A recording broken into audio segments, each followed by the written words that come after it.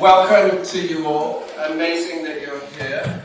The exothermic allotropes of travel have not occasioned too great a stunning of the senses, I trust. And just a word to thank Jeremy and Suzi, without whom this event wouldn't have occurred, and to thank Chiara, without whom the concept of reputable justice would still be an inchoate fetus at the back of some other person's mind.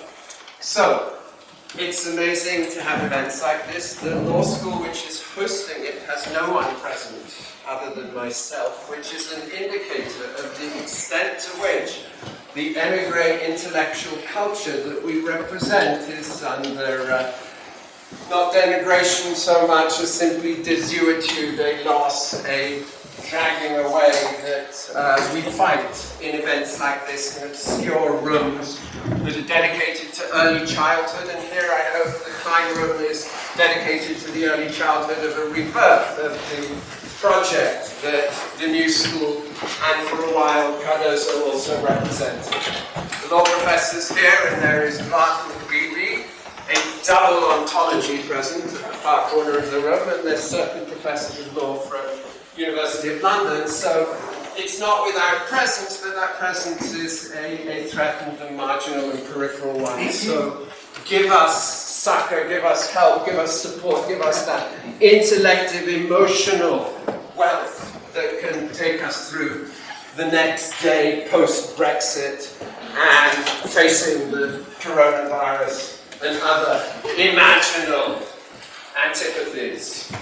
Beyond that, the star of the occasion is the 45-year-old, newly reborn Chiara Bottici. Claros, empty, buttis, bottle, or boot. I prefer boot, actually. And she has spent the last decade, emigrated herself, trying to write herself into non-existent spaces. And I think today we can try and write her into our own version of such non-existent spaces. Jamieson is sneaking in as if a look like that could not be noticed. At which point, I hand it over to Chiara.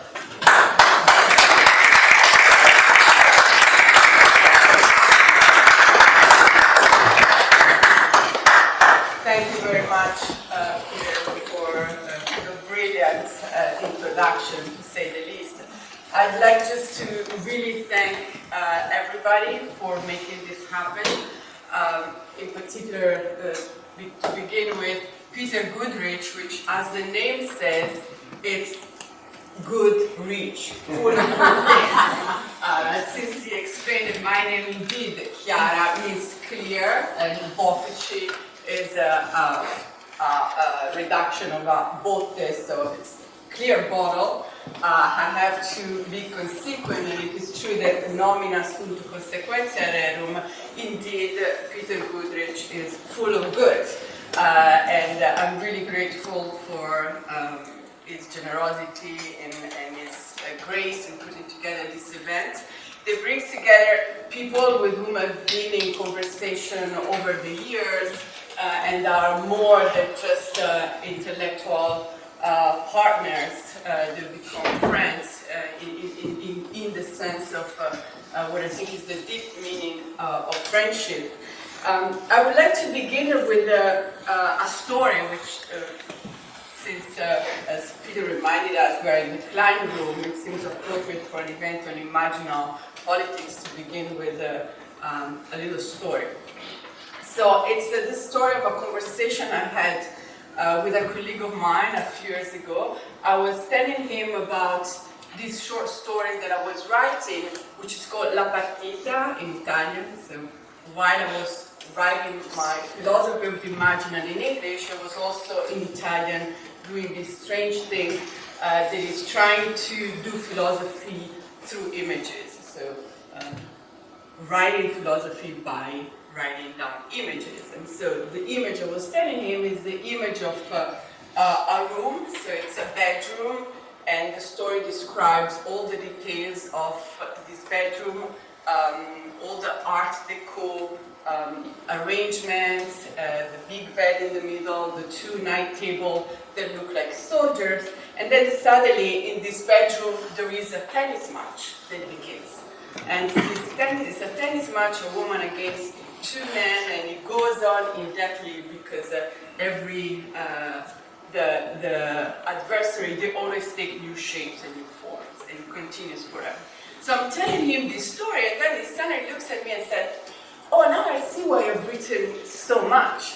I say, "What do you mean?" And he says, "Well, I've had many girlfriends, but you've had many books." And so why am I telling this story? Because, well, I think there is something in this image which tells us about intellectual vocation, but in his response, I think there's also some difference. It tells us what is the difference between the sort of eros, the pushes for an intellectual vocation, and other forms of eros. To begin with, there's a limit to the number of people you can have as girlfriend. There's a limit to the number of people who want to date you, but there's no limit to the books that you can open.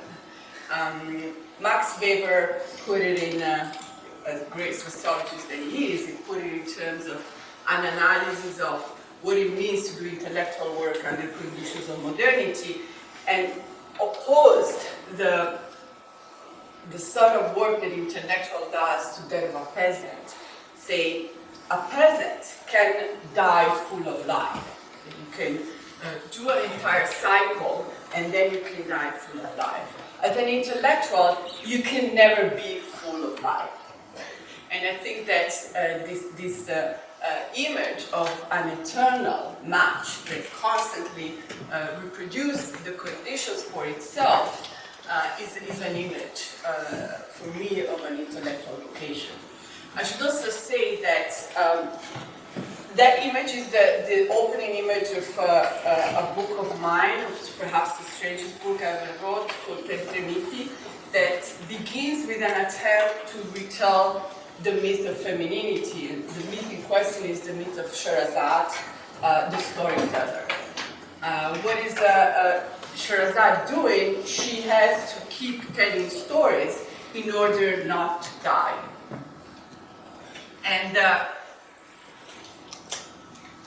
this brings me to two things. First of all, the fact that whereas Weber could simply contrapose the peasant to the intellectual without looking at the gender of the people who are doing that work, in my short story, there's a woman who is playing a tennis match with two men, right?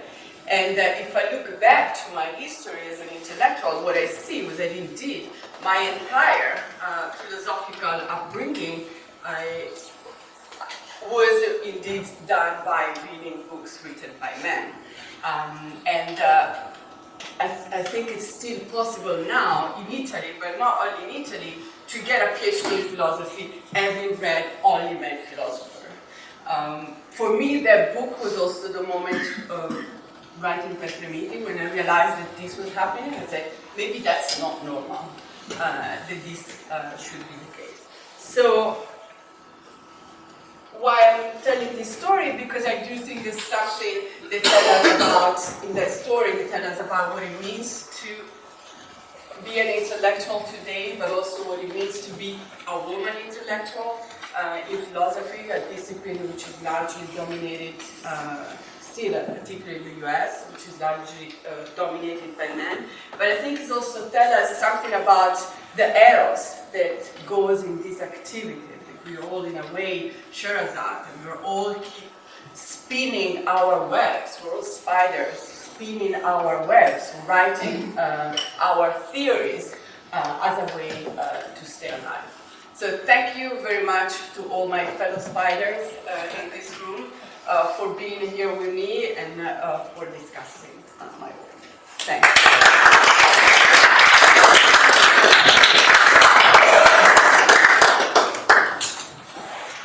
Hi, I'm Marinos Steele from the University of South Carolina. Met Chiara, about 10 years ago now.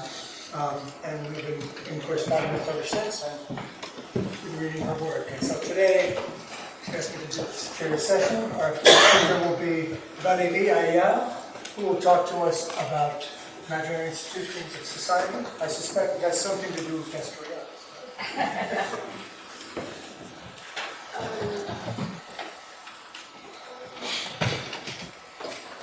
I'd like to thank, first of all, Peter Botticis for inviting me to discuss work. We should have probably met, I believe, but never happened. So that's interesting. So I just hope that I can bring some information. So Chiara Bottici's re-evaluation of the cognitive power of imagination is challenging in many ways. It opens up a set of new approaches to criticize the premise of universal knowledge by means of the crafting of pure concepts. The radical imaginations, using one of Cornelius Castoriadis' main insight, escapes too rigid a taxonomy between intuitions and concepts, between perception and intellection, senses and reason, object and subject. By doing so, she interrogates the definition of what is real, arguing that it is not, I quote page 27, an a priori of human understanding, page 10, but rather something that has proved to be particularly variable in different contexts and epochs. If reality is a variable concept varying in time and space, how can we distinguish true beings from false beings unless we move from the world of mere possibility to that of actuality? A theory of imagination is needed. As we want true knowledge to happen, we need to build at the same time an apprehension which binds intellection to the intuition of concrete objects. One of the many issues involved is the following. In the aesthetical real, how do we move from particular sensations to general ideas? So against what she coins as the Enlightenment, understood not as a historical period, but as a philosophical attitude, Chiara Bottici dismantles the forced opposition between real and unreal and explains the historical connotations of the contrast between real and ideal, which has nothing in common with our modern notions of reality. Beyond the mutilation of imagination, understood as la folle for many centuries, she offers a rehabilitation of the creative powers of imagination by way of a philosophical investigation of the imaginal. But the task is rather difficult as it means tackling at the same time two different strategies. I quote page 34, there are, after all, two basic strategies used to tame the imagination. The first consists in curtailing it by assigning it an auxiliary role between intellect and sensation, as in Kant's second edition of the Critique of Pure Reason. The second is by seeing in it a mere combinatory activity, as in certain Aristotelian accounts. End quote. My aim today is to discuss the resilience of these two strategies by showing how some philosophers, poets, artists, and jurists have tried to address them. So here's my what I plan to address. So I will also start with Steele. In the early 3rd century, in his Life of Apollonius of Tyana, Philostratus opposes artistic mimesis to fantasia. This story is regularly quoted as a testimony about the imaginative nature of the ancient concept of fantasia. Apollonius is in great conversation with an Egyptian, Thespesian. When Apollonius laughs at the animal images of gods he sees in Egypt, Thespesian asked sarcastically whether Greek sculptors such as Phidias and Praxiteles went up to heaven and copied the form of the gods there. Apollonius' reply is a defense of the power of fantasia over imitation, mimesis. What about sculptures like Phidias and Praxiteles? Surely they did not go up to heaven, model the forms of the gods, and then reproduce them by their art. Was there something else which presided over their molding? There was something else, said Apollonius, something full of wisdom.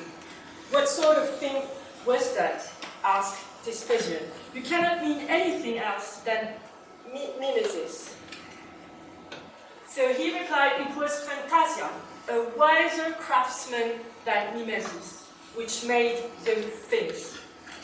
Mimesis will fashion what it has seen, whereas fantasia can also fashion what it has not seen, since it will conceive of that with reference to what actually exists. Moreover, mimesis is often disrupted by shock. Nothing disrupts imagination, which proceeds unperturbed in pursuit of what it has conceived. End quote. So this promotion of fantasia over mimesis would have certainly pleased the philosopher Cyrano de Bergerac, who, however strange it may appear to us today, set himself to writing books that refer to possible worlds so as to relativize ours. So the States, for instance, the States and Empires of the Moon was written in 1657 and followed in 1662 by the States and Empires of the Sun. In his work, Clavis Universalis Arti della Memoria e Logica Combinatoria dall'Ullo a Leibniz, Paolo Rossi has demonstrated that by the systematic aggregation of concepts, it becomes possible to realize the dream, first conceived in the Middle Ages by Hermann Lübbe, and then renewed in the Renaissance and in Descartes' time, of a combinatorial art that promised universal knowledge by means of the composition of concepts and ultimately of words. The problem with this line of thought is that for Leibniz, all the possibilities of every virtual word, provided that it does not contain a contradiction, is thinkable. This hyper-rationalism might give way to a perverse brew coming out of mixing the idea that the real is not only one of the ways that possibility can manifest itself. Juan Borges has described in his Library of Babel an endless library which contains all the combinations of the letters of the alphabet, and what we have in this library is mixed with all the senseless books, the nonsensical words, the things we don't know, and also the opposites of everything, such as, for instance, Rome defeated by Carthage, Caesar as Alexander the Great's grandfather, or Hitler the philanthropist.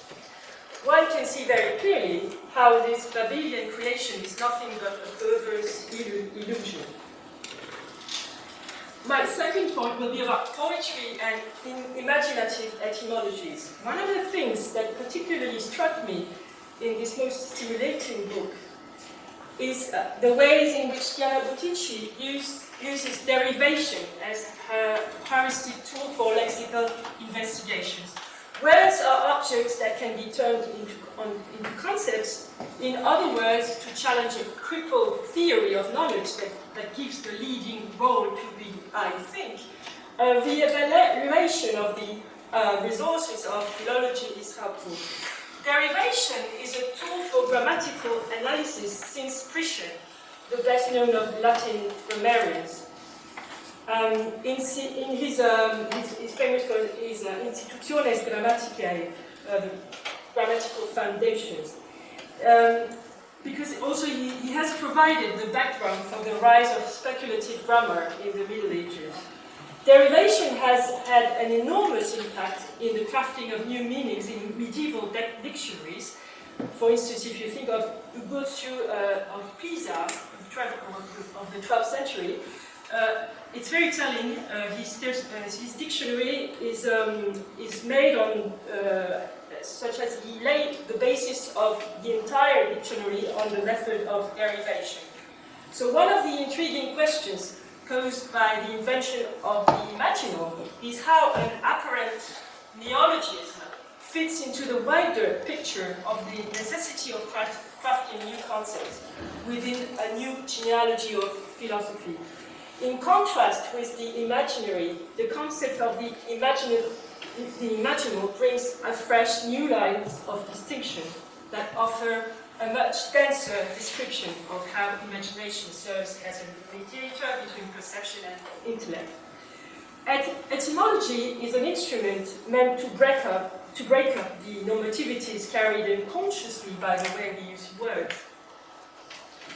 So Botticis' concept of the imaginal is borrowed from Henri Corbin's suggestive analysis, which comes from the Orient. But if we look at what has recorded the Thesaurus Linguae Latinae, what's recorded at the entry Imaginaries, we have three ways of translating Imaginaries. First, what is exemplary? An exemplar or an archetype. This is attested in a 4th century grammarian, a rhetorician, philosopher, and theologian, certain Marinos Victorinus, who uses the term as follows. So I translate from the Latin. Image, that is to say, Christ. Christ is thus the primal image. The imaginal image consists in the first archetypal image. End quote. The second sense means allegorical, symbolic, and it appears in Irenaeus of Lyon, so 2nd century after Christ, a Greek bishop known for his battles against various heresies. And he used the term twice, and one case is interesting, when he coins an imaginal description of the Jews. And in both occurrences, it means allegorical without negative connotations. But in Augustine or origin, the word can also mean, as you probably know, fantasticus, thus fictitious. The term is quite rare, and it is meant to define degrees of being. Imaginal means the archetype, and for the first quote, the image that stands for the original. What I've been intrigued is at the end of in the same dictionary, the Thesaurus Linguae Latinae, you have the article imago, a list of all the known derivations is provided. So you have obviously imaginalis, imaginarius, imagineus, imaginifer, the one who carries images, imaginor, obviously, imaginosus, and imaguncula. In the case of imaguncula, the suffix is obviously a diminutive. But what I want to add here is what is imaginosus. The adjective imaginosus appears in Catullus.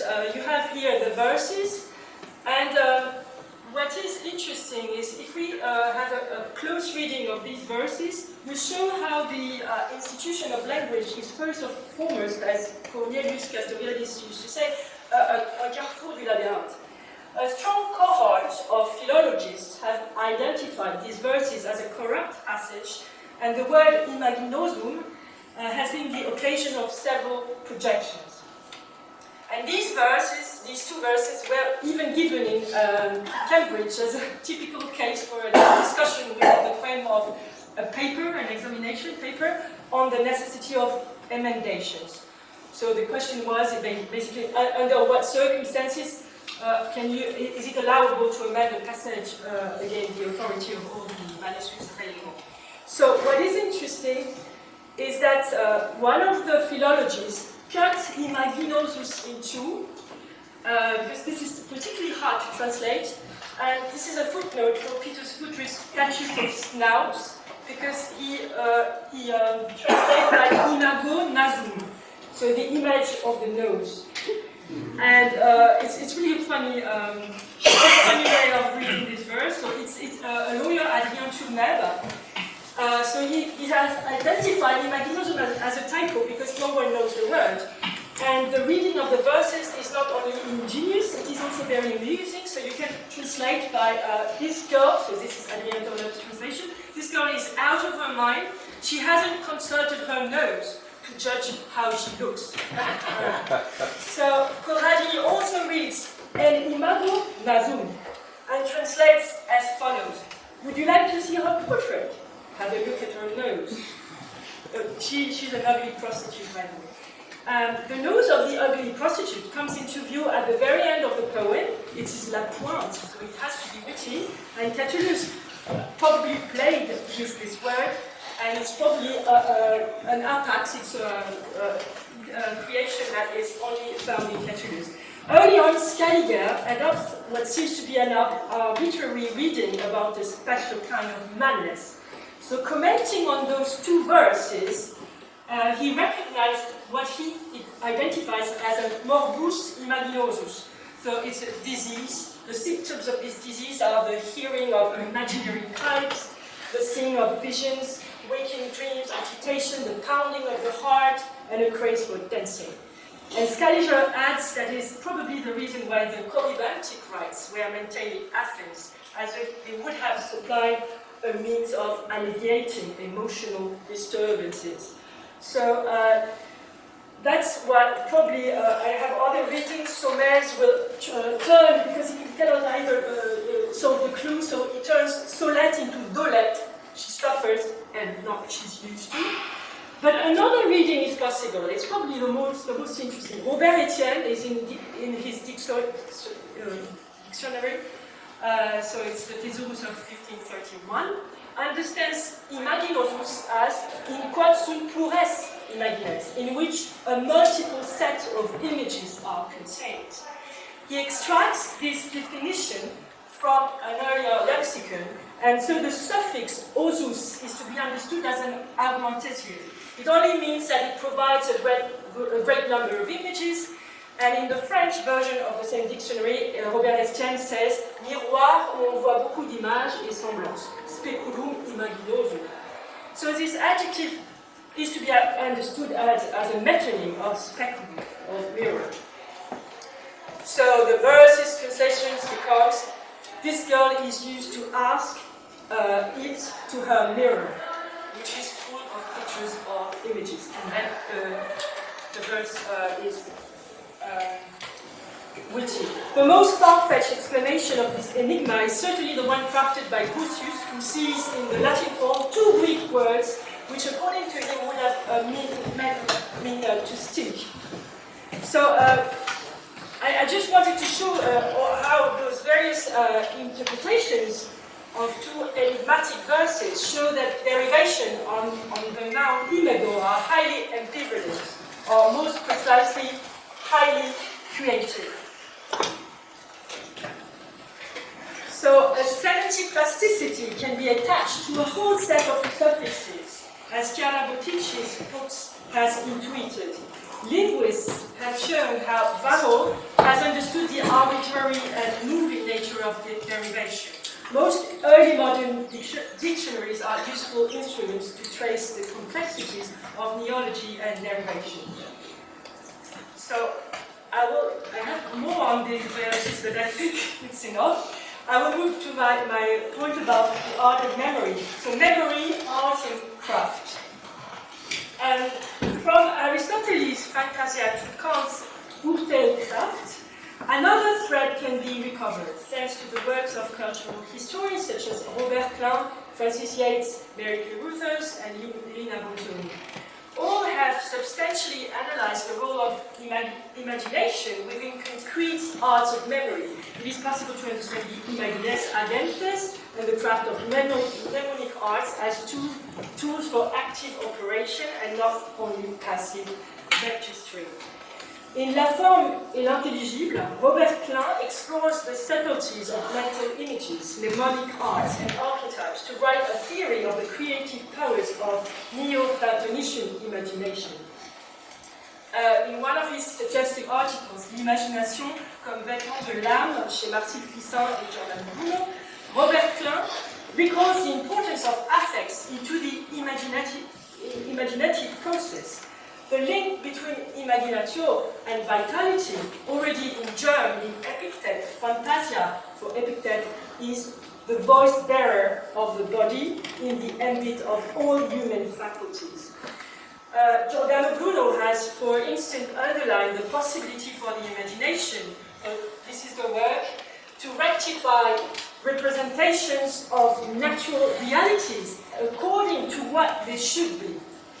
This capacity is evidently incompatible with the idea that imagination will be the pure servant of reason.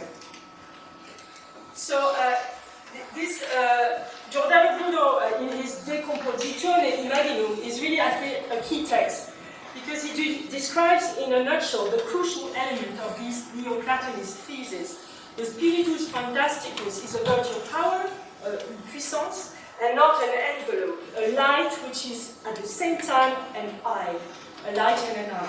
It's a bit like retinal justice problem. What renders imagination possible is, according to Bruno, a correspondence between the spiritus fantasticus and the soul of the cosmos, a type of light preceding all creation.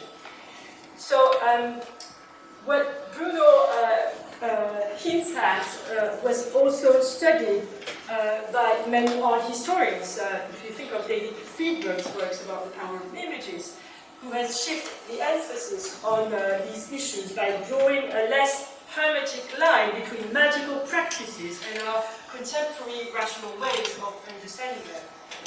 So a new reading of Bruno's theory of imagination might show the notion of the imaginal, how this notion is decisive to tackle these issues with a more nuanced approach.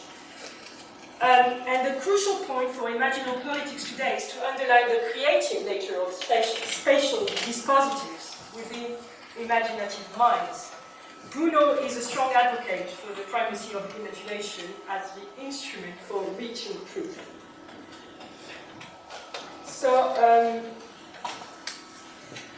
I will go in my third point, last point, sorry, images as symbolic acts. My last set of remarks will deal with the usefulness of the concept of imaginal, when we look at civic symbols, and especially if we understand the imaginary institution of society as being both instituted and instituting society. The concept of imaginal symbols brings to the fore the conditions that have to be met for symbolic acts to take place. Properly named, civic symbols need to be enacted into symbolic acts. Perceiving an allegory or a symbol is too often reduced to a static moment where the functional and symbolic impact of the object seen is never taken into account.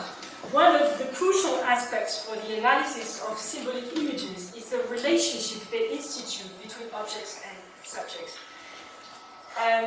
This is a core question for Eduardo, Louis Marin, David Friedberg, or even Horst Bredekamp. How does a symbol, the icon of an ideal abstraction, may be turned into a concrete and yet abstract apprehension by its spectators? Because of its spontaneous manifestation, the efficiency of a symbolic act isn't easy to determine. Each symbol, because of its concreteness, triggers a dynamic process which cannot be reduced to the simplistic idea that a representation possesses a content. So, given that law is generally understood as script, two other meaningful signs, gesture and speech, have generally been discarded, though they are able to convey meaning to wider audiences. So here, this gesture, probably, Chiara, you know this gesture because it's the malocchio. This is very cultural. All Italians do the. What's interesting with this gesture, she holds her scales as with this gesture, which is apotropaic. She wants to get rid of the bad eye. And I think everyone, I mean, this is not an elitist, this is something everyone can perceive. So I think it's imaginal. Here you see it. And if we go a bit further, this is really interesting because here the justice is a front of massacres perpetrated in front of her, not being, she's blindfolded, and she's, again, doing the same gesture. Another, if we go a bit further, this is probably a very good example. If we look at the various fountains of Lady Justice, all built on the same model that are erected in the Swiss three cities of Bern, Châtel, Lausanne, Brugg, Hayaert, and so on, since the mid-16th century up to the 18th century, these statues are carved in the round. They are not meant to be viewed by static spectators. They can be seen from many vantage points. Lady Justice, here you don't see it very well, but she usually tramples the Pope, the Emperor, and all the symbols of temporal power. She is always located in the most conspicuous part of the urban landscape, at a major crossroads, in front of the town hall where justice was rendered. The promotion of Lady Justice as a secular and cardinal virtue has emerged blatantly in the urban landscapes of reformed cities. The impact the Reformation had on developing a new symbolic paradigm for justice is quite suggestive. As Kerstin Zapalak has shown in Lutheran cities, progressively last judgments were replaced by a more irenic image, Lady Justice. And this is really key to understand how an awe-inspiring imagery of the Catholic dogma was replaced by an imaginal geometry of eschatology, and later on by Lady Justice, a totally different symbol. In Swiss cities, in German free imperial cities, a radical imagination of justice as the feminine incarnation of a warrior fighting with patriarchal systems such as papacy or empire demonstrates the civic topography of these nation states that has evolved significantly. Lady Justice is modeled as an heroic female figure, combining often the features of the courtesan, the prostitutes, we can say, if you look really clearly, precisely. She combines the features of the courtesan with the attributes of the virgin. She remains highly ambivalent, a fleshy and highly sensuous character, not immune to derision or irony. See the games with her blindfold. And in book 34 of his Natural History, Pliny, when describing the topography of Rome, he speaks about the statue of Octavius located in oculatissimo loco, that is to say, the most visible part of the forehead. In many sources, Lady Justice is often described as an oculatissima dea, the most clear-sighted goddess of all. But as we have seen in these urban settings, Lady Justice stands as an oculatissima dea in oculatissimo loco, meaning the most conspicuous, the most visible of all. Conspicere. This is precisely what Castoriadis is after when he speaks about the need to be the social imaginary. What is funny is that the Fountain of Justice in Bern has been the subject of quite a number of iconoclastic attacks. For instance, in 1798, right after the French occupation, her sword and scales disappeared during several years. And in October 1986, at night, this statue was almost completely destroyed by the group Bélier, which in French means a battering ram, in the context of a rivalry, which is really funny, between the Canton du Jura and the Canton de Berne.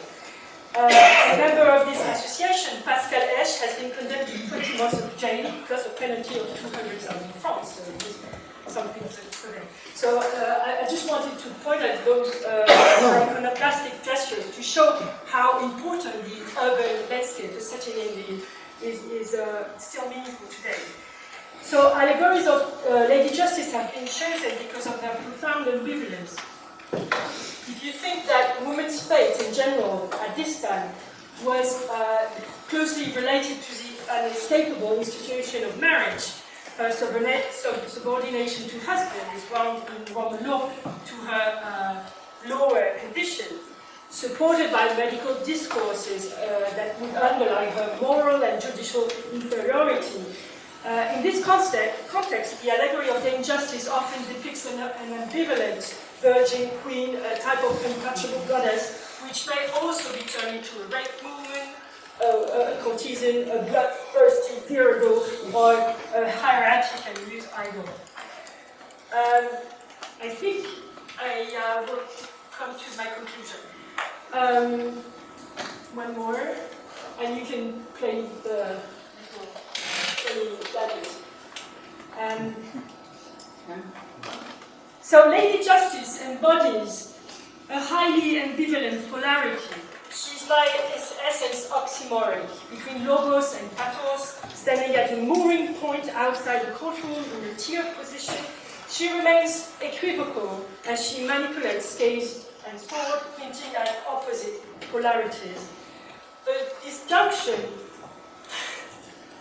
between the two most represented attributes, measuring scales and cognitive thought, is constitutive of the symbolic montage. But this scheme is only a tiny part of the overall picture available during early modern times. So let me show you this contemporary invention, tridimensional Lady Justice. So thousands of data points reveal real-time interactions and show how viewing justice is sensitive to multiple viewpoints. This little video uncovers a symbiotic network where Lady Justice is part of a techno-poetic game. The work may suggest that even if the new trend of legal tech and digital justice with digital predictability and algorithm has now become real, Lady Justice remains a body, a figurative allegory, fleshy and at times sensuous. Thank you.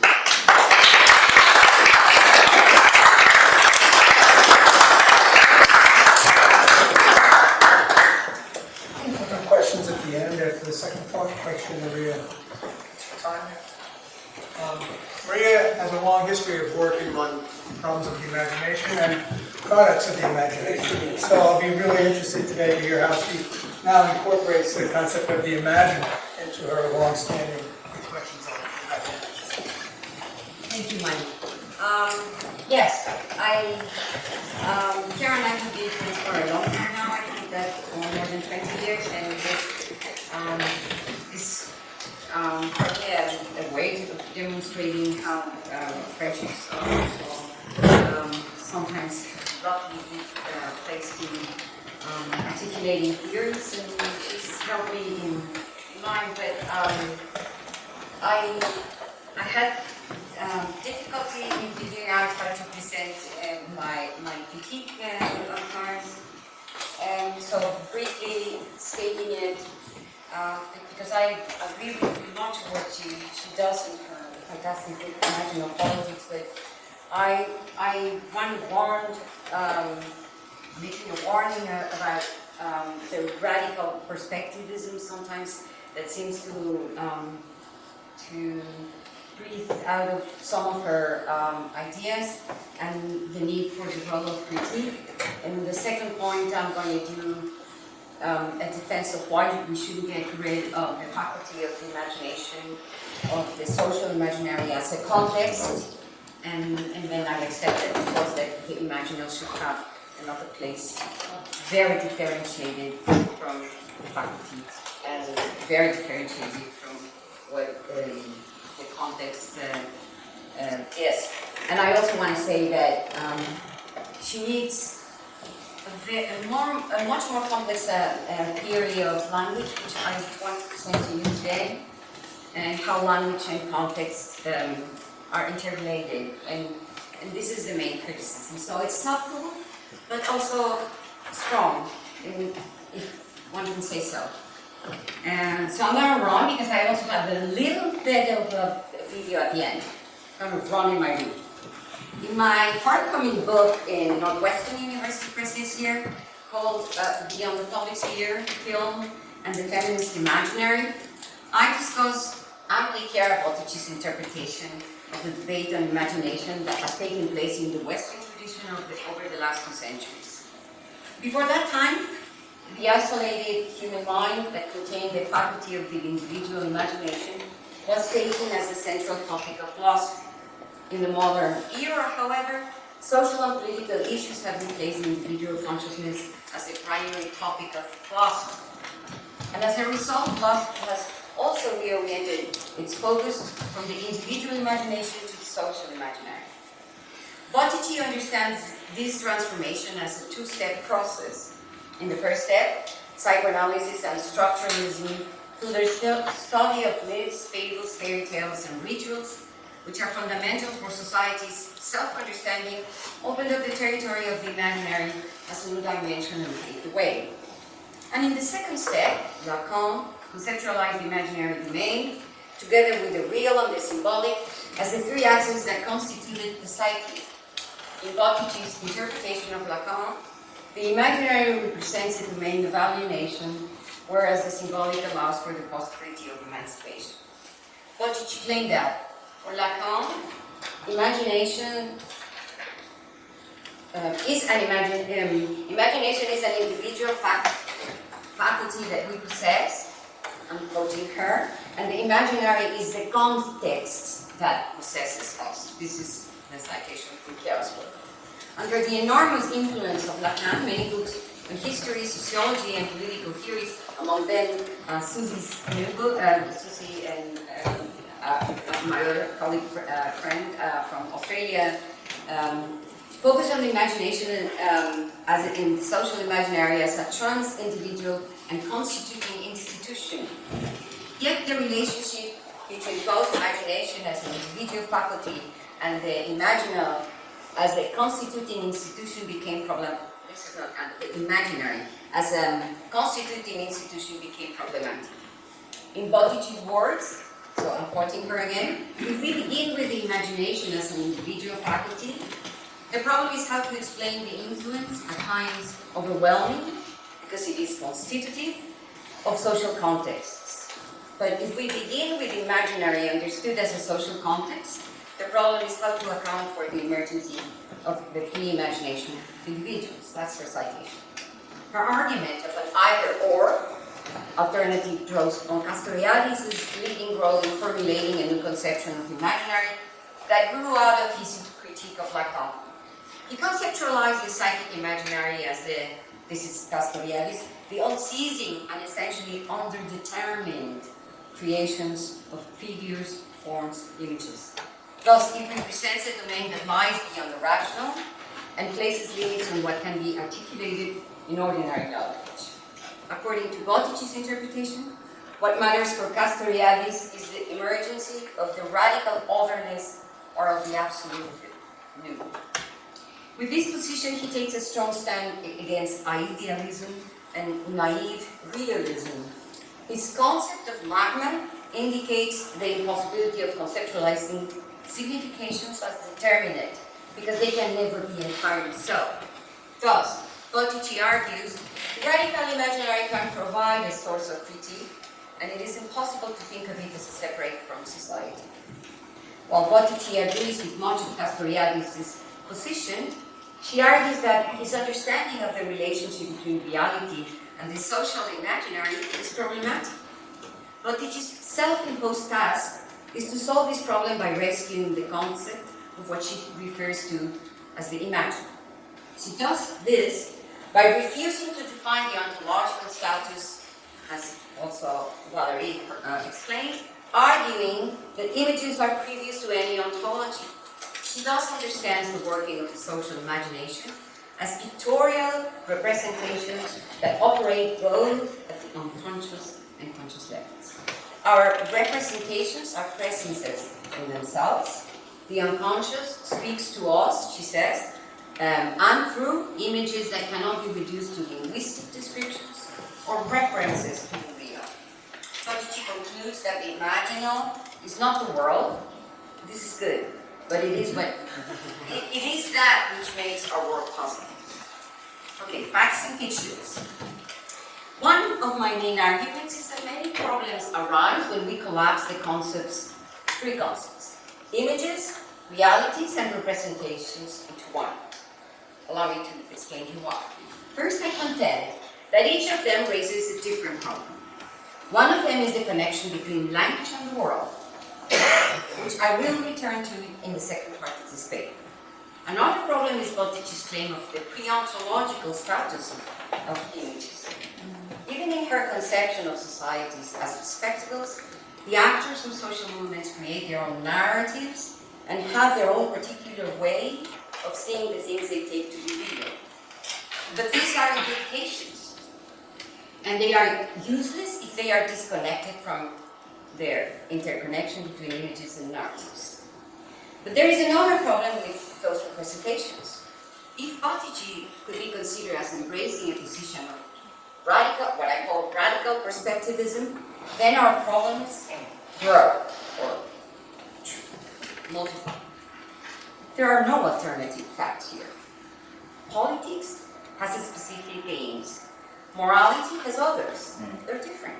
Each of them poses different challenges for the individual and for the society. Social issues become more complicated when they resonate with the ways they are represented in a political community. What happens when those images not only distort that community's very nature, but also change the goal it aspires to? This is why each dimension has a certain validity, and why certain distortions work in people's minds must be taken into account critically. Thus, we must find specific normative standards for the moral and the political dimensions. In psychoanalysis, for example, when the analyst deals with her patient's fantasies, she's not necessarily interested in whether they are real, but in how they are framed and who the patient thinks is the subject of them. On the other hand, as Botticis demonstrates, communities can create distortions about the real because what matters most to them is their connection to certain political goals. So the real is important. Deciding how to act in a particular situation, whether it involves individuals or the community, the actors face different kinds of dangers and challenges. Bringing in the psychological part of our reactions to certain needs and tales helps us, of course, to understand that moral and political agents are not always rational. The way an issue or an opinion is presented can make it appealing or animating when a political movement is at stake. I see this as one of the difficult issues we must solve in the normative space of the concept of imaginary. For Castoriadis, the problem of imaginary lies in the fact that human beings are also social beings who can become the agents of the new. But what happens if they have no clue about how distortions work, or whether an image or representation bears any resemblance to reality, as Mr. Trump does often, or whether it is offensive and false enough to precipitate an action that might be pernicious for the society? Agents have to think that there must be a normative bridge between moral and political goals. And this can be just much more.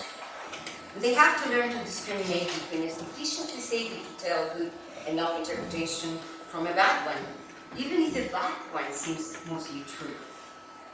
Some distortions are not only untrue, they can also be, and for me this is the most important part, morally pernicious.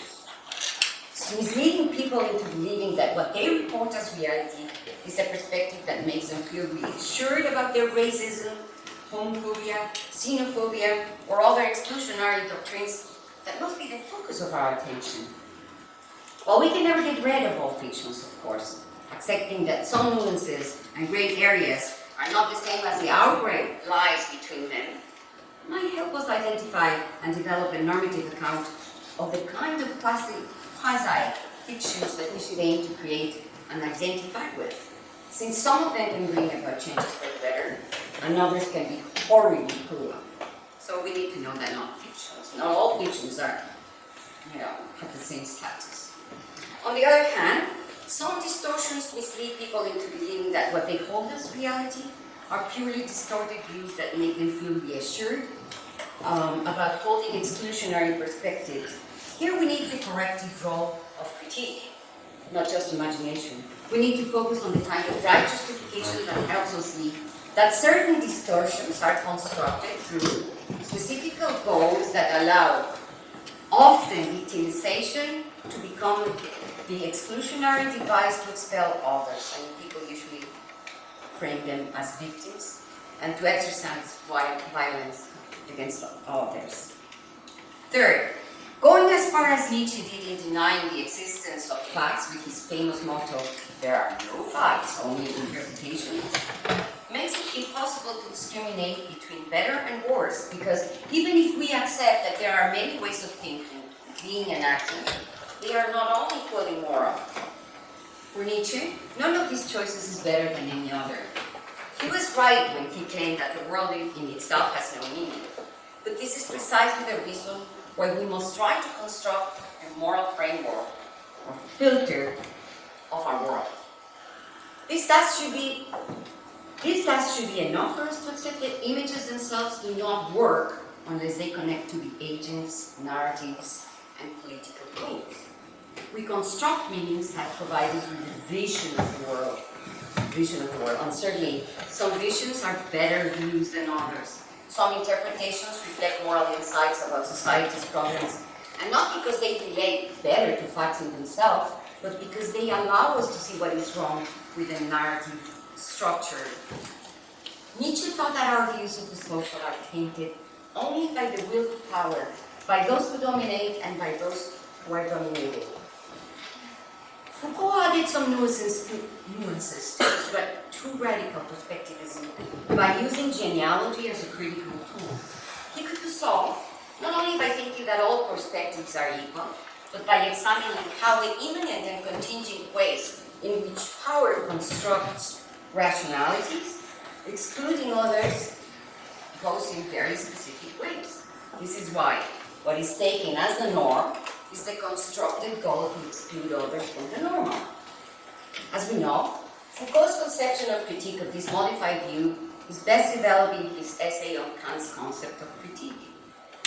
There, Foucault chose to describe Baudelaire's modernist praise of the work of the artist Constantin Guy, not because he was an observer, a flaneur, but because he was working through the interplay between, and I'm quoting Foucault, truth of what is real and the exercise of modern freedom.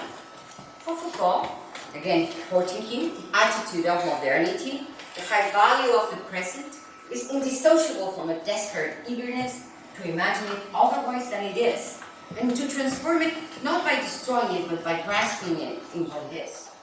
This is true. Those who struggle over different interpretations should insist on the need to discriminate among them if their aim is transformation for the better. Otherwise, the performative contradiction of this radical perspectivism can become a way to dominate others by imposing this radical perspectivism. I agree with Alan Wood when he says that perspectivism therefore refutes itself. But if I understand Botticis correctly, he wants to argue that there is no absolute reality apart from perspectival interpretations. Granted. But if this is so, how can we take the challenge of contesting the creation of certain images and representations that move people to construct a narrative to exclude or mistreat others without providing us with tools or a strong concept of critique? Botticis' work is powerful and stimulating. It is also creative, but the role of critique is underdeveloped. We have to learn to ask the right critical questions against some interpretations by specifically focusing on the kind of discussions that these images provide. Here, I think, enters the realm of narratives and the work on me that Botticis following Blumenberg has elaborated as well. Those narratives and images are related and are inseparable. We must focus on a clear frame to see how they work, known as a unity of a non-identity. We humans can imagine ourselves through particular self-representations. The representations must include the non-material dimensions where experiences and hopes are constituted historically and materially. These dimensions cannot be adequately expressed in linguistic terms. Indeed, the lack of historical accounts of subjects like racism, exclusions, invisibility, and so on can be taken as an endorsement of these sorts of abuses. Thus, a lack of visibility would mean that the social constructions of institutional practices distort our relationships with other people. One example of this, of course, is the omission of women from history books. Slavery, as Eduardo Mendieta well reminded us last year, is another compelling example.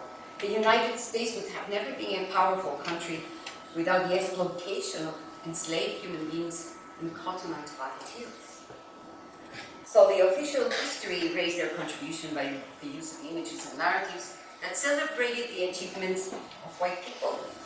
If we believe that the excluded have a role to play in society's representations, then we must accept that we need language to articulate our shared space of represented representational possibilities. This is where we choose between what appears as visible and what is erased from public views. Consider what Hannah Arendt's observation that the invisibility of the concentration camps was the most radical expression of the Nazis in humanity. The lagers were hidden, not meant to be seen, having no image from the public view, because what was going on inside was a perverted system whose goal was to erase the human traces of certain groups from Arendt's world, what she calls the world. Understanding and reconstructing critical events, tracing genealogies and transforming the invisible into visible can help us develop the normative dimension. These methods would also help us to find a possible connection between imagination and the task of critique. By avoiding Nietzsche's radical perspectivism, we could learn to distinguish between distortions that are morally pernicious and fictions that seek to bring about transformations for the better. In this instance, it is clear that facts do matter because our interpretations of them can illuminate the dark, the obscure, the unseeable, and much more. So I'm going now to the second part, the faculty of imagination. I will not read my 10 pages on plan, so don't worry. I just want to say something really clear about this. I want to defend the idea that Arendt's notion of why Kant is her choice for a fantastic idea of imagination is because Kant had a concept of imagination. And not like Clara in her very influenced interpretation by Arendt says that Kant was not really sure at the end of the third critique, and he had undone what he had done in the first critique at the beginning of his writing.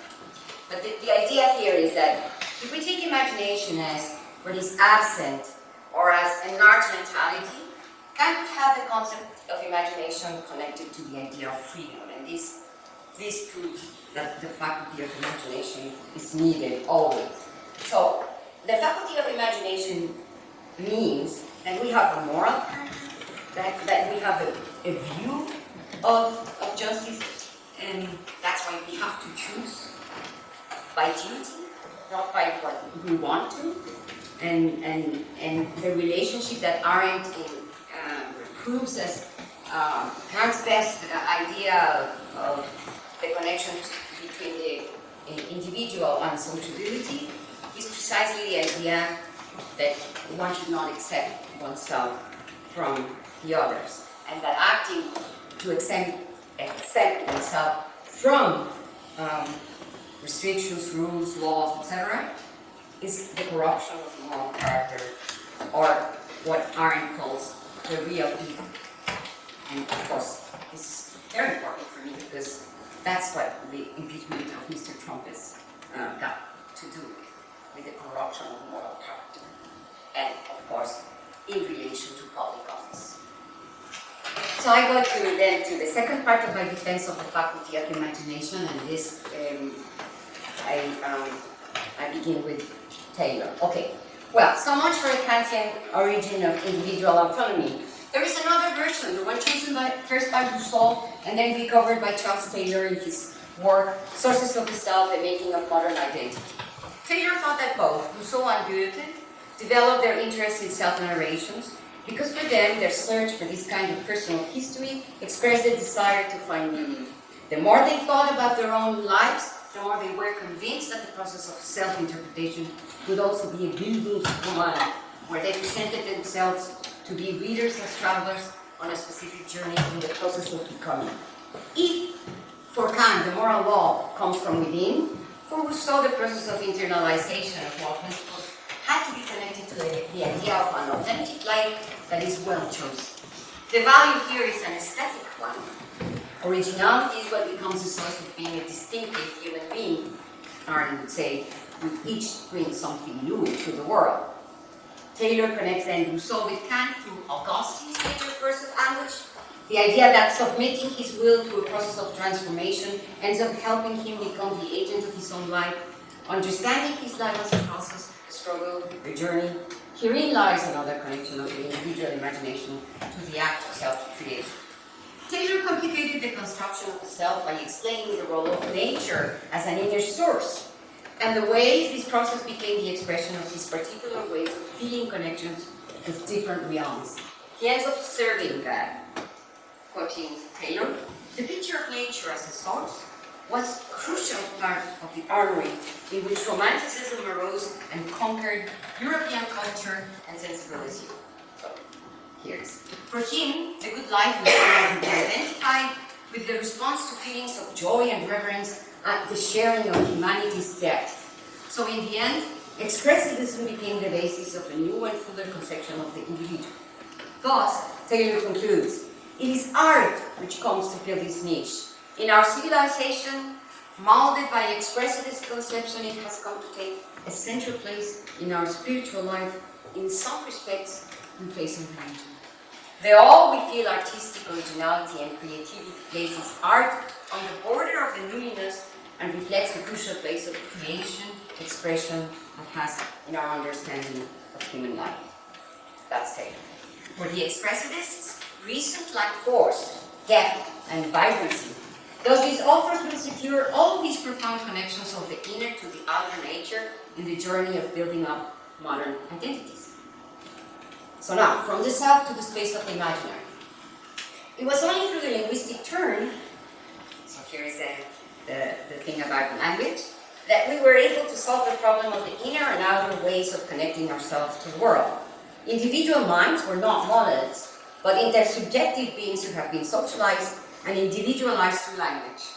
Once we become aware that language is a living set of institutional and material practices, or language games, that configure themselves as forms of life, then socialization and individualization are simultaneous processes.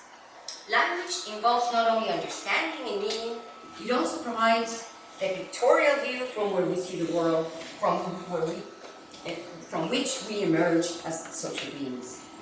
In learning a language as a know-how, we find that the training comes through the implicit understanding of our culture, institutions, and social practices. Our world is given to us through a specific language. So first, we need to have less of Castoriadis' notion of the social imaginary as the psychic place, and accept a more Wittgensteinian notion as our place in the world, or as the house of being in Heideggerian terms. This is the theory of language that comes from the German tradition, the famous creators, Humboldt, Herder, and Hammer. What this tradition helps us clarify is how these processes make us human, as they are also the basis of how we see the world. This expressive notion of language leaves behind the concept of language as an instrument. According to the expressive notion of language that Charles Taylor recovered from the German tradition and what is called the linguistic turn, language is not an instrument. It does not confine itself to the activity of talking about things. Language expresses feelings and emotions. At times, it is awareness, and at times, unawareness, or what is lacking. We know about this because conceptual history and genealogies give us a clearer idea about how limited our language can be when we lack certain experiences, and how those experiences, conscious and unconscious, give place to new hopes. Both experiences and hopes crystallize once we become aware of a change of perspective that allows us to see problems where we could see none before. Language creates community, and it is the condition of possibility of all our relationships. Language is not only a context. It encompasses a whole web of symbolic and expressive capacities dealing with meaning and meaning-making, and the luminous or the ineffable. Language stops being conceived as external clothing of thought, or as a simple instrument that we possess absolute control of, or as a medium of our relationships to others. Rather, language is the actively instituting and constituting element of all kind of element embedded social practices. Yet, the crucial fact of language is that it is public. Once we are conscious that language creates the public space for us, then the idea of monological beings or monads is, as isolated minds, is shattered by the linguistic term. Taylor has a notion of language coming from the German tradition. And it is expressive because the German linguistic theorists who recovered maintain that there is something mysterious surrounding language. This mysteriousness relates to those spaces that are indeterminate and where imagination works out, as if it were another kind of language, a symbolic one. But language is there, and the non-identity of this identity is what puzzles us. Psyches are individual and social at the same time. In fact, many of Wittgenstein's deeper concerns could not be expressed through language.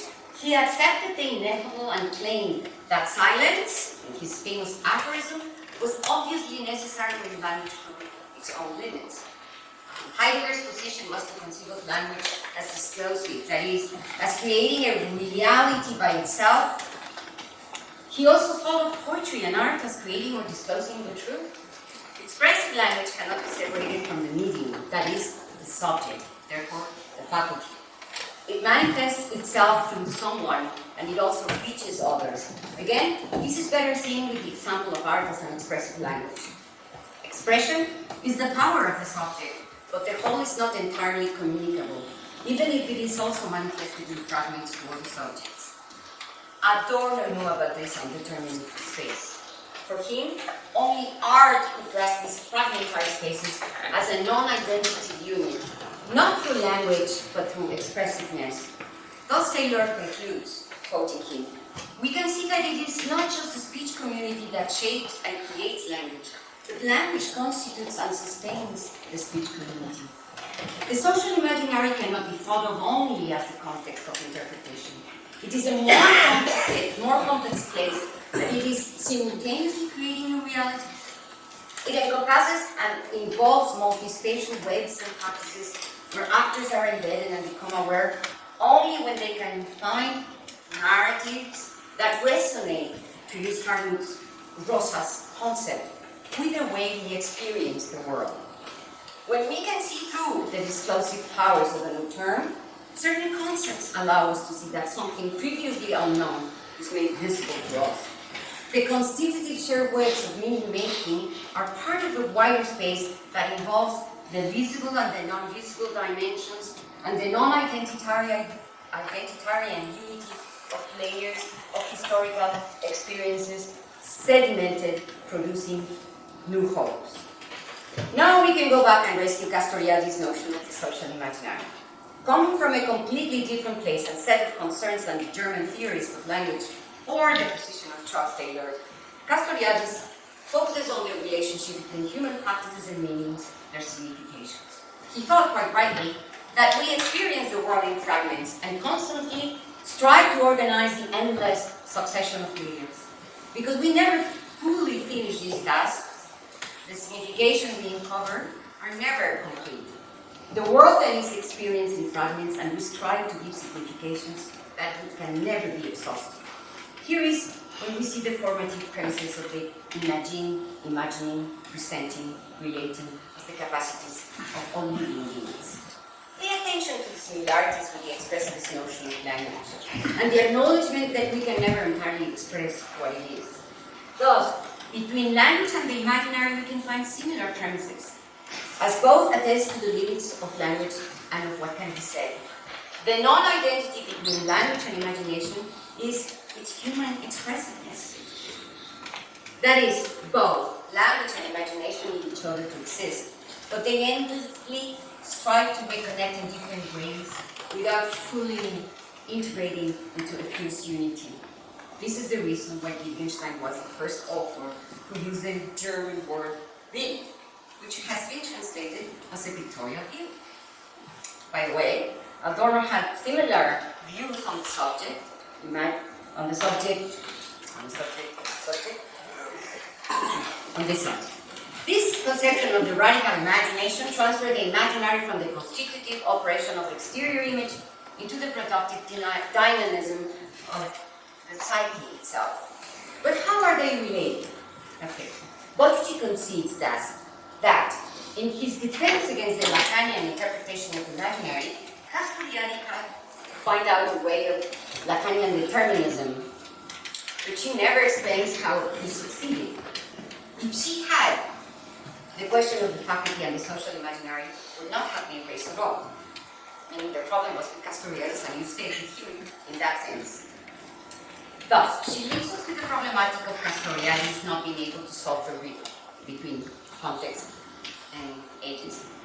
Yet, notice that he expresses that something unexpected has entered the scene, and then he adds that it is created ex nihilo. It surely can be argued that the appearance of imaginary involved individual agency.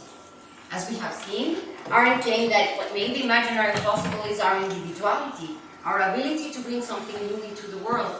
So the social imaginary cannot exist without the agency of the individual. Therefore, the social imaginary could not exist without the faculty of imagination. Then, what exactly is Bottici proposing in her attempt to go beyond Castoriadis when she brings us the concept of imaginary? Is she actually saying that the faculty of imagination, the social imaginary, or both can disappear from our perspective when she introduces the imaginal? I think this is too strong a claim. Bottici says that politics itself is imaginal. And if I'm right, then the previous exercise of the historical reconstruction is now put into question. Because she seems to be saying that politics could not exist without the imaginary, which is altogether different. From the point she made in her previous discussion, that the imaginal is not the solution between a faculty and the context. This theoretical move complicates her previous arguments, since it is not self-evident how this can be the case. The imaginal can be a part of many social dimensions, including art and religion, which have similar qualities of pictorial view. So, that's my question. What is the relation between politics and the other spheres of life? What is imaginal? That's the title of my last part. Bottici introduces her discussion of imaginal with the statement that communities cannot exist except as imaginal beings. This is a strong claim that she makes, with the conclusion that without a pictorial representation of the community and a common territory, there could be no political boundaries. Indeed, she's right. Even Benedict Anderson thought that his concept of imagined communities possessed first the visual and the oral mediums. Bottici states that this is a shared image that configures the whole. Here are the same questions I just asked. Is the imaginal connected to the expressive dimension of human life? And what are the differences between artists and expressive language and politics? These claims that politics is expressive or fundamentally original because of being imaginal? Let us first take out the link. As I have said, language and expressiveness are connected to images. But images are never entirely alone, as Valerie showed us today. They need a story or a narrative that enables them to find significance among individuals in the community. This is the reason why Benedict Anderson turned to literature to explain his concept of imagined communities. Aren't you? I'm afraid that without the grounding in mythology and the ancient history and the connection between Homer and the theories of democracy and Achilles, there would never have been an image of courage in the minds of citizens or readers. Homer brought the image. The German language tradition also brought us this view. There are other examples. Knowing that certain political concepts came into use at a particular history time opens up dimensions that we were not previously aware of. Thanks to conceptual history, such concepts can informs us about how societies grasp their experiences. This was the specific territory of conceptual historians like Oselec, who connected agents' experiences with their hopes through relationships between images and concepts. Yet, Bottici,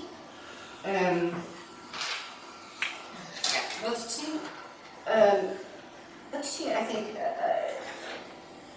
refers to these images without clarifying that they are also political concepts, such as the agora, the Greek concept of the city, she cites, the human body as a metaphor, how Hobbes' image of the monster and the Leviathan is also a new concept of the state.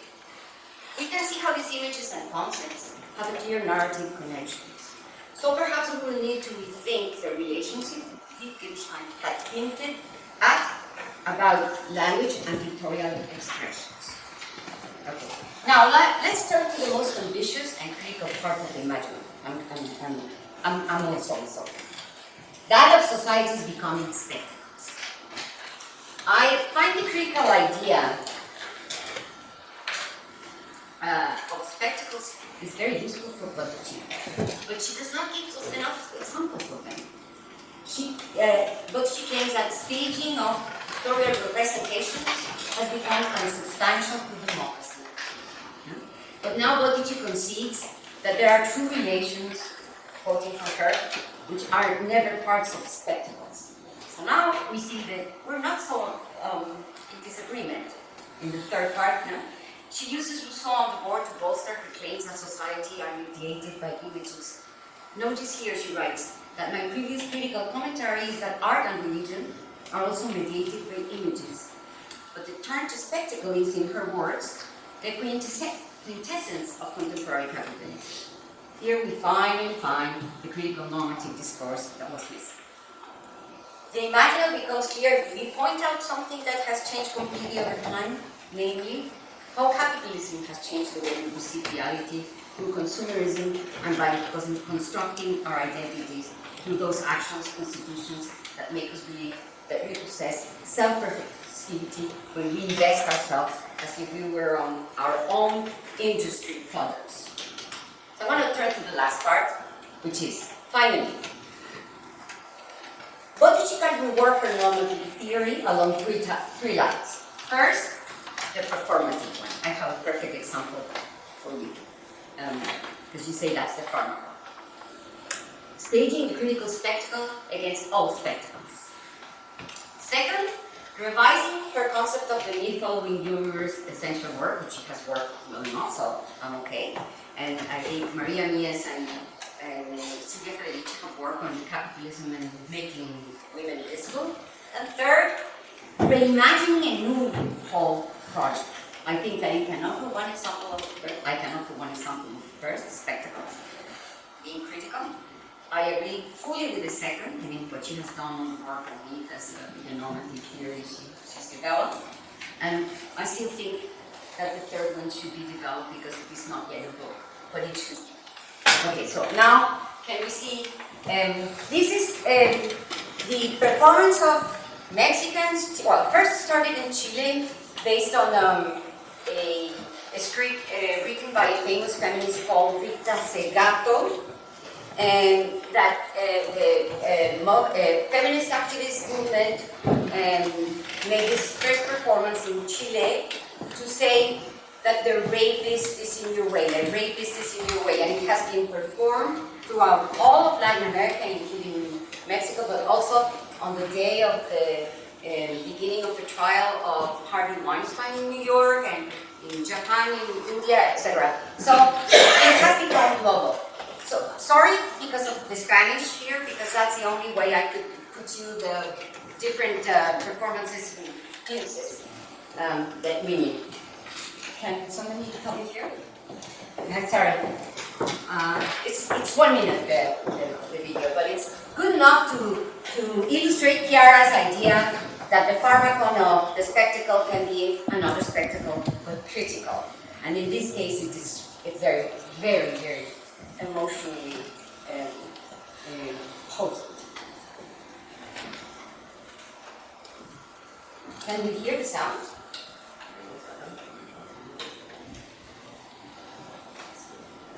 Because they sing, of course. But rapist is in your way. So, nice singing. Internal speaker. It was working, yes.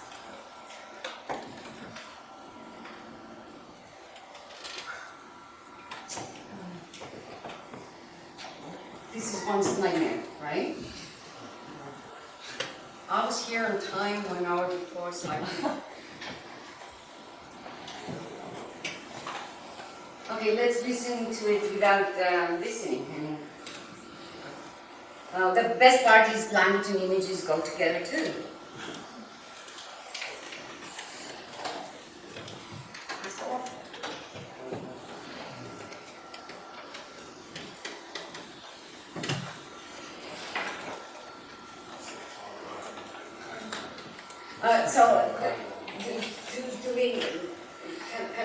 Can can we at least see it? Is it not Marcus? Yeah, let me try and Okay.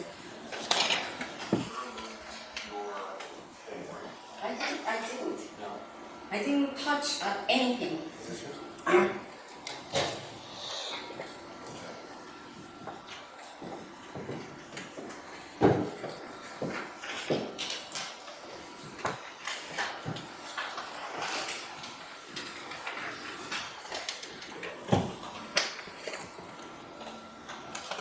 Ya. Niño labor en tu camino.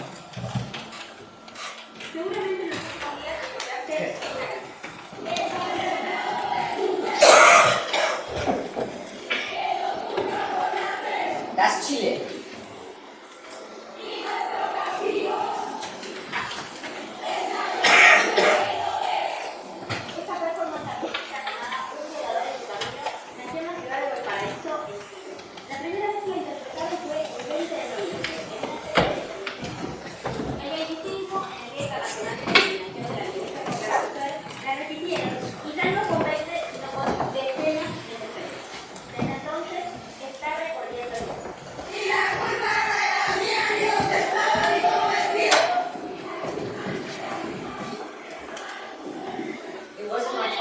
Not the way I dressed, and it wasn't me, because the rapist is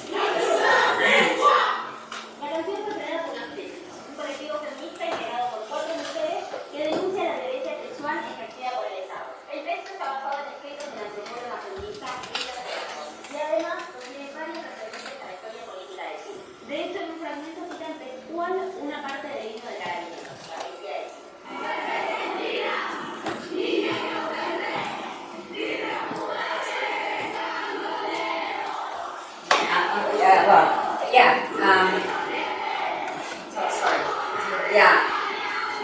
This is against the militaries. As you know, the military coup in Chile was horrendous in 1973.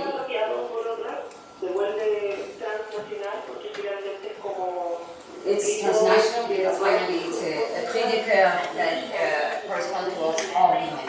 Francia y la India son solo algunos de los países en los que la reproducen.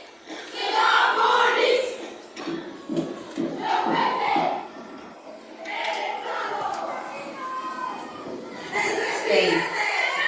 That's Mexico, by the way. Personas se sumaron a este grito contra la violencia machista, otras están en la nación para ahora. En los últimos días aparecieron videos de distintas coreografías. Men always mocking us. So a lot of them started doing that to. Esto no es todo. En Turquía reprimieron a las mujeres que intentaron hacerlo. In Turkey, women were repressed when they wanted to do the demonstration. Y esto es considerado un delito. The state is oppressor and a rapist, and you were a rapist. The sexual harassment, abuse, and rape. In Latin America and Mexico, you saw the number of killings every day.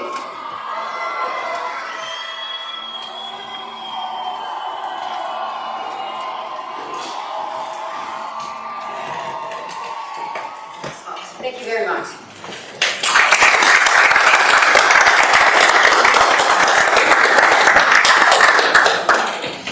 Okay, we'll leave it to the organizers to figure out how to readjust our time. Time for questions for both speakers.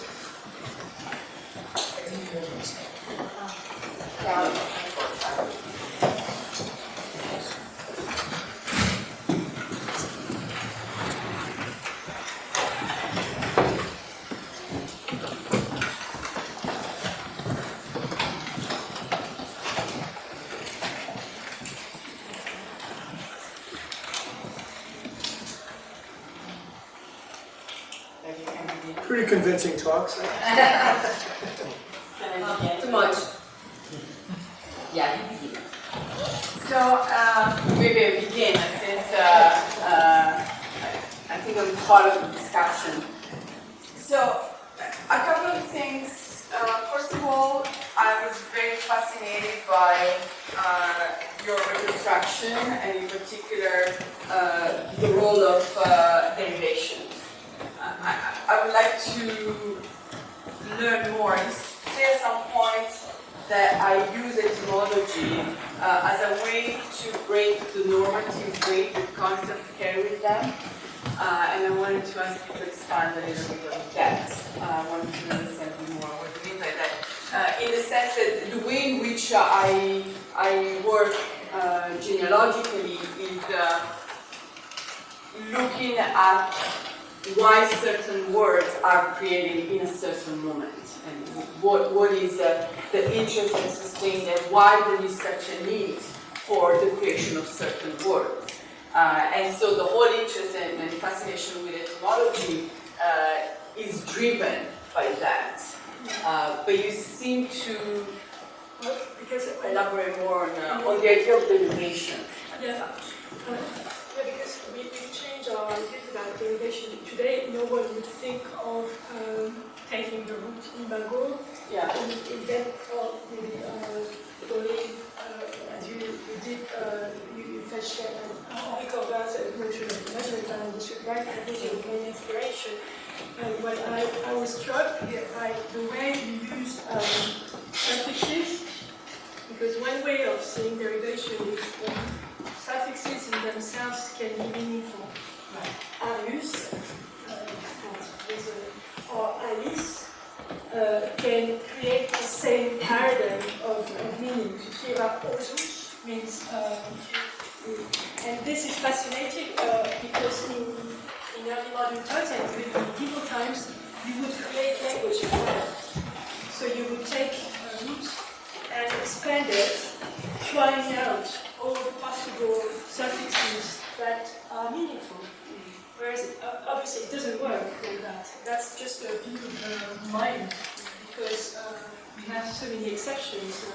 But when I studied linguistics, I was very, very interested in that kind of crafting.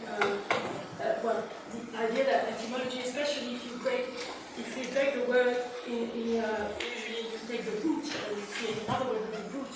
You don't create another word with the suffix.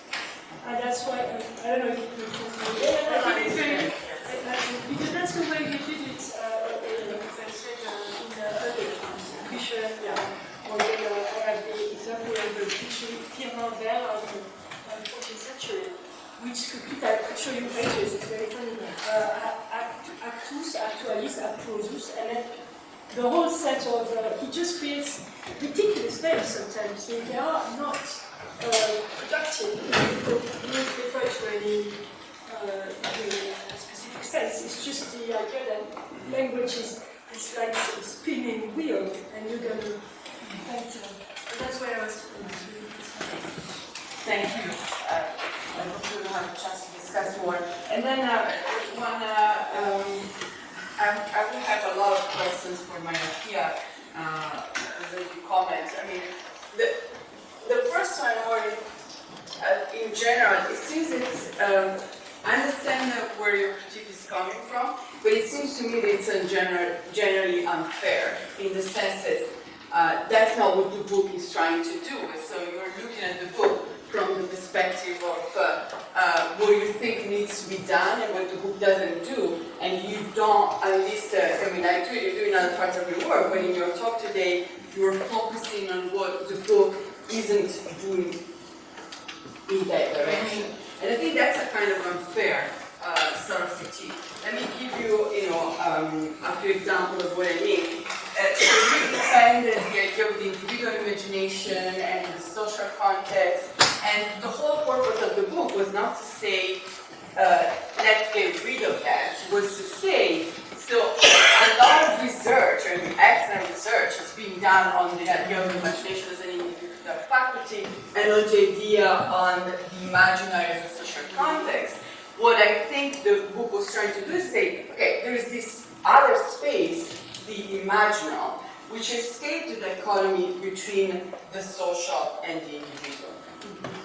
So I didn't want to get rid of the individuals nor of social context, which, by the way, is not that they're going to we're going to get rid of them if I don't like them.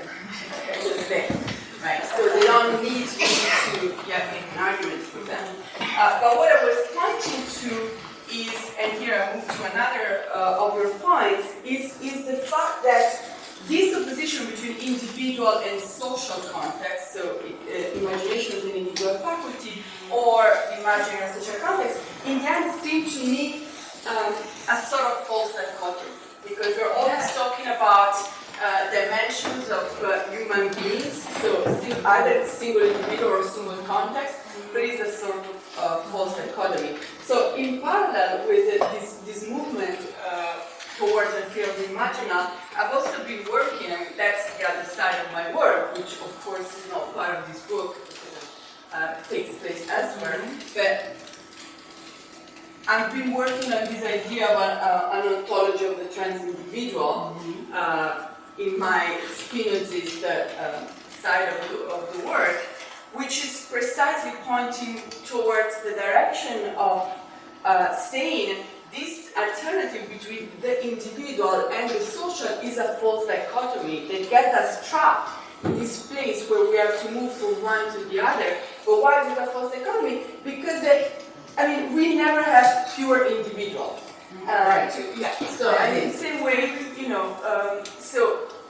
what is the theory of the trans individual is a form of ontology that is trying to point to the fact that every individual, to begin with, is immersed not just in social context, so macro individual, but is immersed in relationship that happens at the inter-individual, infra-individual, so even inside the individuals themselves and the supra-individual.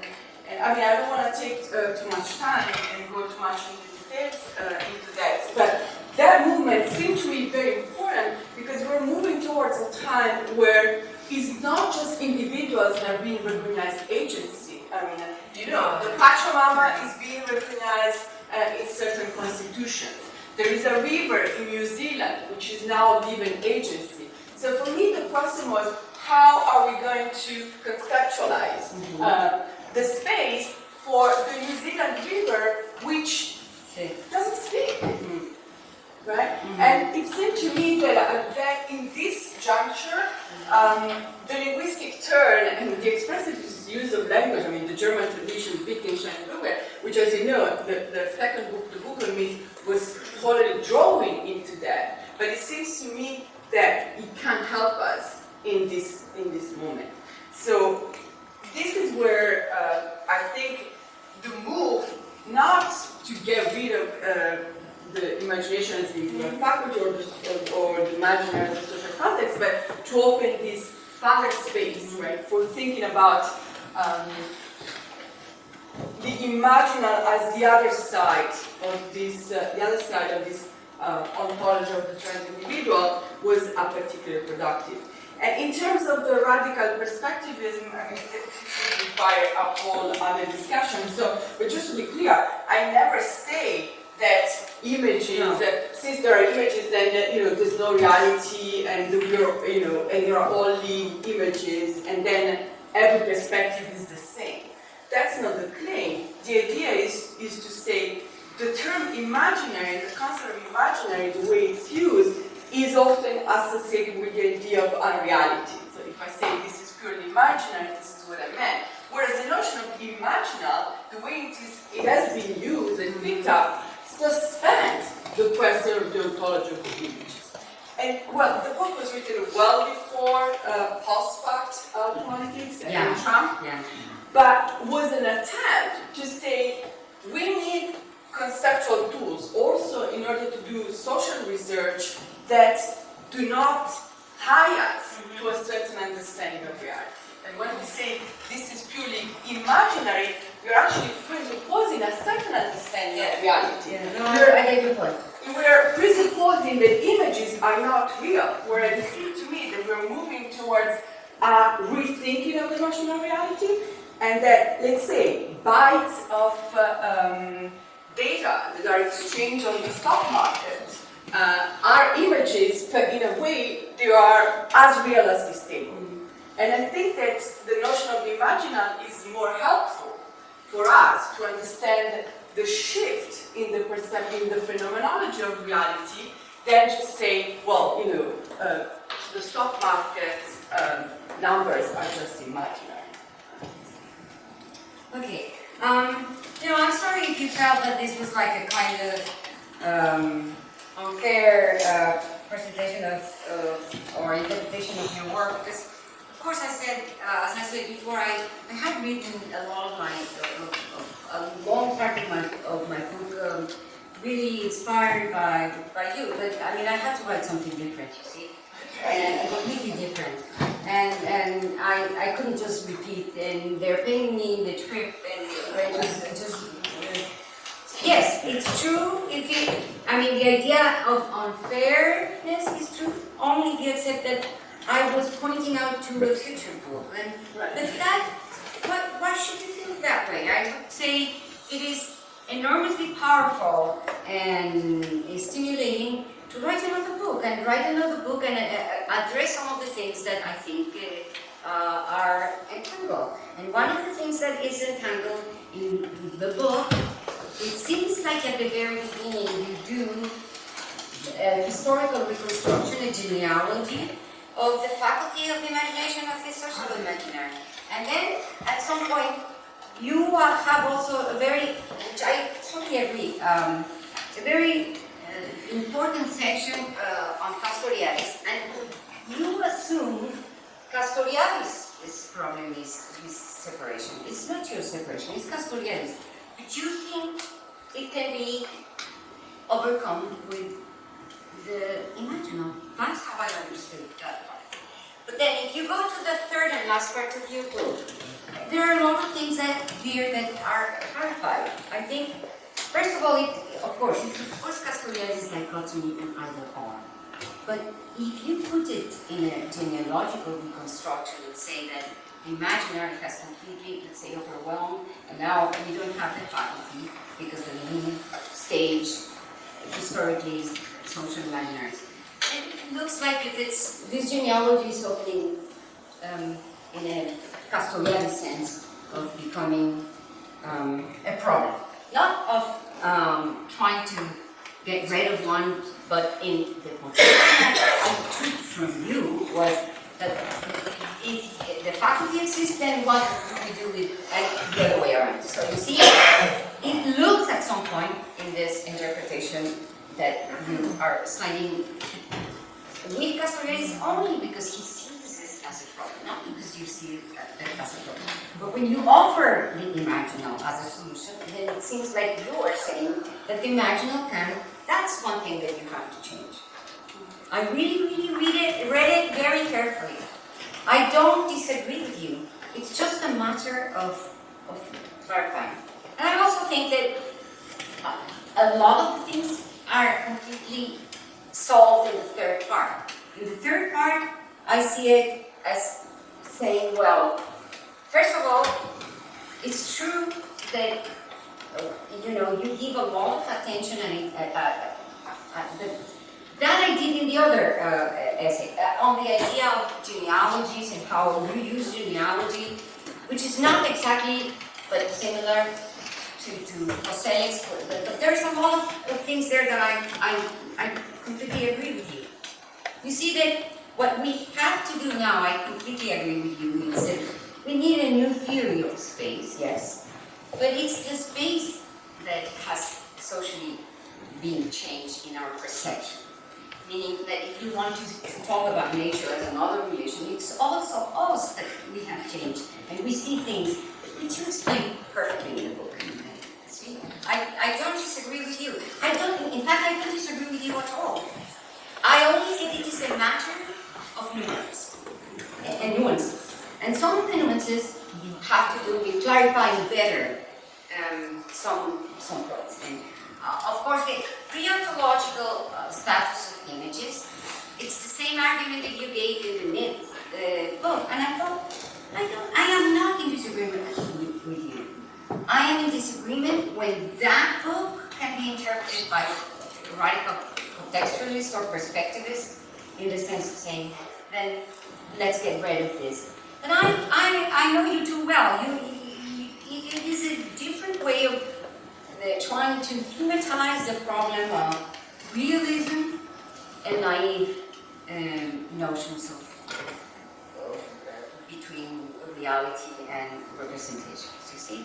So I don't disagree with that. I take it to be much more important for you to insist that by doing this, which you did very well in the book on me, we avoid some problematic situations of why myths still exist in spite of the fact that, you know, there are other things in the world like journalism and documentaries, etc. that myths resonate with people. They have significance, and so understanding better the plot and the way the plot structures political goals is what I was just trying to say. I'm not saying that you are a Nietzschean, and you can read the paper again and see that I never said that. But I just said it is a danger if you don't address radical perspectivism by saying I'm not renouncing to certain kinds of possibilities of grounding critique.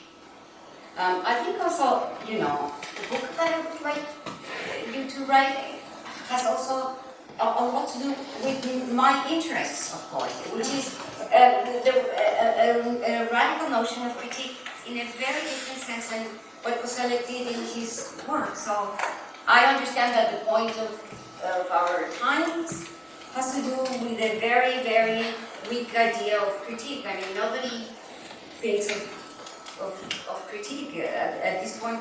Who cares? So the last thing.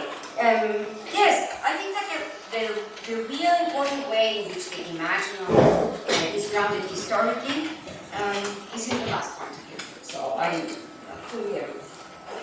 Yeah, I think we're already behind on the next one.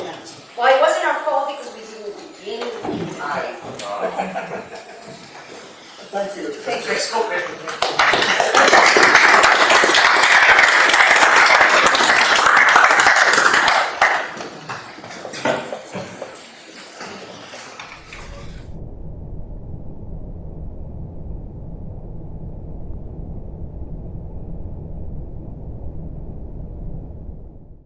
I work on the visual culture of war and the visual anthropology of historian and media archaeology, so I have some skin in this game.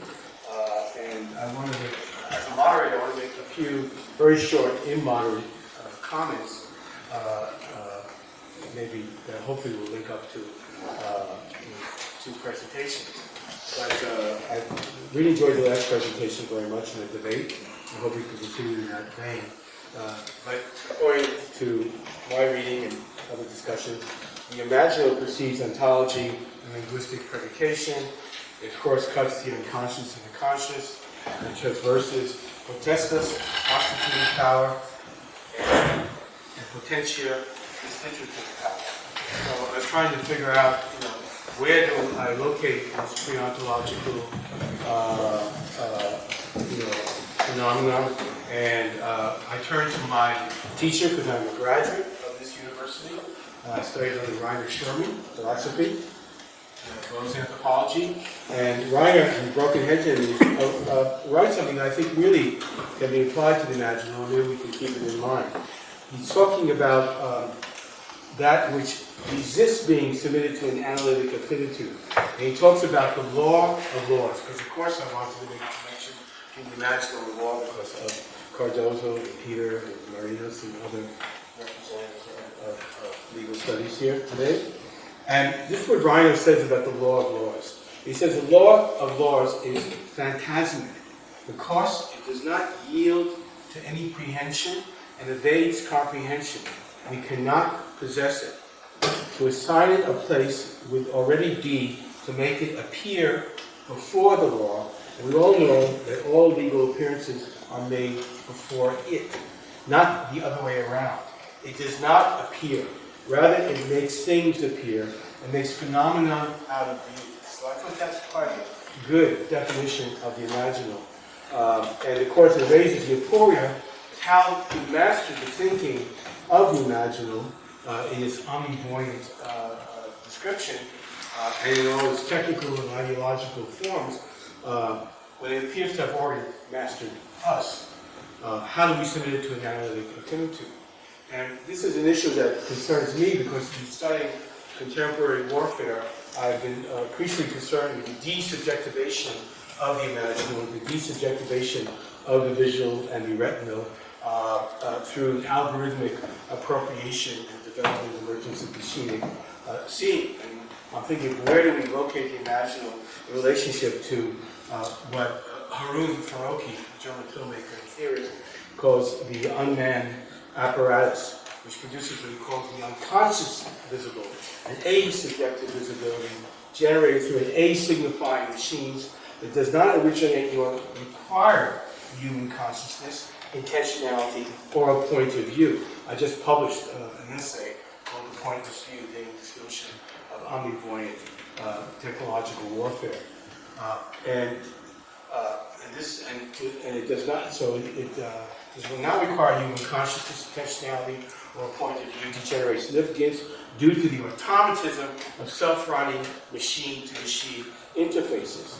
This autonomized visibility is the effect of what Guattari identified as a molecular machinic unconscious. So where does that deal, what does that impact on the imaginal? So with that, I will cease my moderation and my editorializing.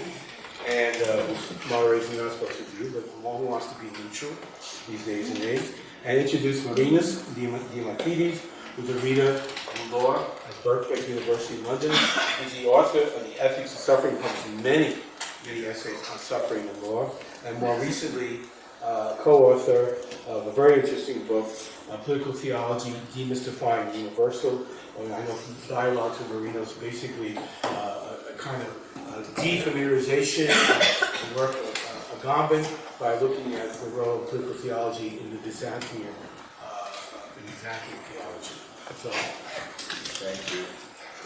Yes, thank you to Peter for his friendship, risky as it is, to you. Thank you to Chiara for taking the risk to involve me in this presentation, even though you don't know me and I don't know you.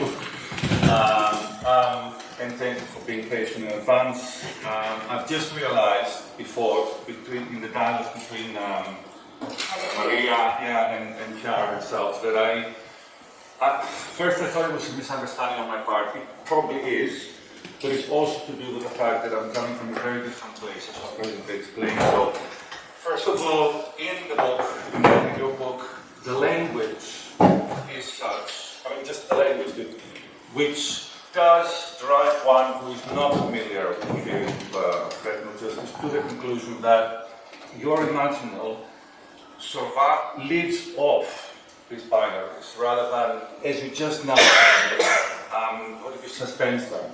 If you had used that word, suspend, I would have written another paper, I would have written a paper, let me know. But to me, it's time and again, I'm not going to mention the pages where, but I know it's a notebook now, where, the tertiary say I'm introducing this as a third element. Each time as you go through your genealogy, between this and that, between that and the other, autonomy, heteronomy, real, imaginary, imagination in the different types of imaginary is quite a social context. Here is the political imagination, here is the political imaginary. You mention them time and again, you say there is an unresolved tension between those. Here is my term that's going to come in and channel it to something else. This is the part that I did understand. Ending all the way in the last chapter, to the marriage between feminist anarchists and Marxists. I would add they have to be environmentally aware too. Each taking over networks of people in those categories that take away from the sovereign. That's fine, but in the language itself, constantly, and I was giving the impression that it's really just like you're self-suspending, you're using this to structure these binaries, which in Agamben thought is basically economizing, in the sense that you take all Greek binaries are like this, they don't mean anything, they're there, you receive them. But the Greeks didn't economize them. For instance, in my field, I teach constitutional law, by the way, for my students. And you know, it's an old discussion between democracy and the law. And some of us like to project ourselves back to Athens. In Athens, there was the equivalent between nomos and psifisma, you know, like a decree, or let's say the constituent and constituted and so on. Yeah, well, the Greeks didn't have the urge, I think, to economize this. So if you go to assembly women, you know, the play, they end up, you know, knowing that they have no right to exclude women, as well as others. They also see in front of their eyes that their distinction between nomos and psifisma collapses, because, you know, the women were dressed as men, introduced this decree and so on. But then they do nothing about it, because their religion, I think, allowed them to just be like that. They didn't have like this urge to kind of, you know, build up into a loop of progress from binaries that kind of justifies anything. That, I think that was my, whereas what I see here is, you say, for instance, my mission, or my aim, is to cast light on our quest, our being universal, for legitimacy. And then you also say something like a task that was previously discharged by religious faith. Okay. Now, why am I saying this? I bought the book, I teach constitutional law. I bought the book because I buy anything that comes out that helps me shift from ontology of a private political moral subject to something more relational and becoming open. And, you know, everything is on Amazon and I buy them. The second one is, you know, I wanted to see someone who escapes what Lacan describes as this economical theological imagination, which he argues has survived, not in the sense of belief anymore, but in the sense of, let's say, yes, and performatively validated.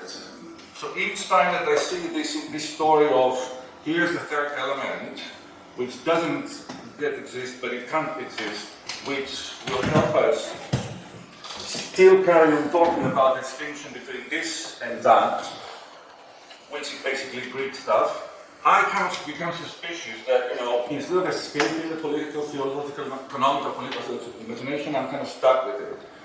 So I read the book and think, God, you know, it's a lot too much of this Greek binaries with a bit of Stoic logos that Nerman thrown in, which then becomes economized by the Trinitarian God and leads us, you know, in kind of a spiral upwards into a better future.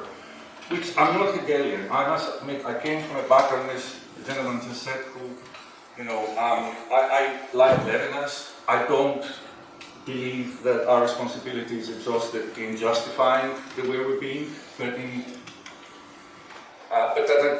that we ought to basically disclose the illegitimacy of our being, that we don't have a right to be, or to not be.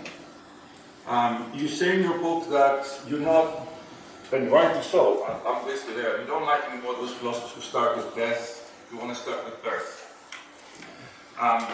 But your book gave me hope.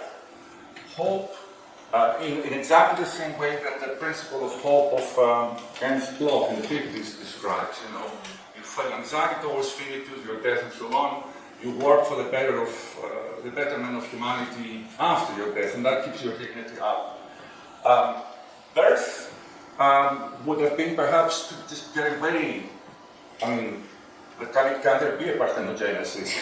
Can you break loose from this tradition that we're in, if I'm right, of taking the binaries and using that to channel their attention into something new and better? Anyhow, I'm going to go back now to my field, which is much simpler, but you will understand why I could and could not use your book in better than I thought. So as I said, I have the misfortune of teaching constitutional law, which is basically in word direct of legitimacy. My job is to tell students democracy, which basically means it's a glamorized economia, you know, management, and the rule of law, which means basically an ever wider cast net of, let's say, judicial review or investigations of presidents and so on. But as you cast it wider, the holes become bigger and an enormous fish can come through. That's what I'm telling them. So on the one hand, I say, look, you want to become lawyers, you need a qualified law degree, you have to tick the box. We have it within Britain. We have democracy and the rule of law, ergo legitimacy. You don't need to believe it, because this is a critical school. So I'm going to give you tons of information as to why this isn't true. But you ritually have to validate it. Which brings me a little bit to your idea of religion in your book. You say religion is basically faith that provides legitimacy. Well, the discussion as to what is religion or not, is very big not to enter into. But certainly it's not necessarily reduced to what you call high, I agree that it's about high meaning, but you tie the high meaning to religion's role in answering big existential questions. I don't think that's necessarily true for religions. Religions don't necessarily, they do sometimes answer, they provide needs and so on, but most importantly, I think, they answer to another problem, which unlike those myths of creation and so on, which are embedded in the images which precede language, the problem that religion comes to solve is within language. It's the problem of what Buber called the problem of the lie and the alternative. So, you speak, I may believe you or not. I fall back on the common image that we have, and I may trust you. As you say, our freedom is to both, we are both determined by them, but able to transcend them. And that is true, I accept and I love that point. But what about the validation? You say specifically in your book, I'm not the imaginal means pictorial representation simple, not sensual experiences and so on. I could find you there. But throughout history, religions don't really ask you to, it's not mostly about icons. It's about, or at least not in all religions, it's about participating in common experiences ritualistically, right? At least in many religions, it's like that. So I don't care if you believe, that there's a God. I care that you light the candle at the right time, that kind of thing. And that makes me trust you, at the exclusion of others that I don't trust. So, throughout history, it's been reduced to rituals. Today, we don't have that much of the sacred here.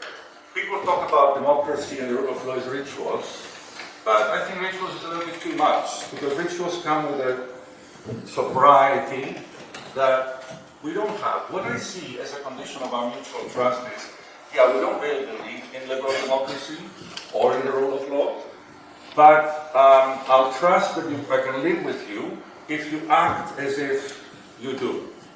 So if you go and cast your ballot, if you raise your fist and have a protest, if you, then I'll trust that I can live with you. But you can go on and just doubt everything and don't believe in this. So, what basically I'm saying is, forget faith embedded in myths, embedded in icons. Think also about how we validate these true social facts, things that are completely, not corresponding to reality. But it's not about us being duped by them that is the most important function of religion has been. It's about us agreeing not to question them. Right? So, in my field, I'm coming to the other stuff. So I tell them, pick the right box, then critique everything. In our imagination in constitutional law, we have central figures, like the Leviathan, basically what we call the main problem we have is constitutional paradox. What comes first, constituent power or constituted? How is, constituent power prevented from lawfully being redeployed since it established in the first place, and so on. It's a little bit like, I try to desacralize this kind of path. This power, which of course comes from religion. In the High Middle Ages, it was God with his potentia absoluta and potentia limitata, which we inherited, which through God we put the sovereign people on top, but still the same rules. Kelsen said, okay, push it towards the law. If you imagine a seesaw, it's the law. Smith would say, no, it's the purely political. In reality, what they're doing is validating that there exists a pivot of this seesaw, which doesn't exist, which is called sovereignty. And i.e. people who has agency, a group of people who have an agency to steer society in the sense of seizing initiative or acting in concept or contributing or engaging in interaction. This is the figure. There is someone called the sovereign, the popular sovereign, who inherited his role from someone else before God, and before that from God, who has the ability to steer society, and this is where you come in positively, who has a self-consistent identity. It can be either theoretical or political or both. It's schizophrenic, and I think sometimes our politicians, especially in Britain and Greece these days, especially these crisis days, who are not theorists, make it apparent to us that it's schizophrenia, more than theory. Think, for instance, of Boris Johnson. So the key figure, one key image you can use to justify how the English understand their constitutional exceptionalism, they don't have a legal written constitution, is, when we brought back the king, he came into the parliament, we showed him already in the Bill of Rights, but we're gentlemen here, so we don't need him to sign it, so we do things gentlemanly in this country. Fast forward to last November, you have the parliament binding legally the prime minister to send a letter to the EU, and the prime minister sends it at the last moment, but without signing. Completely ungentlemanly behavior. So, put this together, and similar, I can tell you from my country, Greece, during Brexit, with Tsipras and his promise that Pope is coming and so on. And you can put them together and say, this is not theater of representation. This is theater of cruelty. This is theater of puppetry without a puppeteer. Think of Deleuze. And I like that my students see this in front of them because I don't necessarily want them to say, but then it's there. I can see the schizophrenia. Yeah.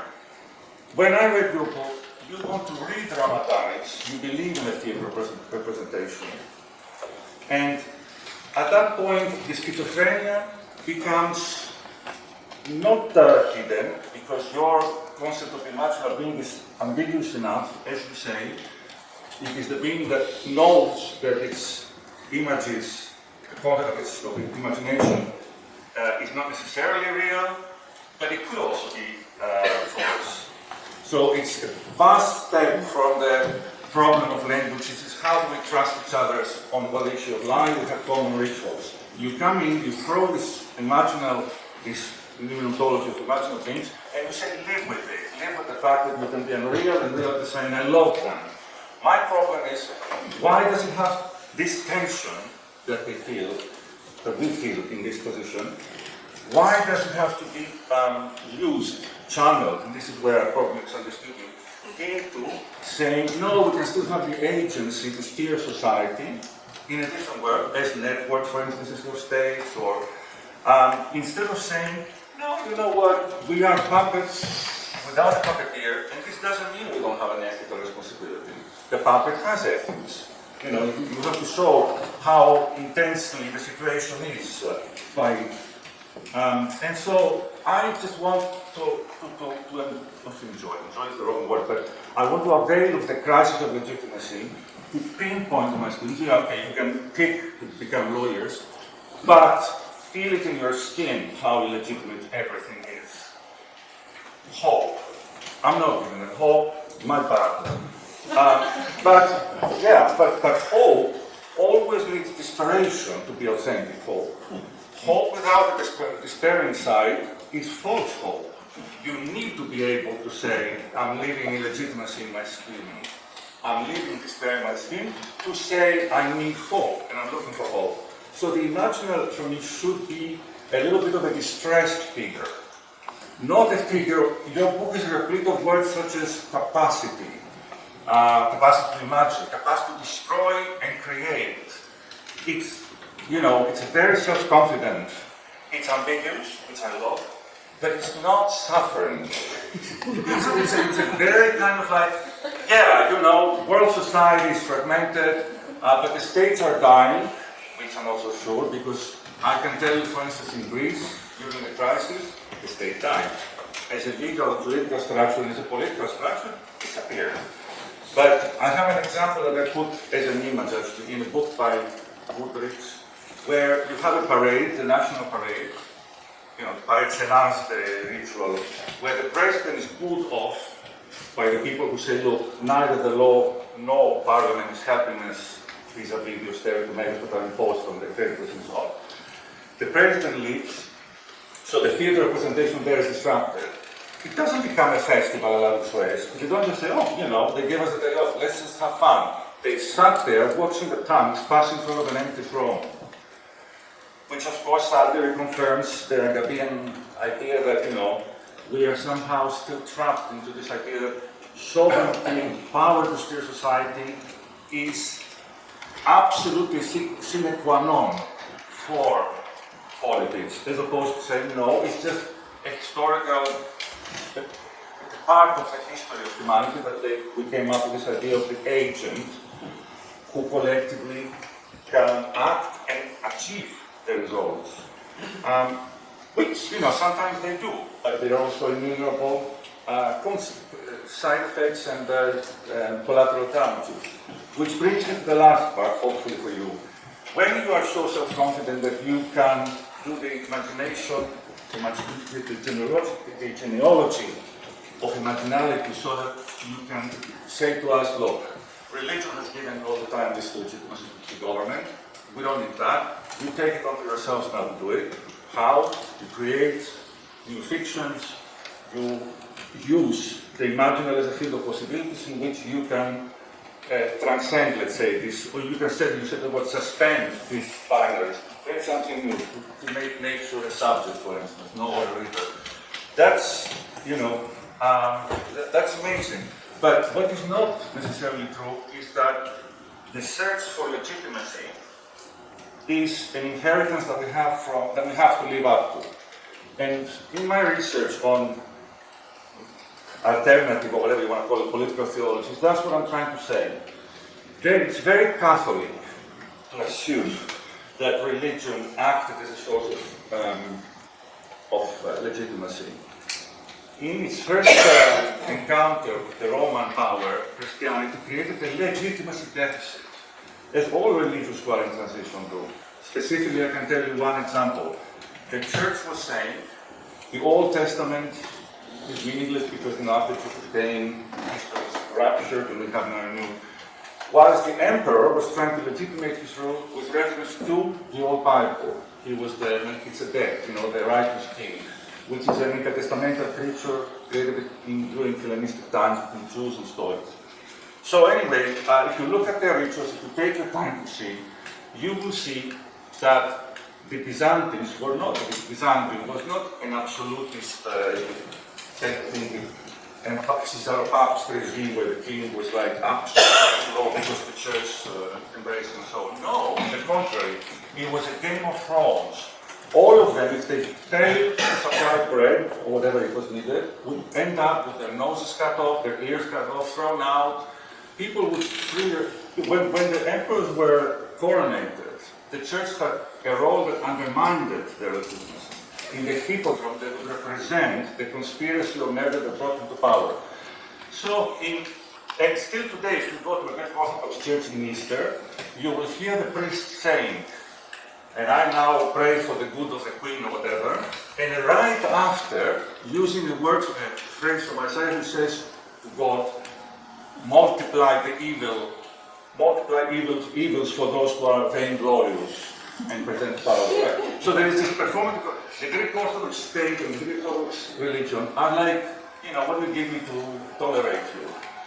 It's very different if you look at what Feldman and others have called the age of law and revolution. Starting with the Pope, the Catholic Pope, cutting a deal to the Roman guy who wants to be Holy Roman Emperor and take the throne, and since then you have this dualism, polarity, church and religion, two swords, revolution that has to be legitimate because it claims that the previous regime broke the constitution, and law, which of course is self-referentially legitimate. The two work together. Not in Byzantium. And now I'm finishing with Islam, because we use an Arabic word mundus imaginaries, but in Arabic, no? Alam al-method. It would be very unfair and wrong and this is of course an expression you take through this guy, from the Shia. It is very unfair to say that the Sunnis have a political theology that historically has emboldened to legitimated power. They never did. If you look at the history of Abbasid Empire, the reason why they became vulnerable to the Turks and the Mongols is because each theologian would say to the king, I'm not allowing you, as you were, to create an imperial ideology based on one school of Islamic law. Because God himself told us, my people will never err. And since there are many Muslims around the world, I cannot say whether I'm wrong or someone else. There were even Muslims who were claiming that the Quran doesn't ban alcohol, it bans getting drunk. So there was no kind of church-like structure that legitimated. The opposite. It's different if you talk about today's Islamists, who basically are Christians. And likewise with the Jews, Israel was not a theocracy. The prophets were not helping. Religious Zionists can help. Anyway, going back to my overall thing, I'm faced as a teacher with a situation where I'm teaching the students to validate something as true which they shouldn't believe. That doesn't necessarily help change the system. I then tell them, look, it has become like a B movie or a cheap show. Before we had constitutionalism, which was supposed to be a creative imagination. You know, you have a text which can be read in different ways, and we fight it about what it means, the Constitution, you know, and we have an orientation for another life. It was life creating, supposed to be. It has become simply constitutionalization. Norms applied to no effect, basically, just whitewashing the illegitimacy. On the other hand, you have pure politics that used to folk politics. It's true that mobiles and social media and so on have created infinite possibilities for people to come together and protest. Not much changes though. And I mean, you do take back then the risk of saying Occupy will help. Well, it's not just that they were chased away. They didn't bring about any new image of society that captured our attention. We still go on kind of pretending that we have the sovereign power, state and coup, and then in the meantime just allow administration to do the business. I know I'm sounding extremely pessimistic and so on, but it's precisely because I want to get out of this pessimism that I think your book is important. You could perhaps help me by telling me, just simply telling me what you make of that last chapter now, the one on the marriage of anarchism and Marxism and the Occupy movement.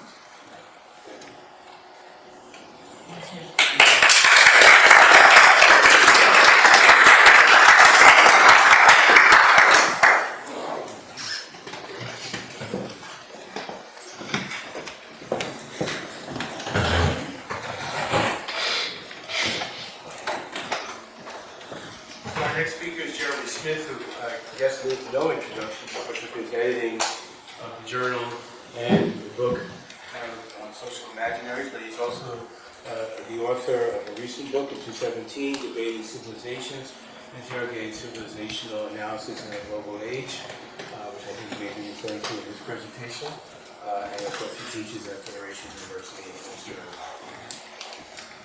I'd like to begin with thanks to Peter for organising this conference. I think it's a delight for Suzi and I as co-editors of the book that we're in the process of creation of on Chiara's work.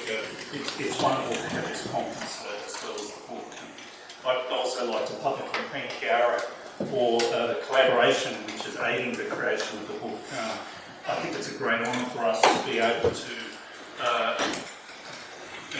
co-edit the book on your work, and I think it's a testimony to the family as well, so thanks also to Chiara. Indeed, I would say that the book has such a power that I've had to go to the margins, in a manner of speaking, to find two minor threads of the argument in order to find something critical to say. And in fact, that's what I'm going to focus on today. So in this paper, I bring arguments in Imaginal Politics about the myth of the clash of civilizations and the question of globalism under scrutiny. So my key argument is that awareness of the diversity of societies and cultures, past and present, can first of all add another dimension to the critique of the clash of civilizations that we find in Imaginal Politics. And second, put into question the version of globalisation that Chiara in fact includes in Imaginal Politics in some major comments, but in a limited number of passages in Imaginal Politics. My paper proceeds by looking at how Imaginal Politics extends the critique of political myth, particularly around, obviously, the clash of civilizations. Around the middle of the paper, I want to take some time to outline perspectives in contemporary civilizational analysis and social imaginaries on the varieties of constellations, both past and present. And in the third section, I will look at the arguments on globalism and give some critical responses by way of conclusion. I begin with myth. Imaginal Politics argues that we can accept that distinction between reality and the imagined and the imaginative are already produced and given the course of formation of myths. Once free from the baggage of common sense conflation of imagination and false, unreal or fictitious, we're better placed to do two things. First, critically dissemble and contest the specularisation of politics in the global age. And second, understand how the emergence of myth informs our political horizons. I do want to briefly rehearse Chiara's argument on myth, even though many of you will already be familiar with it. But I do want to give my reading of that particular argument.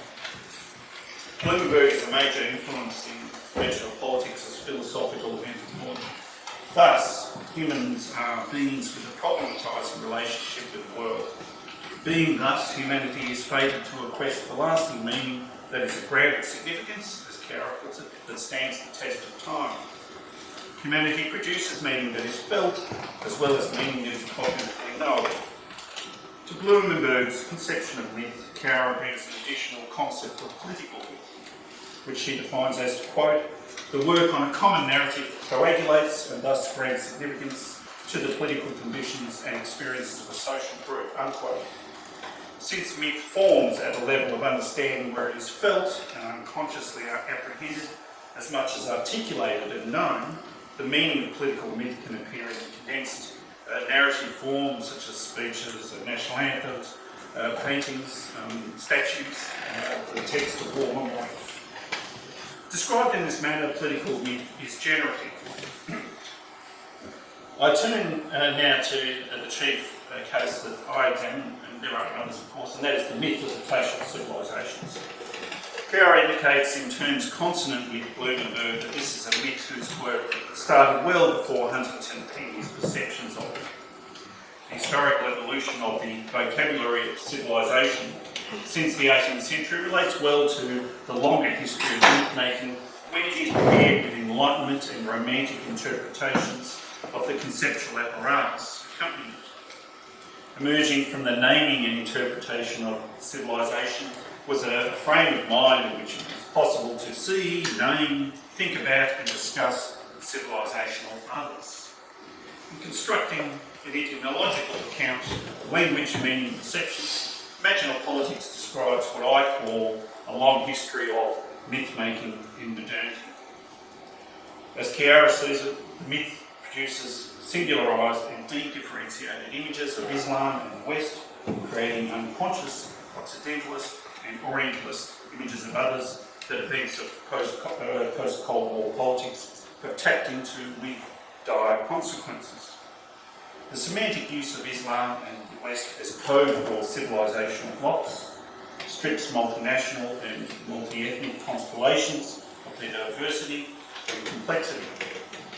This I cast as a short history of discursive formation of the clash myth. How do these short and long historical discursive formations work together in myth-making in imaginal politics? Well, in media, religious institutions and film, the intelligentsia fuels the clash myth in Middle Eastern as well as Western countries.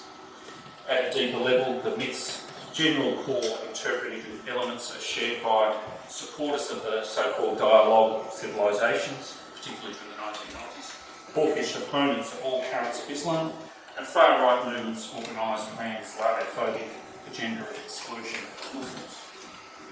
However, the clash goes beyond the daily politics of governmental politics and media discourse. It is a shared problematic of civilizations for politicians and community and religious leaders, in fact defying international politics for the past 2 decades. After 9/11, an atmosphere of fear of terrorism and war greatly magnified the perception of a clash here in the US, in the UK, and indeed in Australia. The clash myth has been a pretext for the augmentation of state security agencies, increases in surveillance, expansion of overseas military operations, and occupational warfare in Afghanistan and Iraq. Add to that curtailment of civil liberties at home. That's a commonality of the 3 countries of the Anglosphere that I've mentioned. The analysis of imaginal politics strongly suggests that the transformation of the political and cultural climate in Western countries is possible in a short time because of the varied work of political myth carried out over a longer period. There's much to like in this approach. It makes 2 temporalities of the clash myth explicit. First, the myth's underlying lessons rest on a 3-century evolution of the conceptual and linguistic apparatus of civilizational discourse. Second, the ideological dimensions of the myth form faster and are highly context dependent. They can be highly context dependent because of the pre-existing work of myth that established a shared civilizational animus as a background to the heightened state of animosity after 9/11. Imaginal politics has gauged these 2 temporalities as 2 histories. It remains now to introduce what I call a third, longer history. Notwithstanding the critiques of multiple modernities and by implication contemporary civilizational analysis in imaginal politics, I want to argue that an extended, connected history of civilizational encounters and engagement can only help to put the myth of the clash of civilizations in perspective. In my own work, in the book that Alan mentioned, there is an accentuated emphasis on the degree of connectedness of civilizations, a connectedness that includes conflict, colonialism and warfare, as well as diverse instantiations of power over an even longer period of time. I characterise the degree of connectedness as intercivilizational engagement. Contrary to Huntington, in my conception, civilizations become meaningful at the intersection of civilizational complexes and not in their initial detachment. The degree of receptivity of societies to contact, encounters and transaction, and the porosity of borders, however constituted, also defines civilizations. The degree of receptivity also shapes the work of myth. Here I point out that my notion of engagement differs from intercivilizational encounters, as Benjamin Nelson and Johan Arnson variously theorise them, which are the most intensive and visible phases of more general interaction between world regions, cultures and societies. Regularised contact and association and transactions have been features of creation in the Castoriadis sense for millennia, although the experiences of mutual dependence vary widely across world regions. Specifically, I bring to light dimensions of migration, economic relations, cultural exchange and communication and transfer of models of polity. Civilisation, qua constellation or complex, is only meaningful in the context of engagement and encounters across the 4 dimensions. My comments here apply to indigenous regional worlds, which I emphatically include as civilisations. All this suggests a very different picture of pre-modern worlds. For some time, world historians such as Chris Bailey and Jack Goody have provided evidence of a higher degree of interregional interaction, challenging previously held assumptions about the disconnection of pre-modern societies. Historians point noticeably to the implications for Eurocentrism. The long historical purview incorporates a higher degree of exchange between Islamic and European societies across Western Eurasia, including in the most intensive phases of European intrusion into the Middle East. A delineation of interregional entanglements of societies can invalidate the images of detachment and of moral, scientific and political incommensurability of Islam and the West that are central to the clash myth. The incompatibility of identities and civilizations that is presumed and absorbed into the unconscious because of the long work of political myth has to defy a longer historical record of creative combination, exchange and learning. Of course, the argument in Imaginal Politics is that such a denial is entirely possible because of the power of myth in the unconscious. With this longer history in mind, I argue that there is a vantage point in civilizational on this that can give us extra purchase on the clash myth and thereby enrich the critique of Imaginal Politics. A longer history contains important correctives to the notions that civilizations must clash in a post-Cold War world. With this longer history in mind, I now turn to globalisation. As a preamble to my consideration of globalisation, let us examine how some scholars in contemporary civilizational analysis approach the question of modernity, capitalism and civilization. My approach is to bring into frame, my purpose rather, is to bring into the frame a more extensive periodisation of globalisation. However, I want to start with Castoriadis here. His conception of the social historical begins pointedly with a critique of the causal models of historical succession of social formations. This conception provides a theoretical viewpoint from which to elucidate the a priori breadth of forms of human existence. There is a kind of movement in society and history, synergistic energy, which institutes the collective organisation of life. This movement is creation, qua, and I'll quote Castoriadis here, the existence of history in toto, as well as by the appearance of new societies, open bracket, new types of societies, and the incessant transformation, self-transformation of every society. Even societies classed as cold societies, so-called cold societies, exhibit what Castoriadis calls the pace and or rhythm of this self-alteration. This characterisation of the social historical as incessant auto-transformation of society is the basis for Castoriadis' suggestion that there is an indefinite diversity of societies and not the narrow range of types of social formation delimited in causalist models. Taking historical diversity as a premise, Castoriadis thus confers on history an extraordinary variety of forms of historicity. He provisionally theorises what contemporary civilisation analysis explores in historical and empirical research, the variety and differentiation of cultures and how they coalesce in constellations.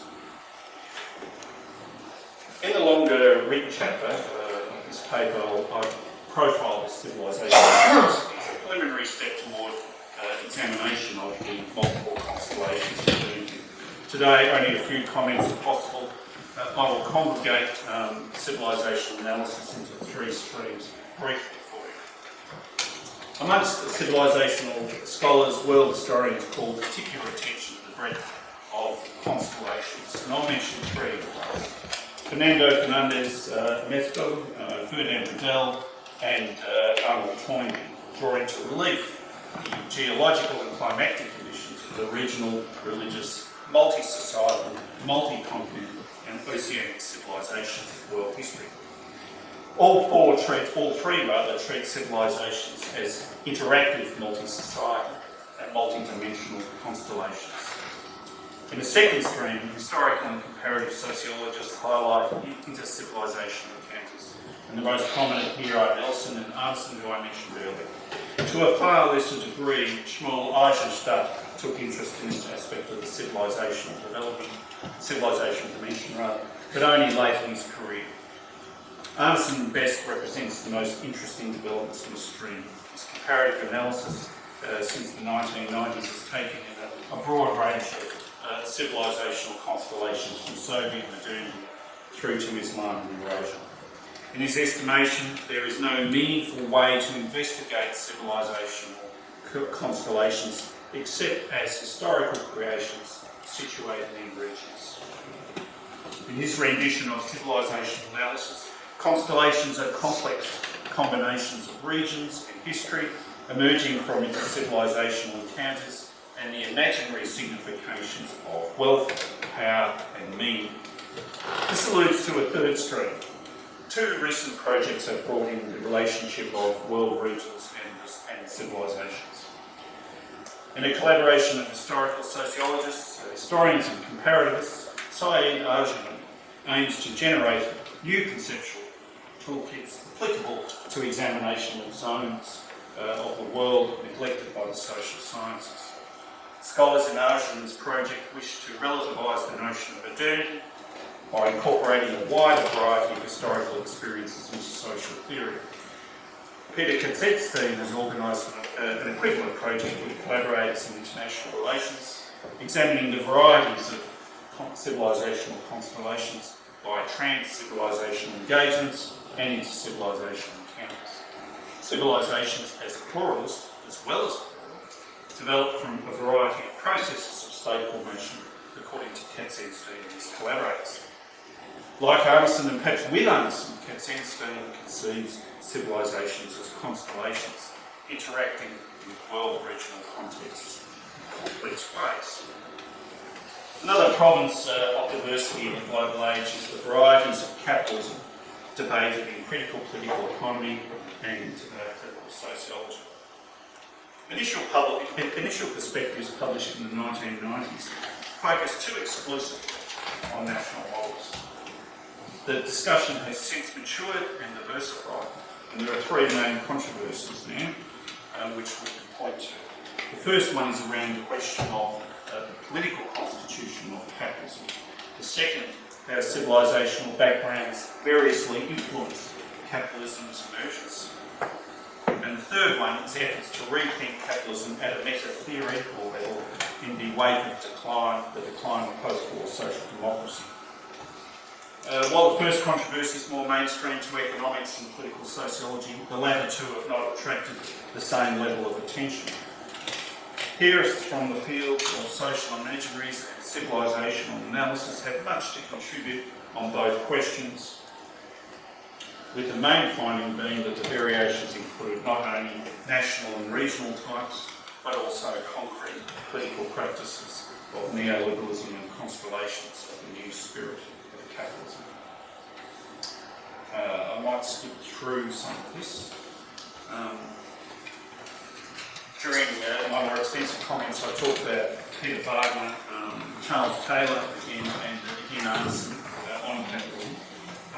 So reading Anderson on capitalism, I walk away with a central conclusion, and that is that the varieties of capitalism remain an abiding problem that must be dealt with even in this global age. I'll skip through now to some of my comments on globalisation, particularly as examined Chiara's Imaginal Politics. Chiara's argument is that the emergence of image-saturated societies directly links to dimensions of global integration. In many dimensions of globality, speed and transnational reach matter more than statehood or location of corporate power. Thus, when it comes to investment, production or policy formulation in relation to global problems like climate change, globality trumps particularity. It's not just about industrial production, it is about a whole range of areas of everyday life, politics and culture. The authenticity of product, cultural work or political argument no longer counts so much, in a world in which virtualisation integrates the production and dispersal of culture and politics. This amounts to what Chiara calls a global imaginary, in which the central mix of world civilisations and societies circulate through a super-regional complexity of multiple media forms. I want to examine what I think are two hints in Chiara's work that undermine the image of a singular homogenising global plane.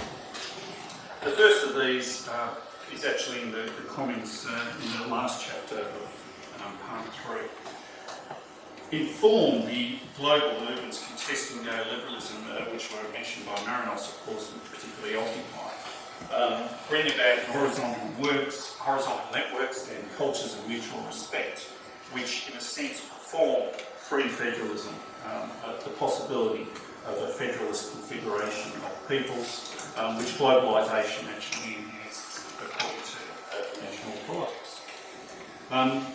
Imaginal Politics also makes some observations about the Arab Spring revolutions, which by that time have gone through a phase of efflorescence and decline, and of course since that time the situation has moved on significantly. In highlighting the projects of alternative globalisation creatively envisaged by movements around the world, social forum, Occupy, and turn of the century opposition to neoliberalism, Imaginal Politics might be said to be highlighting projects that problematise the very globalisation thesis, critically defended in some sections of social science and, of course, by protagonists of neoliberalism. There's a second hint as well, I think, in Chiara's work, actually in the book with Benoit Chalon, on Imagining Europe. In Imagining Europe, Chiara describes the responsiveness of the European Union, the executive centralist form of the European Union, as a central problem for the EU. In its executive form, the EU has a strong orientation to regionalising neoliberalism. This is built upon particular and concrete experiences of nation-state formation in Europe. By adopting a perspective of longue durée, or I argue adopting a perspective of longue durée, alongside a diachronic methodology of analysing content and interpretation of cultural discourse and media discourse, this particular work gains considerable purchase on the specificity of the social historical informing the imagination of Europe. In addition to those two hints in Chiara's work, I have a number of comments here on, I suppose, what has emerged since the publication of Imaginal Politics, and that is, of course, the counter-globalism of right-wing populism. I certainly don't need to tell you about right-wing populism here in Trump's America, but already today we've had comments on Boris Johnson's leadership of Britain, so called. And of course, I would actually add Bolsonaro into this scenario in his government's defiance of international obligations under the Paris Agreement. I think there's a number of signs in this counter-globalism of the new right-wing populists that represent a reaction to the Westphalian order of nation-states, which has implications for the image of globalisation as one convergence. And those implications may not be clear, I think, for some time.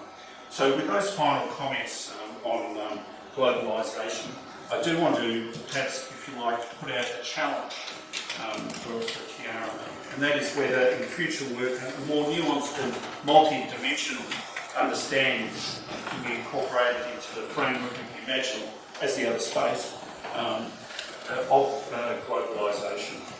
Whether it is possible to incorporate into a further articulation of the theory of the imaginal, a multi-dimensional and nuanced understanding of globalism.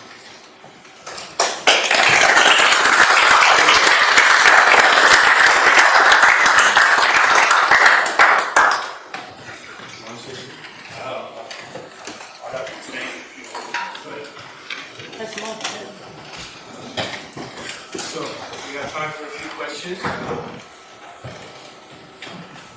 have one from Marinos. Marinos? Yes.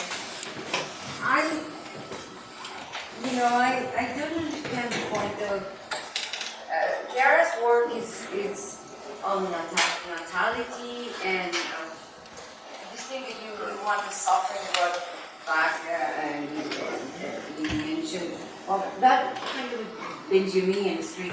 But I think that I prefer the Arendtian way of defending the possibility of new beginnings, new ways of thinking, and I wonder why you have to have it, this is the era of pessimism. You have to have hope. You have to have Gramsci's motto, right. You started by saying binaries, I'm so against all these binaries. And then there's simply the pessimism of the intellect, he says, and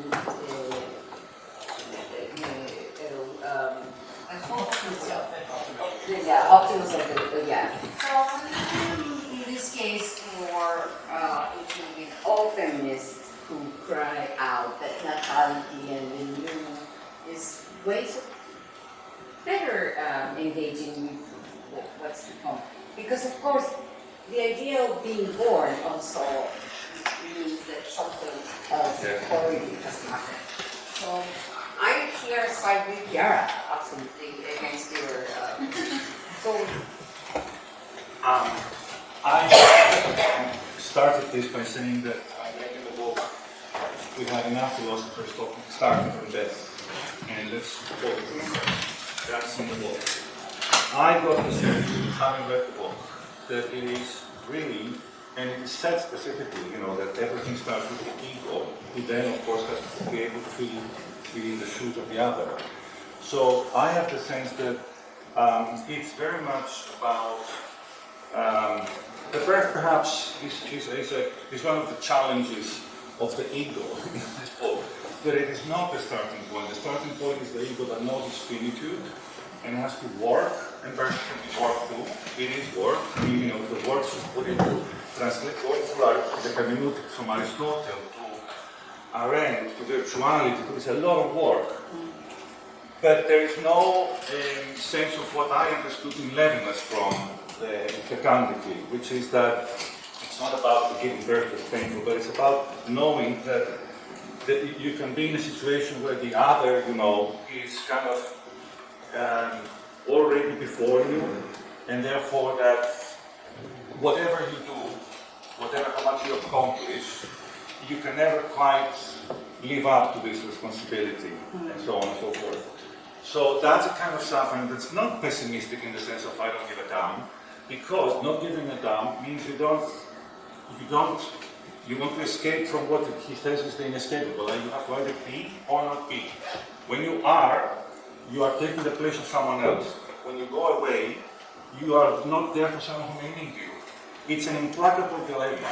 And he talks about the essential responsibility of being an experience of wanting to escape an inhumane world and having the right to say, I have responsibility, but not really much basis to, it is, I think, it's called foolish humanism, as opposed to wise humanism. Well, that's different.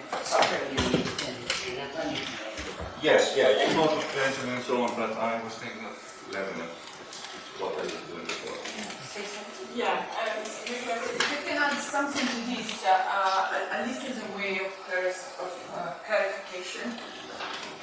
So the reason why I brought in natality is not that all these philosophers they want to start with death, and that's the reason why they like suffering, and I want to start with birth, and then everything will be fine. For me, it was more of a question as to where is the new coming from? And I mean, the new is not necessarily nice. Like, in a way, Trump is new. That's not necessarily nice.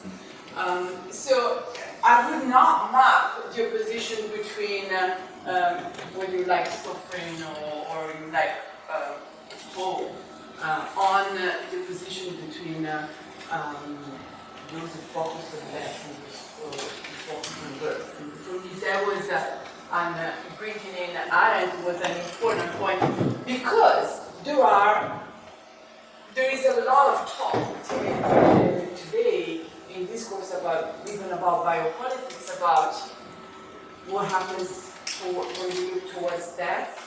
But there's very little in terms of philosophical perspective of emphasis on how actually new birth brings into new. And here there is also an answer to your question about, what happened to Occupy Wall Street. To be fair, the book was indeed written at the time when Occupy Wall Street, Indignados, Arab revolts, globally there was a pouring of revolts, and we can talk about various examples, what happened to them. My sense is that this movement, this not new globalization movement, there are different terms for them, they are like a karstic river that lives underneath, right? They're not the rivers that live underneath the rocks and then emerges at some point. So you can say, oh, what has Occupy Wall Street done? Well, for one thing, when I moved to the United States 9 years ago, the word socialism was, whoa, impossible to use in public sphere. Now, people are talking about socialism. And the slogan, we are the 99%, has done something to the consciousness. And similarly, another example, which also goes back to something that Jen was asking about globalization, what is left. So one of the slogans of the Occupy Wall Street was, we're all in the same boat and the boat is sinking. Now, September 23rd was the first time I was again in the place where Occupy Wall Street happened. This time it was full of teenagers, which I've never seen before. It was the first time that a global strike, climate strike, emerged globally. So, we followed, yes, it began and it happened, so, exactly. Before that, there were Women's March, and then the strikes. So I don't think that, those movements that erupted, now it's all dead, we have right-wing populism, and those movements are not happening. They are still happening. Yes, but that global... Can you say something about pessimism and optimism? In some ways, we should just say too, that the fact that those movements have happened and are happening also is part of the reason why there's a doubling down of a kind of authoritarianism from the side of the entrenched countries. I believe that you wouldn't have, that the idea that we could sort of gently improve or something like that would have been still offered as a possibility had it not been for these movements that constitute a kind of violent pushback on it. Because the other thing that I was interested in when you were saying was that the idea of, faith, and you don't have to have faith, but you have ritual. But, one is, ritual is always rational. Ritual participation, there's always a rational aspect to it. And even in the law, right, you go into a building, you have to think architecturally as well. So I don't have to believe I entered into the building in which I look in a certain direction, and I am a body, I'm a moving sculpture in that building that reaffirms. Yeah, about this last point, can I say something? For me, I have a very kind of limited understanding of ritual compared to this. Although I like the implication, it's like, and it doesn't, we don't do them anymore. It's something we do with others. It's not about your self-perception. It's about being seen and seeing others doing that in the building. So it involves society, but this society is not either represented as in a theater, nor is it we're just together having fun, just a game.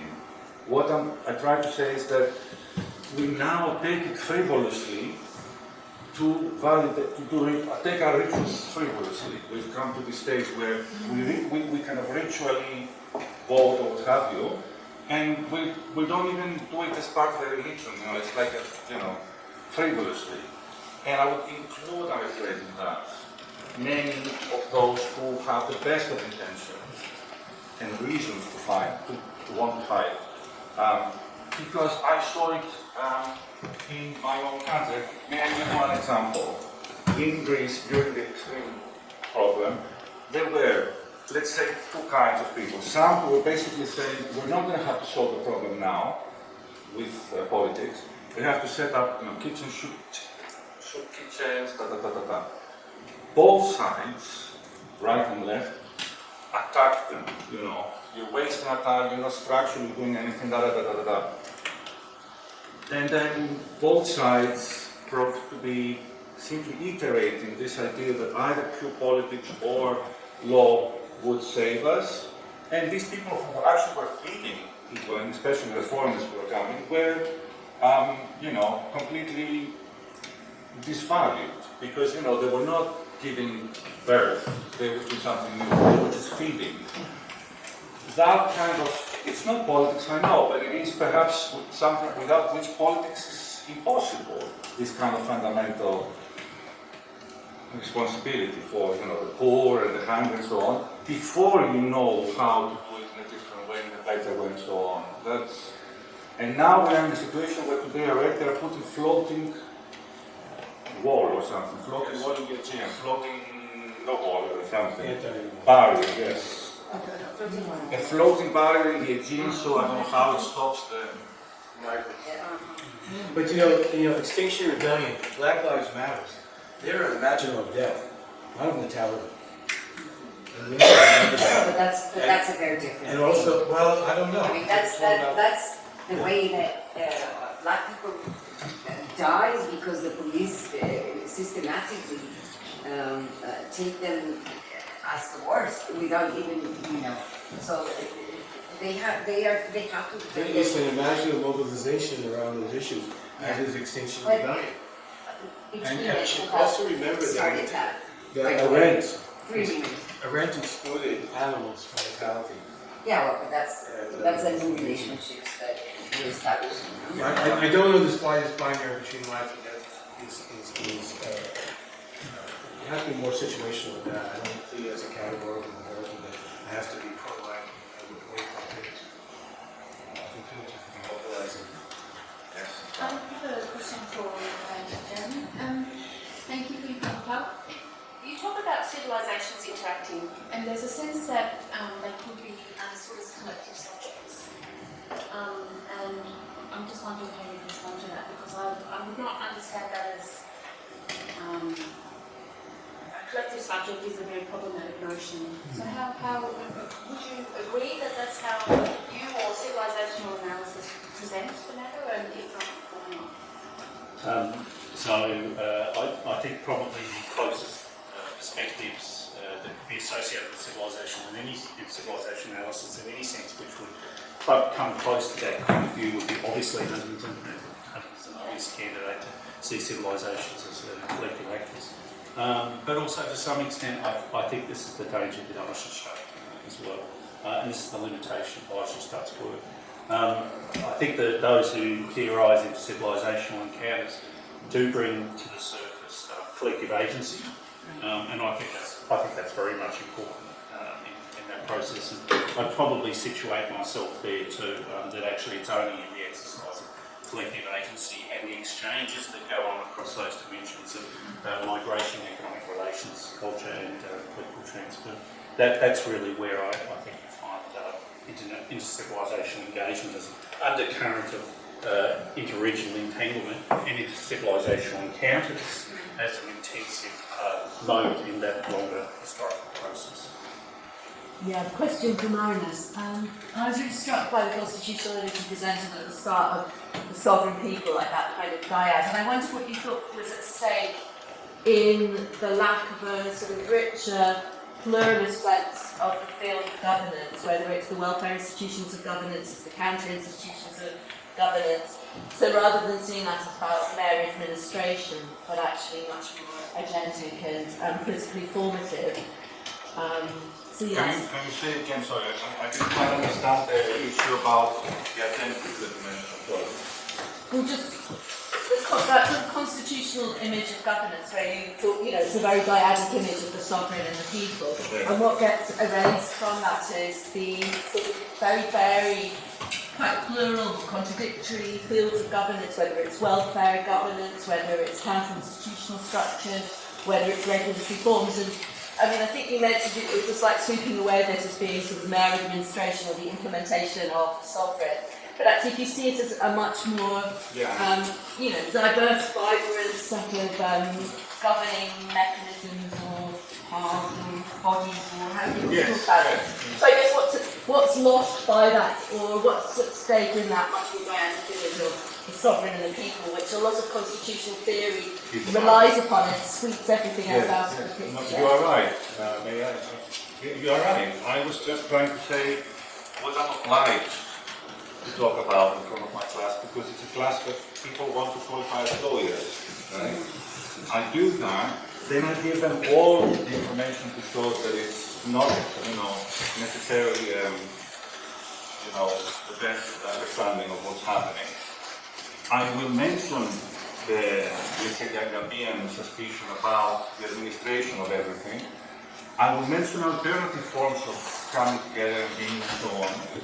But at this point in time, I know that there are two systems of communication that are ruling the roost, and that's media and the economy. And between them, they dominate the social sphere. So much of it, everything else is lost. So I think when Lacan says that everything is administration, it doesn't mean that life has kind of suddenly become, nothing other than administration. I think it means that when we glorify the diet of law and democracy, we forget just how much has become a matter of apolitical, depoliticized administration.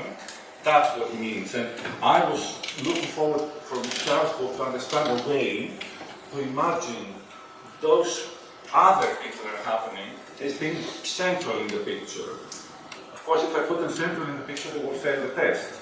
As to, it's not the parliament, it's not the Supreme Court, there's many other things that we have to consider. Do you know Gibson Graham's work on economies? Because their work is deliberately wanting to, and it's been quite influential, particularly in sort of geography, philosophy, that it isn't just a matter that there is capitalism and nothing else, and that there's an important, it comes back to the question of hope, I suppose, that it's important politically to recognise the plurality of economies, even though you recognise they're unequal. Because if you erase the cooperative economies and the economies that don't involve currency, you sort of take away all those spaces where things are working in other ways. They might be quite powerless, or they might borrow from the mainstream or the dominant social. No, actually, for me, the powerless or the ones who fail when they try to do something powerful are the most important for understanding. That's what I meant by the suffering part of the imaginal being. But if the rhetoric is all about ability, agency, and so on, then you lose this. For example, if you say, and I think the book says, now is the Kairos, how do you call it? The opportune, propitious moment to explore, because everybody can make an image. You can change and so on. Okay, then we understand you have to have a computer, enough electricity without destroying the planet. So you need to bring in some Marxism as well, and use the authority to democratize, to make an opportunity out of this glorification of images. How do you call it? This overabundance, saturation of images.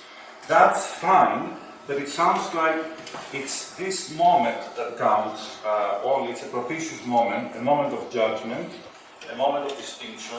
Usually when you make a distinction, you lose someone who becomes the remainder. So I'm a little bit, skeptical about forgetting Aeon, how do you call it? Aeon is opposed to Kairos. It's a different kind of time, which is a time of losers and winners, whereas the other one, the Kairos, is just like, go get them, this is the right time, and then you forget. But I love what you might do. This question is also related to Chiara's book, Imagining Europe. The concept of civilization should be now put into question and have a better understanding. And civilization was described as like this European way of seeing the growth and fullness and culture and whatever. So should we try to strive for something else? If I can just add up to this, there is so much question for you.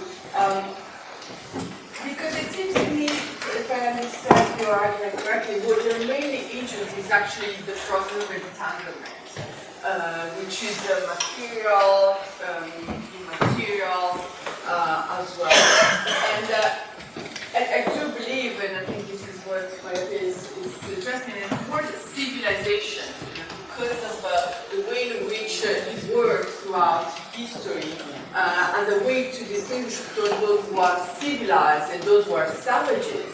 It still brings with it a sort of teleological injunction that this is where you must go, right? And it brings with it this history of oppositional thinking between the civilized and the savages. And today, people no longer talk about the savages, but talk about the ethnic.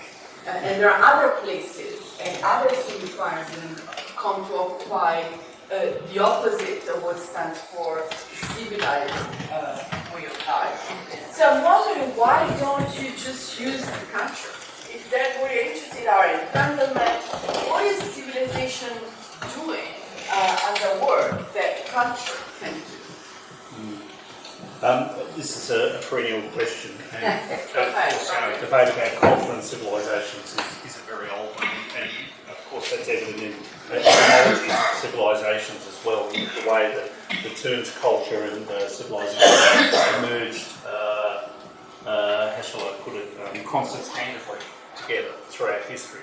For my part, I think that a framework of civilizational analysis is a very particular approach within the social sciences to understanding a number of phenomena around civilizations, including the othering that's involved in the very language of civilizations, which I think is actually very well put as civilizational discourses. And in fact, actually, there's some very interesting work on the theorisation of civilization discourses, which comes from within civilizational analysis. And Huntington is barely picturing all that. Yeah, but if you do that, then Said its critical appearance is civilizational discourses.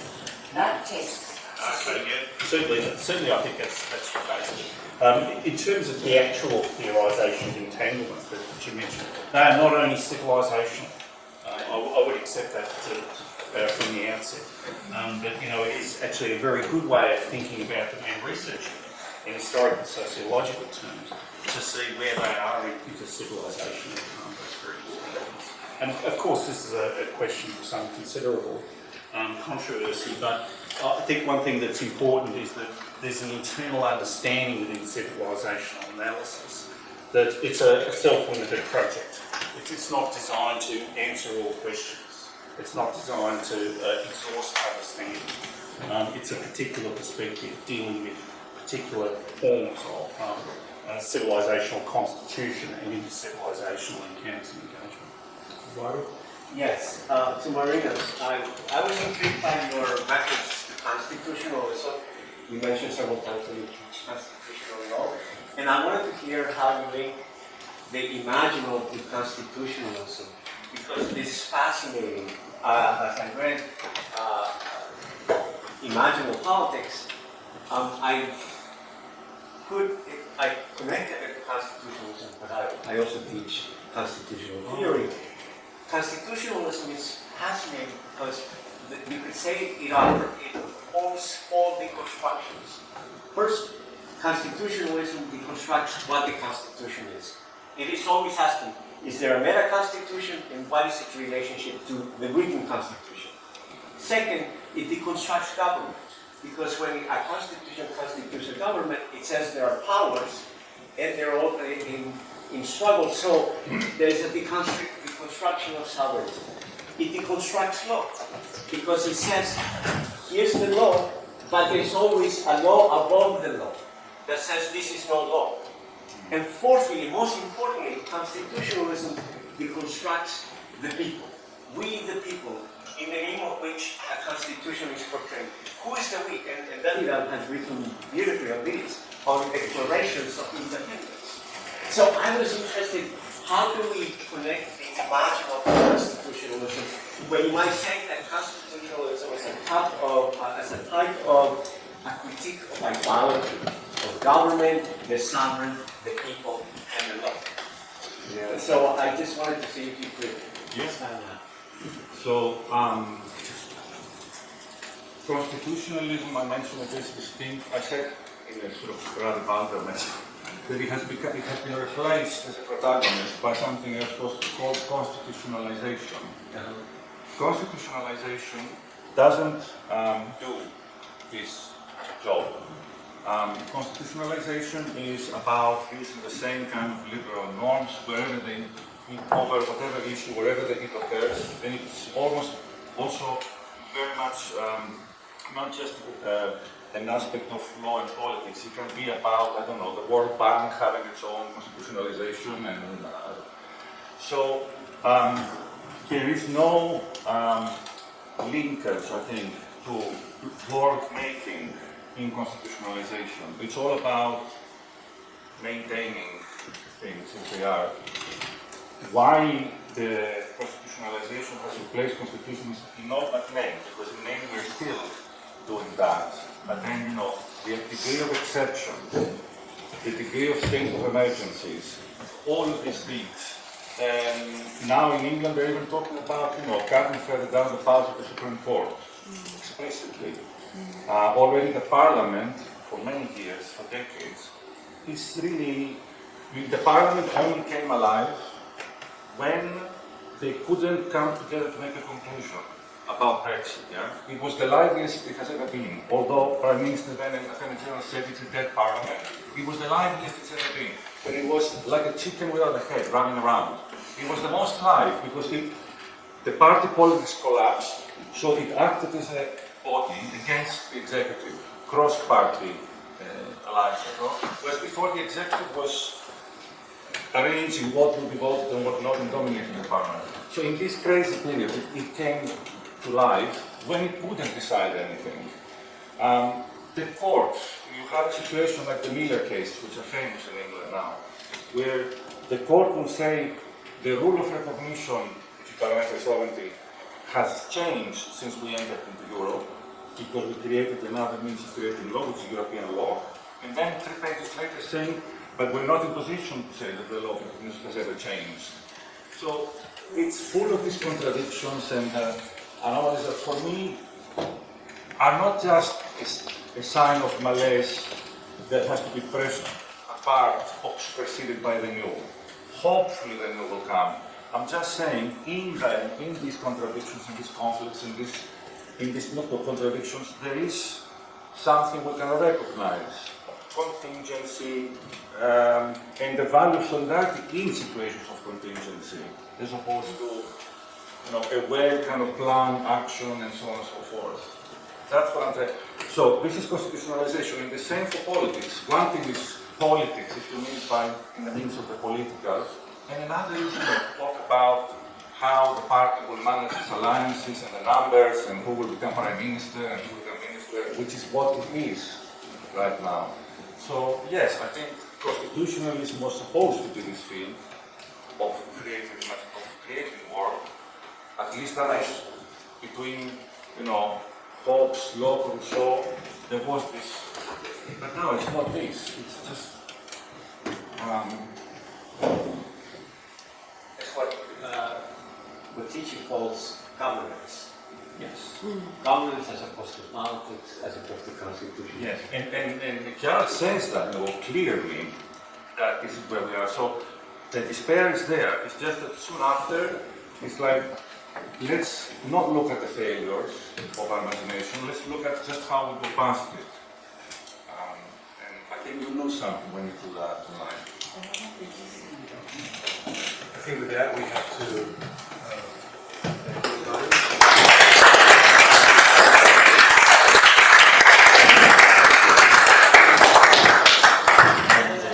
We do have 10 minutes.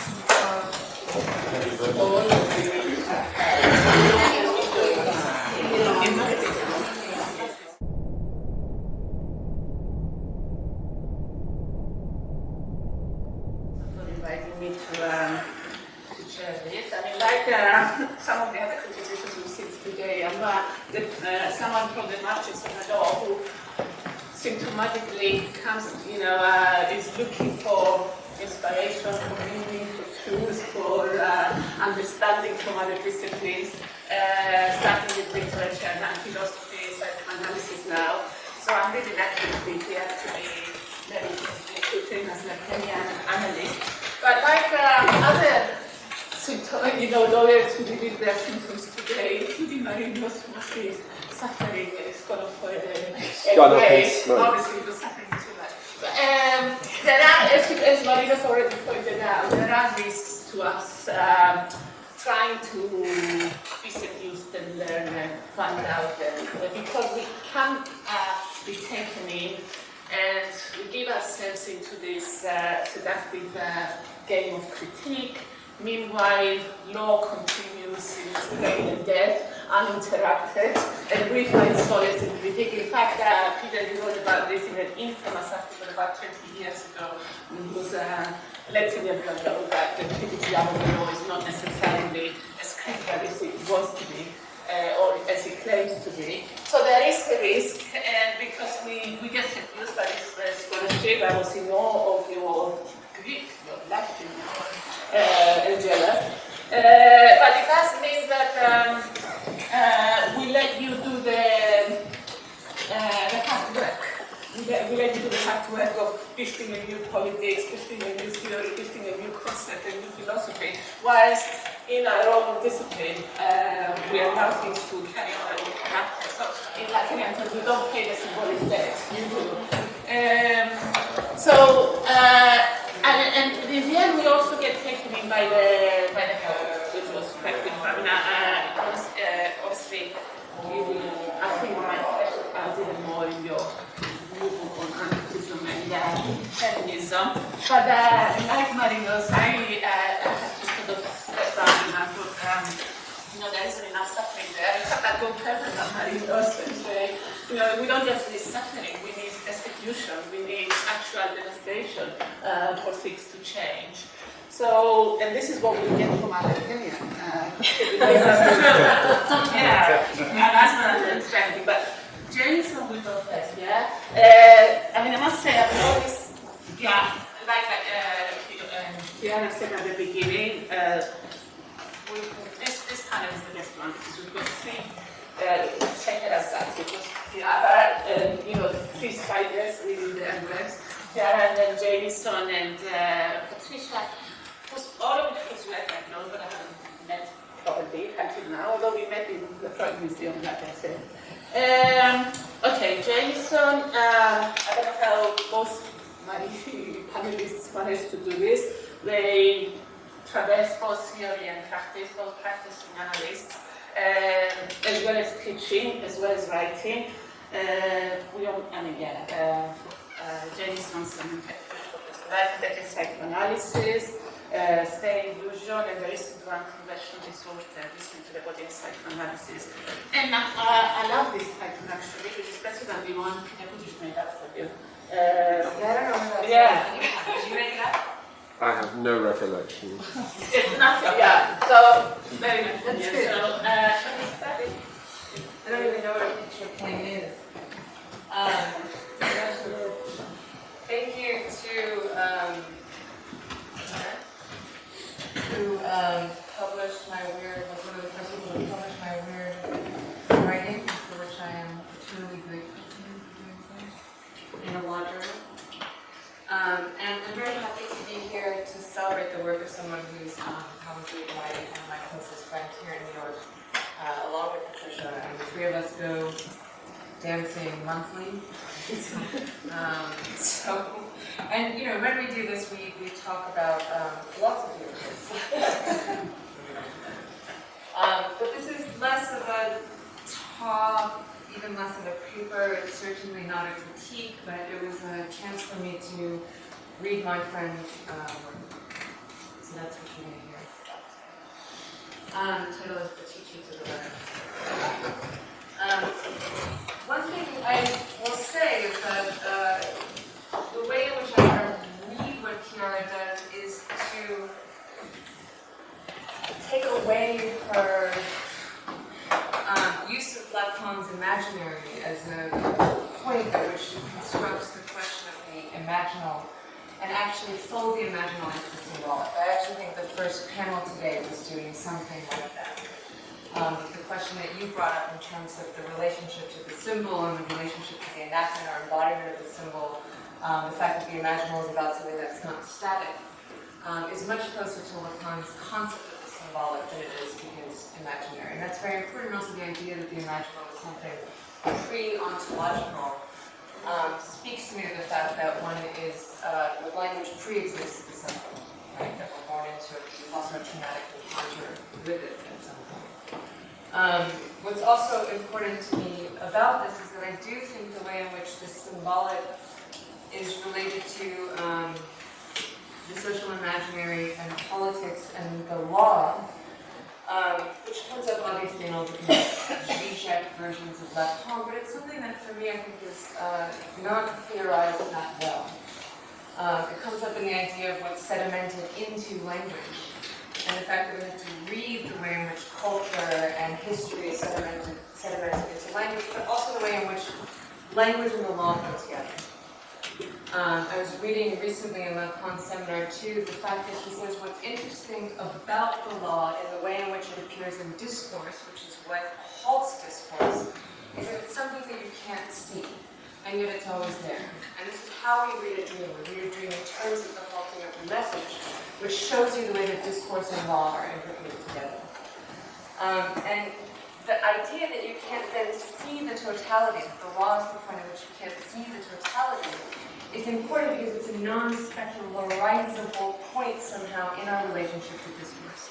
And he says this is what keeps us from being absorbed completely into discourse. I mean, of course, you know the importance of the kind of beautiful prohibition, the law, that separates us from the other.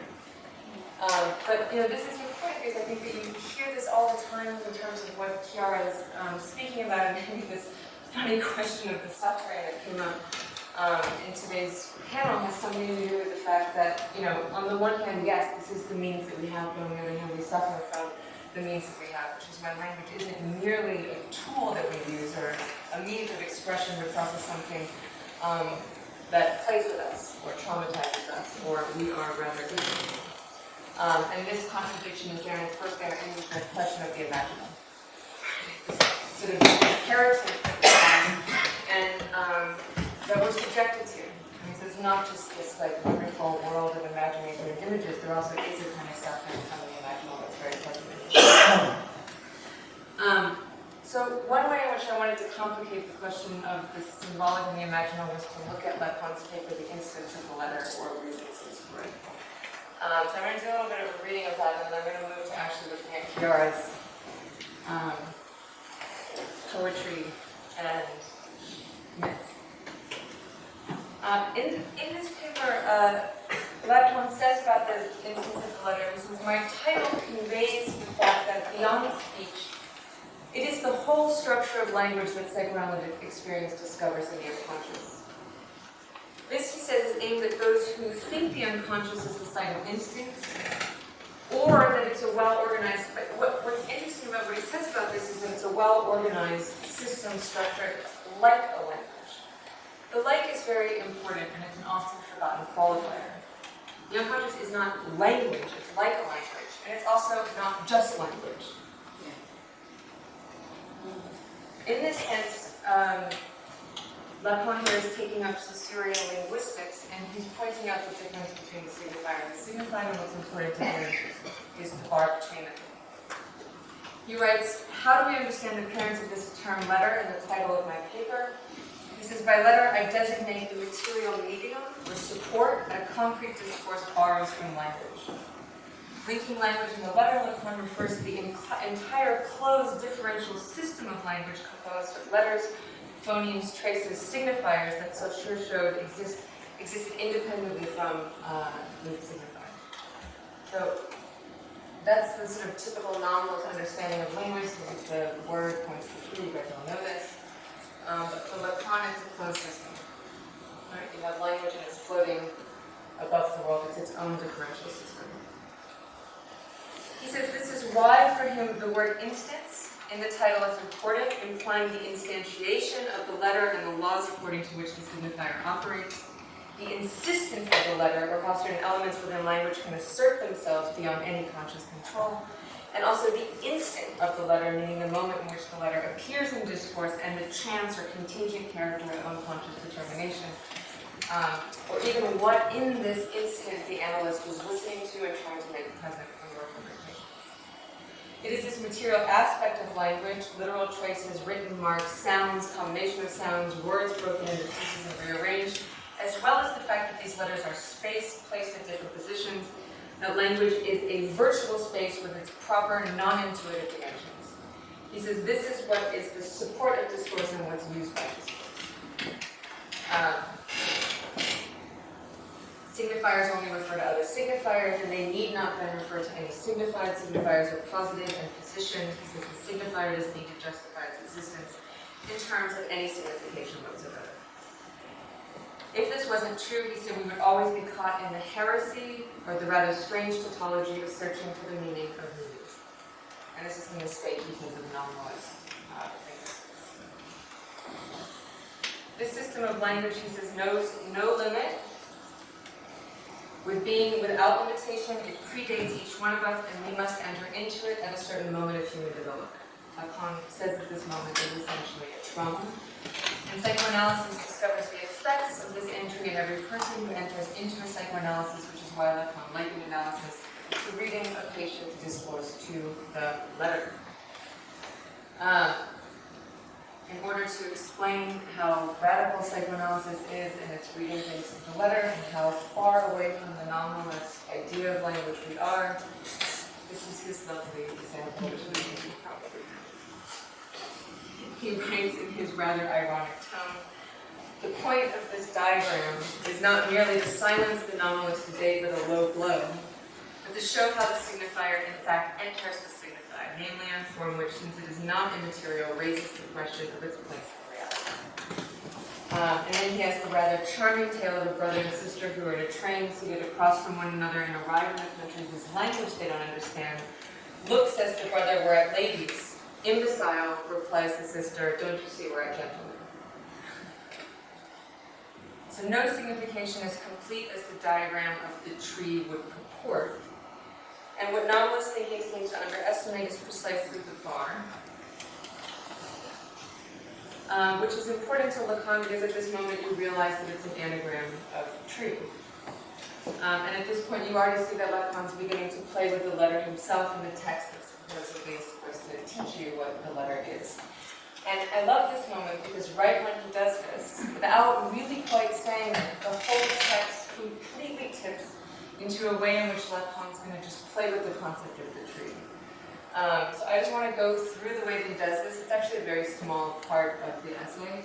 But I think in going through it, you're going to see something of the character of the imaginal as I come to understand it in Chiara's work.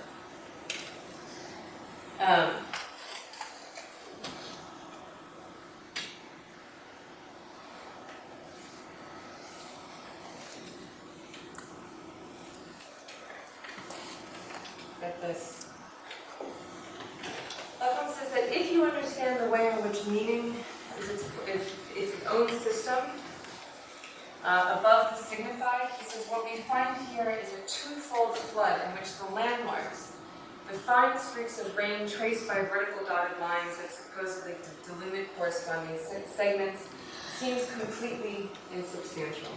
If you have the language up here and you have the signified down here, they're sliding between one another, and these are like two floods in which any human monuments that try to place themselves along the way are going to seem completely insubstantial. The next passage is extraordinary for the way that the letter he's deployed up until now, namely tree, bar, ladies and gentlemen, are going to enter into a new stratosphere. Lacan begins. He says, for broken down into the double spectre of its vowels, A-E, or the consonant, B-R, because it calls out with the rover oak, the plane tree, the significations of strength and majesty that it takes on in the world. Breaking the words down into the actual letters and their sounds, Lacan now brings up two more trees, which denote not only that there is no one tree, but many trees, but also that the image of a tree carries all kinds of significance. strength, majesty, linking the tree not only to flora but now to humans. No doubt what's on Lacan's mind is Aristotle's famous teleology of the acorn with the oak tree, and this made me very happy because it's one of those horrible posters that you would find in the boardroom. But also, importantly, the plane tree in Plato. In the Phaedrus, it's brought up that they find a place to sit so they can have their conversation, and they do remember a plane tree, and many people have interpreted because the plane tree is also a synonym for Plato's name, that Plato makes its appearance in that text. So at this moment in which he breaks down the tree in the bar into its consonants and vowels, he suddenly brings in these others. Lacan continues, he says, tackling all the symbolic context in which it is used in the Hebrew of the Bible, it erects on a barren hill the shadow of a cross. The suddenly retreat on the hill under which perhaps Plato made his presence with Socrates and Phaedrus, we now have the cross. The tree, he says, becomes the cross that denotes Christianity or the presence of Christians. This transformation from more nature-bound paganism into a different form of religion. But the cross is not only a new figure on the hill, this time it's a man-made figure, however done from the wood of the tree. Lacan is not only demonstrating the crossing of the bar, he makes the tree into a cross materially, figuratively, and symbolically. Next, he says, however, we can't just stay with the cross, we also have to understand that the cross itself could be the figure Y. Let's reduce the tree to a capital Y. The sign of dichotomy, he says, without which the illustration that historiates our memorials would owe nothing to the tree, however genealogical it claims to be. The cross becomes a Y, which is also the image of the tree. The Y is the sign of dichotomy, of branchings in mathematics, he says, and also the sign of armorials. So apparently armorials, we always think of them as that it would be a cross, but apparently there were also the Y. And he brings up the fact that this is important, obviously, for genealogical trees and the mapping of the generations. He says the mathematical tree, the branching of divisions. And then finally, and also this is the way that trees grow from themselves, this is Y configuration. And then he brings us back to the crossroads, often denoted either by an X or a Y. Of course, we have to think of Oedipus Rex. Finally, he takes this moment in which he says, obviously the question for Oedipus was, to whom do I belong? Who were my parents? We have this structure of myth. One of the moments in which Lacan says, he uses Levi-Strauss obviously to understand this sort of diagramming of myth, that the main question for Lacan regarding myth was the question, who do I belong to? And is mankind autochthonous, born from one or born from two? So in this theory of knowledge, the human beings are actually born from the union of man and woman, although the problem obviously cannot be solved. The Oedipus myth provides a kind of logical tool which, to phrase it coarsely, replaces the original problem, born from one or born from two, born from different or born from the same. By a correlation of this type, the overrating of blood relations is to the underrating of blood relations is the attempt to escape autochthony, is to the impossibility to succeed in it. Right. Lacan writes, tapping all the symbolic context in which it is used in the Hebrew or the Bible, it erects on the barren hill a shadow of the cross. The tree becomes the cross, it donates Christianity. We move then to the family tree, something that religion, but also sex and DNA also purport to do. Where do you belong? What signifies to you where you belong? We move from the tree to many signifiers of tree, to the link between man and tree, since we are, after all, talking not just about words, but other elements of language here. From man and majestic tree, we move to religion, to ancestry, to mathematics, to division, to sex bodies, to the division of cells and DNA. He does all of this in the space of 2 paragraphs. Actually, really incredible. We also, at this point, go from the word to the body via the letter. And then we're back here at the XY chromosomes. We're back to ladies and gentlemen and not knowing which door we're supposed to enter. All right.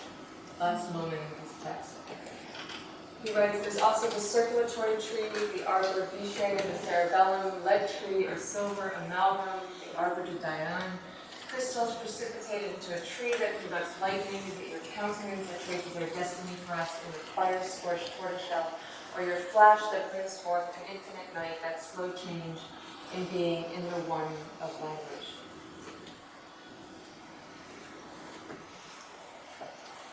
So we have body, we have geology, we have the brain, we have chemistry. Lacan's also making a joke here because the arbor de Diane, the silver trees, were the early alchemical experiments to turn metals into gold, which were obviously, obviously didn't work, but it still is the foundations of science, right? These original experiments. Freud's project for scientific psychology with its own version of a tree. And here we have lightning. So not only are we now picturing the circulatory system, the branching of our veins, but also the nervous system and the firing of brain cells like Freud's early diagrams. Lacan jumps from biology to chemistry and philosophy via the tree of Diane, crystallizing the silver trees and the tree-like structures that were also called the philosopher's tree.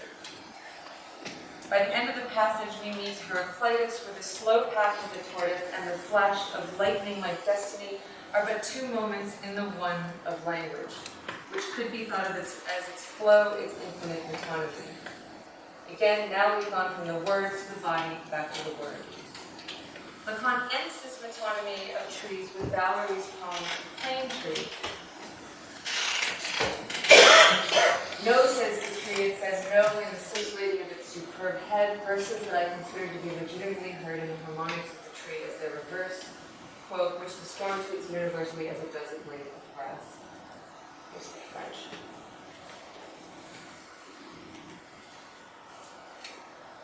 The no of the tree thus brings us back to the bar, and through poetics we can return from this trip through human history back to nature. Whatever we might say, whatever no we utter, we do so vainly, for the storm treats us the same as a tree or a blade of grass. This is, of course, already present in poetic form, where this contrast, its scintillating instance, is found in the condensation of tete, head, and tempête, storm, no less the rhyme superbe and herbe, from superb to a blade of grass. Valerie's poem is also a beautiful and ironic take on the poet's attempts to appropriate nature as a symbol, either of man or something more metaphysical, where by the end of the poem, the tree itself speaks and says to the poet, no. The tree resists all of man's attempts to speak forth as much as the tree itself resists the storm. The bar, at that point, becomes the arc. So if it isn't the storms, it's the storms in our head. The storm, at least as Lacan renders it here, is language. The twofold flood that makes any landmark seem insubstantial. However slow this process, all, he says, will be changed over time, even as the traces of history will remain sedimented into the signifier, there to be read by all of us to the letter. If we thought that the relation between word and the tree in the world was easy, simply nominative, Lacan shows us the radical sliding of the signifier and the way that the letter crosses the bar in reality, not to denote a tree, but to give us its singular history.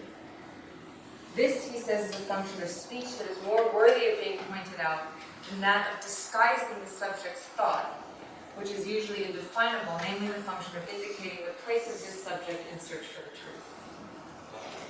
And this idea of this more interesting way of relating to language, I think is what Chiara is trying to do with the imaginary. All right, so this is the moment in which every time you give a talk, she brings this picture with her. And what's amazing to me is so many of the elements in this little trip to Lacan are present in this image. Not just that you have the tree, but you have the armorial, you even seem to have the Y figure. And that the one image, right, which is of course the question of the Leviathan or the sovereign, in this picture is decomposed into so many elements once you understand what she's trying to say about the imaginary. And it's not just the process by which the people enter into the figure of the sovereign for whom he's supposed to represent them, but all of the images that are required in order to make this transformation possible, right? Which is essentially the point of what she's doing with Lacan. I was going to read it to you, but I'm sure all of you have read it since you've all worked on this book so closely. But also, by the way, this is what was important to me in reading to you the Levi-Strauss and the sort of Oedipal myth that's present, I think, in this question of the imaginal, is that this again is a question of born from one or born from two. Here, obviously, the answer is born from one. Right? That somehow this idea of the sovereign is an idea about autonomy, right? For which psychoanalysis can test it and for which language can test it. It's never born from one, it's born from one.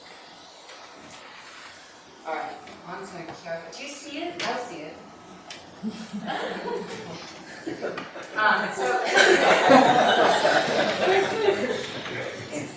I was going to call this section Chiara's infantile sexual research and her theory of the vaginal. I mean imaginal.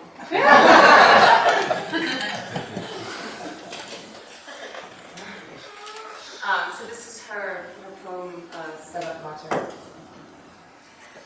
This is the mother, and the mother is breast cancer, liver cancer, colon cancer, chills, high fever, swelling of the lower legs, continuous cough, dizziness, fainting, fast heartbeat, increased sweating, nausea, severe and sudden unexplained shortness of breath, severe and sudden unexplained headaches, slurred speech, sudden loss of coordination, severe and sudden unexplained weakness or numbness in the arms, vaginal bleeding, vision changes, blurred vision, burning, crawling, itching, numbness, prickling, tingling, feeling, dilated neck pains, extreme fatigue, increased need to urinate, irregular breathing, irregular heartbeat, irregular painful and difficult urination, sore throat, white spots on the lips, swollen glands, unusual bleeding, weakness, joint pain, muscle pain, confusion, diarrhea, dry mouth and pie taste, skin rashes, sleepiness, spinning sensations, causing loss of balance, vomiting, anxiety, forgetfulness, dry hair, hair loss, irritability, nervousness, red, sore eyes, and a broken foot.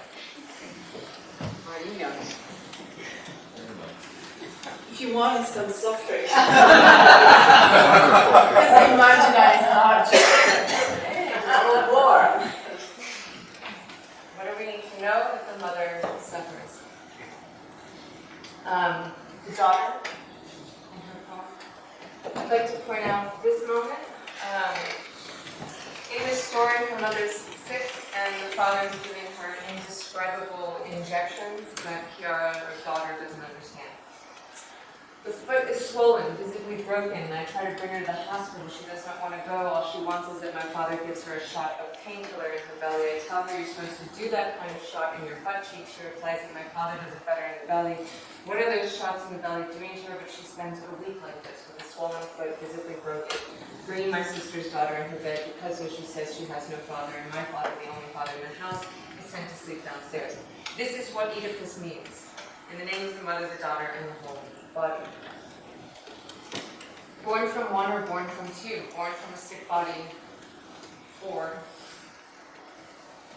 And the last one, I mean, this is very beautiful because it's her poem-like version, essentially, of, I think, the underlying question in Imaginal Politics, which is asking what function, essentially, the vaginal has.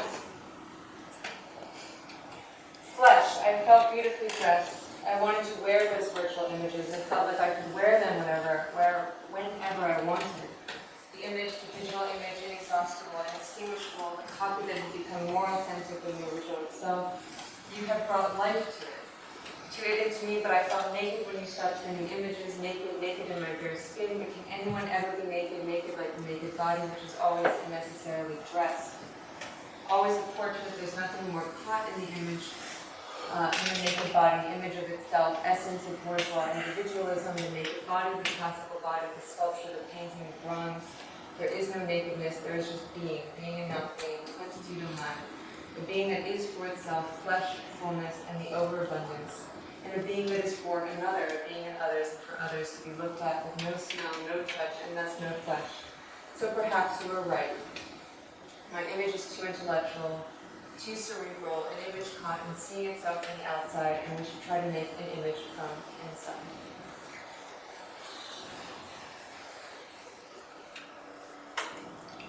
Again, Lady Strauss, I won't read it to you again. But I think that this is the question that she's asking, and I can't read all of Chiara's Pertramiti. I hope Wendy's going to publish it so that we have the translation, but I could read some of it. But it seems to be the question she's asking again and again. Born from one or born from two? What is this idea of autophagy? And there is one story that I have, which is the myth of the father, and since she told me that Patricia calls her the clear barrel or the clear bottle or the empty bottle or the little barrel. I had to go find Chiara's name in her own story, which seemed absolutely imperative. And it was in fact present in the fire. How wonderfully routine. In this story, what happens is that she's having a dialogue with her father, who in fact is the one who's too intellectual. It's all words, words, words. But he does happen to run a hospital in which people are brought back to life through injections of Bombyx mori. So I'll read this to you, and this is sort of what's taking place in this hospital. As soon as we entered, I was overwhelmed by the smell of mulberry, that unmistakably fresh and sweet taste which creeps between your teeth as if it were slush. I breathed from the depths of my lung, looking at the innumerable green leaves full of white cocoons floating in the barrels surrounding us. These are the Bombyx mori, silkworms and their mulberry leaves, and this is their only nourishment, as you can see and as you can hear. There was a constant buzz which I had first attributed to the neon light, but now realized was the result of ceaseless eating. Silkworms have to eat continuously as they prepare their cocoons, he informed me as if he had been an expert in the field, and after a brief pause he continued the thread of his reasoning. They do the opposite of what humans do. Their life is a perpetual meal which they interrupt only 4 times during the so-called sleep of the caterpillar, which is also the moment when they change their skin. So even when they sleep, they are actually working. So I tried to figure out what this name is doing in this story of the father and what the myth of the father is. And this is what I came up with. Brilliant piece of psychoanalytic work with the letter. What an amazing story, I said, turning around and looking at all these metamorphoses happening in front of my eyes. It is with silk thread that they awaken people from their sickness. What a genial idea. I wonder how they thought of it, I asked, full of wonder. And while my father lectured on, I kept looking at this thread, so exotic and so familiar at the same time. As the filament came out, I tried to spin it around my finger from the bottom to the top as if I had made a spindle with my hand. And the more thread I wound up along with my index finger, the stronger the sensation of warmth I derived from it. So something has to happen to the sick body. Some transformation has to happen. In this story, it happens through silk. And I was interested in this figure of the hand and the thread. One of the things that I couldn't read is that the new, I think what Chiara wants to do with the new edition of her stories is not add a bestiarium, but an herbarium. So it would have been nice to have had all of her stories about plants and trees. I wanted to do that as part 2 of this talk. But in this case, this idea of giving her hand, of imagining her hand with the thread around it, which is the same as the conclusion of her poem in terms of what this image is supposed to do or what access we're supposed to have to the imaginal. The idea here is that either the thread or through the leaves, we're able to wrap this around our head. This is the kind of gesture that we can give to one another, which, by the way, I would say is her rewriting of the primal scene. But the reason that I can say this about her is because I'm her perfect reader. This is the silkworms and the mulberry leaves, but because my name is Webster.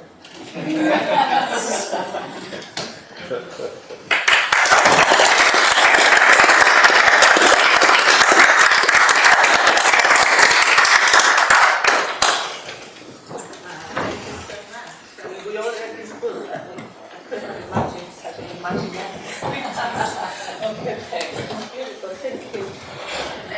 Now Patricia Gherovici also combines Jean-Michel and but also lots of writes lots of books at the same time, including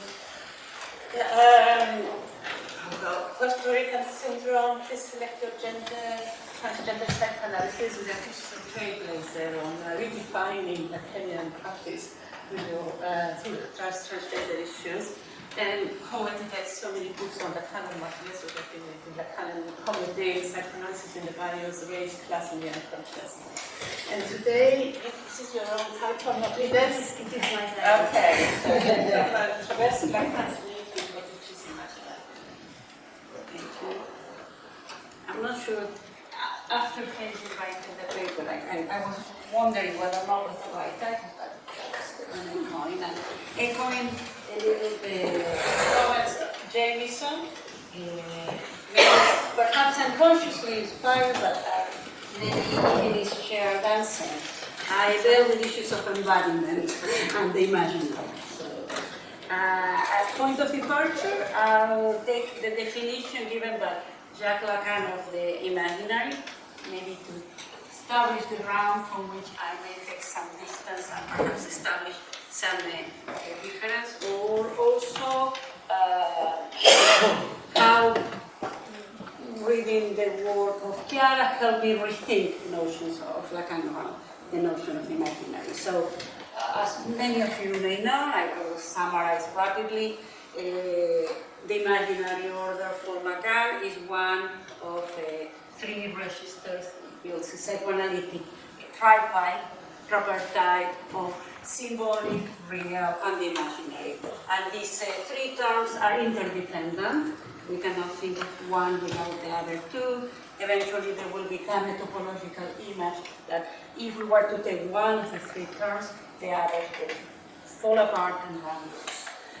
In terms of a chronology, to maybe take inspiration from doing a genealogy of imaginary in Lacan, he himself says that the three terms, the imaginary was the one that came out first, and it appeared even before 1953, when in the Rome report he gives a more articulate notion of the imaginary as separated from the symbolic. And in the 70s, Lacan gives us a simple summary of how his evolution, even with these three registers, took place. And he says simply, I began with imaginary, and then I had to chew on the story of the symbolic, and I finished by putting out for you this famous real. Thank you. Accordingly, Lacan's work is often divided in three periods. We have imaginary from 1936 to 1953, the symbolic from 1953 to 1963, and then the real from 1963 to 1981. During the first of these, Lacan regarded the imago as the proper study of psychology and identification as the fundamental psychical process. The imaginary was then the dimension of images, conscious or unconscious, perceived or imagined. It was, all this we may say, developed following the famous delivery of this famously missing paper of the mirror stage that he gave in Marienbad in 1936, where Lacan's concept of imaginary is fully articulated. The basis for the imaginary for Lacan is important to develop this because he had a practical clinical reasons. He was trying to take distance from ego psychology. And he proposes, with the idea of the mirror stage, a sort of origin of how the ego is formed, and he proposes that is formed in alienation, that is as another, by identifying with the counterpart or specular image. Therefore, identification will become an important aspect of the imaginary that is both social and individual. I am another. The ego is thus this complex element that is at the same time the most subjective private element and at the same time traversed by the social realm. For Freud, the ego, as he stated in The Ego and the Id, is first and foremost a bodily ego. And this phrase that I find very inspiring and striking even does not recur in the Freudian corpus, and is something that I think recurs in Lacan when the body emerges precisely as an identification with an image. It's an identification with a projection of a surface of the form of Freud. So, besides being an image, maybe to bring into the despair, is not a fully, an image that in a way is imposed on to an experience of a body that is a body in severe distress, is a body that is in pieces, morcelé, is a body that, thanks to this forced identification, overcomes this experience of fragmentation and finds in an image a sort of alienating but at the same time anticipatory reality. Central to Lacan's theory of the origin of subjectivity is this invention of the mirror stage that could be summed up as a dialectical progression in which the child identifies with a mirror image. This is a joyful moment of triumph or illusory mastery over the body's immaturity, often punctuated with laughter. And I will give you an example. The child is mesmerized, tapping his toes and shuffling his small sandal feet in a kind of awkward dance. He swirls and twirls, not in front of the camera, but in front of a window in the shiny black oven door. It's just the right height for a 2-year-old. Wyatt is bare-chested and wears a foggy hat on the back of his head. A string of colorful Mardi Gras beads swing around his neck. But what has really caught his attention, what has made this moment magical, are the shimmering sequins of his pink tutu. With every twist and turn, slivers of light briefly illuminate the face of the little boy, entranced by his own image. This is how opens Emily Ellis the narrative of Becoming Nicole, the inspiring story of a transgender actor-activist, Nicole Mays, and of her extraordinary family. The extraordinary family is an identical twin, a mother whose instincts told her that her child needed love and acceptance, not ostracism and disapproval, a Republican Air Force veteran father who overcame his deepest fears to become a vocal advocate for trans rights, and I'm reading from the back cover of the book. Yes, they come. Ultimately, Becoming Nicole is the story of an extraordinary girl who fought for the right to be herself. And I quote again from the narrative. This is one of Wyatt's favorite pastimes, dancing in front of the window of the studio, end quote. Says the child's father, who is behind the camera. He asks his son to show him some muscles, but Wyatt ignores the request. Mesmerized by his own reflection, he lets out a small squeal of delight, and when his father insists with the prompt, "Show me some muscles." "Why? Can I see your muscles?" The toddler looks beyond the camera lens. He's looking somewhere out of the camera range and ignores the father. He looks back to the oven window and, turning his back to the camera, strikes a half-hearted pose. And then, with his fists propped under his chin, he flexes his non-existent muscles, never breaking the spell of his reflection. He's not giving his father what he wants.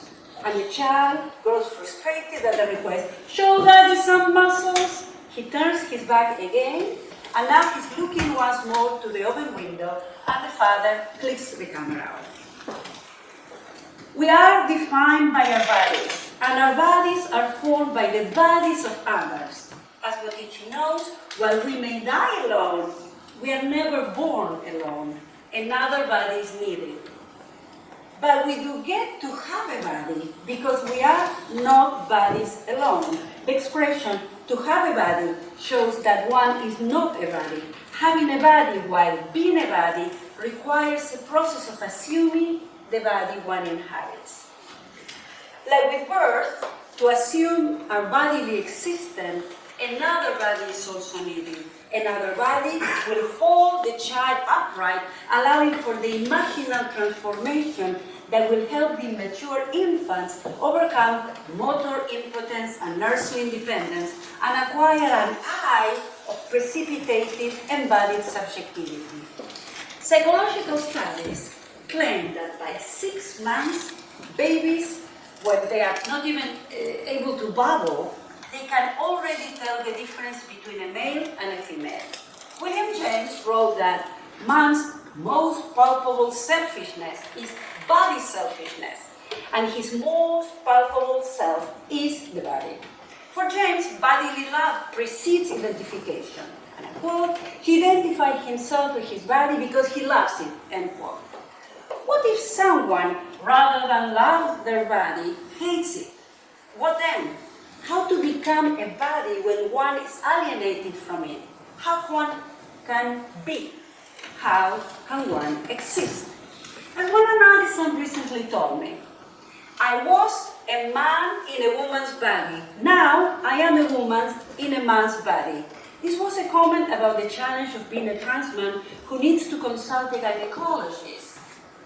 And this is maybe a situation of exceptionality that still seems to puzzle him, even though he's physically comfortable in the world, but still questioning his being. And I bring another quote. The most sexual act I did at this time was to regard myself in the mirror. I would stare, longingly I suppose, into the face of the little girl opposite me. Somehow, in the mirror, my femininity was more real. Like Narcissus, I was fascinated by the unattainable image, like him at times. Writes René Richards in Second Serve, the René Richards story. In a well-known and often quoted conundrum, the first edition is from 1974, Jan Morris presented her, quote, escape from maleness into womanhood, as a journey with some higher origin or meaning, adding, quote, I equate it with the idea of soul or self, and I think of it not just as sexual enigma, but as a quest for unity, end quote. By unity, Morris implied that she would be able to become one with the truth of her identity, a truth confirmed by a childhood memory, and I quote. I have no doubt about my gender since the moment of self-realization beneath the piano. Nothing in the world would make me abandon my gender concealed from everyone, though it remained, but my body, my organs, my paraphernalia seemed to me much less sacrosanct and far less interesting too, end quote. Morris was certain that gender was opposed to body, organs, paraphernalia. This was because Morris was being trapped in what she called sexual incongruity. Quote, I was born with the wrong body, being feminine, my gender, but male, my sex, and I could achieve completeness only when the one was adjusted to the other, end quote, she writes. Interestingly, Morris distinguished feeling like a woman from having the body of a woman. She concludes, male and female are sex, masculine and feminine are gender, and though the conceptions overlap, they are far from synonymous, end quote. Kenneth Paradis pointed out the political implications of Morris' carefully constructed argument. Quote, by locating the truth of sex in the experienced self rather than in the reproductive anatomy, the body becomes an object of subjective agency that can legitimately be altered, end quote. With this strategy, Morris was aware that she was anticipating a trend, end quote. Could it be that merely a symptom of the times, a forerunner perhaps of a race in which sexes would be blended amoeba-like into one? The world was contracting fast. Might not mankind discard sexual divisions too? End quote. Beyond these perhaps prophetic insights, Morris admitted that she was not simply looking for a gender change, but for the realization of herself. I quote Morris, that my inchoate yearnings, both born from wind and sunshine, music and imagination, that my conundrum might simply be a matter of penis or vagina, testicle or womb, seems to me still a contradiction in terms, for it concerns not my apparatus but myself, end quote. Morris' quest for a state of unity that was experienced as completion. And I quote her again, I have myself long seen my quest some veiled spiritual purpose, as though I was pursuing a great or grasping oneness, end quote. Morris felt trapped between a self-spirit that was mythically and essentially female and a constraining male anatomy. As a solution, she longed for the one. To make sense of how her feminine self, alienated in her body, eventually manages to achieve unity by a gender transition and writing an autobiography, she once needs to explore explore the idiosyncrasies of Morris' peculiar relationship to her body. Morris wrote that as a man, quote, though I resented my body, I did not dislike it. I rather admired it. As it happened, I might not be the body beautiful, but I was lean and sinewy, never ran too fast, and worked like a machine of quality, responding exuberantly to a touch of the throttle or the long haul home. Morris, in quote, Morris' male body was, quote, a marvelous thing to inhabit, end quote. But by her mid-30s, after the birth of Morris' daughter Virginia, she developed a bitter self-repugnance. I began to detest the body that had served me so loyally, end quote.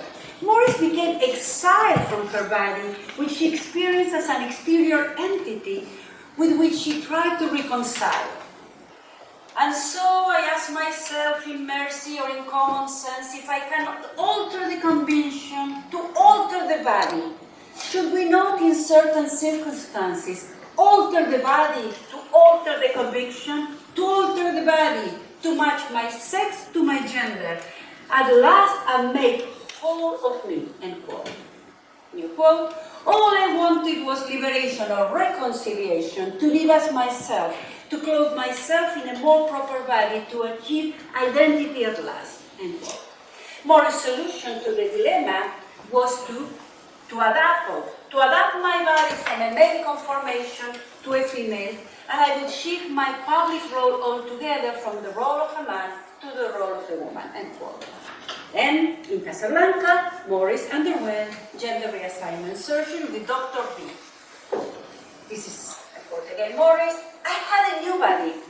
Now, when I look down at myself, I no longer seem a hybrid or a chimera. I was all of a piece. I felt above all deliciously clean. I was made by my own light normal, end quote. The surgery seems to have triggered a normalization that affected the body and the spirit. Quote. My body seemed to be growing more complex, more quivering in its responses, but my spirit felt simpler, end quote. John explains, quote, I was a writer. Full as I was of more recondite certainties, I had always been sure of that too. I never for a moment doubted my vocation, end quote. In writing about her writing, Morris described her style as if it was already revealing an essential traditional femininity, quote. The quick nationalism, the hovering hair, the heart of the sleeve, the touch of mouth, end quote. Or again, I often detect in myself a taste for the flamboyant, often a compensation for uncertainty, end quote. Feeling that she had been a writer since early childhood, Morris condenses this posture in a hedonistic mode, quote. Creating to please my senses was certainly my own literary method, end quote. More deeply though, writing had been an attempt to make body and spirit cohere. This was achieved by way of an artifice, of a supplement. In the same way, there was a gender transition, but also there was a writing about it. It allowed for a resolution of what Morris called sexual incongruity. When Jane Prosser talks about transsexual mirror images or mirror stages, he quotes precisely this scene of Morris, and he concentrates in one scene in Conundrum minutes before going to the operating room to undergo gender confirmation in Morocco. Already anesthetized, pubic hair shaven and disinfected, Morris staggers while going, quote, to say goodbye to myself in the mirror. We will never meet again. And I wanted to give the other self a long last look in the eye and win for life, end quote. The last side of that image and the person who writes will emerge, quote, alive and well and sex change in Casablanca. I had a new body, end quote. This scene is not only a transitional moment in Morris' transsexual trajectory, but is also the most crucial point in the transitional narrative. As Prosser's comments, this is when the me written about in the biography and the I that writes become one. They have been so far separated by sex, and now they're fused into a single sex autobiographical subject, an integral I. Here is the place where I see the function of the ego as an ego scriptor. It is indeed the writing of the memoir that allowed Morris to embody her body. By the same token, the gender confirmation surgery transforms her imaginal.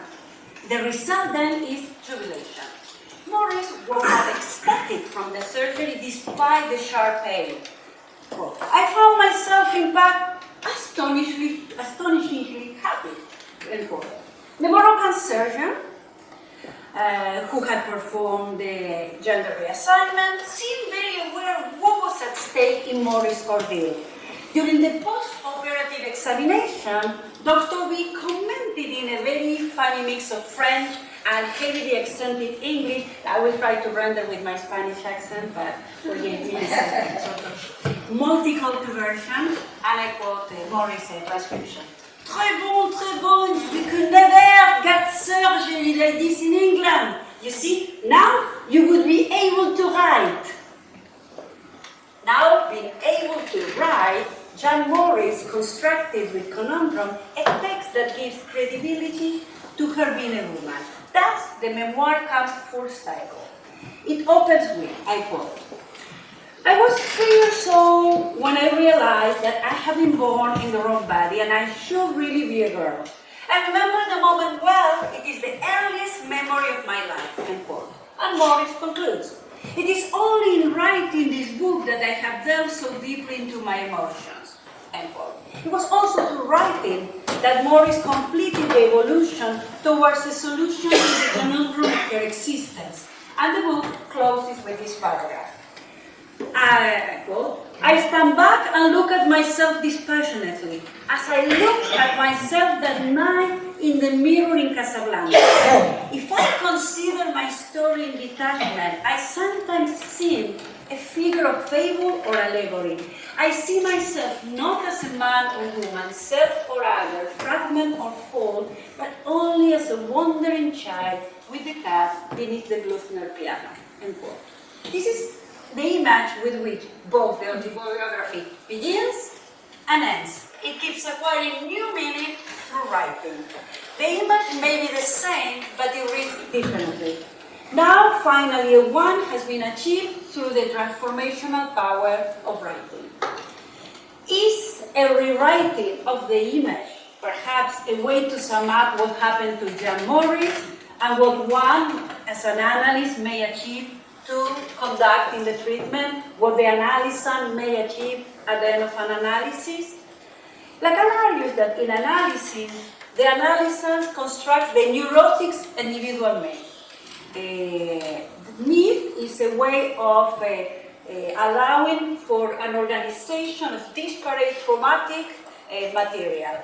In fact, it's a construction of a scene that is an elaboration of chroma that ultimately allows for the formation of a symptom. Here, Lacan is taking from Heidegger, the idea that human existence consists fundamentally of a question, and used to define neurosis as a question posed by the subject concerning not only existence but also sex. On the other hand, Freud's recognition of fantasy implies that there is no correct way of perceiving reality, and further, that even reality itself undergoes an inscription, a form of writing. Lacan speculated at the end of the treatment that the end of the treatment itself implied the traversing of a fundamental fantasy. With Chiara Bottici, we can learn to read a complex interaction of Lacan's three realms of the real, the symbolic, and the imaginary. Well then, what does it mean to rewrite an image? Isn't this perhaps an abuse of language? Beyond the old opposition between the imaginary and the symbolic, we know that Lacan ended up putting writing on the side of the real. So Chiara's Imaginal appears then perhaps as a field of possibility that will allow us to better understand the role of writing, that is in fact a rewriting that takes place and takes into account the real. That is, the real as that impossible, non-existent part of us that can be made to cohere thanks to the logic of the somehow. Writing the image with imaginal means more than, as with Roland Barthes, writing on the image, this writing would be a productive writing, a writing that would be, above all, a transformative writing. Thank you.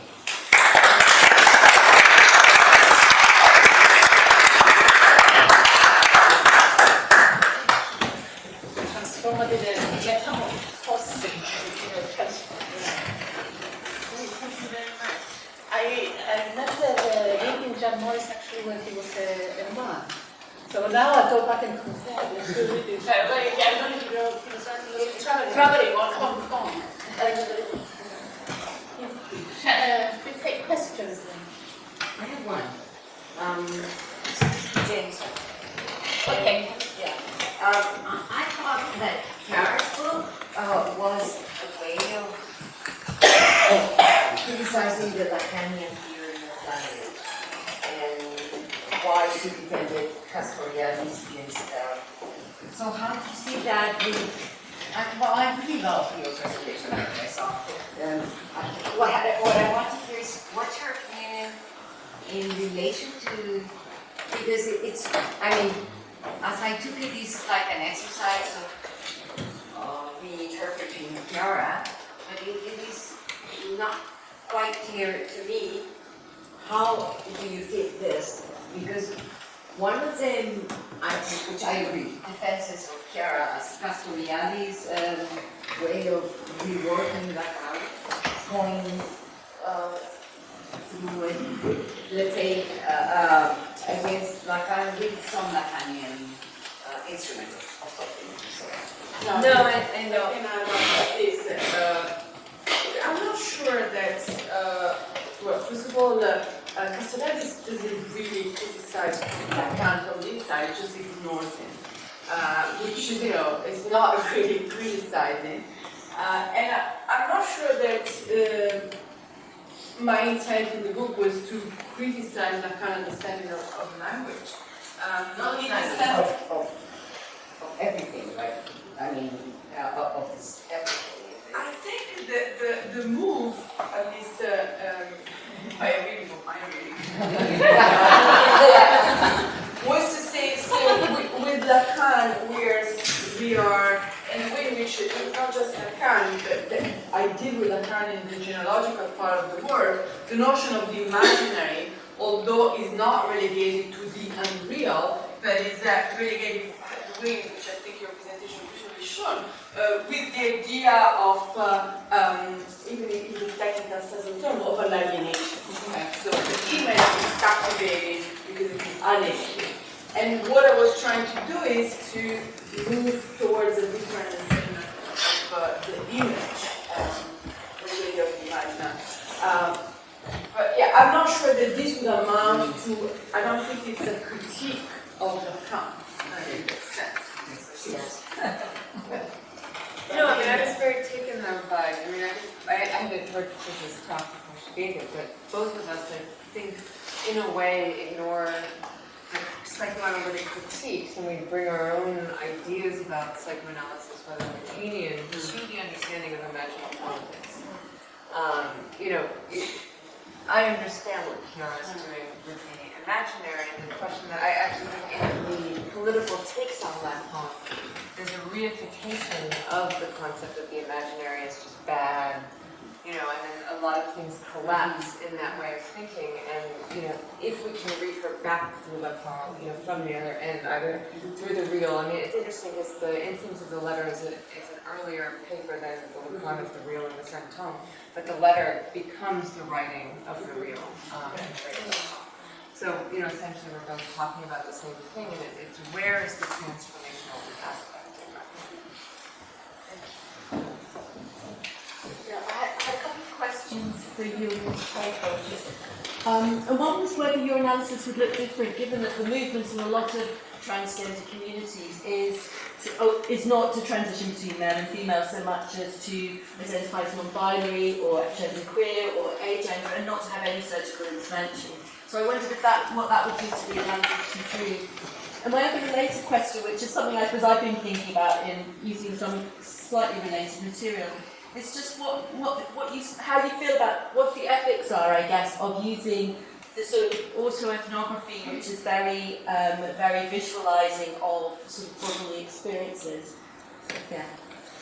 Maybe I would answer, I think what I was trying to convey, and I think in that sense, the presentation of Jamieson and mine were working together without knowing, we're dancing with the same music. That is the idea of the body written. And how do you write the body? You could write it following the binary or doing without it altogether. In any case, it may be related to Jamieson's presentations around all the controversies of the politics of the urinary segregation, as I can call it, the use of public restrooms. In many iterations of the science of all gender bathrooms, I couldn't find one that did without the bar of the signifier. So you have always the space between the two rivers remain, and I think this is one way of relating back to the Imaginaries. I don't think one should focus only on the early Lacan that supposedly beware of the imaginary, because it comes back with the symptom, the late Lacan, when the ego, if you don't have an ego, you are not doing that well in the world. So the ego in the society we live needs to assume certain gender embodiment. Could be a gender, this gender, that gender. That is the way we survive in this society. I think, I don't know if I'm following your question. I suppose because people are trying to live through the disavowed gender in the same way that people live as atheists in a kind of religiously inflected society. So trying to occupy a position which I think decades ago we'd have said that with a more structuralist analysis that there was no space outside this gender economy. But I think people are asserting their ability and right to try and do that.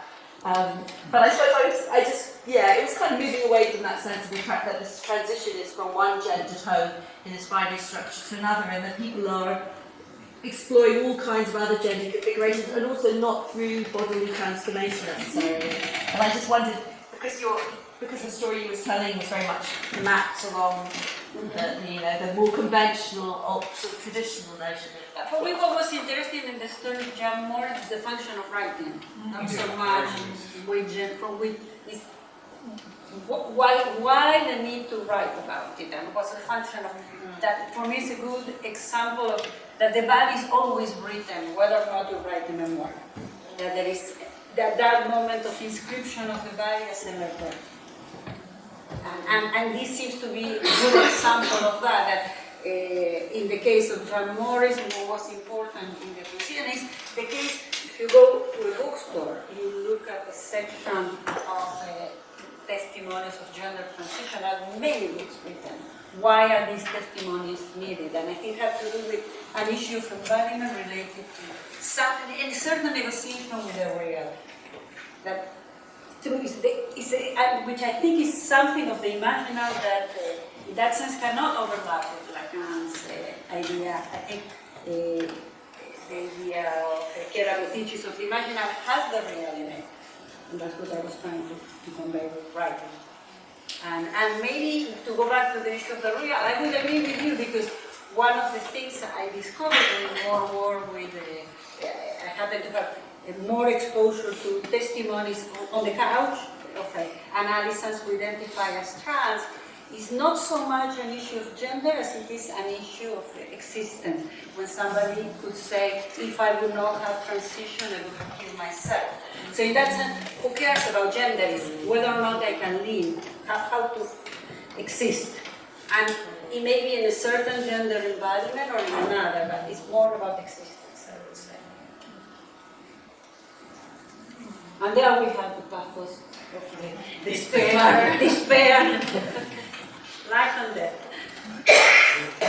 But existence with representation, which is the unusual thing, because usually the real is existence without representation, and what Chiara is doing is giving us a bit of the real with language, with representation. So that's unusual. That's the breakthrough, probably. Yeah.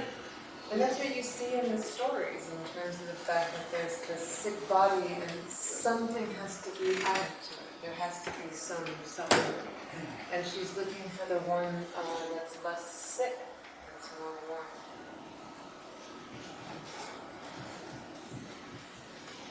Yeah. The question is Jamieson. I was fascinated by the dynamic of the two and the one in your analysis of the why. But then I was thinking, Chiara is a firm physicist, and it seems to be the project of showing that the two is one. And the imaginal, in a way, is a way of showing that the imaginary and the imagination is actually one, or the image and the real is actually one. So how do you accomplish that? How do you accomplish that? It's funny, I was thinking about that as I was sitting here for some reason, but I think that if there's an autochthony, it's in the imaginal, or if it's in the symbolic, but that this is a human creation. At that point, it's always two. So I think it's the two behind the one that pre-exists us and will after exist us. Yeah, attention. But the fact that this, I think that there's the man and the woman are the two that it is hidden underneath. In the same way that they're sort of being absorbed into the body of the and it's important for Freud, right? There's three things that he says that the child can't comprehend. And that he says the symbolic is trying to do the work of. It's the vaginal orifice. Authority, what is the father, and intercourse is what takes place between two people that creates the child. And he says, forever we're trying to do this work, so that's why I said it was Chiara's research into the vaginal imaginal. But I mean, you know, the one is there in terms of the work that's been done throughout history.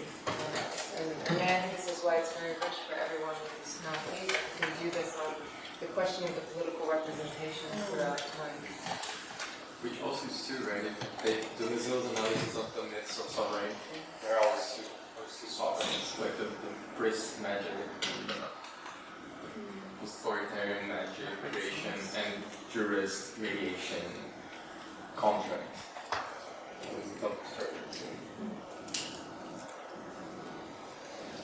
I ask my question? There is a link in the Mine is going out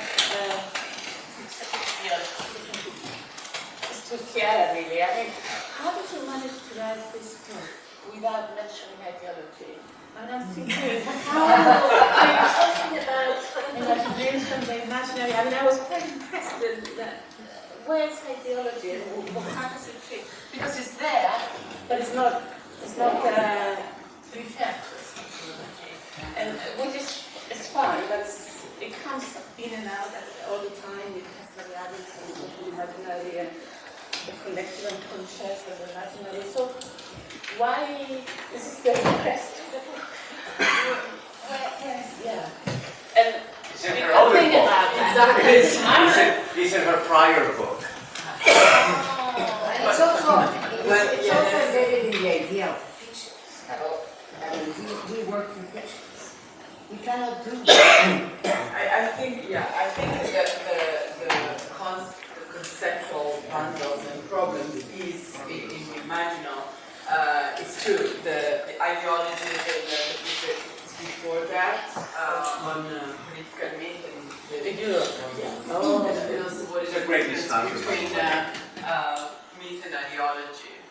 But yeah, here was really trying to point towards a different direction and possibly a different vocabulary for addressing the same issue. It seemed to me that just framing things in terms of ideology critique had come to an exhaustion. Yeah, particularly in light, really, of the fact that the notion of ideology emerged in a certain context, and that indeed I do take seriously the fact that we live in more and more virtual images has changed the phenomenology of images, so it's changed the way we live them. Yeah. Exactly. No, I agree. We are beyond the logos. So, yeah, it's not just idea and others anymore, it's ideas and more images and more images. So, yeah, so that's...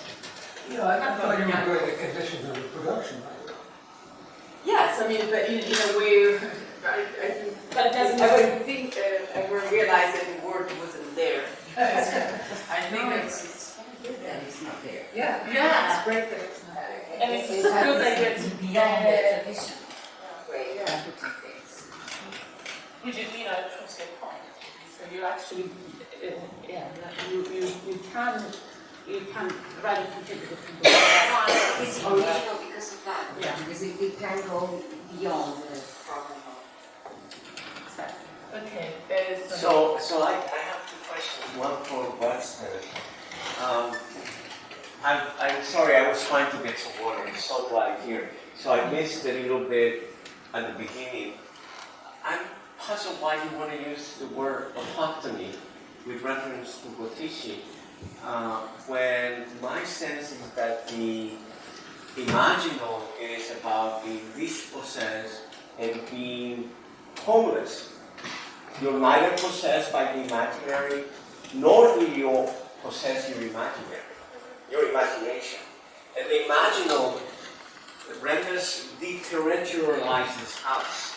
We are dreaming away we're in a stream of images, and some of them we might be able to capture, but we are not autochthonous. No, that was exactly my point. Oh, it was just in the moment where she looks at Hobbes's Leviathan and she's taking apart the autochthonous. Yeah, right.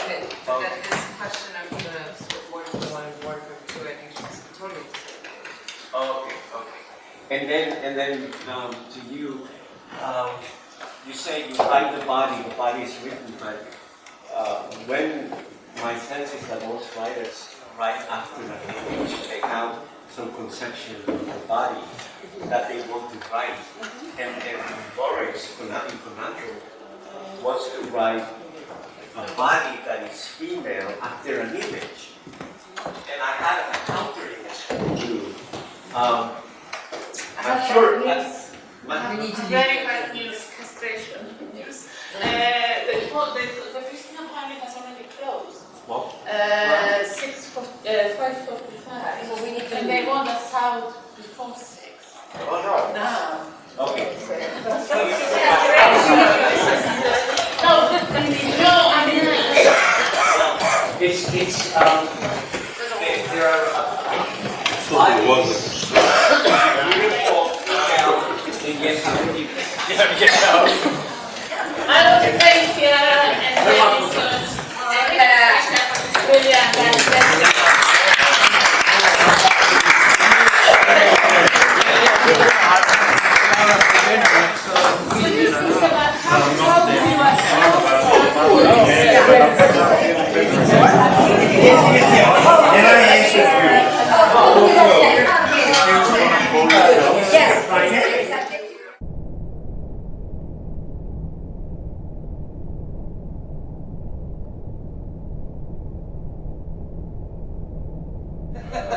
So we're very lucky that I thought this morning Caritas Botanica is with us, because that was clearly the import of her previous text. So just to say that the galleon launched by Delgrado Pedrini, the great uncle of the great niece who sits here, the ship of the conference will continue afloat.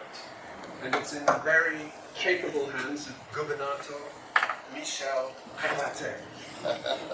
Thank you very much, Peter. And I'll just begin with a few words, and first of all, thank Peter for the conferences he organizes. I always learn so much. In this case, it's even more fascinating, interesting for me, since I've learned recently, the last 3 or 4 years, a lot from Chiara's work. And I'll begin by saying, so we introduce briefly the two speakers today, but in my field, which is between theory, between criticism, I often hear things like, you can only write about women if you're a woman, therefore Joyce, when you wrote Molly Bloom was a fraud, or you can only paint a painting of Mendieta if you're an African American. You remember from the recent controversy of the Whitney. And I think this is just a failure of the imagination. This idea that a sort of mistake about authenticity, that you have to be who you are to understand, you have to be woman to understand women, you have to be Irish to understand Ulysses. And I think this is what we learned from Chiara's important work. And in her discussion, and we return to this now, with Castoriadis, there's an interesting issue about a certain positioning of Marx and a certain Marxism. And I would just remind you all that Marx was not so hard on utopian socialism as it appears. And you may remember this weird passage in the German ideology when Marx praises Fourier for the conception of love against the German ideologue, the socialist Röhm, and so on. But of course, in Chiara's philosophy, I see something that appears as a very important reference to me, which is very Italian in a sense. She's going back to Vico's insights. Vico was the first important Italian philosopher, as a philosopher, I would say, philologist. One of his major concepts was this idea of the universals of the imagination. This is a complicated issue, but I think that we have to wait a few centuries to see Chiara elaborate something that goes back to that question. We can say that Vico indeed in many ways anticipates Marx, because his philosophy of history is that man make history, not God, and rerum ipse facto. But then there is a philosophy of the imagination. More recently, it has been taken up by Cornelius Castoriadis, who is for me an interesting and difficult thinker, Greek first, French later, married a famous psychoanalyst, Pierre Olani, and so we hear everything about Castoriadis and Chiara. First from Suzi Adams, let me introduce her briefly as I can. She comes just from Australia, Adelaide, when I was not so long ago, not in Adelaide, but where the fires were in Adelaide. You had some fires too, and she teaches at Flinders University in social theory. And then Eduardo Mendieta, coming from closer Penn State, and we are neighbors, in fact, in the same state, in philosophy. But first, welcome with me, Suzi Adams. Thank you very much for organising the conference, and to Chiara for writing such interesting work that engages us all. In 2007 or 8, I was asked to review Chiara's book on political news, and from then we've corresponded, and a friendship has emerged. And sorry, would you mind just, if this room isn't very good, I think maybe acoustically, I don't know if you're able just to speak a bit louder. Okay. Yep. Thank you. Anyway, friendship has emerged over the years, and our project that Jeremy and I are doing, Chiara has always been a very good friend and central to the good work that we think we do in the Social Imaginaries project. So it's a delight and an honour to be editing this book with her, participating in this conference. I'll get right to it. Chiara Bottici's important articulation of the imaginal takes up an intermittent current of thought. In so doing, she does much more than simply deploying the notion of the imaginal in new context. She develops it in distinctive and original ways. Her specific purpose in developing the notion of the imaginal opens up new directions in critical theory. Her use of it focuses on, quote, the relationship between politics and our capacity to imagine, unquote, as response to the overemphasis placed on rationality, but also as a rejection of the argument that the non-rational can only be articulated via political theology, with its concomitant emphasis on Benthor's death. She takes up the cudgels of the imaginable in relation to the burgeoning debates of the imagination and social imaginaries in recent decades. These are, it is to be remembered, related but distinct fields. Bottici seeks to situate the imaginal as overcoming what she sees as key dilemmas in debates on the imagination and imaginary. In her view, the imaginal is the conceptual tool best suited to overcome these impasses. In this paper, I focus on one of the philosophical dilemmas, the issue of the individual imagination as a metaphysics of the subject and the issue of the social imaginary as a metaphysics of context. In particular, I focus on her assertion or argument that Castoriadis is caught in the metaphysics of context. I will offer an alternative reading and argue for a different understanding of Castoriadis. Although Bottici finds Castoriadis' work the most important account of both the imagination and the imaginary, he nonetheless, according to her, also falls into a metaphysics of context. Yes, but a re-examination of his work, I argue, leads to a different conclusion. So my argument is twofold. First, I argue Castoriadis is not trapped in a metaphysics of context, so that the question of the imaginal resolving this dilemma remains open. If I get time, I'd also then like to circle back around to agree with Bottici and arguing against Castoriadis, but nonetheless his concept of the monad at the psychical level and his elucidation of what amounts to closed cultural worlds on the social historical level does constitute a dilemma within his own work. So what I'd like to do overall is to argue with and against Castoriadis, to argue with and against Bottici. So I think of my task today as an unpacking. The thread I'm employing, I hope, always remains visible, but there is sometimes some circuitous stitching, if you like. The theory of the imaginal, as Bottici conceives it, is argued to resolve insoluble dilemmas. The one I'm focusing on today is Bottici frames it as, quote, individuals as containers of their faculties and contexts which contain individuals. This is another way, different ways of articulating this as subject, the difference between subject and society, freedom and determination, and indeed these different debates overlap in her account of it. Bottici provides an in-depth discussion of the imagination in her book, but her discussion of the social imaginary is less systematic. In my view, and specifically in relation to Castoriadis, which is my focus today, even when she discusses the imaginary, she will often refer also to the imagination, and I think there needs to be a clearer distinction between the two. Overall, she discusses when discussing the imaginary in Castoriadis, she tends to discuss the social historical and his break with Marx, but spends less time focusing on the social imaginary significations per se. So what I want to do in this paper is to focus more directly on social imaginary significations and that transsubjective region, and from that extract a different reading. From her discussion of the imaginary, Bottici concludes that it, as context, possesses us instead of a faculty that we possess, as per Lacan, or even that it, quote, thickens to the point that it becomes a prison, as per Charles Taylor, where we, quote, lose our free capacity to imagine. So one of the issues that comes up here is the freedom of the individual versus the constraint and determinism of society. And often the imaginary significations seem to be presented as a structure that constrains and limits. Despite the importance of Castoriadis' work to Bottici's thought, he too falls into the trap of the metaphysics of context.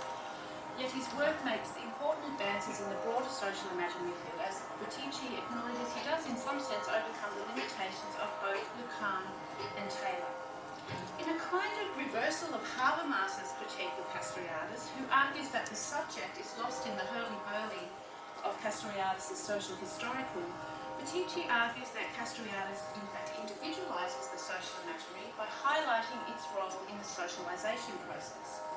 The social historical and the imaginary self-institution of society socializes the psyche, and this simultaneously, as I argue, is a hominization process. It is via socialization that the not quite human psyche becomes a human in the full sense of the term. The crux of Bottici's argument is that there is an absolute schism between the psyche and the social historical in Castoriadis' thought, and this leads to being entrapped in a metaphysics of context.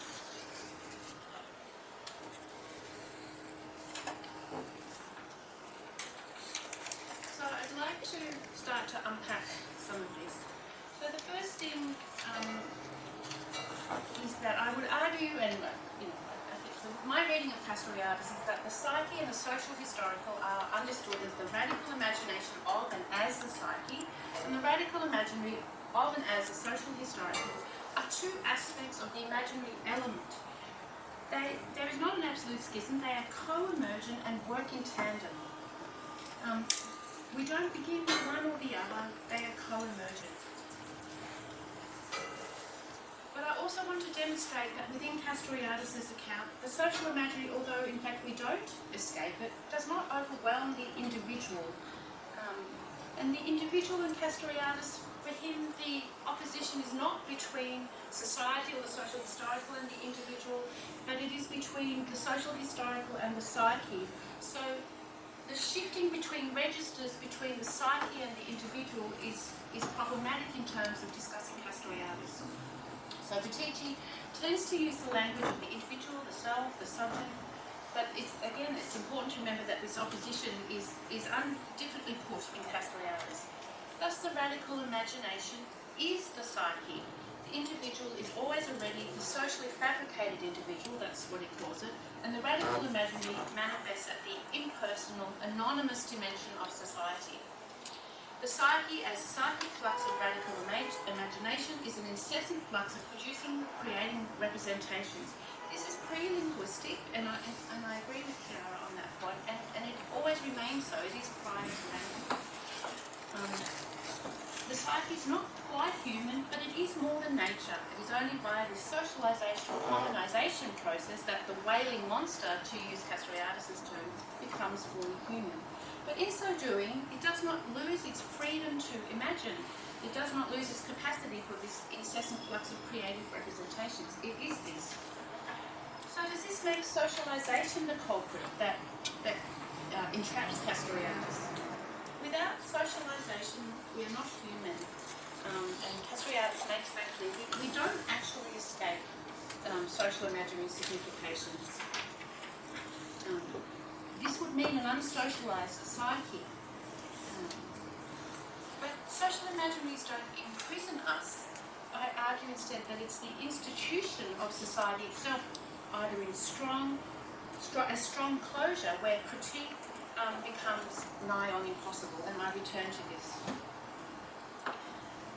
The question is then, is socialization monolithic? Is it a one-way determining process on the psyche? Here Bottici argues that the Castoriadis account of social imaginary is not limitless as per Taylor's prison, but I actually think Castoriadis' account of the imaginary element is the most fundamental aspect of the human condition, and in this aspect the social imaginary we cannot escape it. Whereas Ricoeur and Taylor prioritise language over the imaginary, Castoriadis clearly subordinates language to the social imaginary, and this, for him, the social imaginary significations are primary. But I don't necessarily think that this means it imprisons us. It is what makes us human, but it does not determine us monolithically. Social imaginaries are constellations of meaning. This means they are intrinsically underdetermined. They shape and provide parameters, but they must each time be interpreted by the psyche becoming human, and there is no preset limit or direction of that interpretation. So the answer is, I don't think that socialization is monolithic, but I also don't think that Castoriadis adequately covers this himself. The problem here is not the notion of socialization in terms of social imaginary significations, but his problematic polarization between autonomy and heteronomy, and his inadequacy or his inability to accept the creativity of interpretation and the interpretive aspect of creation. Bottici quotes Castoriadis that there's no Athens without Athenians. This is true. This is not so much a point about Athenians as individuals, instead they are products of the institution of society. But Athenians and Athens for Castoriadis were an autonomous society, and hence they were autonomous subjects.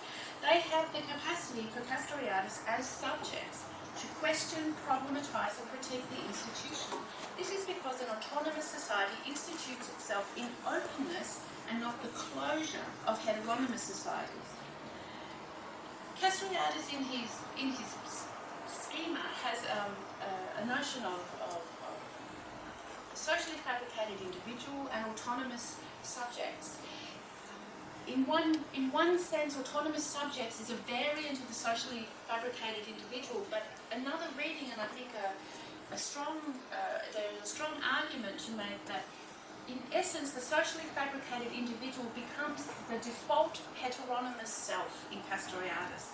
So heteronymous selves, the socially fabricated individual and the product of socialization by the social institution, are not addressed as selves on their own terms. He basically reduces them to this socially fabricated individual of society. Where this is a generic term, so like the social historical that covers both autonomous and heteronymous societies, it functions in fact as an opposition between heteronymous socially fabricated individuals, which do not seem to be much more indeed than the reproduction of the institution of society without much freedom of interpretation, because society is instituted in closure, as opposed to the freedom of the autonomous subjects to question and to reflect on the institutions. So I argue this is a tension between his implicit and underdeveloped notion of the self, the subject, and the socially fabricated individual. But it also points to an absence in Bottici's account, and this is the discussion of institutions. She draws on Arneson's notion of context to frame her dilemma. This is a culturalist notion. Arneson in that paper is arguing for the imaginary as a hermeneutic notion on par with rationality. So the shift from reason to rationality, we can think of the shift from the imagination to the imaginary as a culturalist account of both modernity and the human condition. So I note here, and this is a fine distinction, that in Johan Arneson's work he makes the distinction between a culturalism or culturalist account and a culturological account. So a culturalist account is more relying on ideal types, and a culturological account takes far more account of history. And I think it's fair to say that in this essay by Johan Arneson, it is more culturalist. But for Arneson, as indeed for Castoriadis, whereas a culturalist account of social imaginary significations is, I think, valid, this is not the whole story, because social imaginary significations are always embedded in institutions. They don't just hover in the air. And it's this institution of society that does the socializing. So we need a theory of society as well as a theory of culture in this sense of social imaginary significations as meaning.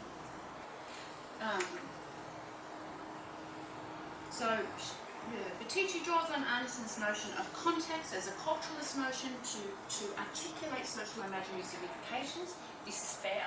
But I think what's missing is this account that social imaginary significations are always embedded in and animate institutions, thus social individuals are walking fragment of the institution, as Castoriadis says. So we must take account of the role of institutions, not just the psyche individual and the social historical. And we see this in there is no Athens without Athenians, or Athens is Athenians, but this is about the institution of Athenians, not just the social imaginary signification of autonomy that animates and articulates that institution. So, but to go back to social imaginary significations, they are, as I've said, meaning, constellations of meaning, and meaning occurs properly at the social historical level, and through the process of socialization, the social historical gives the psyche meaning that it cannot generate for itself. And indeed, meaning, not images, is our mode of being in the world. Social imaginary significations give us our world, not images. As Merleau-Ponty says, and this is a disagreement that I have with Bottici, as Merleau-Ponty says, because we are in the world, we are condemned to meaning. And although Castoriadis loses that phenomenological insight, or loses the richness that a broad engagement with the problematic of the phenomenology of the world gave him in his early work, nonetheless he did retain the notion of social imaginary significations create a world of meaning. And he It is also true that he says social imaginary significations create images, but there is a shift in his work. So at the beginning, yes, there are images and figures and forms, and then in the second phase of his thought, I argue there are three phases of his thought. So in the final chapter of the Imaginary Institution, which is the chapter on social imaginary significations, he says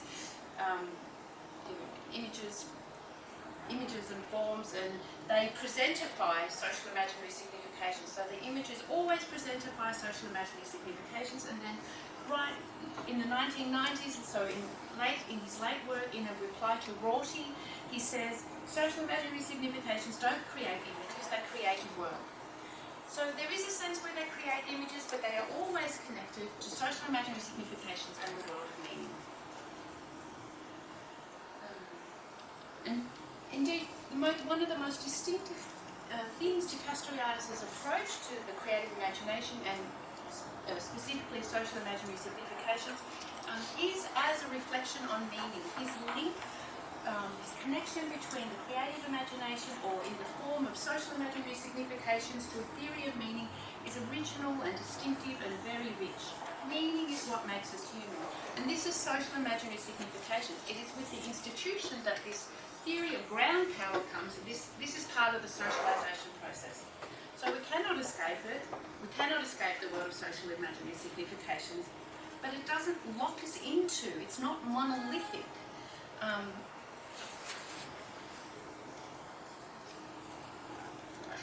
come back to that.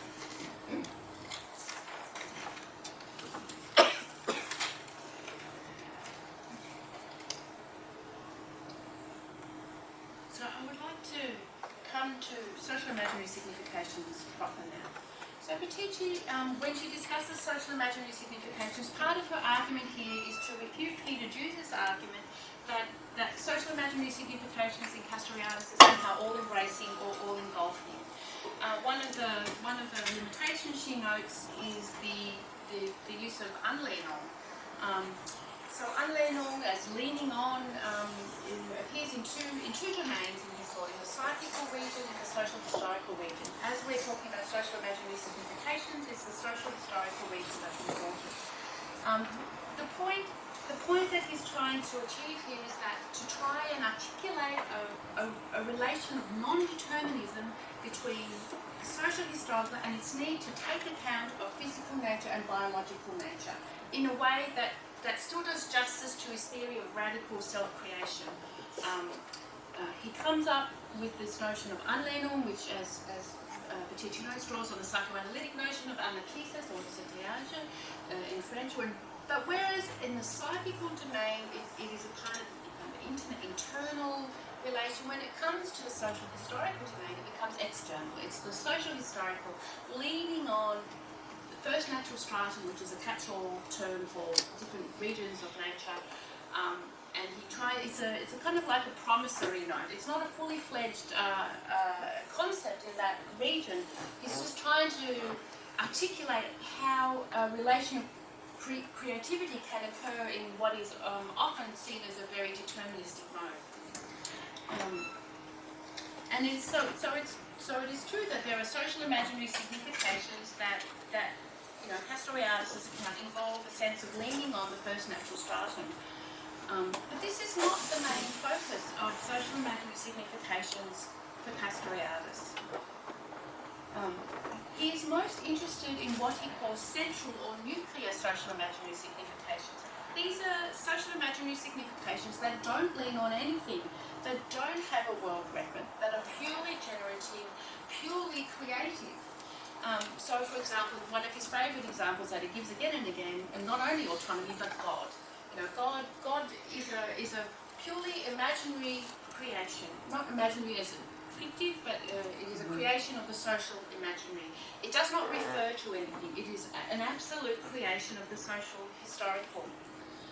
Incidentally, his inability to accord nature a central place in social imaginary significations is, I argue, one of the reasons why he needs to subordinate new social movements around ecology to the project of autonomy, rather than being able to see a new central social imaginary signification of nature, because in his terms, nature must always be something that is lent on and is not a pure creation of the social imaginary. That's an aside. So social imaginary significations are something that we think with rather than about. They stand behind us, we think with them. They institute reality for us, and through the emergence of new social imaginary significations, social changes occur. Central social imaginary significations are totally creative, absolutely generative. They do not have a world reference.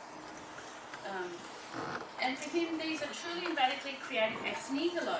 The later qualification to his account of creation ex nihilo comes in his reply to his critics in the late 1980s, where he says they are ex nihilo but not cum or in nihilo. What he's arguing for there is a conditioned kind of creation. But what is that? What is a conditioned kind of creation? Conditioning must involve an interpretive element. Castoriadis says all the way through his work, Freud, he always talks about the imagination, but he never actually uses the term. Implicit in Castoriadis' account of social imaginary significations and creation ex nihilo is an understanding of creation as interpretive and interpretation as creative. It's implicit everywhere in a recreation of ancient Greek autonomy and modern autonomy. What is that if it's not to be a repetition, but a creative interpretation? If it's not to be a model, if it's not to be monolithic, then it must involve interpretation. He couldn't explicitly acknowledge that because interpretation and hermeneutics for him is a form of heteronomy, so he couldn't reconcile those things. But like Freud, who never mentions imagination but talks about it incessantly, I would argue very clearly that there is a very implicit and incessant account indeed of the interpretive dimension of creation and the creative dimension of interpretation in his work. And this goes to the point why I'm arguing that he's not caught in a metaphysics of context, because when the social institution, which is animated by social imaginary signification, socializes and homonizes the psyche, which is, as Chiara says, sometimes a violent process, it is nonetheless it involves creative interpretations on two levels.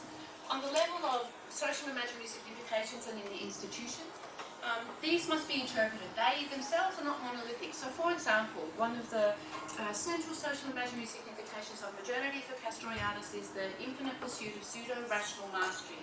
This is being interpreted and articulated in three institutions: bureaucracy, capitalism, and technoscience. These are not the same.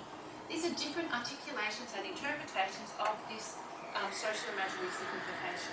They are underdetermined as a constellation of meaning. There involves a process of, if you like, free interpretation. And at the level of the psyche becoming human, there is, as I conceive it, if the social imaginary institution at this transsubjective level creates and institutes varieties of subjectivities, then the psyche becoming a social individual encounters those and also interprets and interpretively creates what that particular subjectivity looks like. It's not monolithic. You are whatever the identity is in a particular society. It's not monolithic. There is always room for interpretation. The issue is, again, the institution of that society as more or less closed or more or less open. That is where I think, and that this is historical, not metaphysical, where there's more or less freedom room to move, if you like, on both ends. But there is an intrinsic underdetermination of social imaginary significations, and this then gives a freedom. And bypasses, I argue, this cage, the cage of context.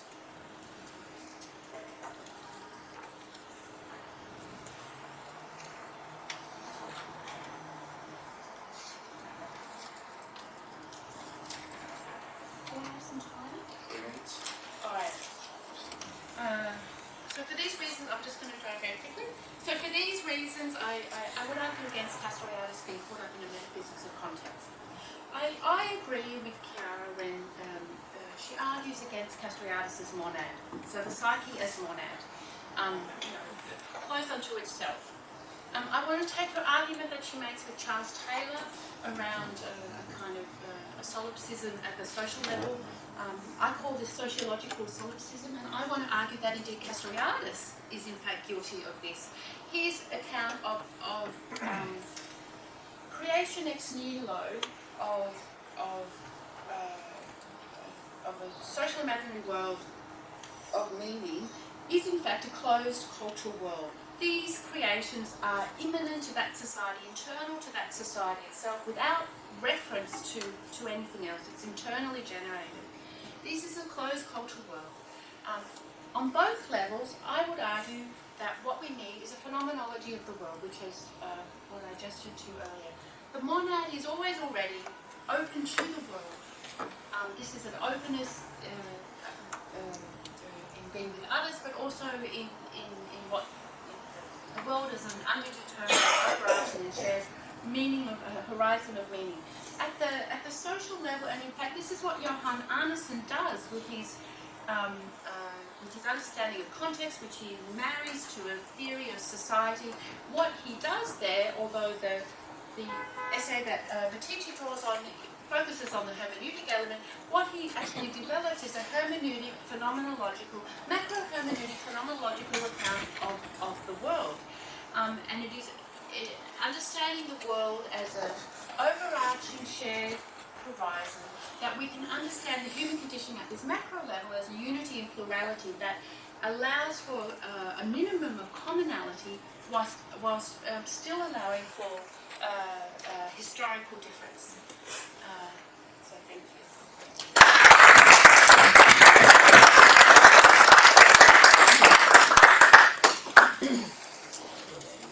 Going to the other second. We'll take the questions at the end. Okay.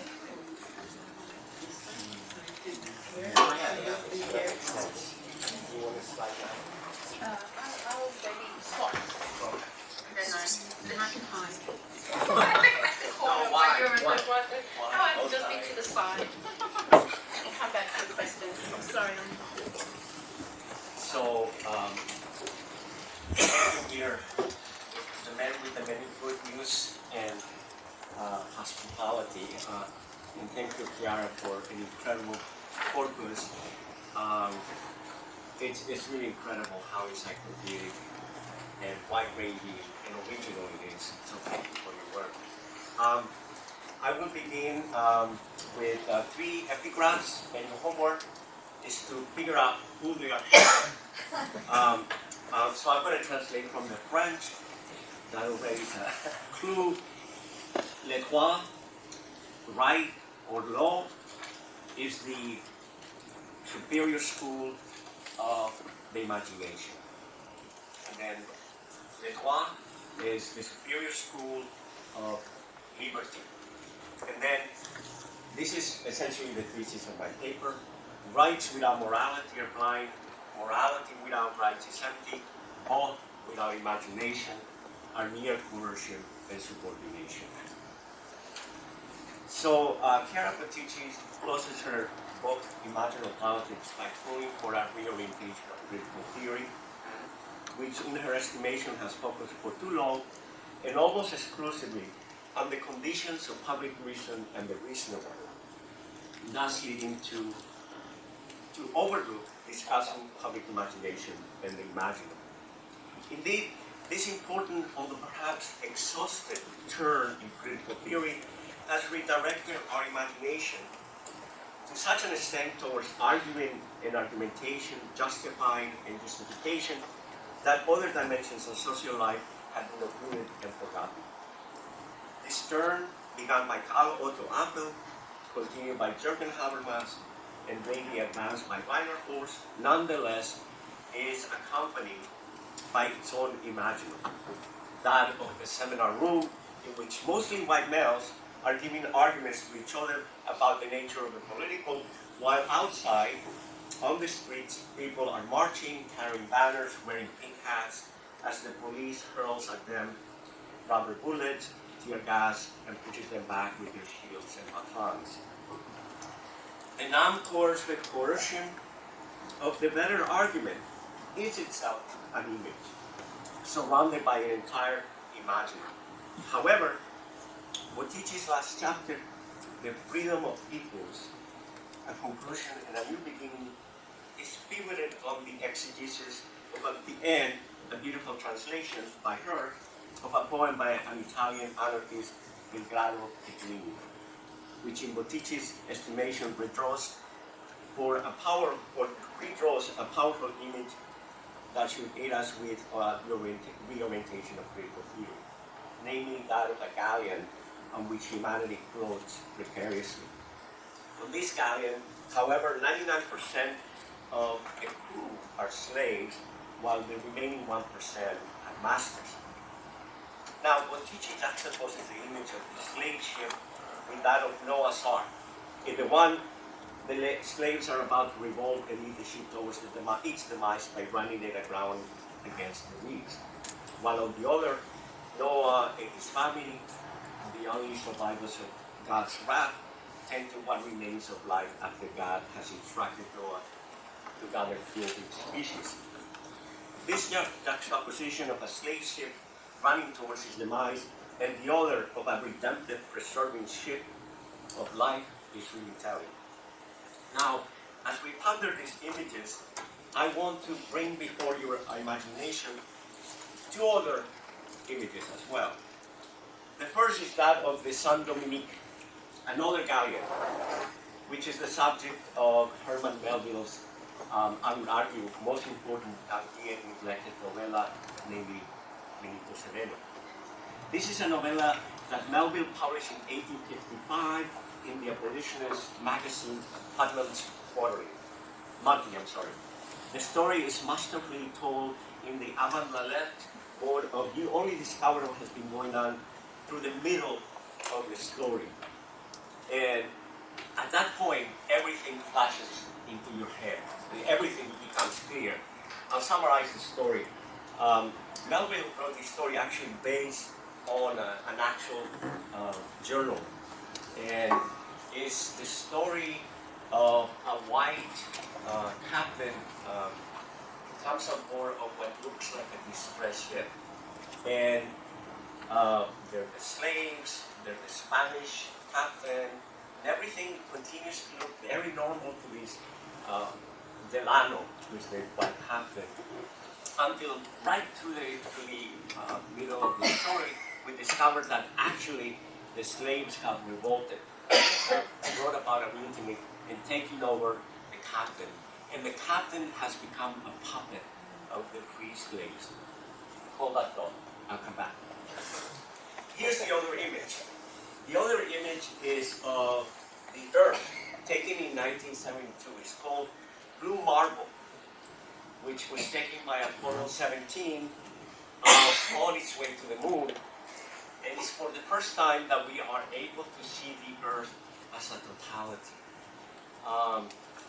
And allegedly, this is the most reproduced photograph ever in the history of photography. It is of the Earth against the dark space, and it looks blue. You mostly see Africa, although you can see the Arabian Peninsula and the Atlantic and Pacific. It's an incredible picture. According to Kelly Oliver, who has written a beautiful book on this image, philosophy after the Apollo missions, this is, on the one hand, a great hermeneutical event, because for the first time, we are able to see the Earth as a whole, in fact, as a spaceship. And it became a catalyst for the ecological consciousness. So, now let's go back to Benito Sereno. Benito Sereno is a fascinating story because the second half of the story is told in the mode of the legal proceedings of the trial that takes place after the slaves have been taken back and imprisoned and there's a trial. The interesting thing is that the leader of the rebellion, a tiny, very smart black man who has led all of these massive, beautiful black men to rebel, refuses to talk. He will not stand as a witness, either for his colleagues or to defend himself. Why? We're supposed to surmise is that Melville thinks that this man could not defend himself because he was not a person. So what was the point of trying to speak before this trial? The point here is that Melville gives us a notion of a freedom that we cannot imagine, that we cannot recognize, right? And this is the moral that I take from this story. That Delano, the white Catholic, could not see what was before his eyes because he could not recognize the freedom of this insubordinated black man.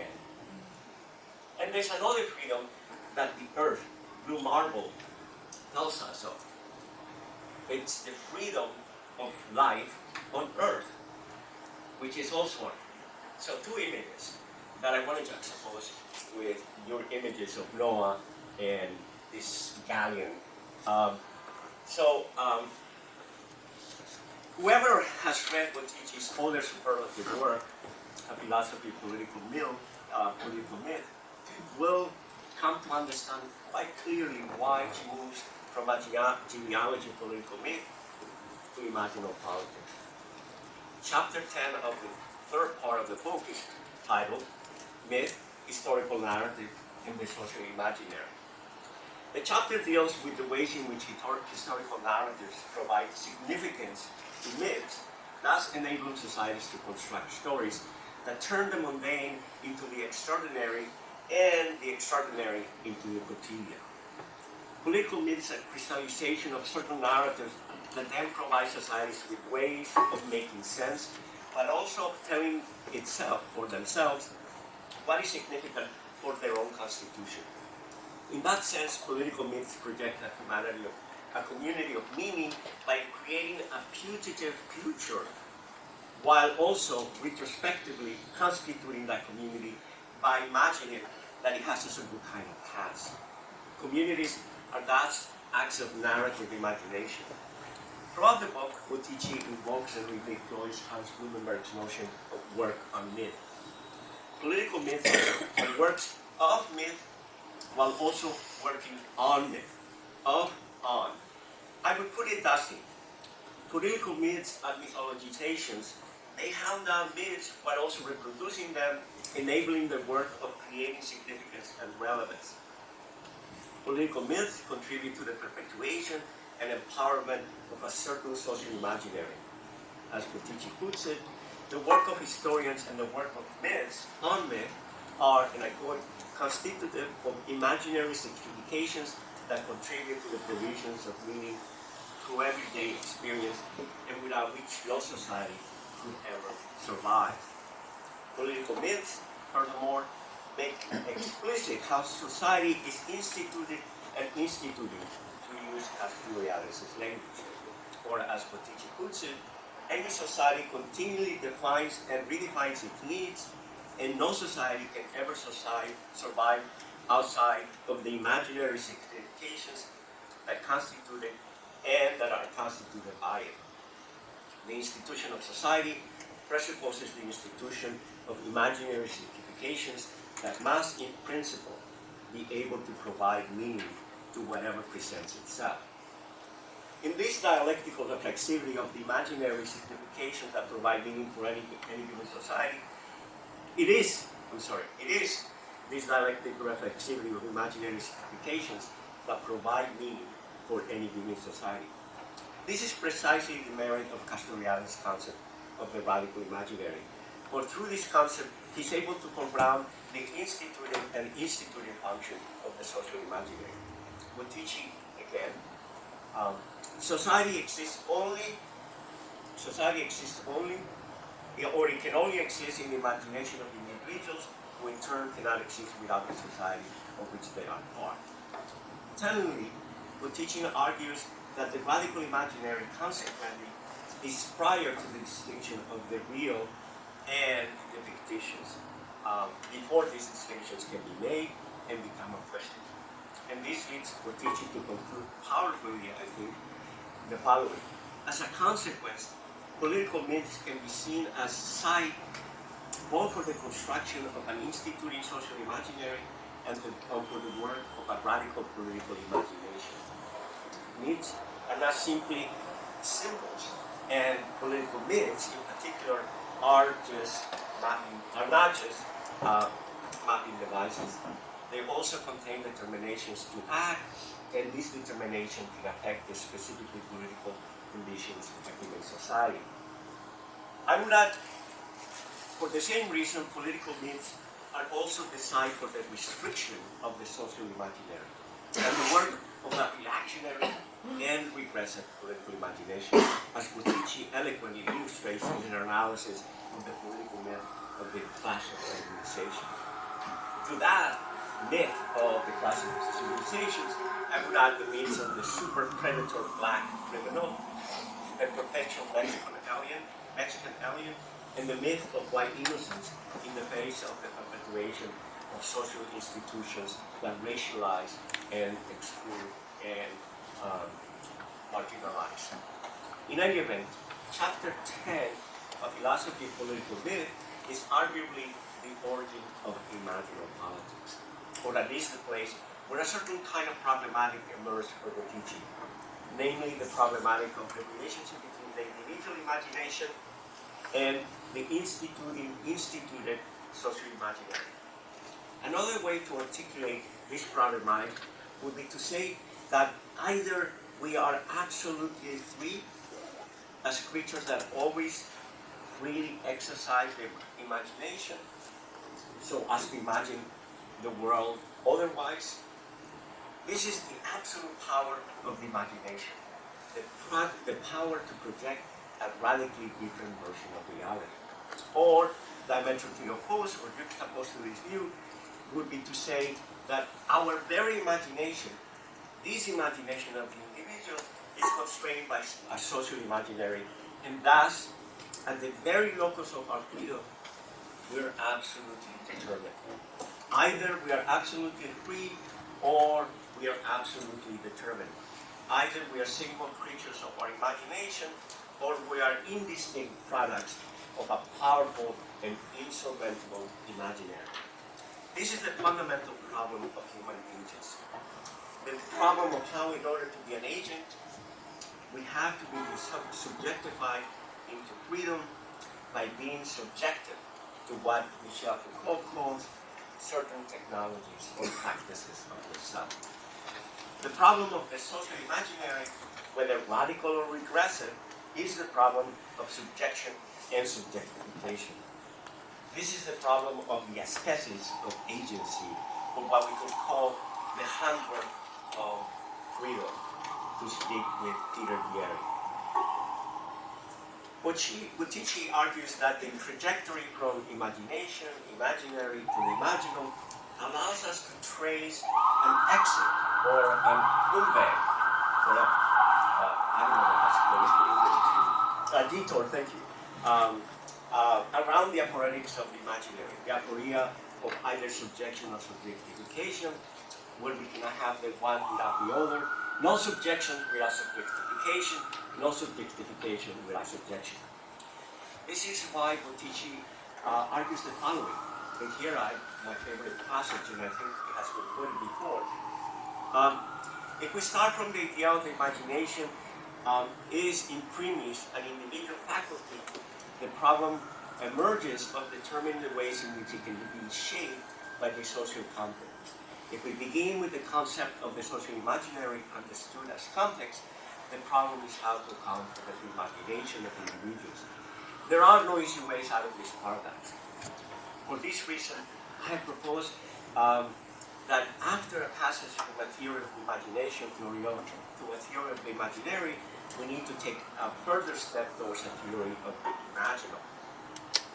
Imaginal simply means simply means what is made of images, imaginaries, and as it can be both the product of an individual faculty and a social context, as well as the result of a complex, yet to be determined interaction between the two. Here, however, I would want to recruit Bottici 1 to argue against Bottici 2, namely the Bottici of the political myth against the Bottici of the mere images. As powerful and as suggestive as the imaginal is, I am not sure it resolves the operatics of the imaginary so well diagnosed by her.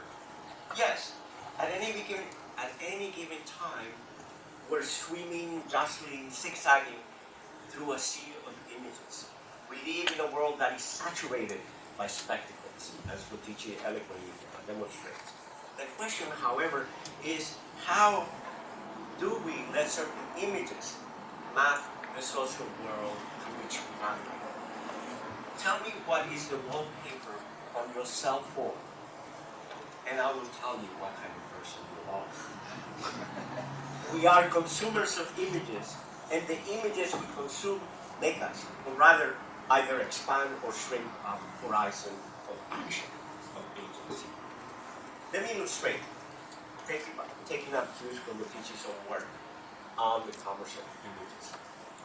Western media relentlessly produces and reproduces images of Muslims as irascible, radical, violent, misogynist, which are either deliberately or unwittingly juxtaposed to those of Westerners in carefree postures, holding hands, smiling, reading, dancing, jogging. Have you ever seen a Muslim jogging? Have you ever seen a Muslim woman, dancing in her burqa? No, that's unthinkable. These are two radically, diametrically juxtaposed worlds. One of fundamentalist totalitarianism, the other of enlightened freedom. The images of one invoke two imaginaries simultaneously. One of what we take our enemies, or the enemies of our culture to be, the other of what constitutes who we are, or at least would like to be. Political myths work through images, and the work of the ideological power is circulated and innervated through the process of making sort of images that coin, that are the emblemata, by means of which we brand the order. From among a sea of images, how do we get to select some as opposed to others for giving significance to a social existence? How do we use some as either flotation devices, since we're talking about sea and ships?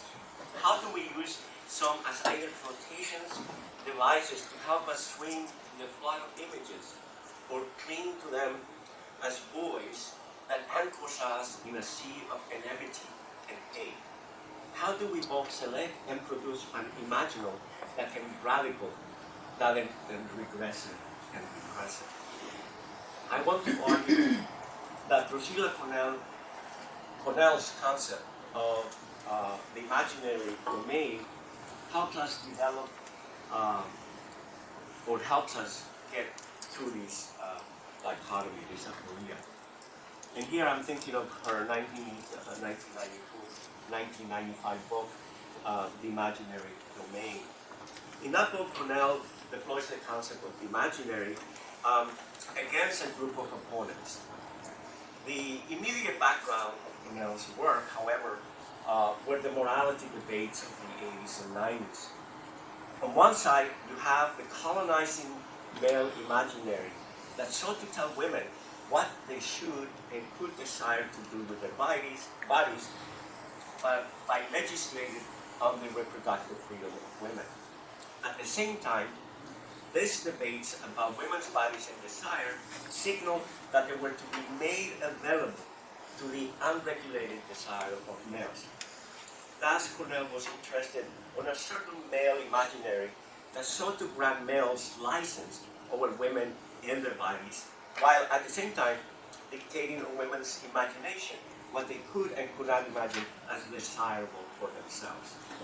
On the other side, you have the feminist crusades against pornography, as you know, led by Mackinnon and Dworkin.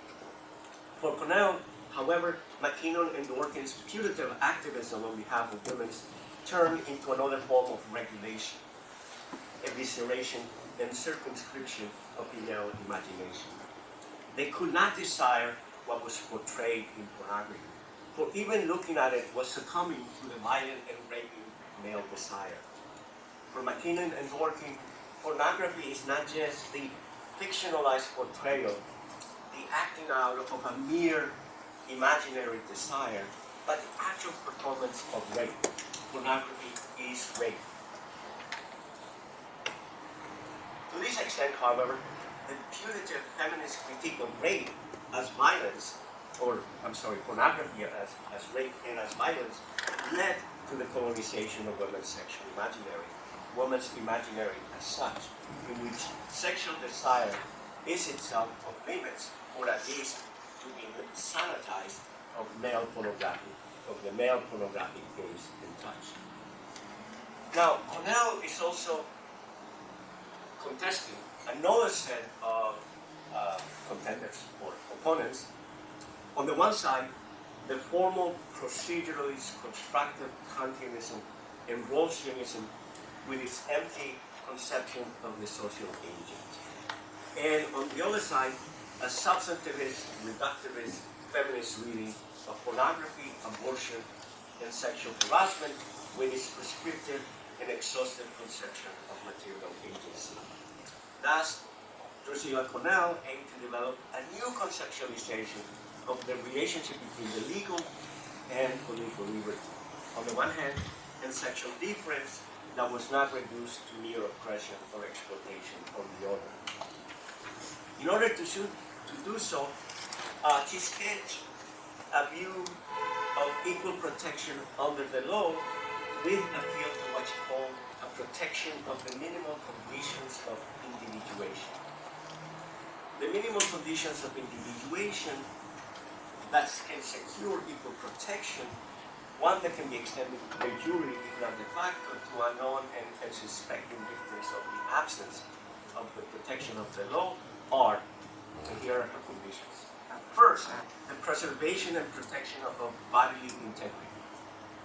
Two, access to a symbolic world that would enable the articulation of one's sexual difference, uniqueness, and ability to relate to others. And third, the protection of the imaginary domain. From among the three axes of Cornell's minimum necessary desiderata for an equal political legal protection, I want to focus on bodily integrity. Given that most immediately Cornell turns to Kant, and he's the background of the reflections in general, I think bodily integrity should be called bodily dignity. Bodily dignity. This latter term becomes highly relevant if we consider that Cornell is redefining Kant's arguments about freedom under a law, or under the law, a condition under which we are enabled to live out our freedom and pursue our happiness. Wow. Okay. I'm like halfway through my paper. So, okay. I think that Cornell is really important in a dialogue with Bottici because she's really interested in the way we come to a symbolic world that is created. And is created to what she calls somatic freedom, but also what is implicit here, imaginary freedom, and a freedom to construct an imaginary world in which we can imagine ourselves being sexuated in non-oppressive ways. So that's why it's important. And then I focus on her new book, Images of Moral Freedom. And the last section deals with Ernst Bloch and Bloch's conception of the upright carriage and his two sources for this notion. Natural law theories that give us an utopia of dignity and social utopias that give us utopias of conditions of non-exploitation. So Law has a really sophisticated understanding in human dignity and natural law, or natural law and human dignity, that there have been two, let's call it imaginaries, that are constructed by utopias. Natural law, that gives us an imaginary of non-degradation, and social utopias that give an imaginary of non-exploitation, and that the two construct what he calls the humanum. The humanum is the humanity to become, and that is constructed by what he calls the orthopedia of the upright courage. But the last part, before we get to Bloch, is a reading of this fascinating article in the historical Grundbegriffe, geschichtliche Grundbegriffe.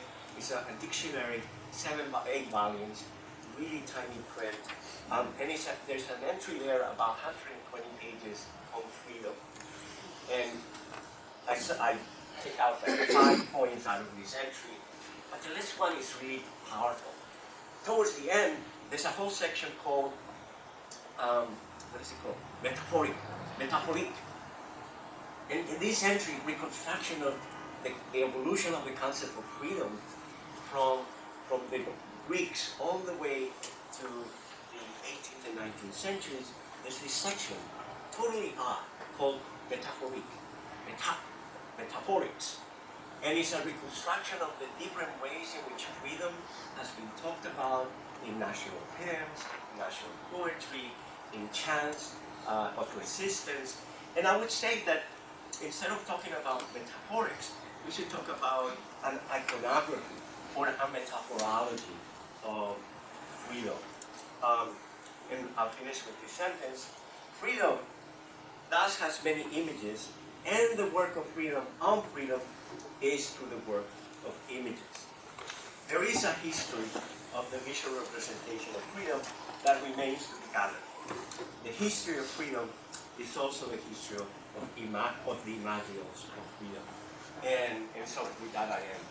Thank you.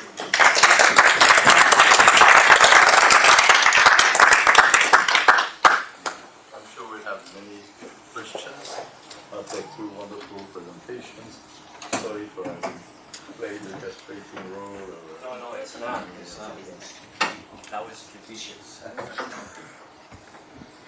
Yes. I'd like to ask a question that sort of engages both papers. When you brought up the example of Benito Sereno, I was thinking about how the question of how the individual products of the free imagination engage the social imagination. Right? So clearly Benito Sereno is taking up this kind of racial imaginary of American life. I mean, that story is so ambiguous, and there's so much debate about it. that Spielberg remade the movie Einstein right from the same historical incident. But I'm thinking also that, there's a new movie called The Assistant, which is about the Harvey Weinstein stuff. But it's an imaginative recreation of the images and gestures that go into sexual harassment, which have been hitherto unthematized, at least in the general imagination, in the social imaginary of American public life, right? So this film is sort of arguing, or at least thematizing itself, not through some rational appeal to principles about equality, but arguing through the shaping of these images into something.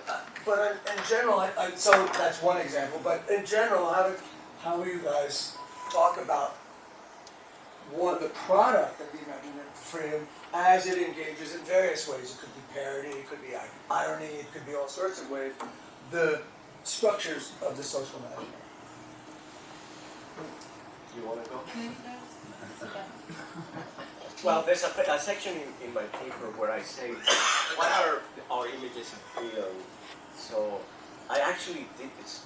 Maybe Peter can help us, because you wrote a whole book on images of justice and the law and the political order. And I couldn't find a book where you could actually see images of freedom. But we already, if you go into any postcard store, and you're looking for a postcard for someone, you'll see this postcard. One of them is of a bird cage with a door open. Here. The other one is two people of the same sex holding hands and kissing. Right? Or of a black hand putting a ballot. Right? Or running naked into the beach. Those are images of freedom. The last sentence of my paper is the following, which it gets to your question. It's I don't even know what happened. Oh, tell me what image of freedom you have in your mind's eye, and I will tell you what kind of freedom you envision for others. So, the point being that we have different ways of representing freedom as images. I think that, in my case, the most important one is being able to cross, for me personally, existentially, being able to cross a border that didn't exist there until the last 80 years. Or a black hand putting a ballot into a ballot box. Those are powerful images. But how does it, I understand that, but I'm talking about more how it engages a particular structure. I mean, I see how those do, but I mean, in other words, it's providing an alternative image, but the sort of argumentative connection between that might be a little difficult to draw. Whereas, you know, like the example of the assistant, I mean, here we see specific sorts of gestures and behaviors, not images. So it's designating, if you like, the structures of oppression that need to be thematized in order to realize something. Yeah. Maybe I can add something to this. Also, as a way to respond to your comment, and thank you both for wonderful papers. I hope the conversation will continue because clearly cannot be exhausted in just a few questions and answers.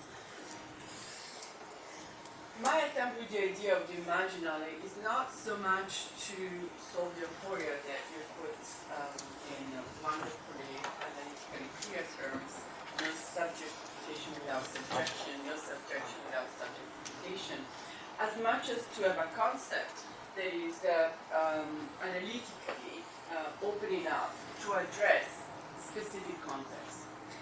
And the degree to which act of individual freedom and creativity, or that perceived as such, could actually re-inject processes of subjectification that we were not able to otherwise thematize.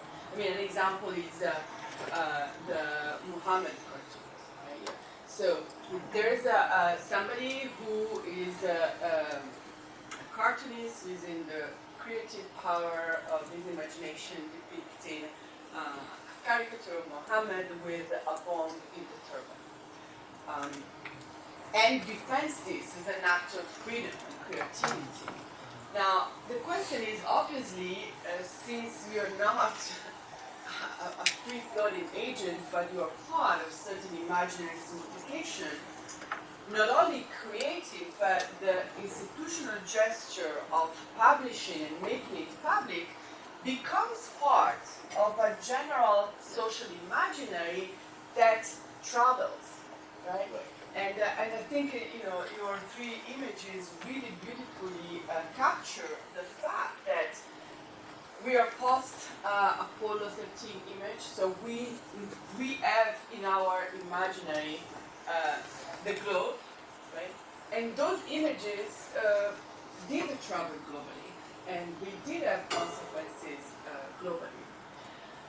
But it also, your second image also reminds us that there are ways in which, in our white ignorance, we don't see, the white captain doesn't see a rebellion, and equally, in a certain form of white ignorance, you don't see that what you present as an act of your individual freedom is actually a sign of your own subjectification. Yeah, exactly. That's why I wanted to bring Benito Sereno, because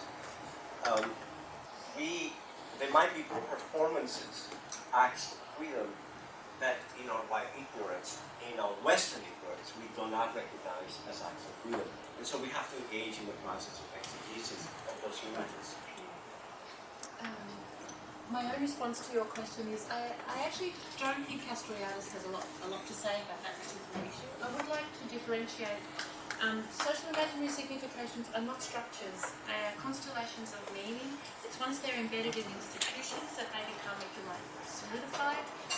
But institutions themselves are not structures, they are not external to society, they are society and they are a dynamic.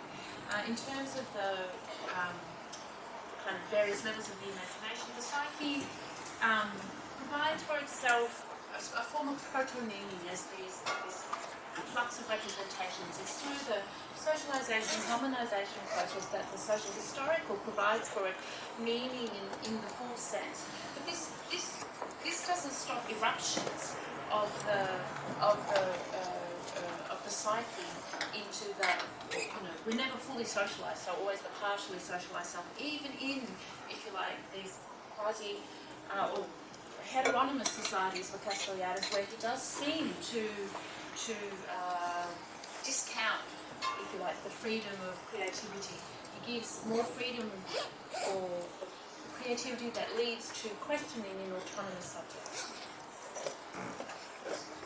Well, thanks to both of you for very thoughtful papers, and indeed there's a lot coming out of both papers to ponder and to develop further, so thank you both. That was terrific. I do have a question for Suzi, and it's specifically about Castoriadis' theory of socialisation. But I was thinking particularly of his writings on the project of autonomy, the essay on the Greek polis, for instance, where, if you like, he talks about societies which are atypical, atypical from the model of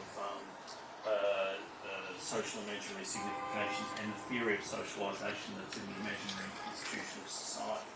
And I just wonder if there's something in his project of autonomy, which is otherwise very widely and rightly often critiqued. Is there something in his writings on the project of autonomy that might undermine, or if you like, put into question his theory of socialisation as it's cast in the imaginary institution of society? I mean, you mentioned creative interpretation. Yeah, maybe. Yeah. That will take some thinking. I mean, I think, as I said in my paper, I think part of the issue is that his theory of autonomy and heteronomy interferes with his theory of socialisation as harmonisation. So, in that sense, the project of autonomy, which is a political project, it bleeds into his understanding of the social historical, which is at the ontological level. They're different levels, but they bleed into each other. The autonomous subject becomes the kind of prototype, if you like, for the socialised individual, in the sense that he means it ideally.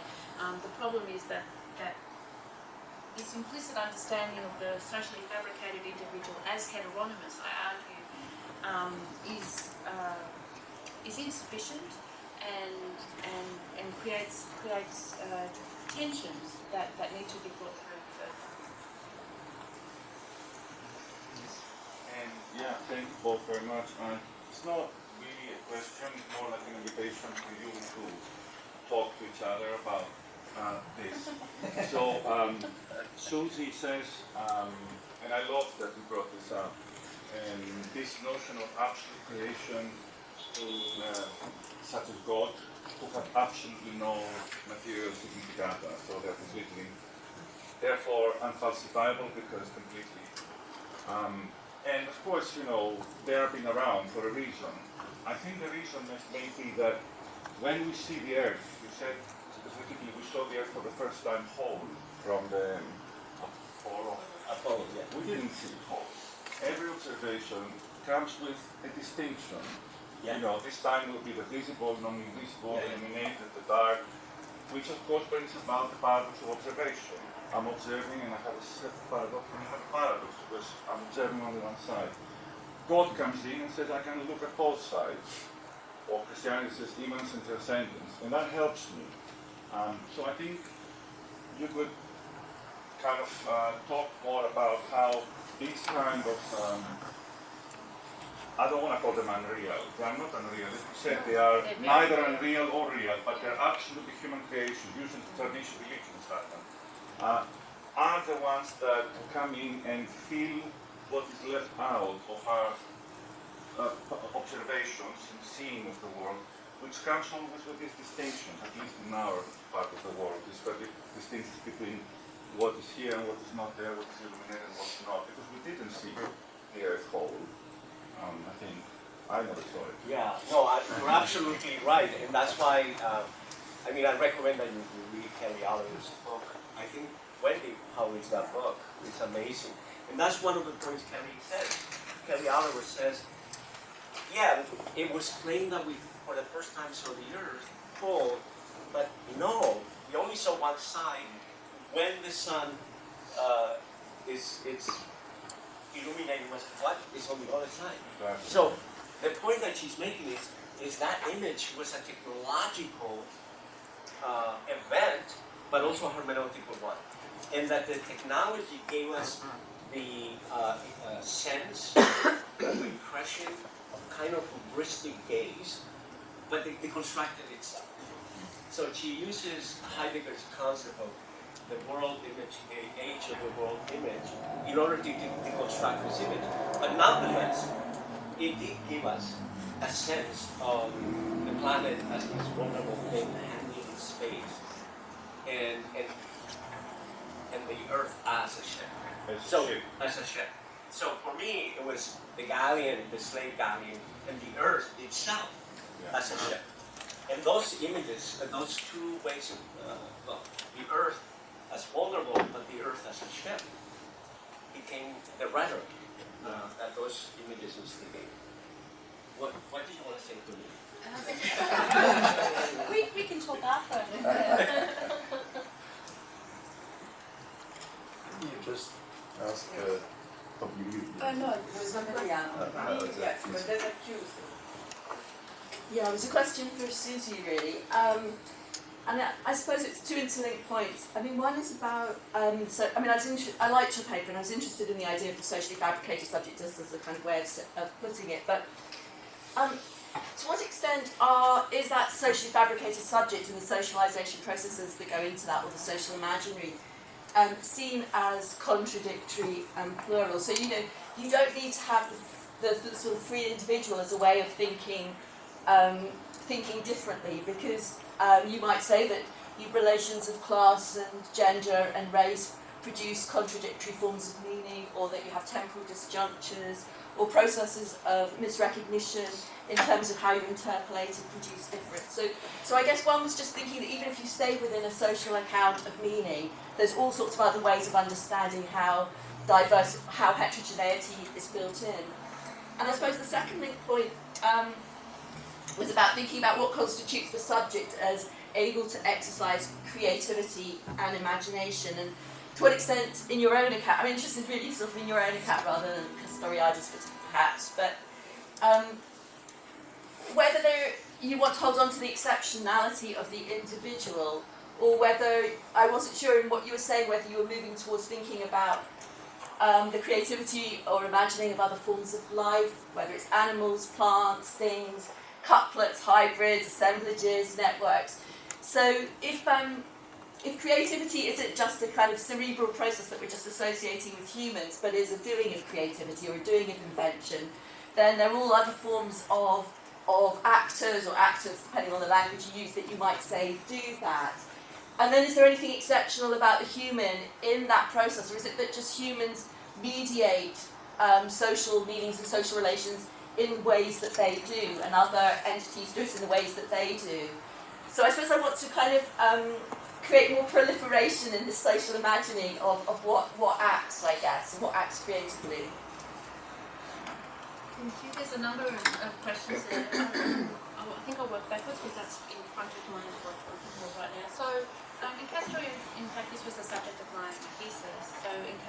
argue in Castoriadis' later work, he makes a shift to rethinking domains of nature, and he rethinks Aristotle, and he rethinks them in terms of creativity, and he from inorganic nature, but especially from organic nature onwards. So he develops what I call a polyregional ontology of what he calls the for itself. So the living being, the psyche, there are different levels up to the social historical, and the living being, which includes plants and animals, he is the archetype for the for itself. And it too has the capacity to be creative, and it has a specific kind of imagination, and it creates its own world, and there is a proto-meaning. So certainly in the later Castoriadis, all regions of being are self-creating, and this I think is an interesting and important enlargement on also on the social imaginary. But it is also true, and there he has a disagreement with Francesco Varela around the notion of biological autonomy. He does want to hold a place for human exceptionalism, where anthropos is the only mode of being that has the capacity for autonomy in his sense, which is about the defunctionalisation of the imagination at the human level, and then the autonomous subjectivity being able to critique and put into question the social institution. Francesco Varela's understanding of biological autonomy is about, the order policy. Yeah, exactly, and the self-organisation, self-creation of the world, and this occurs for Castoriadis, but at the social historical level and at all the levels of the for itself. But the problem for him is that it is instituted in closure at the level of the living being, so it can't be broken open, which is not the same for him as at the human level. But then this starts to be problematic for Castoriadis, I think, because this is what I've drawn attention to, is this difficulty has, or the polarisation with autonomy and heteronomy, because a world that is instituted in absolute closure is an absolutely heteronomous world. I don't think I'm trying to, I can't remember the exact words that you used, but to argue for the exceptionalism or for a strong account of the individual. I'm much more interested in the social historical level and the radical imaginary, because I think we talk a lot about subjects and individuals and psyches, and we talk the level of the social imaginary as the radical imaginary, and the social historical as unmotivated creativity, as impersonal, is much less understood. So actually that's the focus of much of my work. So there is in fact very little in my own account of the subject also, but this is something I will need to attend to at some point. And for me then, what that might look like is to relativise Castoriadis' polarisation of autonomy and heteronomy, to understand the implicit and partial moves towards questioning and critique that occurs in non-autonomous societies in his account, also to bring in a hermeneutical element which allows much more explicitly for this room for creative interpretation and interpretive creativity in the encounter between the self and the institution. And I forgot talking about the festival. I think it was just about that socialisation or social fabrication or the social imaginary can be understood as much more contradictory and, well, I mean, not more contradictory, but I suppose I was wondering how an account of it as contradictory and pluralistic sort of spoke to where you're going with your work. So that I was suggesting that, if you think about relations of class and gender and race, they don't necessarily converge and synthesise, they can cut against each other. And that would be central to kind of...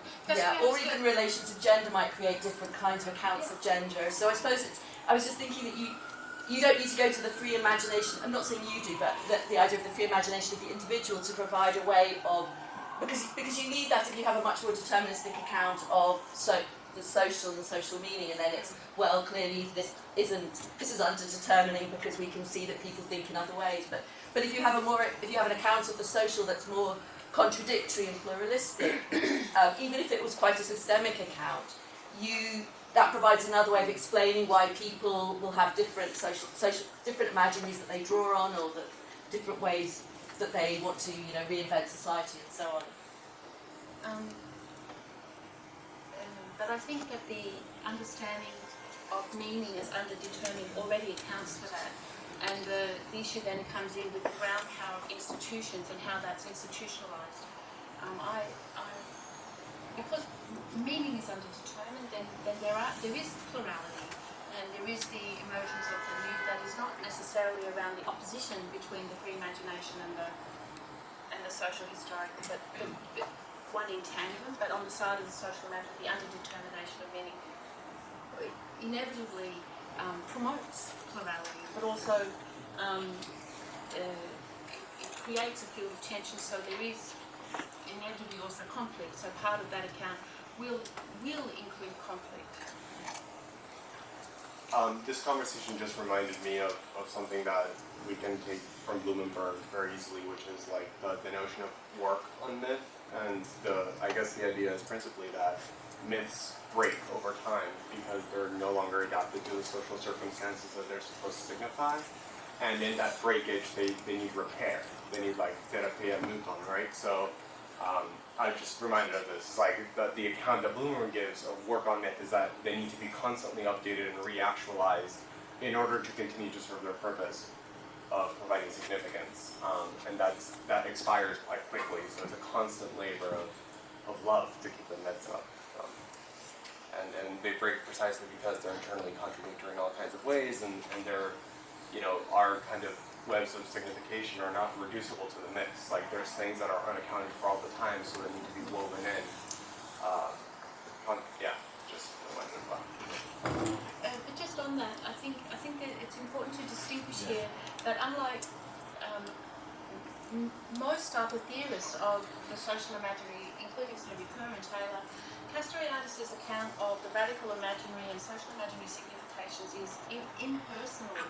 So it's a dimension of society itself. So myth, as I would argue, and it's kind of like talking about collective imaginings, which are often used in a way of articulating the social imaginary, falls on the collective subjective spirit side, whereas Castoriadis' account clearly on the objective spirit side of post-Hegelian terms.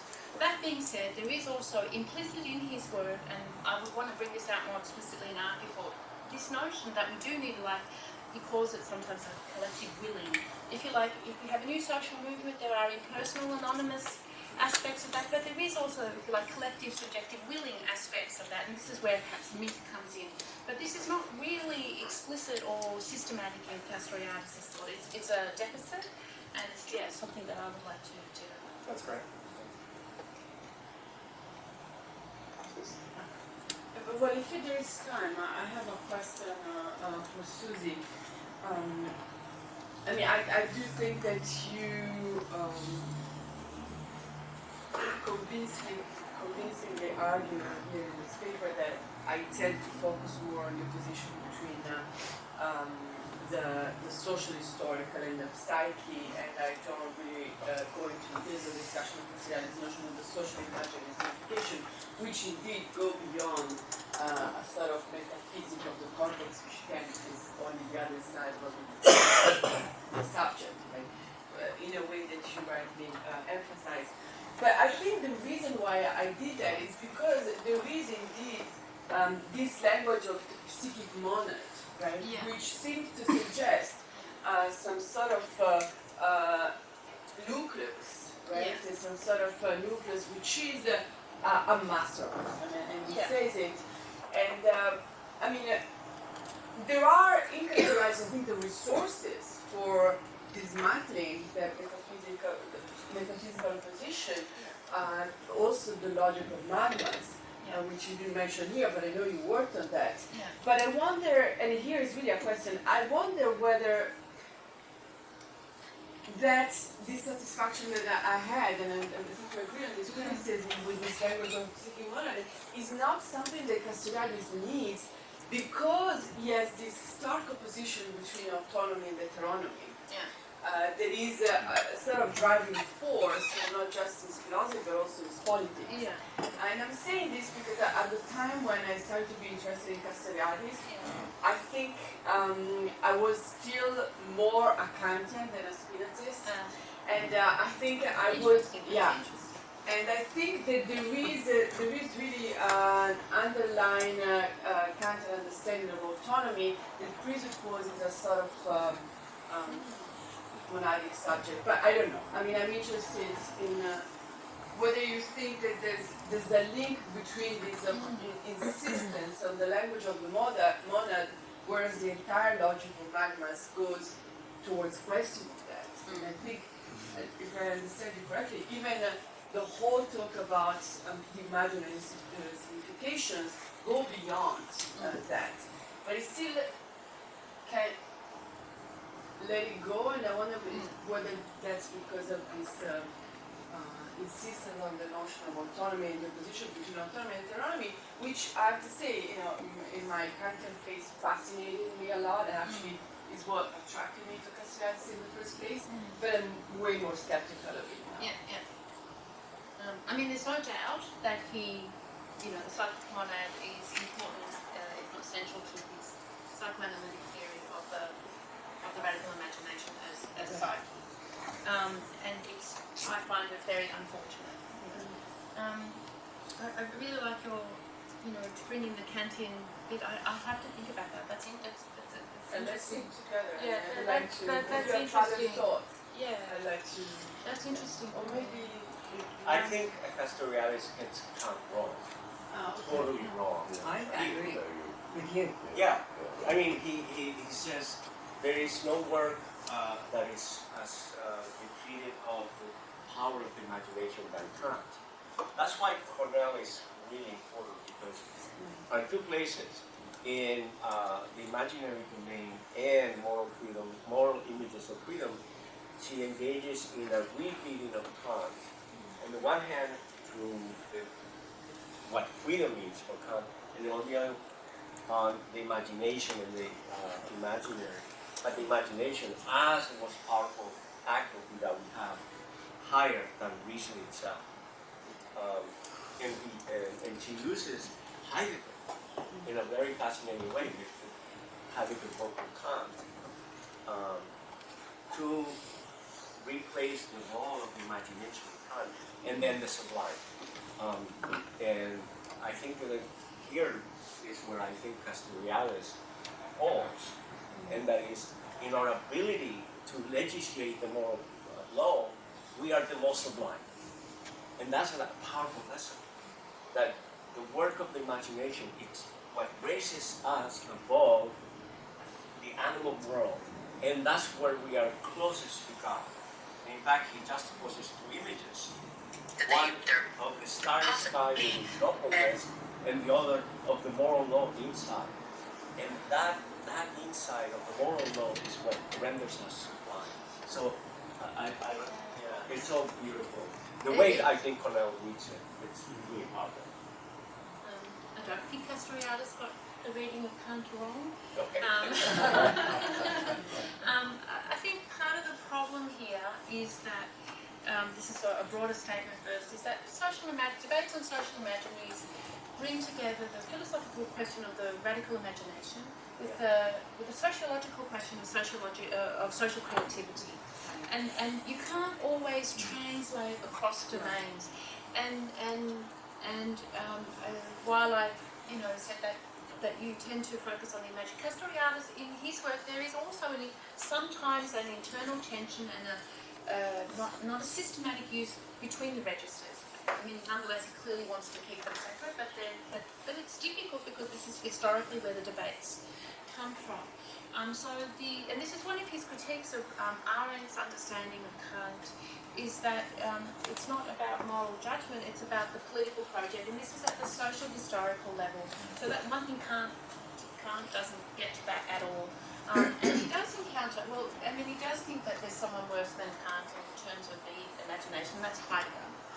He says even worse things about Heidegger's kind of taking up of Kant's insights into the imagination and then just, covering over them again. And we have to agree. And really, I mean, I make the argument, if anyone's around on Tuesday, I'm giving a seminar at the New School on Castoriadis' work, and part of what I introduce that is he does, although he has a very strong critique of Heidegger, he takes up the gauntlet that Heidegger laid down in Kant metaphysics.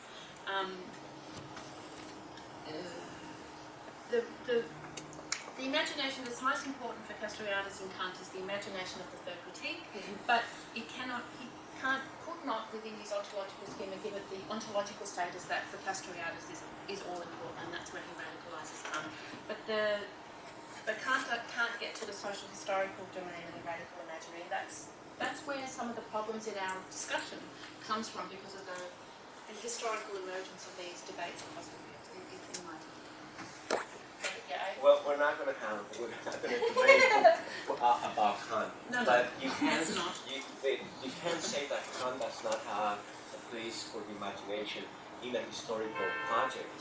That's why. I'm sorry, I misunderstood you. Because that's what the last Kant is about thinking of history as if.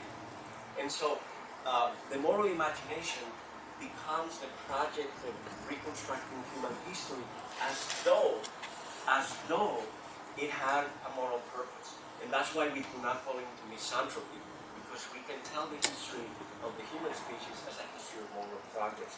And that's a total projection of the imagination.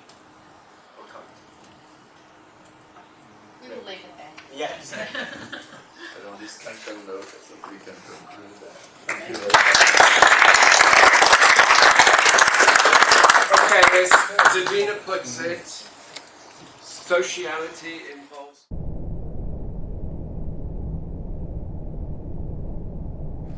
And my pleasure to introduce the only immediate colleague of mine in the professional sense who has attended the conference, Professor Michel Rosenfeld, all the way from Mexico, but not recently. And he will be chairing this session with Emmanuel Cosia, fortunately invisible so that you can see what Davina is posting by way of illustrative discourse and educative embrace on the accord. So, Michel, I'll turn it over to you. Thank you very much, Peter. Pleasure to be here. And it's a pleasure to introduce Professor Davina Cooper, who is a research professor at King's College London.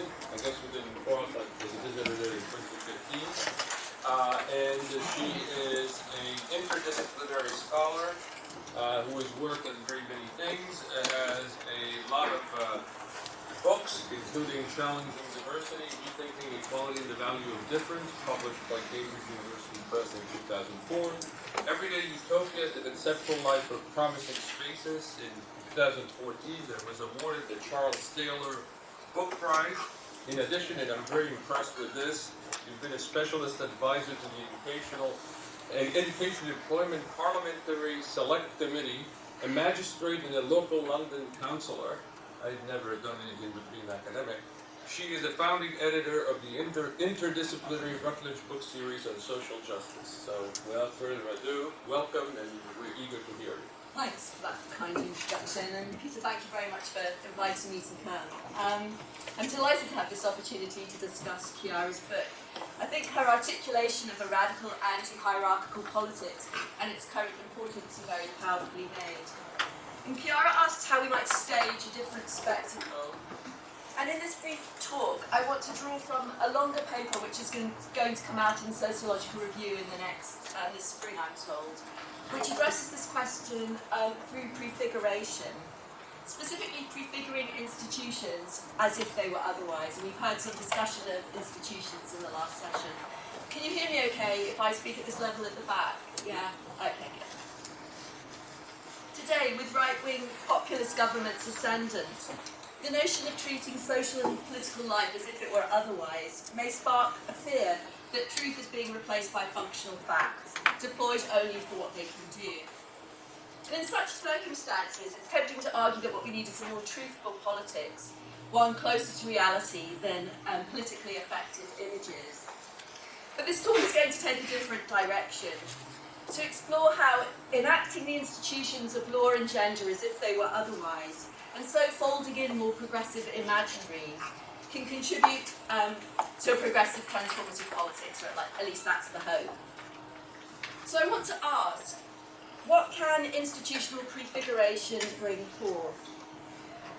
Prefiguration can be a deliberate, audacious act, but it can also characterise episodes where institutions fail to bring new realities into being. And at the heart of this exploration is the contested character of the real. So not just different ideas about what's being enacted, but also different enactments. And to the extent that realisation involves more than enactment, I'm interested in whether conditions of felicity, force, or authorisation exist in the different situations I'm going to talk about, and what constitutes accomplishment and not just enactment, given contested and plural notions of what gender or legal authority should be like. So what is the genderness of gender? So I'm thinking about the real through realisation, and I'm thinking about realisation in relation to some notion of accomplishment, but we can come back to it at the end. So the longer paper focuses on 4 different prefigurative acts. Local government participation in the pro-Palestinian boycott of Israel, where councils acted as if they had the political authority to advance a transgressive international policy mandate. Secondly, community reenactments, where grassroots groups act as if their simulations of statehood or money are real. And the kinds of instances I'm looking at are people when they establish their own micronation. So Frestonia was this famous example in London where the people living in this neighbourhood said, we are now a state and we're seceding from Britain. And in terms of examples of money, it might be things like local currency networks, local exchange trading schemes, that kind of idea. But I'm not going to talk about those here. Thirdly, is the legislative take-up of new gender identities, such as non-binary, where state law itself acts as if it has the authority to establish what gender means and which genders exist. And finally, a university law reform project, which treats a radical proposal on the distant horizon as if it were already on the table. And I'm going to focus on these last 2 examples. Both foreground institutional acts of prefiguration in relation to law and gender. But while the first act is undertaken by state law, the second involves prefiguring legal processes themselves. And I want to put both into conversation with several aspects of imaginal politics, particularly the place of images in the imagination in developing progressive transformative politics. Second, developing a hopeful anticipation of what's not yet, in ways that recognise the importance of reconstruction, while avoiding Chiara's fear of prefiguring a radical isolationism. Thirdly, conceptual questions about the real as realisation, how to approach it and the work it might do. And finally, the relationship between formal state enactments on the one hand and sex and gender on the other in addressing domination and equality. So this isn't a critique of Chiara's book, but it's really a thinking alongside it. We'll see how that goes. So I want to start with the as if. Conventionally, left politics separates means from ends. So good ends justify dubious means, and means are simply that. Strategic ways of changing how power is organised, who controls it, which power is something that can be seized, turned, and converted to emancipatory ends. And prefigurative politics in its common formulation rejects this approach. In a sense, it's about putting the radical imaginary into practice. And so it rejects the notion that cruel or authoritarian measures can bring forth a democratic and kind society. And it rejects the notion of power as a thing that can be seized and redirected. But in focusing on the relationship between means and ends, prefigurative approaches vary. One focuses on the anticipatory enactment of good ends, such as living communally and more ecologically. A second argues that since actions inevitably shape the futures they give rise to, ends aren't detached from means and so cannot justify them. If the means determine the ends, and in fact if they're only means, they're just more means, the way politics is done becomes important.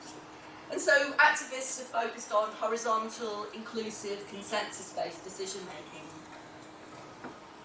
A third prefigurative approach stresses constant re-evaluation and experimentation, imposing desired ends. And the fourth rejects the notion of future ends and the possibility of rehearsing them for an uncertain insurgent now. And in practice, these approaches often combine. But the relationship of means to ends as a relationship to invert, implode, or reinvent dominates discussion. But I think there's another way of approaching prefiguration. And this brackets the temporal relationship of means and ends to focus on the relationship between the real and the as if. And sometimes this takes place in explicitly playful registers, such as establishing a fictive micro-state. Other times it takes a more serious form, as when councils assert their political authority, and we might call it an imaginal authority, to engage in foreign affairs, such as boycotting Israel. Yet whether done playfully or seriously, and of course these two can't be easily distinguished always, the as-if quality of institutional prefiguration often remains unspoken. In other words, unlike prefigurative registers, which explicitly foreground a new means-end relationship, here the effectiveness of what's done may depend on obscuring its as-if character. But the as-if is important, and it was nice because actually the last session finished on the as-if, so there was a kind of unexpected link to this talk. The as-if can provide a political, ethical, and moral and effective boost in conditions where actions appear to lack the institutional conditions to make them seem plausible or viable. It can reimagine the conditions of possibility, and that I think is an important theme, reimagining the conditions of possibility, and so act as if they're already present. And when tied to play, as it sometimes but not always is, it allows actions to happen, new constitutions, parody states and successions, model law reform projects, that might otherwise be impossible because they seem to threaten the state's special authority. So I want to start with a controversial manifestation of the as-if, where state law seems to redefine its understanding of gender. Can such a definition, or redefinition, be usefully understood as prefigurative, given that it's coming from state law? And this people often sort of feel is quite a it's not usually, you don't usually think of prefiguration as something that states do or something that happens in state law. Developing new gender meanings, identities and practices typically occurs in intimate relations, identity-based communities, counter-publics, and so on. So what happens when state law itself assumes the task? What effects do its legal imaginaries have on how social life is understood and lived? So law composes the truth in many ways. Legislation routinely encodes values, historical presumptions, and normative expectations about social life.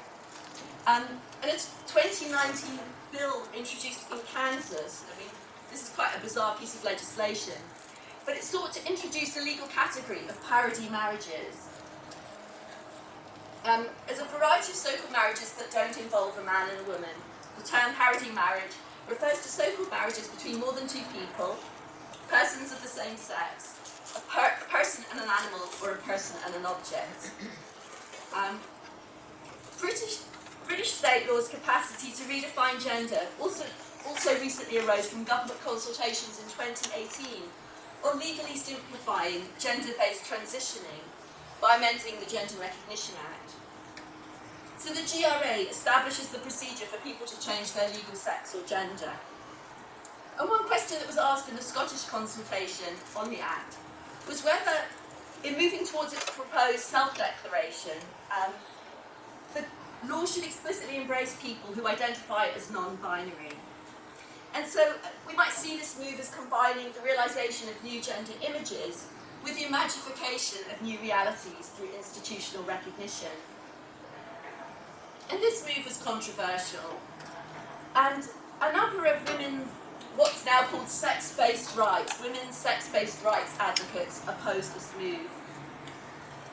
in ways that I think resonate with some of Chiara's discussion of the biologization of politics. They argue that self-determined gender identity and law's recognition of multiple genders took leave of scientific reality. So one organisation responding to the Scottish consultation declared, man or woman isn't a gender identity, but the name for reproductive sex. Penis is male, a vulva is female, woman equals XX, man, XY. For a government to seek to abolish the common understanding of man and woman cannot be right. It cannot be right to infer that human beings are sexually dimorphic, that there may be in fact 3 sexes or why just 3 without any evidence. So, from their perspective, distinguishing science from the imagination, legal attempts to replace binary sex with a triad or a constellation of self-determined genders was, as another group dismissively put it, to allow a feeling in your head to override the objective reality of bodily sex. We're codifying this belief into law, turned law into ideology. But acting as if things were otherwise is commonplace in law. Jessica Clark, for instance, describes how some de facto performances win legal status and recognition, such as adverse possession and common law marriage. Legal fictions are another context where law acts deliberately as if things were otherwise. And a recently litigated British example concerns the status of trans men giving birth. So British law defines them as mothers for birth certificate purposes on the grounds that anyone giving birth is by definition a mother, even if they're legally a man.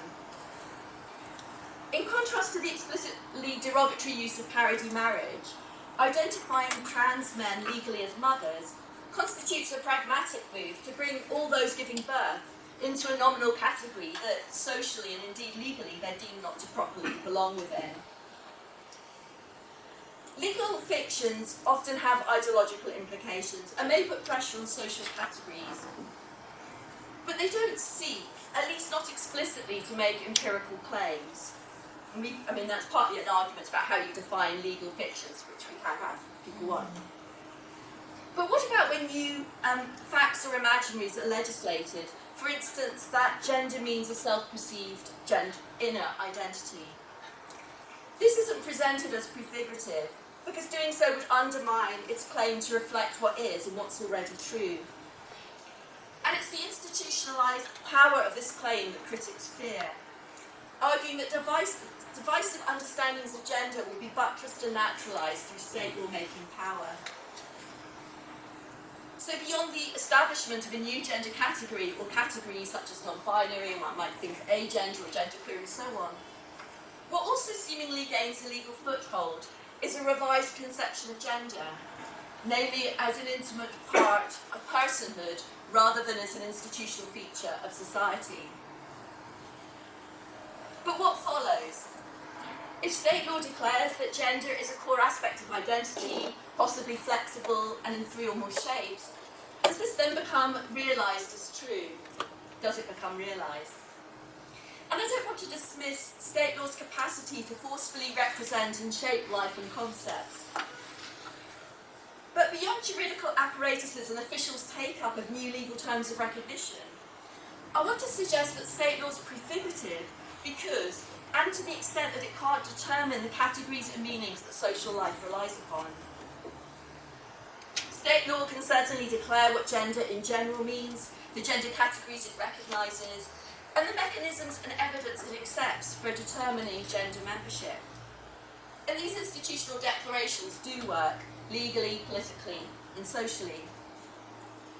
But the work new legal terms undertake is mediated and overlaid by complex, intricately networked and uncertain processes of realisation, as other organisational and community norms mediate, interpret, ignore and resist state law.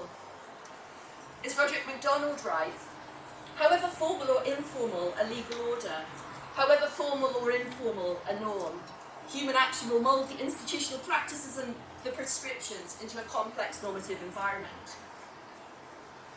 As a result, the social effects of state law acting as if 3 or more genders exist is uncertain.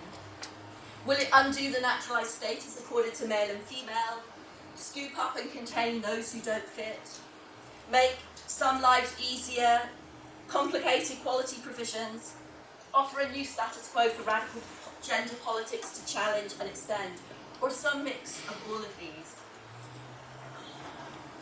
Discussions of prefiguration tend to focus on what can be accomplished, and whether it provides an effective path for advancing progressive change. But in some cases, as with state law, what the prefigurative as-if gestures to is law's limited force to enact new facts. Legislative reforms can recognise or represent the social world as if it were otherwise, yet lack the sovereign power to make it so.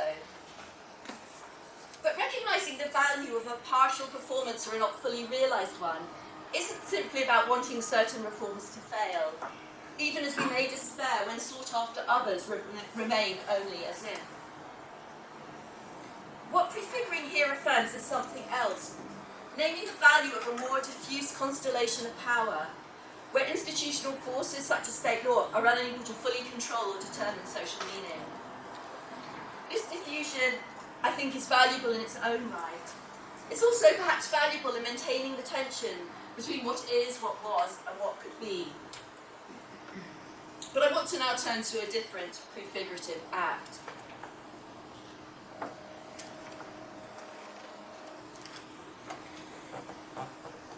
Activists, artists, academics and others have long anticipated nation-states that don't yet exist, deploying an active imaginary against official conceptions of the limits or options deemed available.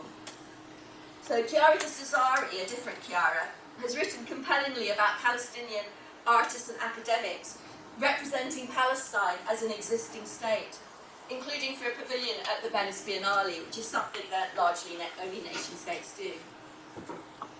Feminist academics have also represented the law as if it could be otherwise, or as if it were already otherwise, by writing imagined judgments of key cases, to show how even within the parameters of law and knowledge of the case's own time, decisions inflected by feminism would have been possible.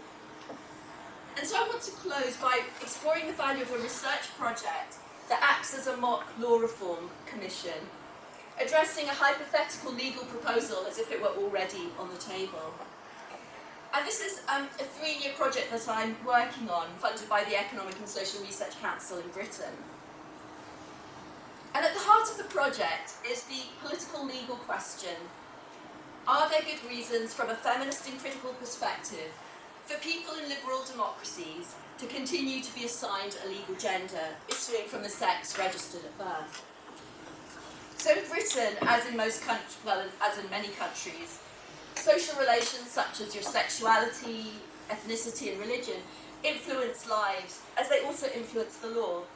But they don't give rise to a legally defined personal status, for instance as gay or as Jewish. If attaching a legal sex or gender to humans for the entirety of the life course naturalises and disciplines gender, and so helps normalise a non-egalitarian structure, would decertification help? And we're using this idea of decertification to mean where the state withdraws from assigning or confirming an individual's legal sex or gender status. Considering decertification raises questions about gender and its relationship to law, but what I want to focus on here is the prefigurative aspect of the project. Can a prefigurative law reform project imaginatively anticipate transformative pathways away from the status quo? So imagining a future legal agenda as viable and realistic, might we might think, cultivate desire and enthusiasm for a novel idea. It might also anticipate potential problems, exploring the challenges and difficulties that such a reform proposal would pose. But given the likely changes preceding its official contemplation and enactment, the value of legal rehearsal may be limited. More useful then might be what such a proposal can do in the present, a present that's highly contested, as the fraught debate, certainly in Britain where it's very, very fierce, being fought over trans and feminist politics makes clear. So in conditions of this very fraught political debate around gender, can a hypothetical future proposal provide an exploratory, less judgmental space in which to explore what's happening to gender? While acting as if a proposal is on the law reform table gives it gravity, the benefits of doing so also depend on it not being taken too seriously. So, a proposal which isn't a real proposal because it's missing the necessary official status can be less threatening and so easier to discuss. But this depends on others attending to both aspects of the as if.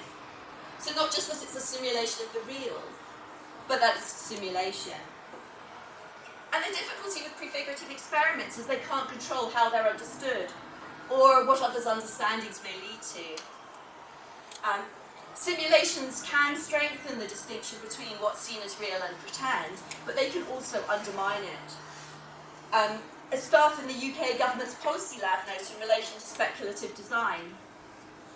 Designers have to find a careful balance between creating something real enough so that people can suspend their belief and imagine that these things might exist in a future world, and not hoaxing people into thinking that they exist now. Imaginal Politics describes how fantasy may seep into the realm of science and politics. And our project also elicited some panic that we were actually making new law. And there's various sort of people tweeting in social media threads suggesting that we were using public money to abolish sex. And that the sort of sense of having the authority to make law and who has it, and which institutions have it, can kind of get erased. So we repeatedly stressed the simulated nature of the project. But one thing it also raises is what such imaginary enactments can do in a highly volatile political context. So although we might foreground our lack of elocutionary force, that a simulated reform proposal can't demand official attention, what effects might such a role-playing project still have? So in what ways can it be performative? So I'll just conclude. My aim of this talk has been to explore the power and challenges of institutional prefiguration, focusing on the enactment or reenactment of state law and social gender. And I've focused here on the formal process of legislative consultation and the less formal process of a mock law reform project, in conditions where the two were also spliced and spill into each other. Acting as if things were otherwise takes up Chiara's interest in the imaginal as a space where new representations of freedom are possible. And I want to close by briefly returning to this in the relationship between the imaginary and the real. So I take the imaginary as something that invokes the real in several ways, where acting as if is one register for doing so. First, it folds beliefs and claims into practice, as in law's images of gender, or in the research-based enactment of an imaginary law reform proposal. Secondly, institutional take-up of new imaginaries may provoke or elicit change, including in undesired ways, so the backlash, for instance, that's followed the emergence of gender identity discourse. And thirdly, that the institutional prefiguration, as an expression of counter-hegemonic imaginaries, expresses and gives rise to different realities. What sex or gender is can't be conclusively determined. There are different views of the science, as Chiara discusses, different conceptions of gender, and of what it means to be a concept of gender, and different views as to whether state law necessarily and definitionally determines what's fact. And in conditions where notions of authority are part of making up what's real, for instance, the scope of state law's authority, these differences aren't just different perspectives on the real, but they also come to constitute different, coexisting, unequally powerful, entangled realities.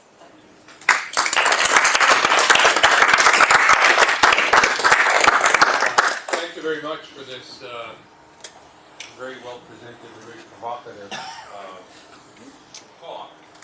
And I will take the privilege of the chair very briefly as just an ordinary law professor listening to you, because it evokes certain ideas in my mind of a twofold problem we always have as lawyers.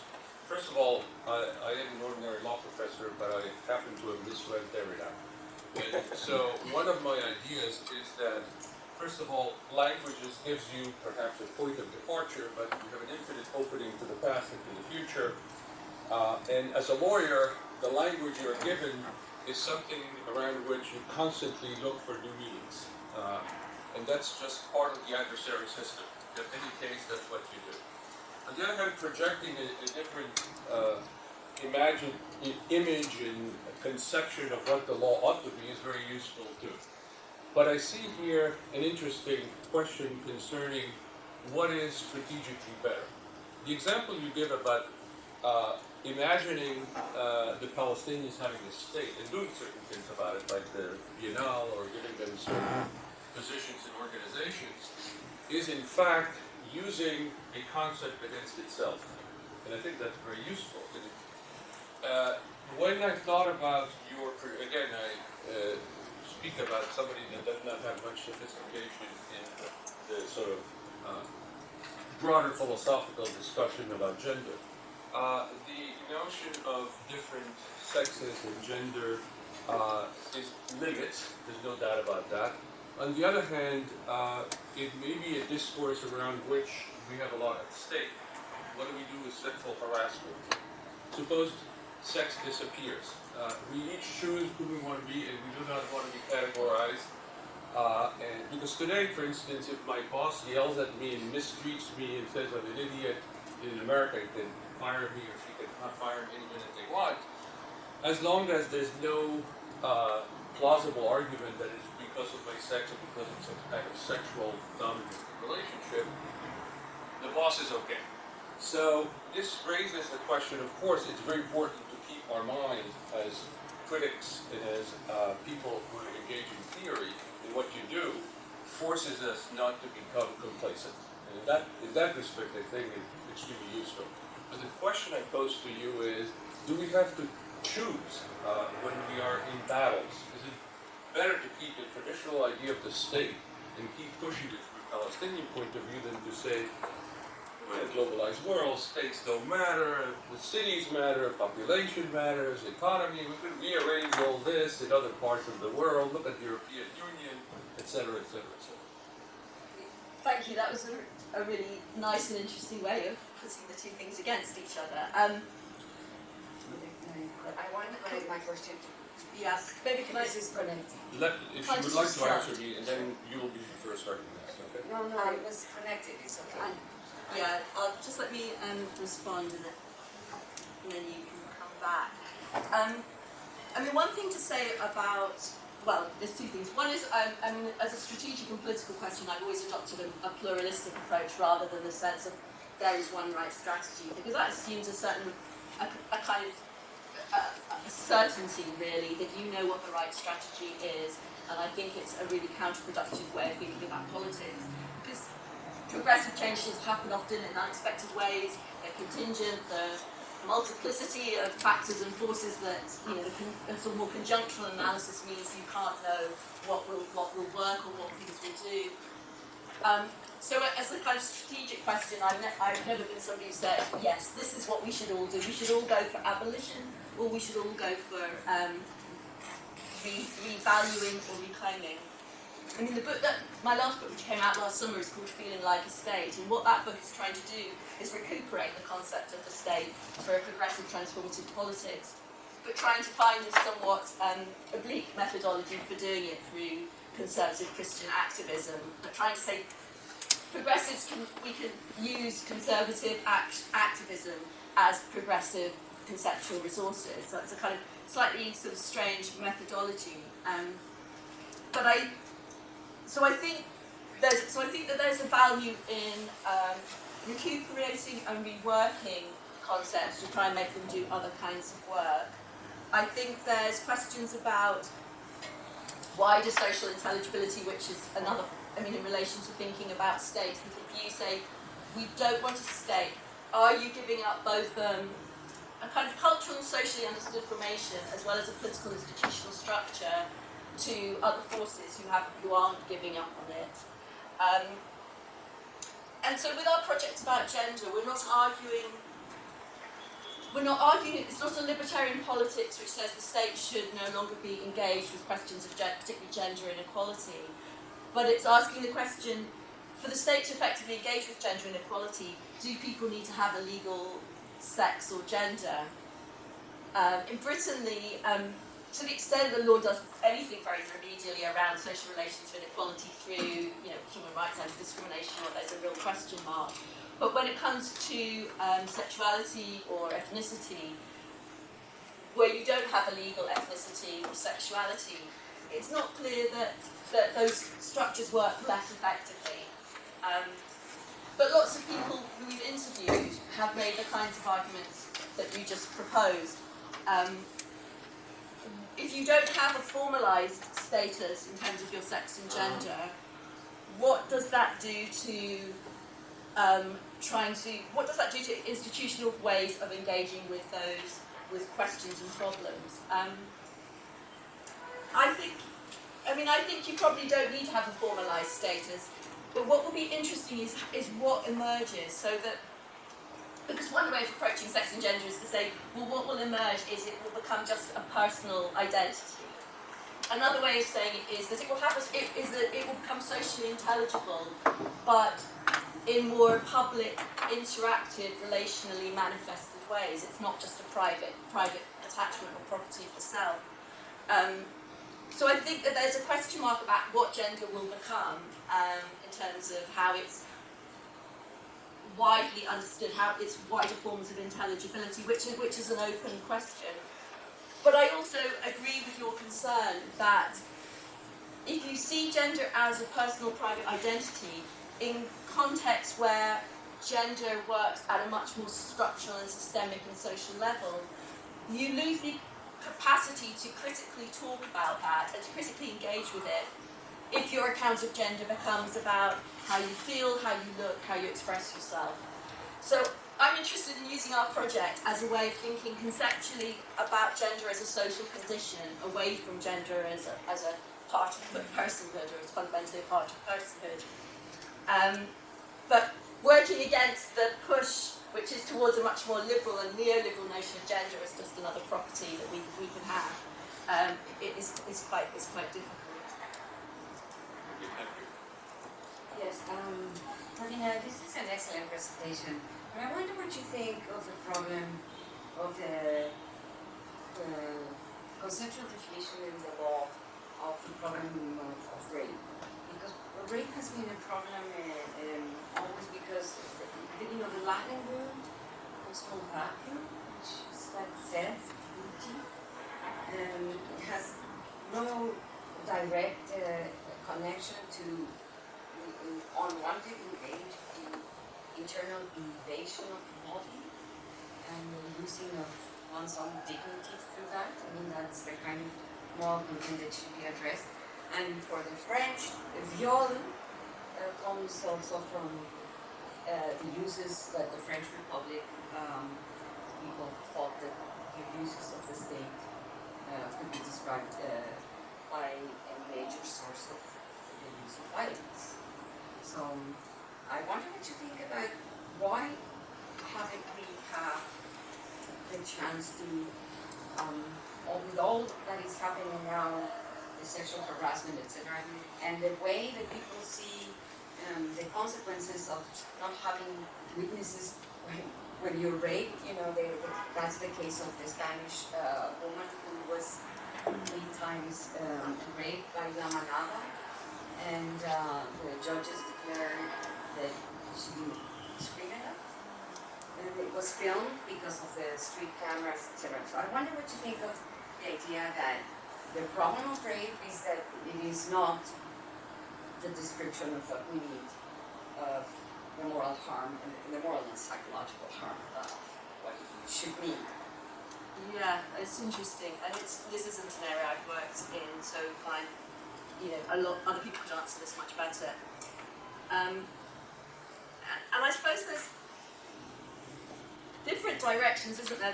There's the social, people talk about the social historical, and there's the ways in which women's understandings of having their bodies entered has a particular socio-historical set of meanings, which Well, I suppose I think the question. I mean, one question is about should rape have some kind of exceptional status that is different from other forms of bodily harm? And I can, I don't have a strong certain position on it because I can see the argument, which is like if we take both the current context and the historical conditions that produced it, the occupying women's bodies has happened in certain ways, has been permitted, has been dismissed, has been allowed, and all the ideologies and norms around what women are supposed to accept means that you can see reasons why you would want to give that a kind of special status. On the other hand, it can also seem to reinforce the special status of the vagina over other orifices, and it depends a bit how rape law is encoded, whether it includes other orifices or is just the vagina, whether it includes mouths or ears. I don't know if people ever include ears.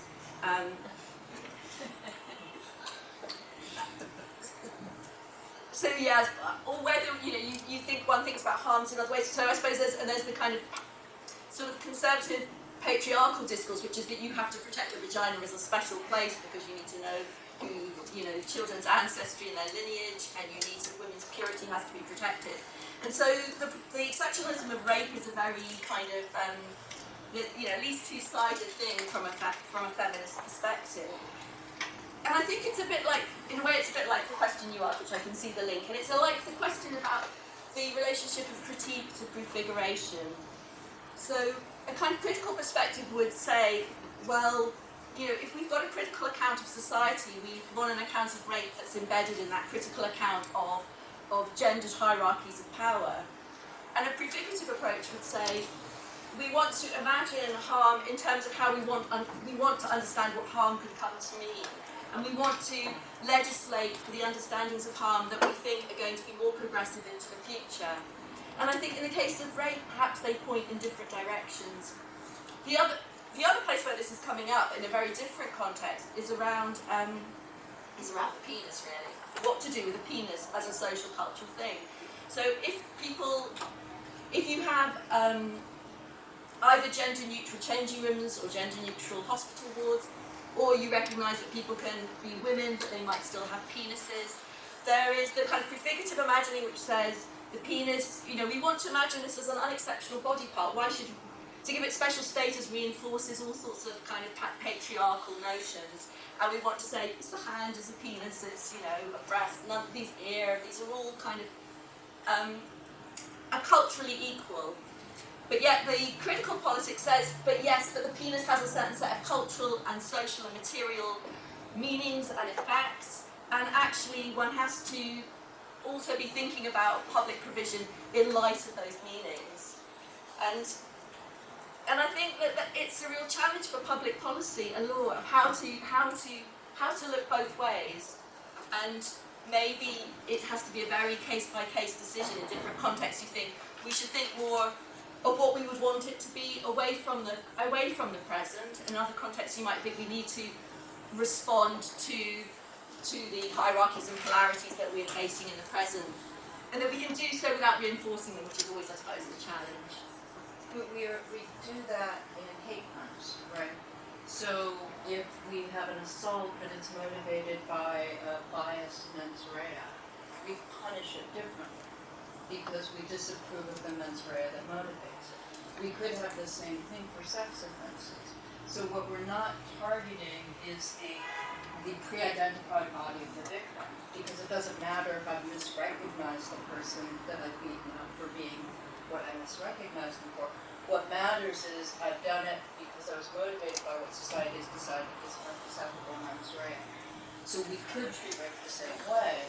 So it is a crime. It's a particular category of crime, not because of the sacrosanct or fungibility of women's bodies or the fact that it needs paternal protection, but because we as a society decide that this type of motivated violence has its own consequences. And to do that much more explicitly. More explicitly, so that gender becomes actually, in terms of sexual harassment, gender becomes more the verb that what you've done in part of your offense is you've gendered somebody. Yeah. You put them, you render them into a certain object status by virtue of their gender. I think that might be an improvement on the collapsing of the two, I suppose. I think I always feel that if there are social and political strategies and responses which don't involve a kind of carceral, kind of punitive response to social relations of hierarchy and inequality, I always feel it is a better way forward in terms of, but then there's also an empirical question there's the empirical question if you want to address relations of inequality, how effectively does hate crime make a difference to the social relations of inequality going forward? It can symbolize it symbolizes a society's. It becomes a kind of public form of belief, or public property. Belief is public It's like property. the as-if. The example I was thinking of when you were speaking was integration in the United States. Integration laws acted as if there was a certain form of equality that would bring integration. Yeah, and then you hope it brings into being what it assumes. I suppose then it's, well, which are the technologies of governance, and this might come back to how we're reimagining the state and what we might want the state to come to mean. Which technologies of governance or state politics are the ones from progressive perspectives that seem good ways of articulating those public beliefs, and which ones are, either one's just against the kind of the use of punitive measures or carceral measures, or that actually when you look at what the effects of that are, its particular stigmatized communities are more subject to them, and that's sort of a different way of being concerned, I suppose.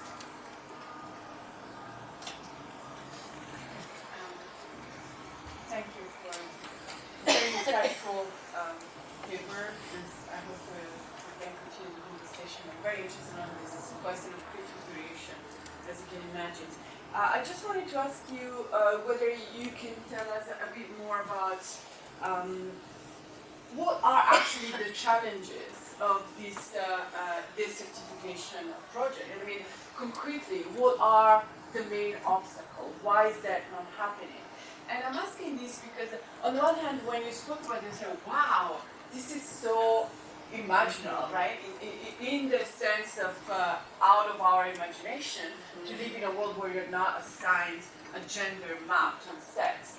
But then, as I was thinking of it, this was my first question, then another question sort of popped up, which is, well, if we read work of people like Maria Lugones or other people working on, for instance, the gender norms, like with anachronism, because it wasn't there, in pre-colonization Americas, we see that actually people were not assigned a gender. I mean, it's not something so prefigurative, like we have now come to think that it's necessary when you're born, not just being assigned a gender, but then having that gender carried on with you on your ID papers, right? That's how it remains attached. It's not simply that, oh, I'm born here, penis, boy, here, vagina, girl. It's not just the act of birth and the mapping of gender on sex, but it remains attached to you because there are institutions, and the ID paper is what guarantees this continuity. But it hasn't been like this, even in the very land where we're standing now, a few centuries ago. So, I'm really curious because on one hand it may seem like so extraordinary, and then like, wait, human beings lived without that for a very long time. So, how have we come to even accept it, and what are actually the challenges in this prefigurative, super fascinating project you're part of?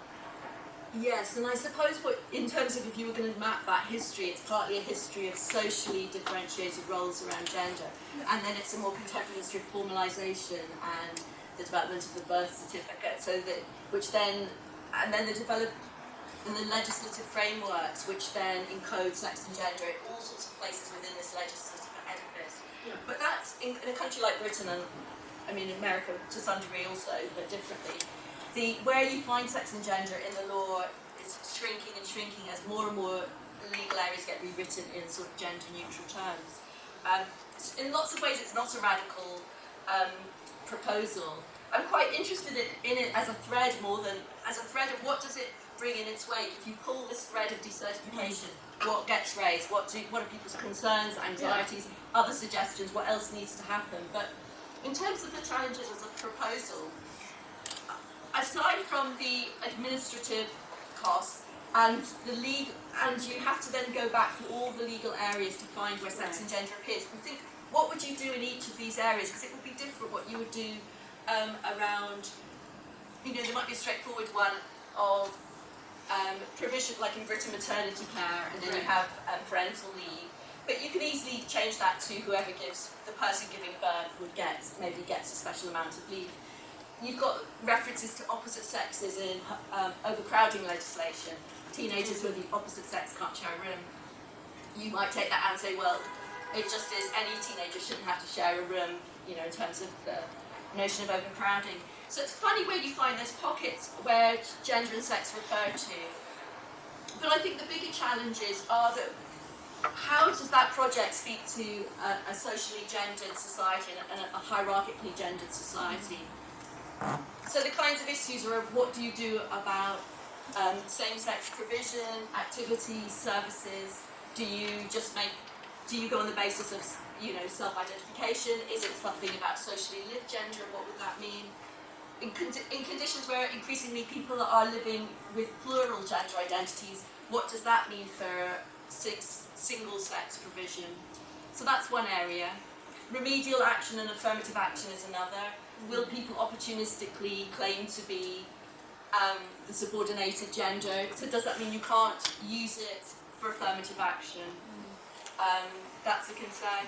People raise issues to do with data. How will we know both data for planning purposes and data to know about disparities of wealth, like the pay gap, the gender pay gap? People worry, will we know if there's a gender pay gap? The level playing field in sporting competitions. And I think, so there are those whole sort of range of different sorts of social contexts, and you can find different ways of resolving each of them. So people talk about the value of walls, instead of having changing rooms or open plan hospital walls, you create walls. So you wall up people into creating private spaces to keep, so that the proximity of differently sexed bodies is kept apart. And I think that's problematic. Or there's a real emphasis and belief in risk assessment, that you can know you can follow a procedure, and so rather than just saying no men in this space or no trans women in this space, through risk assessment procedures you will know who the dangerous people are, and that kind of is problematic. But you can focus on a more granulated approach for thinking about data. What data do you want to collect, for what purposes, and what kinds of categories are the most useful for the purposes you're collecting the data? So rather than assuming that sex and gender do the work of telling you, they don't tell you very much anymore, increasingly. You can rethink what level playing fields look like in sports, so that, a bit like the Paralympics has done, but you could do it even more radically and think about, well, actually, is sport about level playing fields, and maybe it's not, maybe it's about recreation and taking part.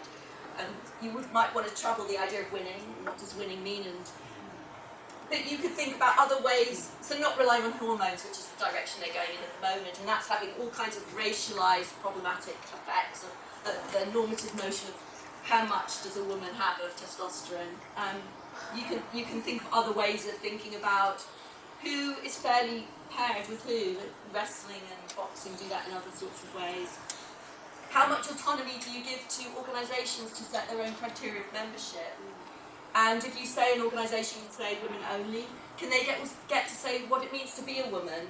And then can they say what evidence is required to show you meet the criteria that they've set? And you might distinguish between small affinity groups and larger organisations that have public money to provide a service, and say that those ones should have less autonomy to set their own criteria. And obviously religious bodies which really rely on using these categories of sex are a kind of the sharp end of that. I mean, you've got feminist, spaces at one end maybe, and obviously you have religious feminist spaces too. But religious bodies often rely on being able to make a distinction.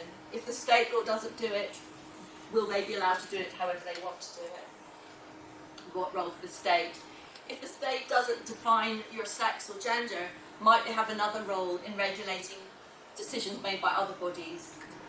So it's kind of, I mean, I think it's interesting, but yeah.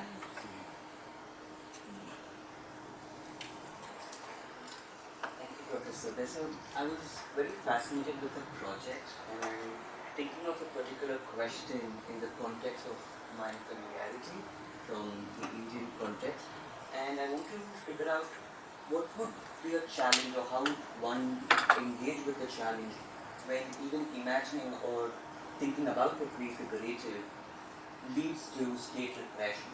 And in the context of where I come from is students in New Delhi being arrested because they redraw cartographically, they redrew the Indian map to take Kashmir out of India, and to reimagine Kashmir in independent fashion.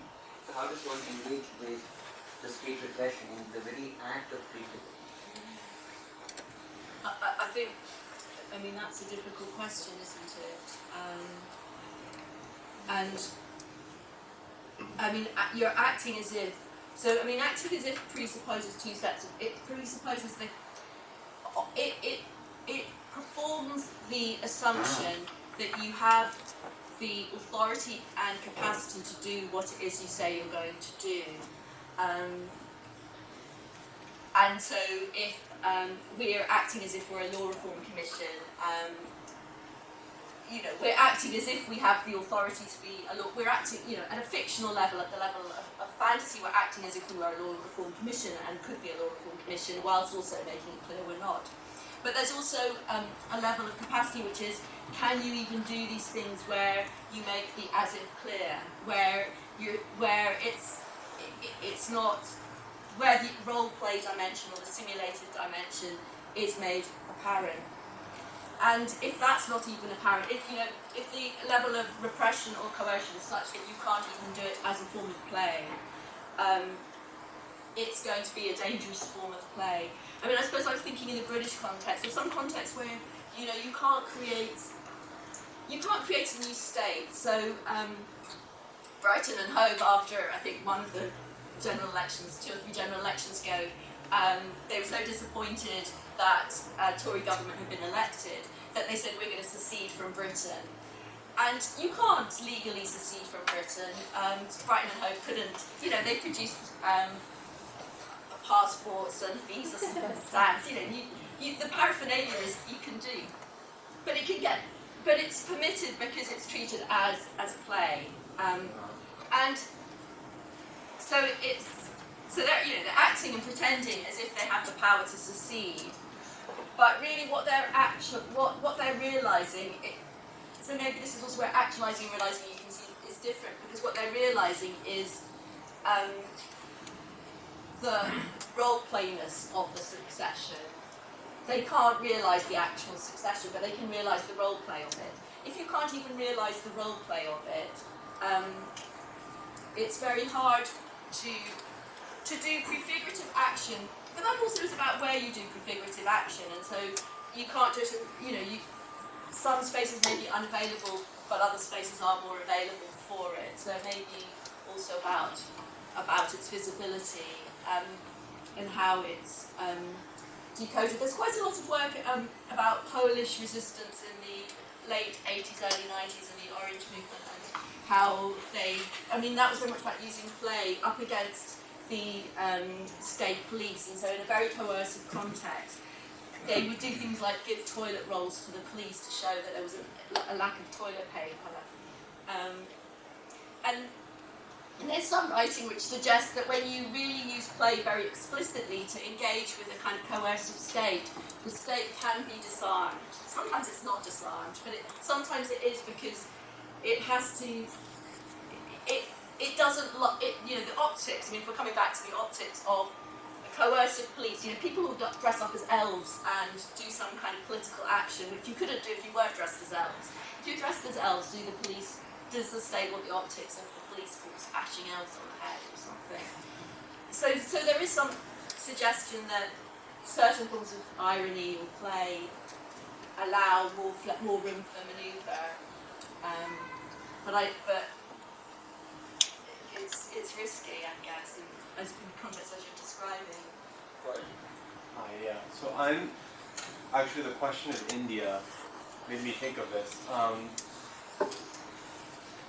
I mean, there's a sense in which like law always has a dimension of as-ifness, and I'm thinking about specifically like the concept of a constitution, which usually is seen as the kind of more foundational, restrictive,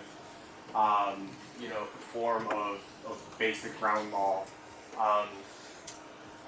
So in the kind of American context, the Constitution is a conservative document because it kind of enforces it and formalizes something that was kind of already on the ground of the truth after the Revolution. But then that kind of same model, the French-American model of the Constitution, gets adopted in all kinds of places where like the social reality on the ground did not match what was on the document. And so sort of what it meant to adopt a constitution in India after the partition or something like that. That was a kind of as-ifness that had an Ausflug quality to it, And I'm thinking the same thing in Latin America, for example. So I wonder sort of if that kind of wrinkle gives you anything to play with further. Yeah, I think that's a good point, and I suppose that's the double side is, you're representing something as if you're representing. So the constitutional document is kind of representing a state of affairs as if it existed, but yet it's also performative. It's intended to be performative. Whether it's intended to perform in the sense of bringing into being the state of affairs that it represents as existing is an open question, not necessarily. But I suppose it's kind of working in those two slightly different ways. And what is it? And both of them the representation has I suppose, for the authority and legitimacy of the representational move is it relies on the as if. Otherwise, it's wishful thinking or it's hopeful. In terms of its performativity of what it can bring into being and what it can do, the as if may give it the underpinning force and authority to have those effects, or may not.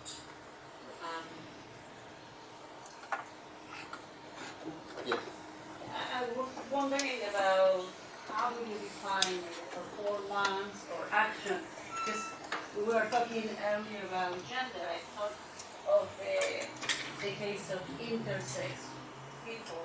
Like I think all gender assignation is as if, because according to suppose we make an attribution based on the reality of the body, according to what we know from biology, there are a minimum of 5 genders, so we are only using 2. And what about people who, even those 5, may not respond to whatever attribution we make on the bodily structure? So it was hard for me to think of situations in which the as if will not work, and that's why I was asking. When is there not an as if? When there isn't an as if. Yeah. That's a very good point. And I suppose and then maybe that's about the realization of the accomplishment. Because I was sort of thinking to take a very different example of the 80s when governments, say in Britain, the Thatcher government acted as if the state were a neoliberal state, and they treated the state as if it were a corporation in a marketplace, and did all sorts of things, and they acted as if this were the case. So coming back in a way to your point about constitutions, if you can have very conservative forms of as-if prefiguration, and they're not just always progressive. But there might be a point of realization where, and I don't mean realization in the sense of like this imagining of the state feels like it's been accomplished, and it might be a temporary accomplishment. But I guess I want to have some sense of there may be a kind of accomplishment, or where you could say it's been realized, and therefore it no longer has that as-if quality. Because I suppose if you end up putting everything as if, which you can make an argument for doing, you lose its political traction. In terms of gender... But if you repeat the as if long enough, well, it depends in the context. It's the effect of truth, maybe. Well, in some contexts it does, in some it doesn't, because it depends whether your as-if is always going to be against whether hegemonic force is against the conditions underpinning what would be required for your as-if to be realised. I mean, I think in gender, the argument that we are all performing gender as if it were our gender is a strategic intervention to argue that we don't have any essential or natural gender and it's a performance. And I think it makes that argument. I suppose some people would argue that then obscures the challenge of people with non-normative or more precarious genders, because by saying, well, we're all acting as if we have a gender, on the one hand it doesn't pathologise or stigmatise minorities, on the other hand it can erase actually the particular experiences of living a gender which is seen as deviant or stigmatised.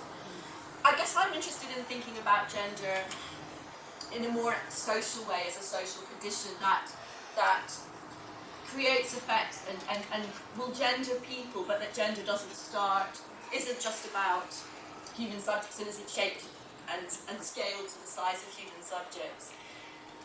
So I suppose I'm thinking about gender more like an economy, if gender is an economy, and if that's a way of imagining what gender is, what follows from it. I mean, like, it comes back to the point really about constitutions. How does it represent what kind of representation, how does it represent how gender is actualised, and what are the implications, what follows from thinking about gender in that way?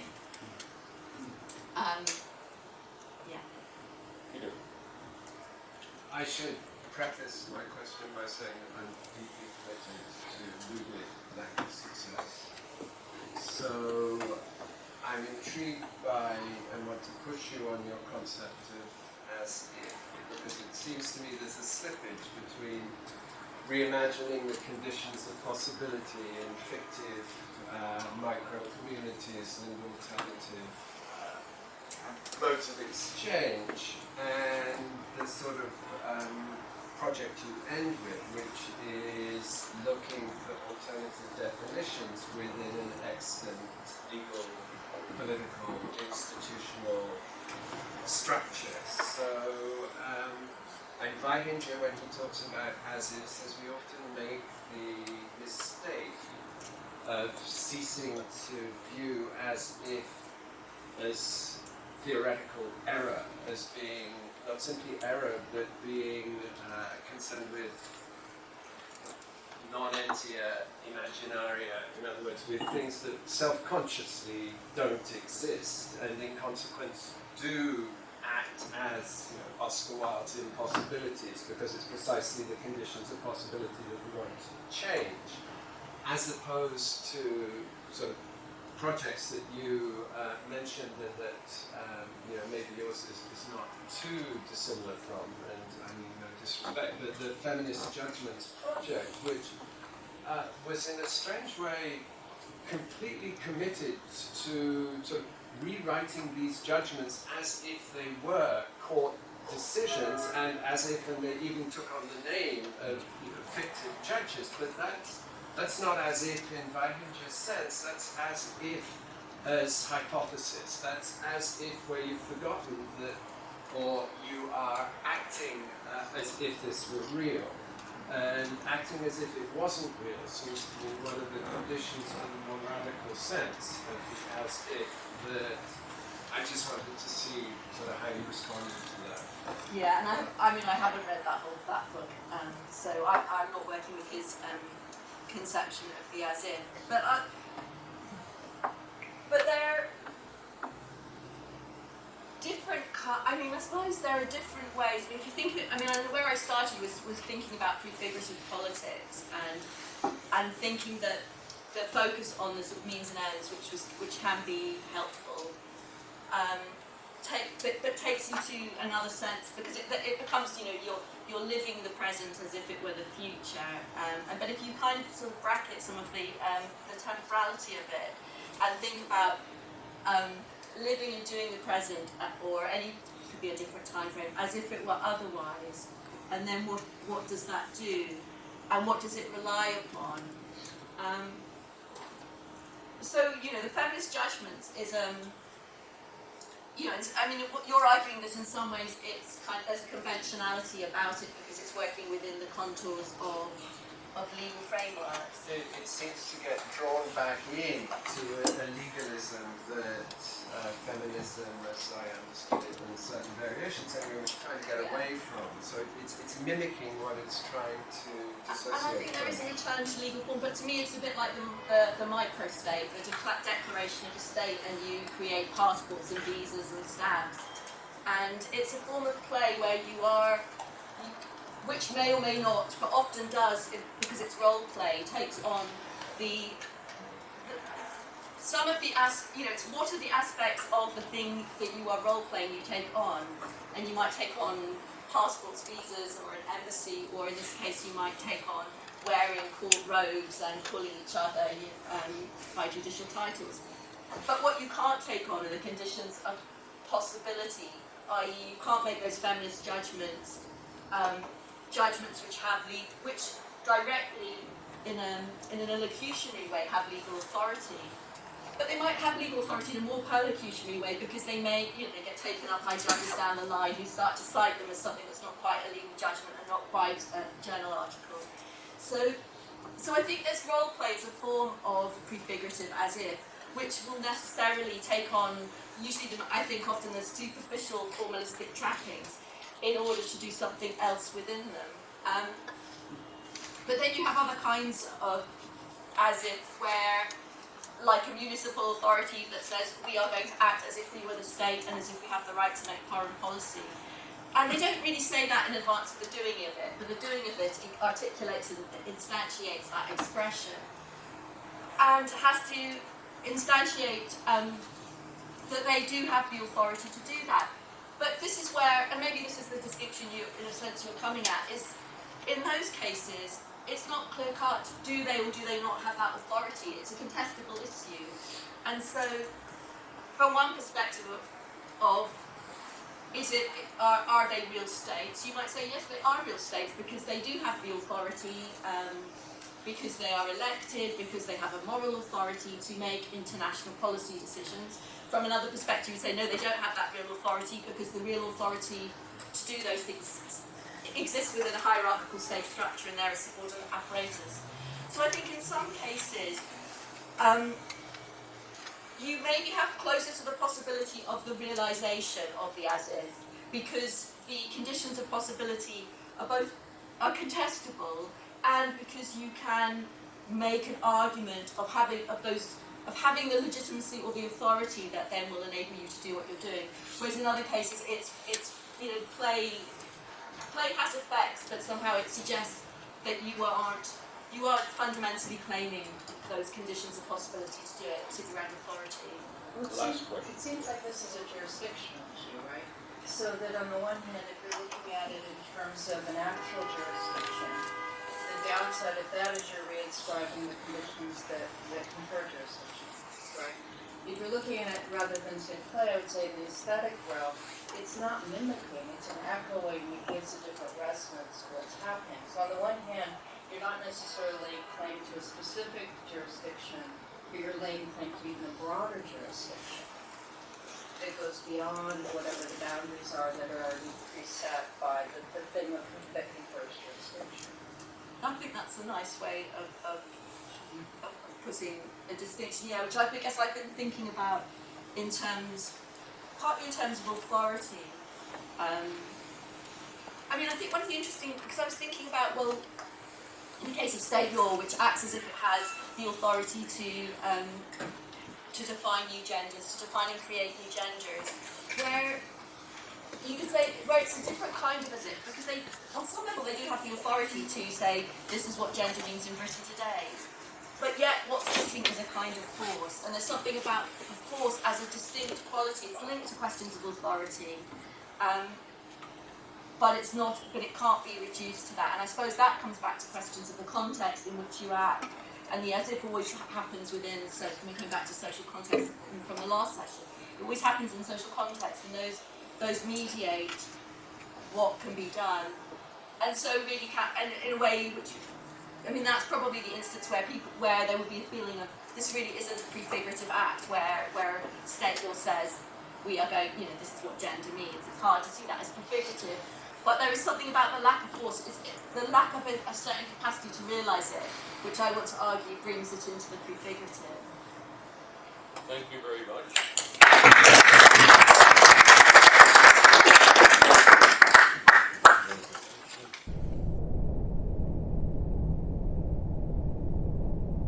Final session. My name is Mackenzie Moore. I do apologise that I will be blowing my nose throughout the proceedings. It's not the coronavirus, trust me, it's just the other one that's going around. So I do apologise for that. I really don't think I need to introduce Chiara Bottici or Peter Rich at this point, so I'm not going to do that. I'm just going to ask them to launch into it. We will hear from Peter, from Chiara, and then we can all sum up the whole thing together. Take it away. Thank you, Mackenzie. So, I'm lost initially for words. The degree to which I owe everything to Chiara, including the paper that I'm giving, but a confession that I gave the paper in London on reputable justice, a term I purloined from Chiara, although Jamieson told me last night that it was actually a traumatic repetition of a childhood injury in which I'd had a detached retina, so maybe I predate Chiara's invention and had simply not known it. But our debt to her is immeasurable. We drop away like water in the face of her brilliance, and I criticize her because that's been the theme of the conference, but not in the chop logic or negative or disapprobative sense of her having done something wrong, save that she left almost not enough room for what I want to do. She took more of the intellective space than I hoped I would have available, and so I'll have to extemporize a bit. But the paper I'm going to give, and forgive me that I wrote it last night, is something that is building on one dissatisfaction with the sense of the imaginal as well as the sense of critique, and that is that there haven't really been images looked at, viewed, scrutinized, engaged with. And the sense of the imaginal as building things in pictures has been strangely without pictures. I want to take the pictorial seriously. I want to talk about the image in its legal sense, but its legal sense is also, of course, its theological sense. And so to do so, I want initially to put on a new persona.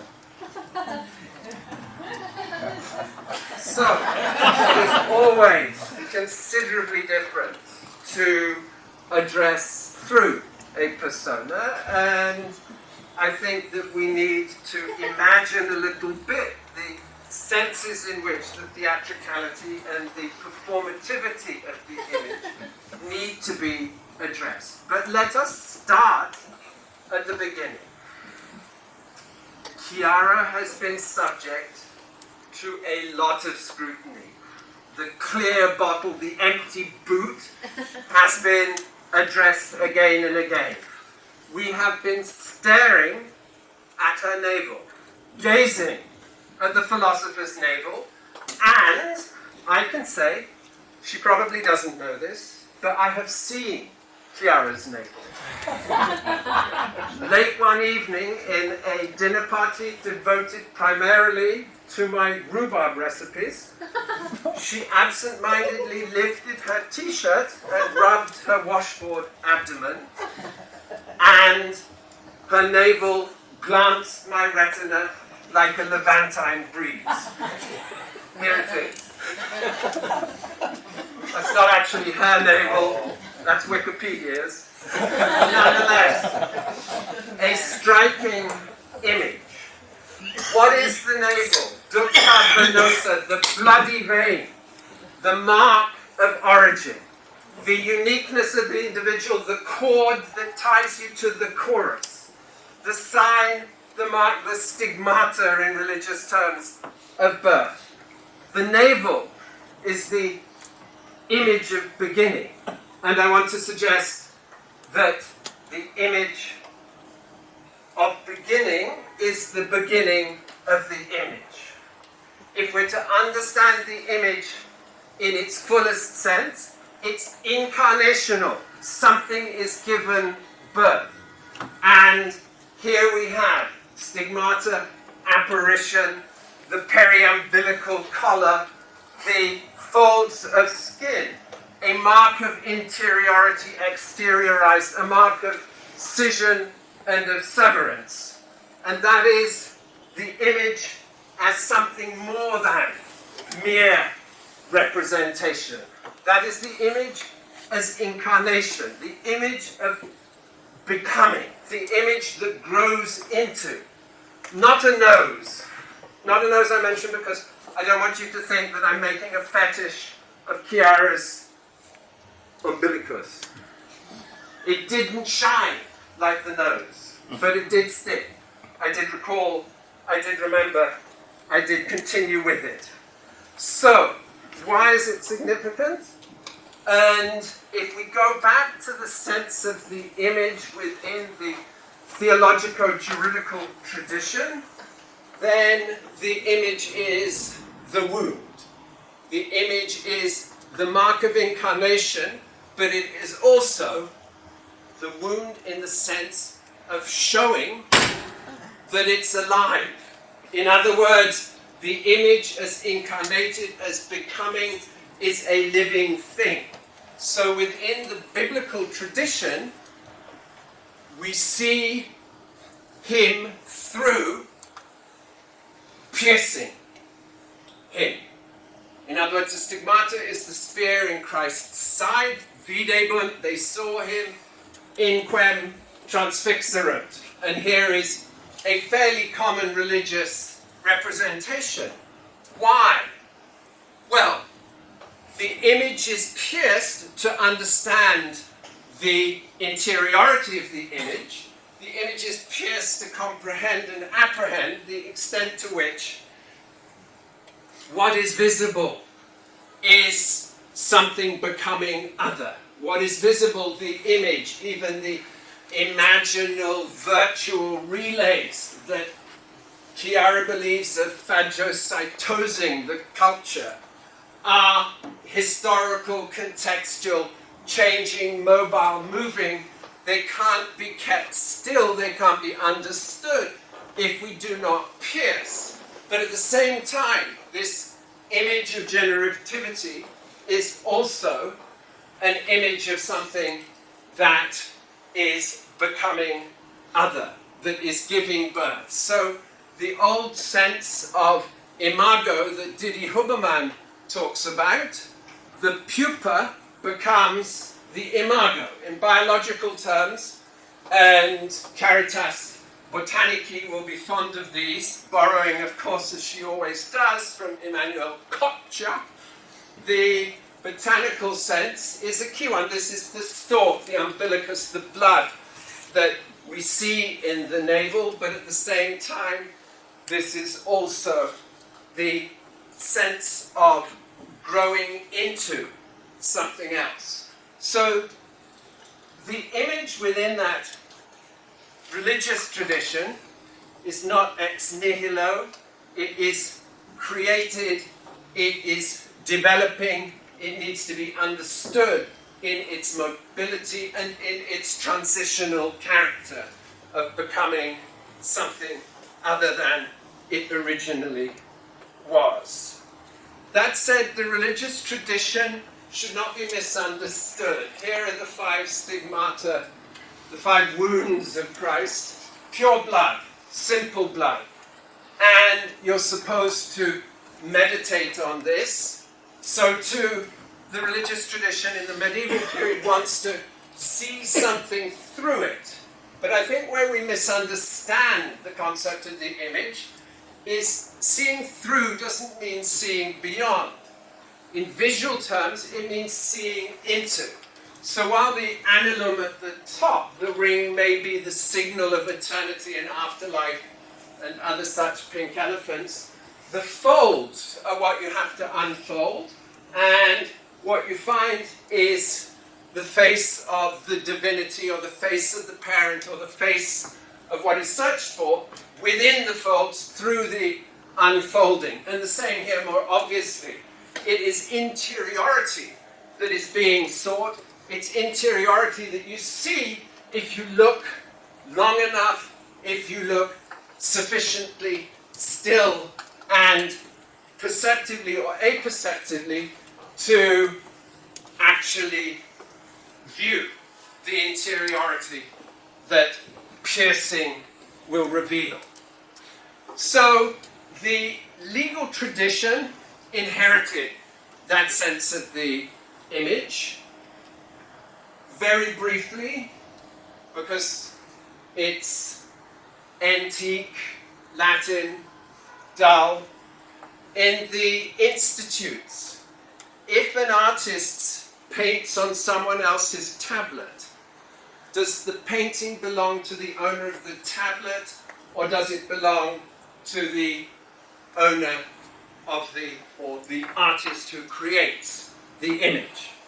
And initially the answer in Gaius and in Justinian's institutes is that it belongs to the artist. Why, in other words, would the image accede, and the relevant doctrine is that of accessio, why would the image accede to the paper or to the wood upon which the painting occurred? But that changes with Justinian, and for Justinian, the image or letters even painted in gold on my parchment or paper accede to the parchment. Cartulis, they accede to the missive. They accede to the sending. But it is the parchment that takes possession, and the owner of the parchment that owns cartulis, which in the Quo Warranto proceedings is the primary form of ownership of property. And so by the early modern period to which Davina and I belong, Selden is saying, lex est in verba. If it's not in the text, if it's not in the books, if it is not in the writing, then it's not law. It doesn't exist. Intriguingly, what that seems to do is to bury the image in the text. Of course, the word, the sign, is already a visual form, but it's a linear visual form that we read in a linear fashion and in an imaginative manner. Whereas the image as depiction, the image as pictorial, leads the eye in an entirely different form and in a different way. The ambulatio of the eye and all of the Freudian terminology of condensation and displacement, that occurs through the lateral character or the wandering of the eye over the image as opposed to the scanning of the letters on the page. There are significant differences, and those differences get embedded, repressed, they get incorporated into and internalized in the legal conception of the text, so that you don't show the image because the image is traumatically interior to the word. The words themselves, if you want to see that proven, the words of law may be compared to certain images. This is early modern, so words are images. They're called Sileni Alcibiades, whose outward feature was deformed and ugly, but within they were full of jewels and precious stones. Again, think about that. It's not that there's something beyond the words, but the words are a treasure. They're an image, but they're an image that you open up. You open the chest, you open the box, you pierce the ugly face, and you find the beauty and the brilliance, in my case, within. That said, there is a double reading that is necessary. There is time that has to be taken. There is discourse that has to be evacuated.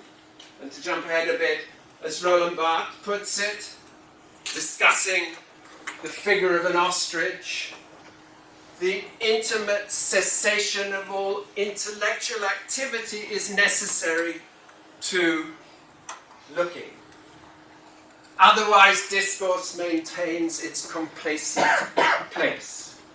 And that is, if you like, the new materialist, or in Daniela Gandorfer's terms, although she's not here, the metaphorical character of treating the text and treating the image in the plenitude of their duality. That's the tradition. I wanted then to move to look to more modern cases. The retinal justice paper, predicated on 500 images that Savarish Suresh has found for me from the variety and diversity. You can stand up, Savarish. Round of applause is necessary. The retinal justice paper, which is appearing in a very important publication, not edited by Robert Young, soon, provides an attempted schemata of the various ways in which contemporary law basically avoids images, but increasingly includes them. Because to Chiara's point, the imaginal is now fully in the legal. Judges use emojis, judges use emoticons, judges use screenshots, judges often use pictures that they've taken themselves on the way to work. Judges use all kinds of other photographic evidence in their judgments. So, what is the precedential or legal status of those images is the question that I want to ask. And let's start at a distance. This is a house in New York.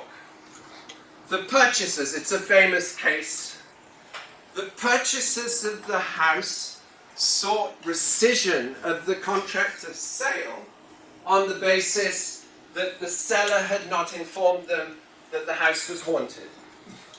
There was a poltergeist, they hadn't been told, and the question for the court, you can't make this sort of stuff up, is whether or not the ghost was material.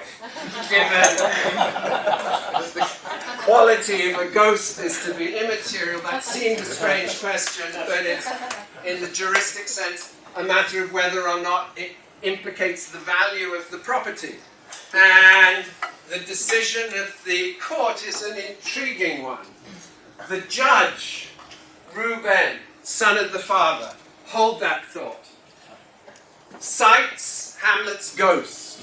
Pity me not, but lend thy serious hearing to what I shall unfold.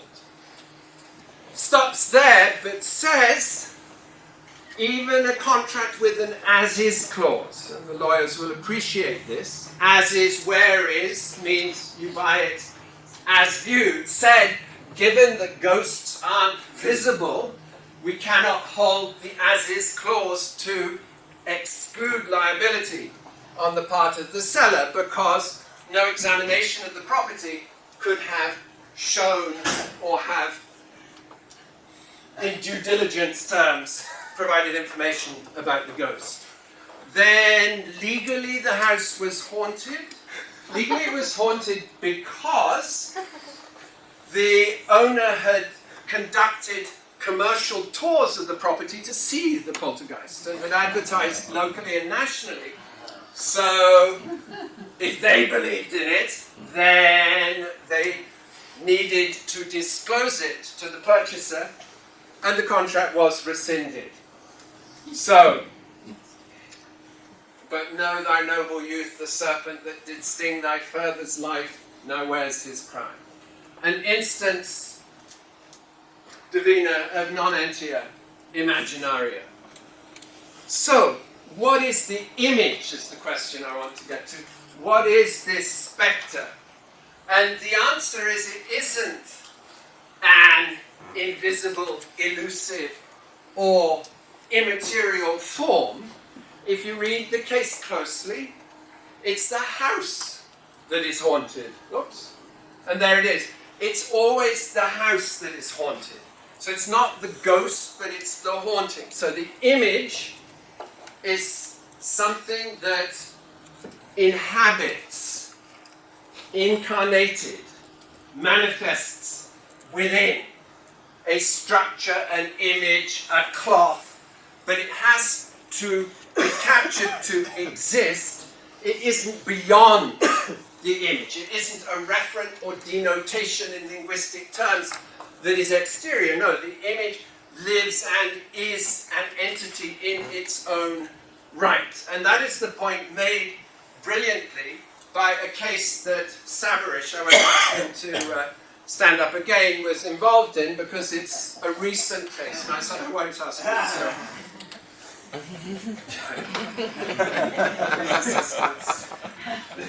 Get very confused. So, Siddiq versus Siraj. Yeah, so your dad probably, I haven't asked you.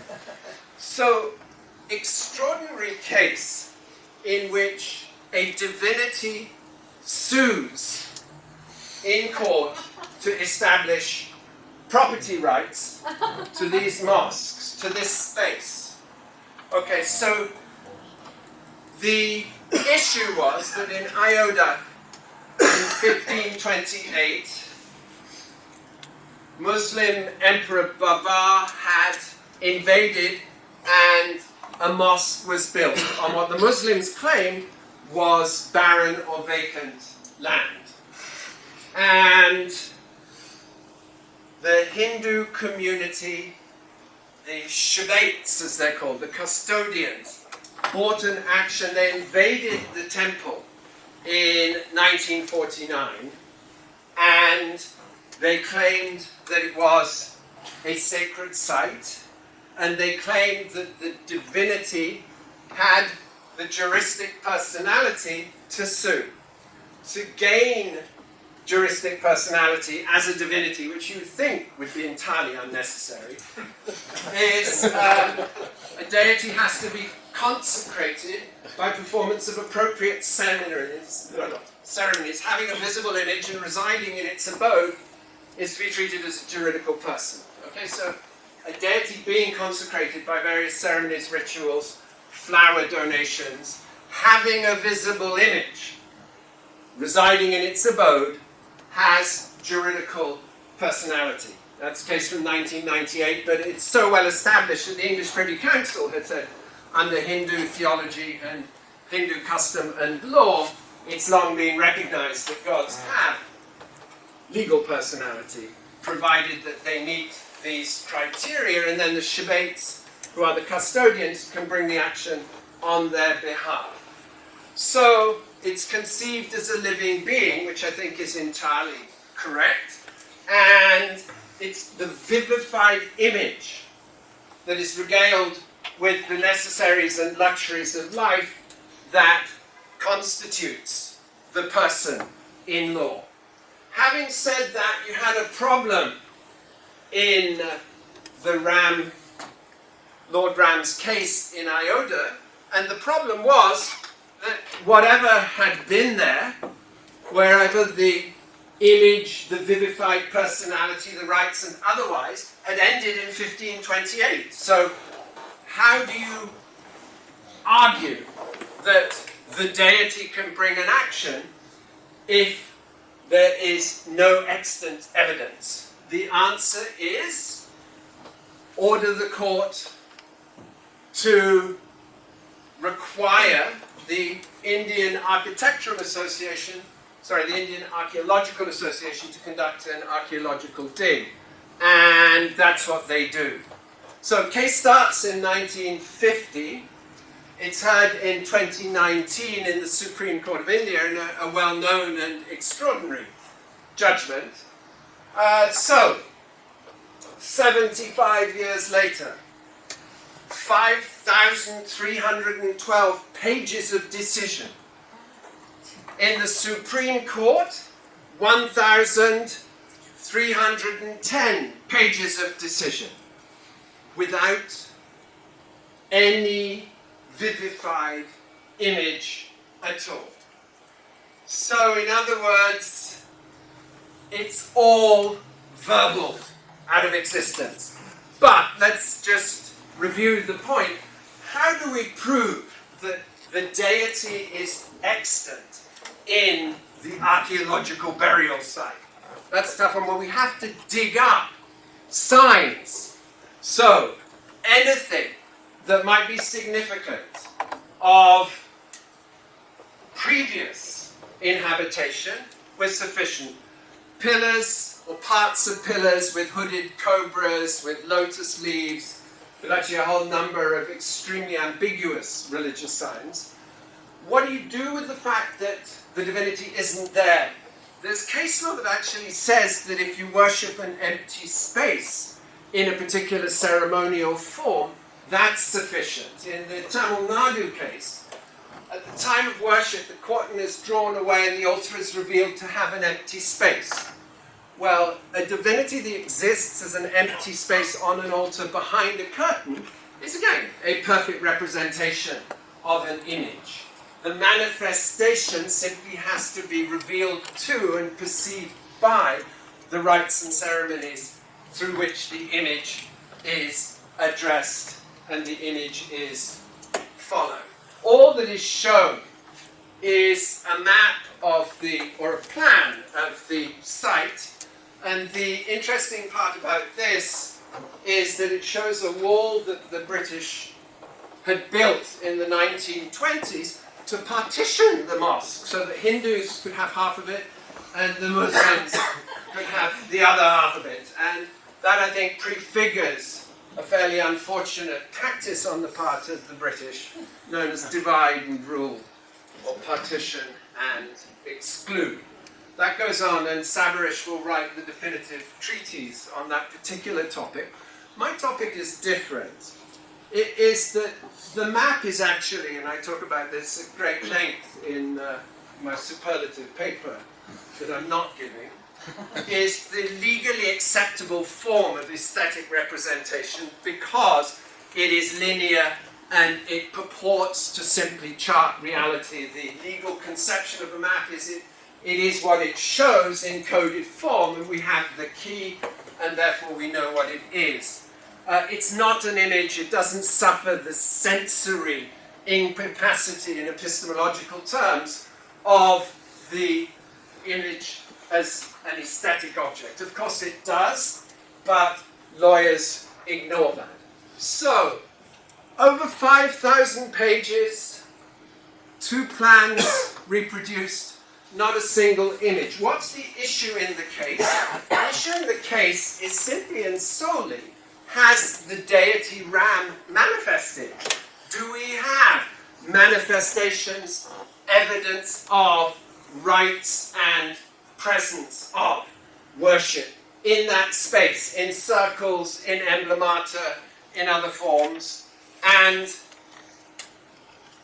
that the court takes as proven without reproducing a single photograph. They look at 2 albums, 315 photographs. No, they bury the issue. They bury the image under words. Thousands and thousands of pages.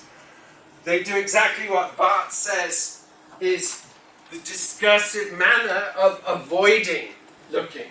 The complacency of discourse is on fine form there, even if their answer or their definition of the image is one that I think has considerable significance, because they do view it precisely as vivified, as alive, as something that you pierce, as something you live with, something that is mobile and not dead.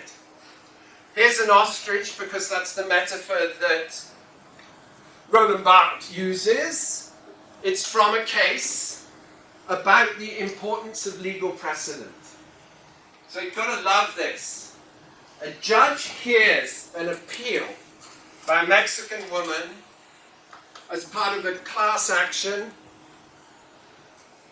relating to defective Ford tires and injuries caused thereby.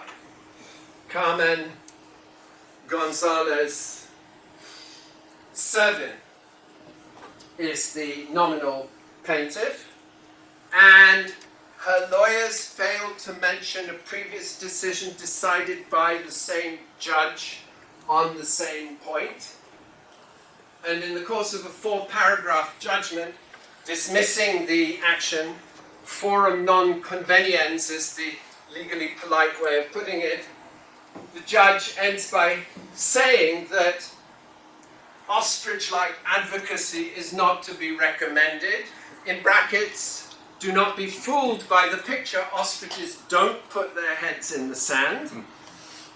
But failure to reference nearly identical prior decisions that are authoritative is ostrich-like behavior. But that's not all.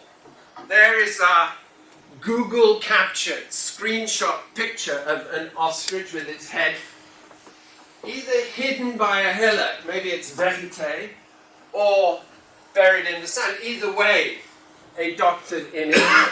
And then underneath it, we have this. Not a word said about the image, so we're still within the domain of the complacency of discourse. Nothing said about the brown suit.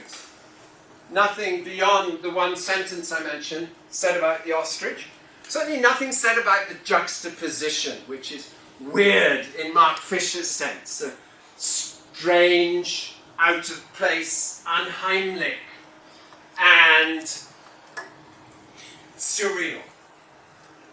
Weird law in this instance, because what's the point of the image?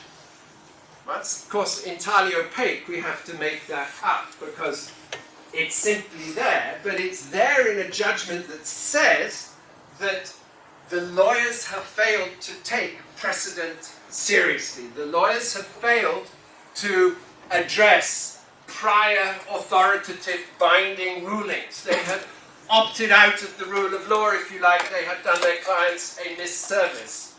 And therefore, the text seems to be saying, take the decision seriously. Take the decision seriously means take the image seriously. And I've actually done that elsewhere. The ostrich is a well-established legal emblematic figure and is actually a symbol of justice, but with its head buried with what Freud would regard as a flaccid or detumescent neck. It is a symbol of injustice in Raphael and in others, as well as in legal emblemata. The lawyer, this juxtaposition,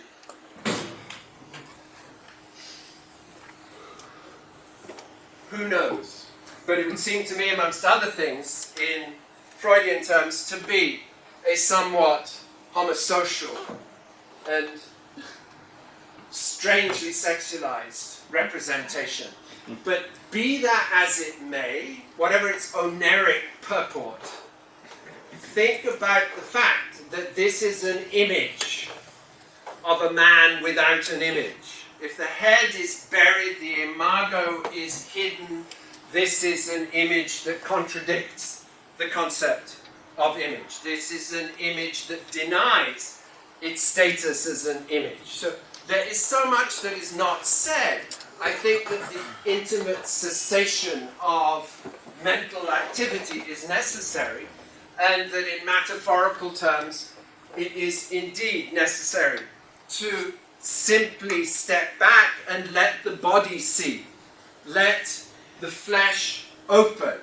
In other words, give it its due, because, and here I would like to add to Chiara's sense of the imaginal, that the image has to be understood within the lexicon and the history and the mobility of images. In other words, you have to understand it within its own distinct visual archive and its own visual transport and trajectory. Last example, just because Marinos is here, but here is a case, House Canary and Quicken Loans, and the judge was pissed, as you say in America. In England, that would just mean the judge was drunk, which may also be the case, but in America it means the judge was angry. The parties had been litigating for a long time and using all kinds of dirty lawyer tricks. So it's almost kind of vexatious litigation on both parts, but they weren't giving up and the judge wanted them to stop. Two things. He puts 4 images into the judgment. None of them is in the text. There is a little map showing Texas in the form of arrows coming from the north and arrows coming from the south being invaded. That's okay because it's simply a linear graphic representation. However ridiculous that might seem, saying that the real danger to Texas with the northern lawyers from New York like Bart and Beebe heading into Texas and causing trouble because they're not as gentlemanly as they pretend. Then the other images are in footnotes. There is the text of Star Wars reproduced in the manner of the earlier and better Star Wars movies. And then at the very end, there's this image of the grumpy-looking Abe Lincoln. There's someone Marino in the throne, someone resident, bulbous, and looking down.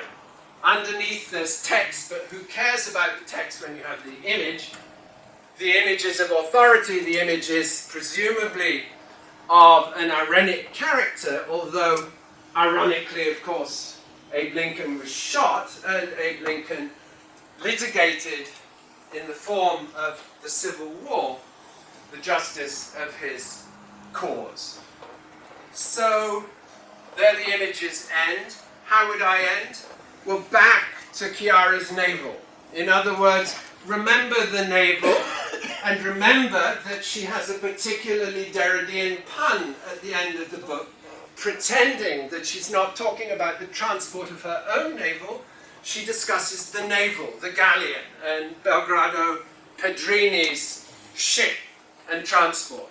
So, conclusion is that we need to take that navalistic sense in its bifurcation seriously. The image is there, the image, like the naval transport, moves, it floats, it is a sign of, amongst other things, serioludery, about the importance of play and the introduction of play through the image. They should not be feared.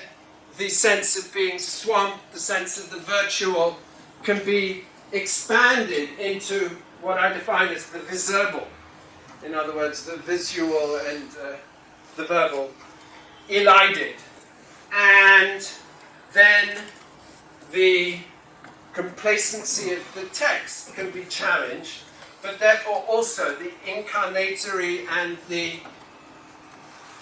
proleptic possibilities of change and of transition and transformation through the advent of images within the judicial text can be taken seriously, not as if, but as alternative communities, alternative meanings, alternative possibilities, and other navels. Thank you.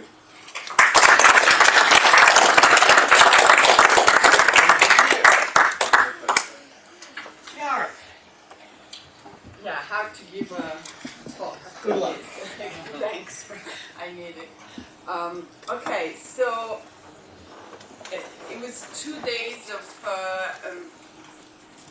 amazing talks that indeed have unpacked this text inside out from the navel and other places. So I've done my homework and written down some points that will attempt to give an answer to everybody, and so nobody would probably get a full answer, but hopefully there's something on the map for all of us to continue the conversation. So where to begin? I guess from the beginning, or perhaps the misplaced beginning. Some of you have indeed remarked that there is this genealogical part at the beginning of the book, which indeed reproduced the use of genealogical method that I've done also in philosophy of political myth. And I'm very grateful to Marinos for pointing to its Trinitarian structure, which had eluded me.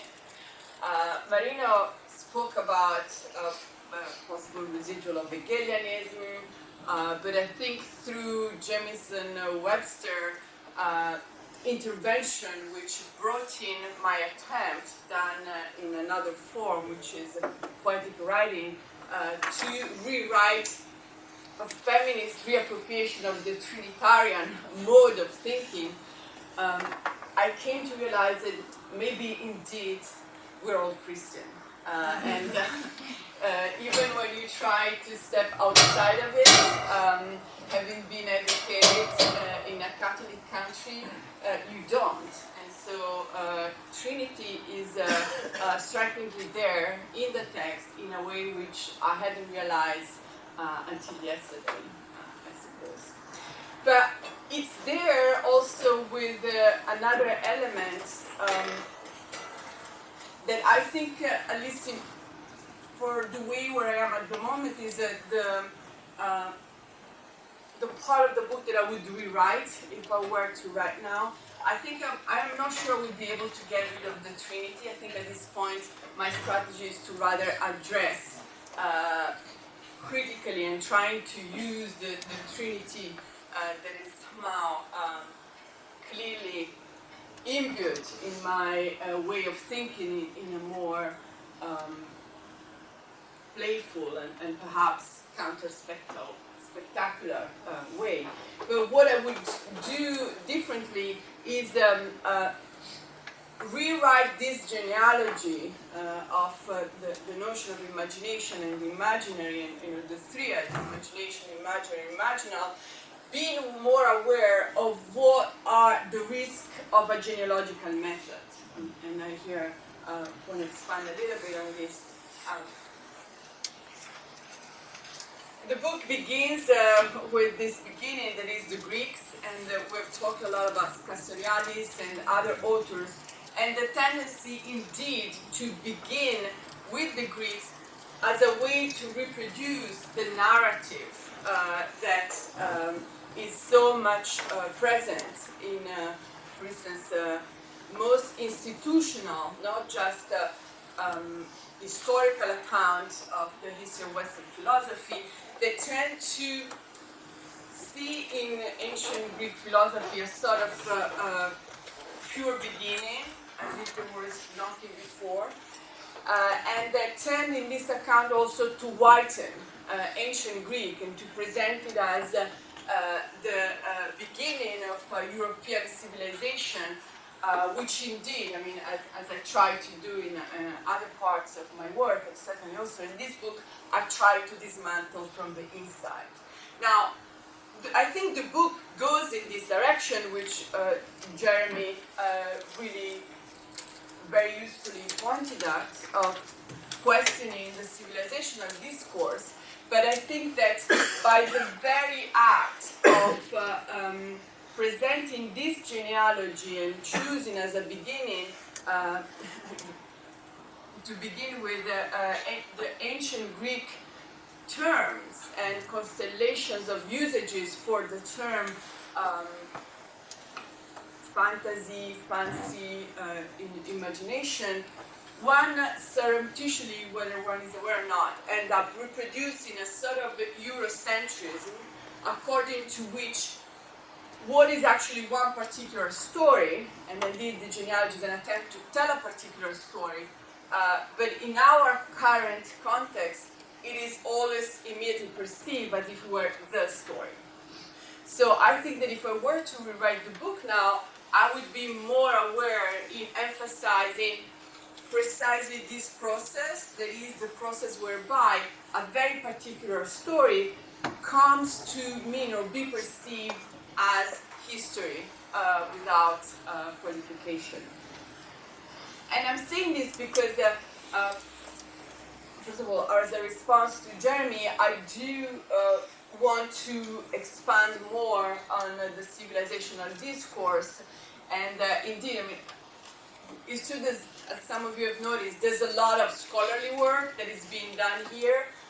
But most of my training was indeed in a context, I mean, the European history of philosophy tradition, where this narrative that philosophy began in ancient Greece, it was continuing the medieval tradition, and then from there it moved to the United States, where it was made great again. It struck me in conformity with the white supremacist narrative, and I think if there's one thing that Trump has done, is that he made it clear that that narrative, which is so present inside of institutionalized philosophy, is no longer tenable, because it is the white supremacist narrative. So I think that I would engage with that history now more forcefully from the beginning. I mean, the book was largely conceived and researched between the early 2000s and 2013. And I was still placed in Europe as my physical space, and I think that the book reflects that.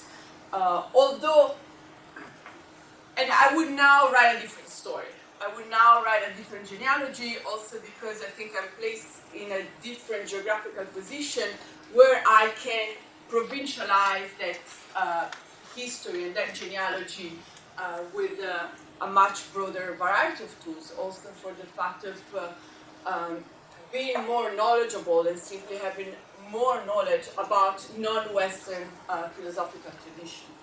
Having said this, so this is a sort of self-criticism, I also have to say that for me the genealogical method remains an important tool in as far as it enables us not so much to create continuity but to emphasize breaks.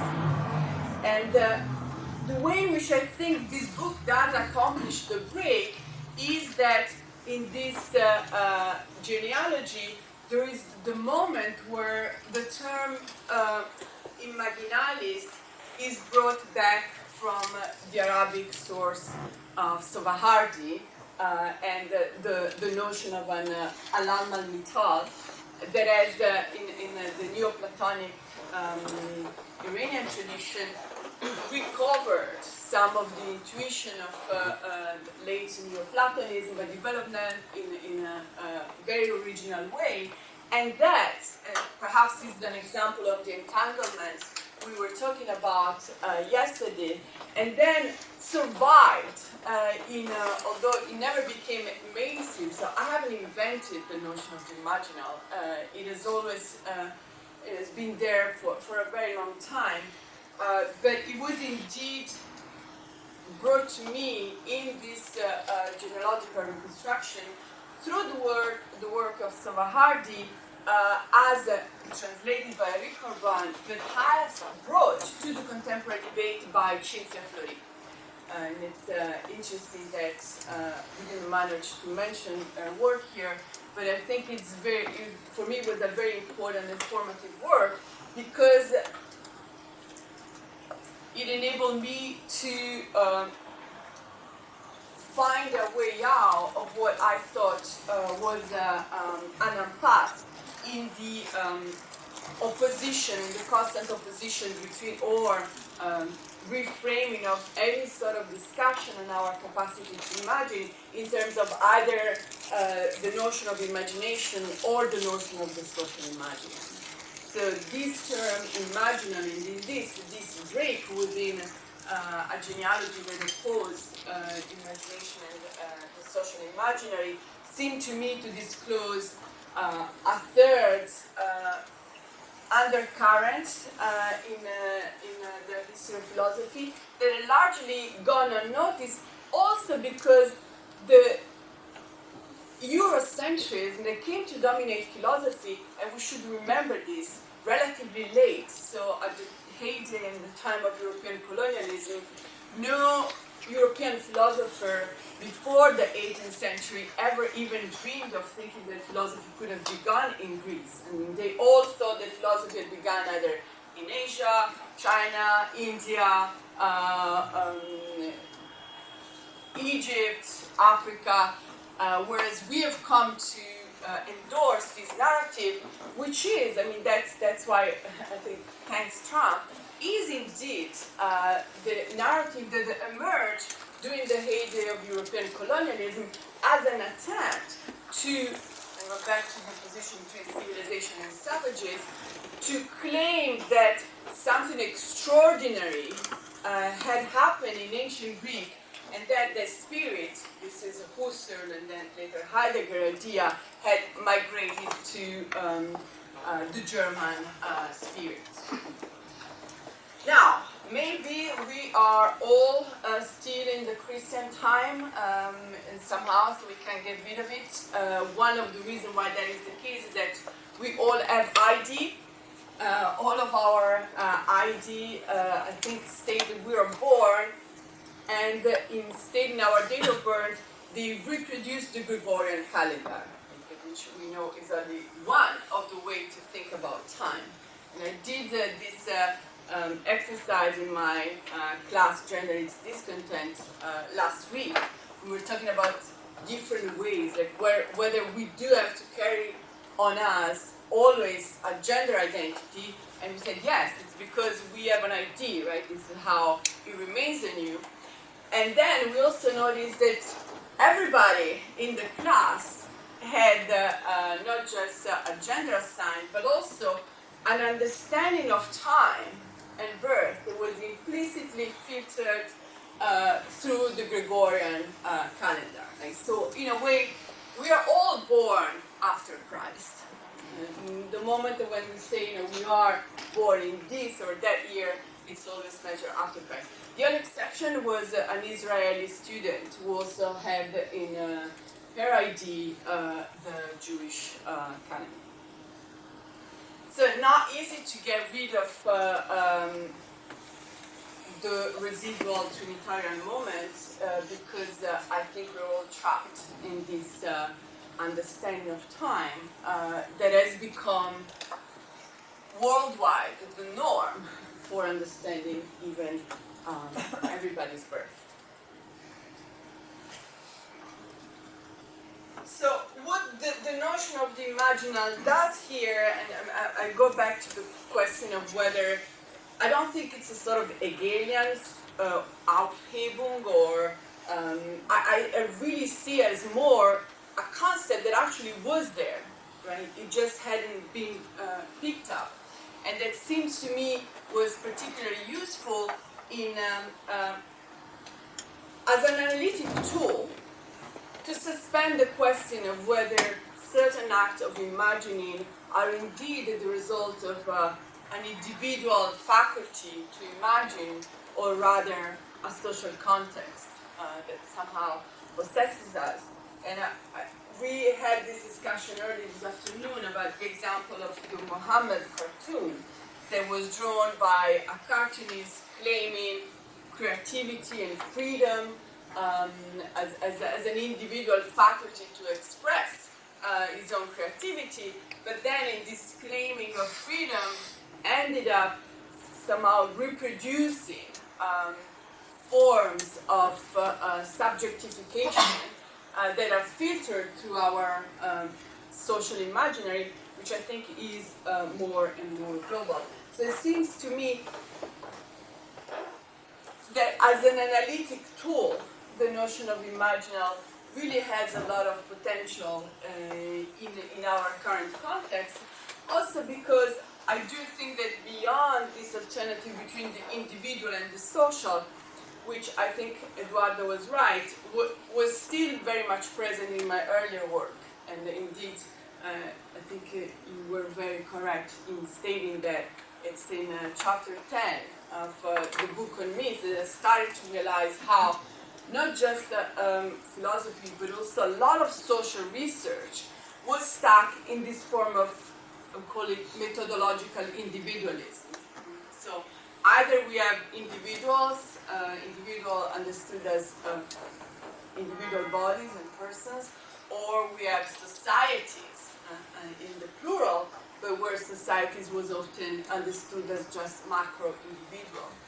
And the turn towards imaginal for me was a way to break up that dichotomy, which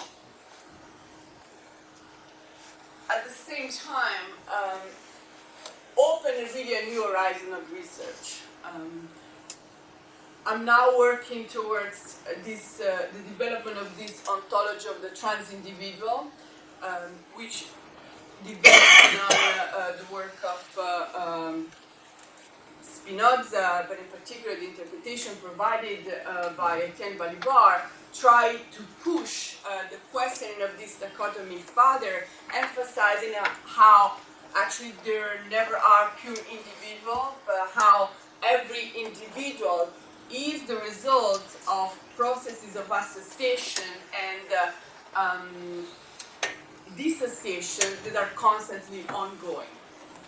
And an example here is just any individual body. I mean, even let's say a cow. We tend to think, okay, a cow is an individual, but it's not really an individual. It's now called a bioton, right? Meaning that it's not even a biologically speaking specific individuals, but it's an assemblage of, let's say, certain apparatuses, let's say the digestive system. Right? So we think the cow is eating the grass, but actually are the microbes that occupy the gut of the cow that are processing and eating, enabling the eating of the grass, in the same way in which the body of the cow is constantly being traversed by food, air molecules, air that do and undo the individual cow through a process that I think is truly trans-individual. And even more so, this way of understanding individuality beyond the opposition between individual and the social, I think works particularly well when we're talking about the cultural phenomena that we were describing. Is the creation of the Muhammad cartoon an act of individual creativity, or is that a process of subjectification? It's probably an act of trans-individual creation, because that is what is the nature of all the creations, and in particular, I would say, is the nature of the unconscious. The unconscious is neither purely individual nor essentially social, but it's trans-individual. And I think this is something where I'm really indebted to Lacan for emphasizing this point. Up to, I think, the work of political myth, I was still very much influenced by the literature on the unconscious coming out of the Frankfurt School, and so the opposition between an understanding of the unconscious as the result of individual repression of traumatic events and the understanding of the unconscious as the depository of social significations. For example, the understanding of the unconscious that we took from Eric Fromm specifically emphasized the idea that of a social unconscious as divided from the individual unconscious. Although I don't talk that much about Lacan in Imaginal Politics, and I think this for me was needed because at the moment I was working on the book, the debate was so dominated by, not so much by good Lacanians, but epigons of Lacan, that it seemed that entering into the debate would lead the project in a different direction.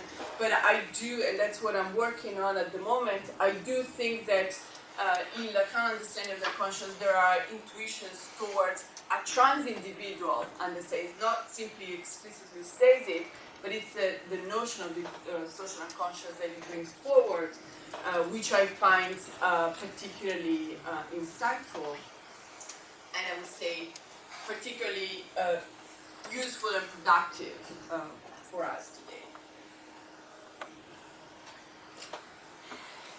Okay, now back to the image and to the extremely, how can we say, performative, but also at the same time stimulating and disclosing talk by Peter Goodrich, who I think rightly pointed out that Imaginal Politics is a book deprived of images. So there is a paradox of a book that is trying to put forward the notion of the imaginal, and yet is strikingly deprived of images.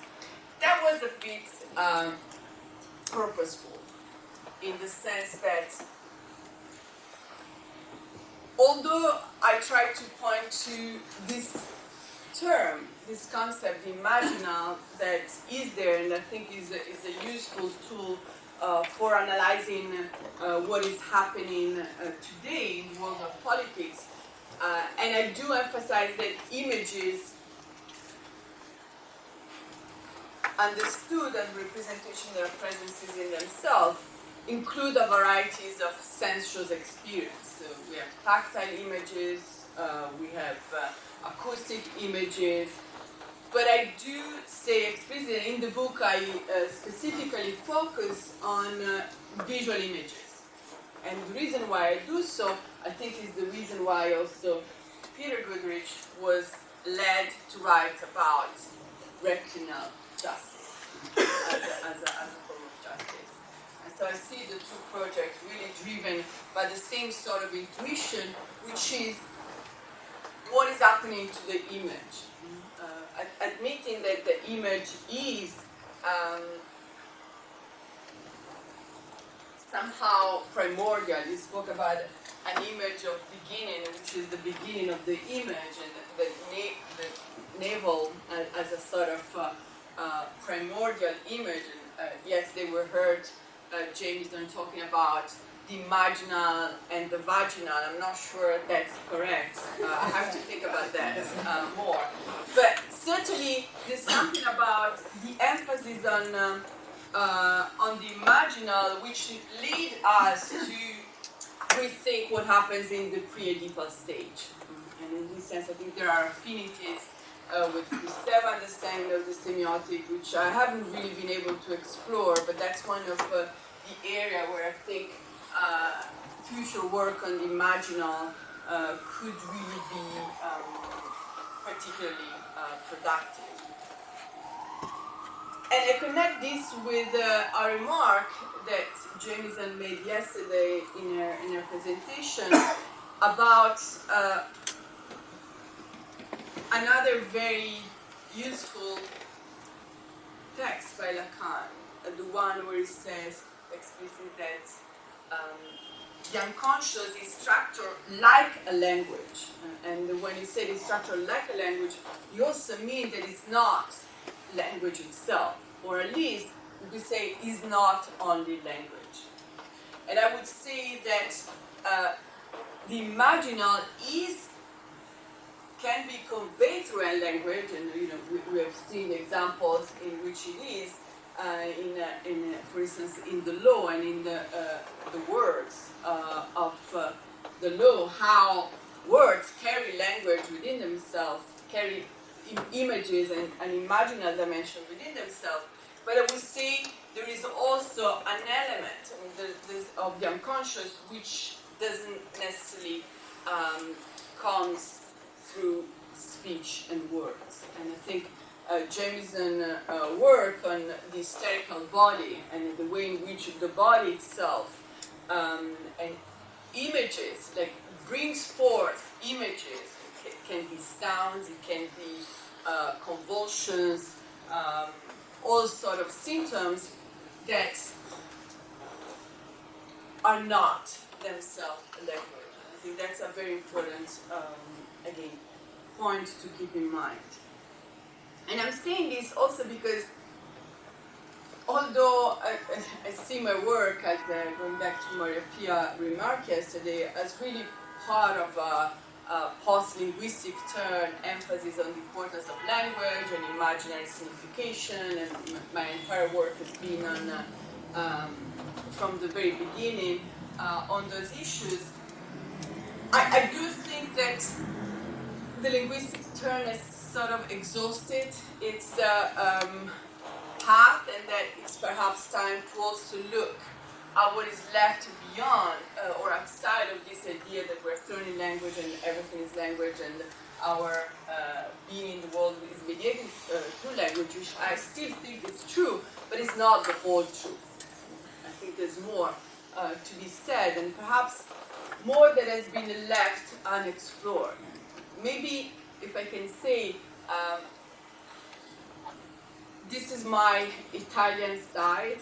There's a book by Roberto Esposito about what is typical of the Italian philosophical tradition, and in that book it does emphasize the fact that although Italian philosophy has also been influenced by post-linguistic turn, whether it's in the Lacanian influence in psychoanalysis or the Heideggerian, or the influence of the German philosophical tradition, there's also a way in which Italian philosophy in traces a genealogy from Machiavelli to Negri in the tradition of autonomy operaia, for instance, has insisted on the role of the body, right?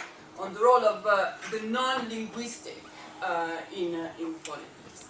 So, and for me, the imaginal indeed also led to that. I think that the question that was driving me, where is the new coming from, and the fact that it led me to bring in the question of natality, the Arendtian notion of natality, has disclosed a different trajectory, which my philosophical path had not taken up to that point. But that perhaps, if Roberto Esposito is right, was somehow implicit in the exposure to the specifically Italian tradition of philosophy, which has indeed been touched and deeply influenced by linguistic turn, but also somehow remained peripheral to that. I mean, at times there's also a benefit in living in the peripheries. So, having said this, I don't want to take too much time. I hope that we can also continue the discussion. But I want to go back to two questions. One about why insisting so much on the visual side of the images, because that was the aim of the book, was indeed to emphasize that there's something that is happening in the change of the production of images, in the change of the role that images have in the production system themselves, that is changing also the way in which we phenomenologically experience them. And I think Peter remarked that the umbilical image we saw on the screen was just one from Wikipedia, is particularly telling. There was an anecdote which struck me when I was preparing this book about the controversy and the legal controversy that happened over the body of a model that had been reproduced on a very important, I think it was Vanity Fair, but magazine, without the navel. So they had to doctor the image and change the image up to a point where they had forgotten that body had navels, right? And they forgot to put it back. And there was a whole speculation about who's the owner of the navel, in particular in the image. And the result of the debate was that it didn't fit the beauty of the image. I mean, it would have ruined the beauty of the image, and so they had to do without it because it didn't fit. The image understood at this point as the doctored image, it became the criteria for choosing what would fit there. I mean, including, if it's true that the umbilical wound is a sort of the primordial image, we can say that even that one was excluded because it didn't fit the picture. Now, this doesn't mean to emphasize the change in the production of images and the change in which not simply the virtualization of images, but also the sheer number of images that we experience every day. And in particular, that has become so consubstantial to politics itself, has indeed changed the way in which we conceive of the reality of images and even of their own actuality. The book was written well before Trump, quite after Berlusconi's time. And that, for me, the role of the changes brought about by this type of politics that is not just in need of images, but is consubstantial to images themselves, was an alarm. And most of all, it led me to think, also because I have this passion for history, of what was politics before? What was politics before? Certainly politics has always been to a certain degree imaginal, but what has this quantitative and qualitative change in the mode of production of images themselves generated? Now, this doesn't mean that, okay, now everything is images and then there's no more criteria to distinguish between fictions and fact, and that we are post-fact.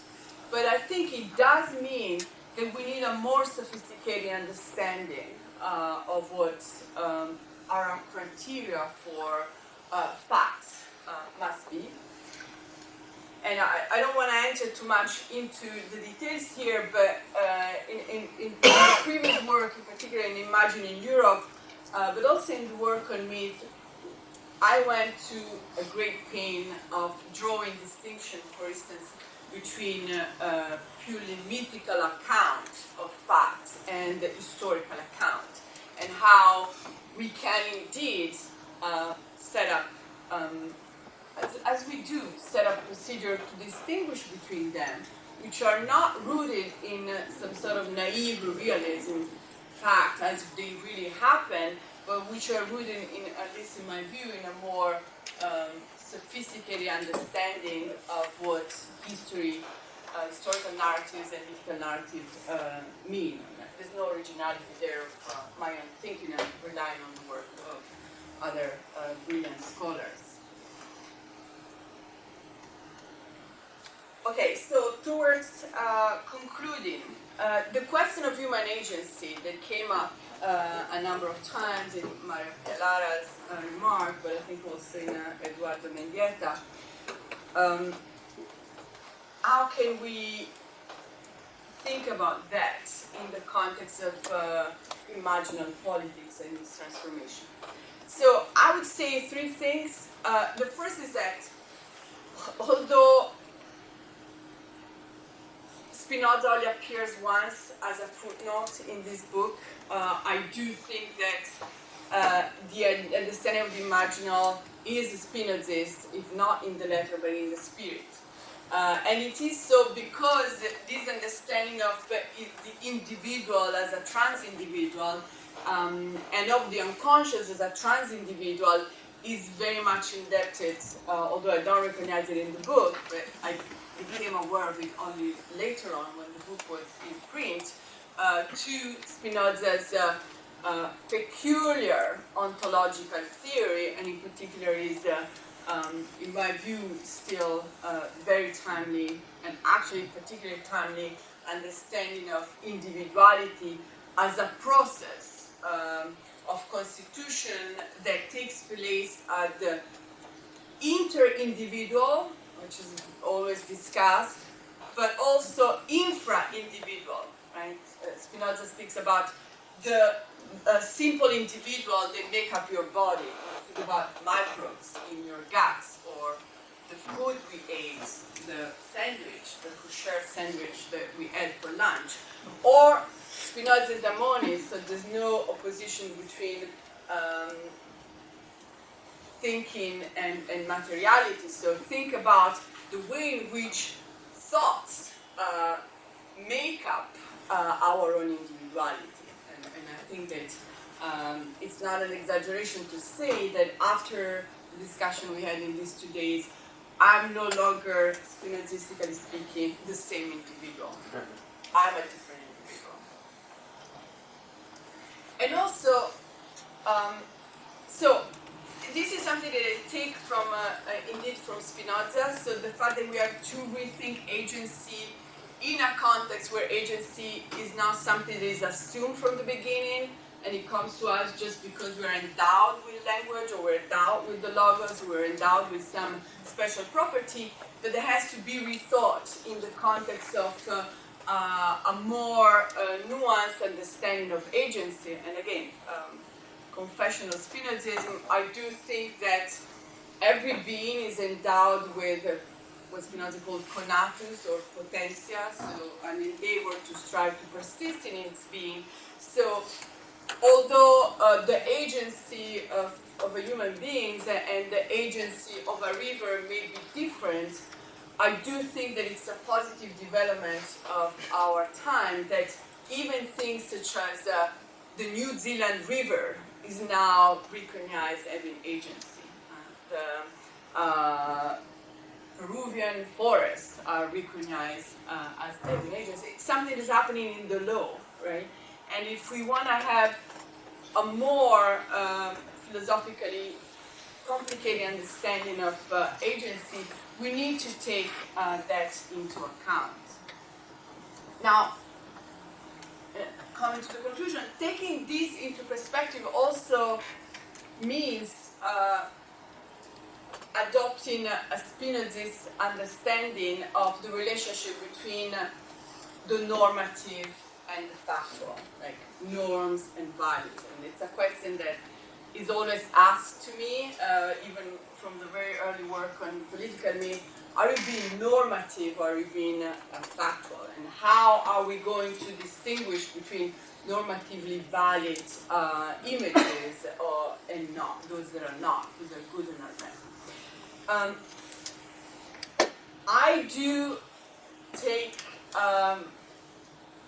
Spinoza seriously when he says that there's no opposition between the two, and facts are always imbued with values, and values are factual, and that to assume this dichotomy means to assume a form of ontological dualism where norms are perceived as belonging to a different plane, right? Whether it's a Kantian noumenal world as opposed to the phenomenal world, or some other form of ontological dualism. I stick to the style of Spinoza and the Spinozists in saying that there's just one plane, it's a plane of immanence, the whole game is here now.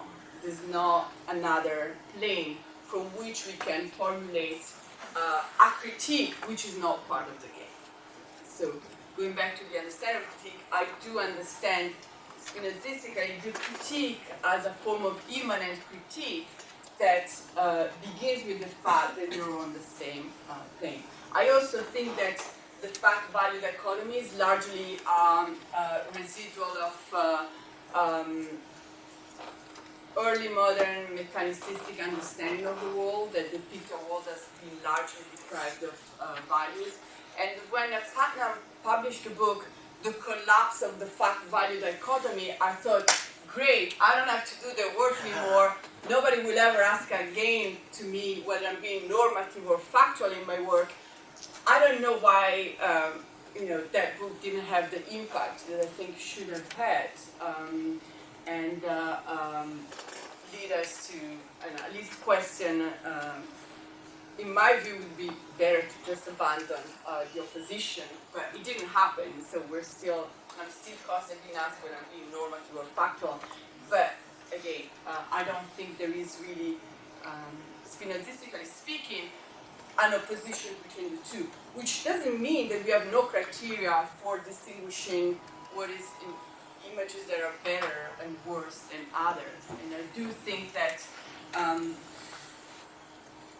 there is already in the book, although the aim of the book is not to put in moral philosophy.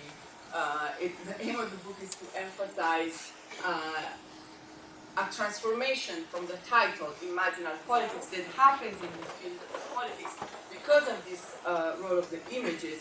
But I think that the image, the driving image, and what I put forward at the end of the book as the concept of freedom of equals is an orientative image that helps us select between some as better or worse than others. But, okay, here I should say two things because I think other people have nicely picked up on that. In particular, I'm very grateful to Eduardo Mendieta for providing us three images, right? So two other on top of the image of the galleon that concludes Imaginal Politics, the image of a galleon where we all are part, which indeed I take from a poem by Bergado Pedrini, but I took it from this poem. Bergado Pedrini was my granduncle. But I was not aware of his writing until I became part of the New Global Movement in the early 2000s in Italy, and he was doing demonstrations there that hearing this song that had become a sort of icon of the early 2000s New Global Movement, I started to reconstruct the history of this song and then actually realized that it was published in a book that I discovered in Paris, but then I realized that actually it came from my granduncle, whose history was unknown to me because having been an anarchist who had spent 20 years in prison and actually died a few years after I was born, it was never spoken about in the family. So I had to redig that story. And I was able to do it thanks to the New Global Movement. One of the slogans was precisely, we are all on the same boat, and the boat is sinking. It's an image that, in my view, as Lara pointed out, after the Apollo technological development enable us to look at the globe as a physical unity, as proliferating more and more, and has acquired a much more powerful, because tangible, force. But it's also an image. It wasn't really there in a lot of thinkers, beginning with Kant. Kant cosmopolitanism, that I think was mentioned before, but also, and I'm grateful that Jean-Michel Rabaté mentioned the early utopian socialists, or actually not so utopian in the end, who indeed had made of this image of the earth as a unity one of the driving image for their thinking. And I'm thinking here in particular, you mentioned Fourier, but Marx also says that Proudhon understanding of the critique of property is the first scientific understanding of property.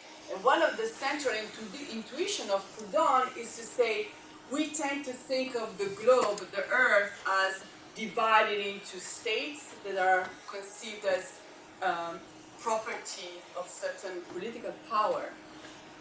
But this is a largely, in his view, misleading image, and also why? Because he makes this argument that we don't know, mathematically speaking, who we're going to be born with on this planet.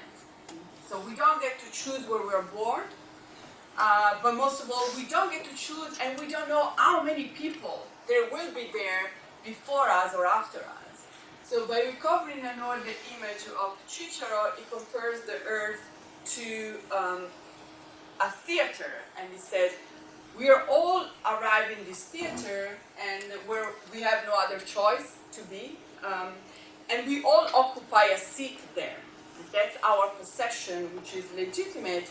But what is not legitimate in this theater that is the Earth is that somebody who starts occupying all other seats and claim that as property of his or her fellows, who may come one day or another. Now, I'm referring to this Croydonian image of the Earth as a place where we have to inhabit and where we don't get to choose who we live with, because it's a very powerful image that has been driving, whether I was aware or not, much of my philosophical thinking. But I also think is an image that will hopefully carry not just our conversation, but also the work of social movements on the ground. Thank you.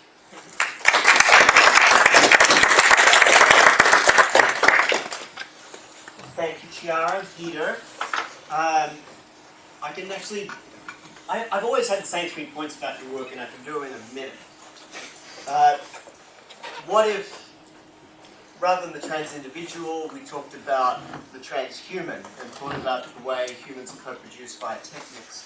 And what if we read Botticis with Hayaert? What if after the linguistic turn we actually read media theory? So what if we read Botticis with Hitler and thought about spoken language as subsidiary to other forms of technical production of media and image? And the third thing is, what if we took the category of politics to be part of that Greek-centric inheritance of imperial philosophy, and maybe abandoned it? I mean, women, slaves, and barbarians were never included in it. Why are we kidding ourselves to think we ever would? So what if we read Botticis and Moten and thought instead about categories like the whole, which gets us out of So those have always been the 3 things I've always said, and I got to say them again. But I wanted to open up to everybody else. Are there other people who would like to have at this? Yes. I would like to ask. Speak up a little bit. Okay. Yeah, Peter. A wonderful talk. I can't wait to read Rational Justice. I just had a question about the history of the image in the West. And the role of Christianity. For you, Christianity is very important. But Christians begin as iconoclastic. They are very Jewish at the very beginning, and refuse any image, whether it be human or divine. And then as we proceed through the Middle Ages, the role of the image becomes much more important. And it has to do then now with the figuration of divine power and the power of the emperor and so on and so forth. And then as you know, well, one of the main tools during the Middle Ages was the bestiary, in order to educate people about Christian virtue and so on and so forth. And so the point is, it's that the role of the image in the Christian West has a history. And part of that history has to do with how Christianity relates to political power, and then also the coming in of new technologies with the printing press much later, of course, and so on. So it is the image, as you say, is more than mere representation. Is that which is presents itself as the becoming of the other. But that to me seems to be a much later role of the image in the Christian West. I don't know if that instigates any thought. Can I get a few questions? We don't have very much time. Or would you like to let me out? Well, then go. I'll forget what you said if you don't let me. Yeah, okay, have it. But I'll be very quick. I was interrupted where I was about to say that I am a puddle in the face of your wisdom. And yeah, so in juristic terms, the differentiation is between the iconic and the idolatrous, and we can trace those two faces of the image throughout the Western tradition. I guess for me, Tertullian and De Spectacularis, there's an element of the image which also leads to the banning of theatre in Rome for 200 years. There's something histrionic, something playful, something sensual, all of those kind of anti-Platonic, impure epistemics that relate to sensibility that the Christian tradition from very early on had wanted, and subsequently the lawyers in banning theatre, they want to own that power. And because of the amorphous or the digressive, divagational, impassioned possibilities of the image, you see this in the banning of the games, you see this in the banning of theatre, you see this in the banning of public rights that aren't in the forum and aren't the licit modes. So I think that gets repeated and repeated. My favourite debates, which I omitted to mention in the Renaissance, are about whether someone who takes their hat off in the room of the room with the throne, when the sovereign isn't on the throne, is acting idolatrously or not. And obviously, the reformists and the recusants take different views, but it's a fantastic kind of instance of that fear of what they call the vanishing sign, because the vanishing sign is much closer to that which it signifies than the plastic form. And that continues, and I think in Baudrillard you have exactly that same reformational debate when he writes about the evil of images. And so it reappears, it's transitional, it's historical, it's local, but we find it again and again and again, and I was timidly suggesting that in a very small or navular form we find it in one important philosopher in contemporary, Chiara Bottici. Again. Just a very minimal remark about the umbilicus, the navel. If we go back to the iconology of Eve is represented without a navel. And if we connect this with Castoriadis' idea of a creation ex nihilo, we have something that's a sort of virgin imagination. And this is also why the virgin has somehow to displace this lack of navel. As Gordon said, we cannot imagine our parents having sex, so we had to have the Virgin Mary. So I was wondering whether this could work with the discussion of this morning of the virgin imagination, a sort of anarchist imagination ready to create ex nihilo. That would imply a sort of no sin, no original sin, somehow, to remain within the religious framework. Yeah, it's a question for Chiara. I was interested in hearing a bit more about where you're going with the ontology of trans-individualism or trans-individual. Because I was wondering if you're mostly interested, if you're thinking of it ontologically as bodies inside bodies inside bodies, or a kind of assemblage. And then I was thinking about that in relation to say the work of Jennifer Nadelsky in the relational autonomy literature, and I don't know how well you know that literature, which is much more about how people are constituted through the care work of others, and that to the extent that you ever produce autonomy, it's underpinned by work and labour.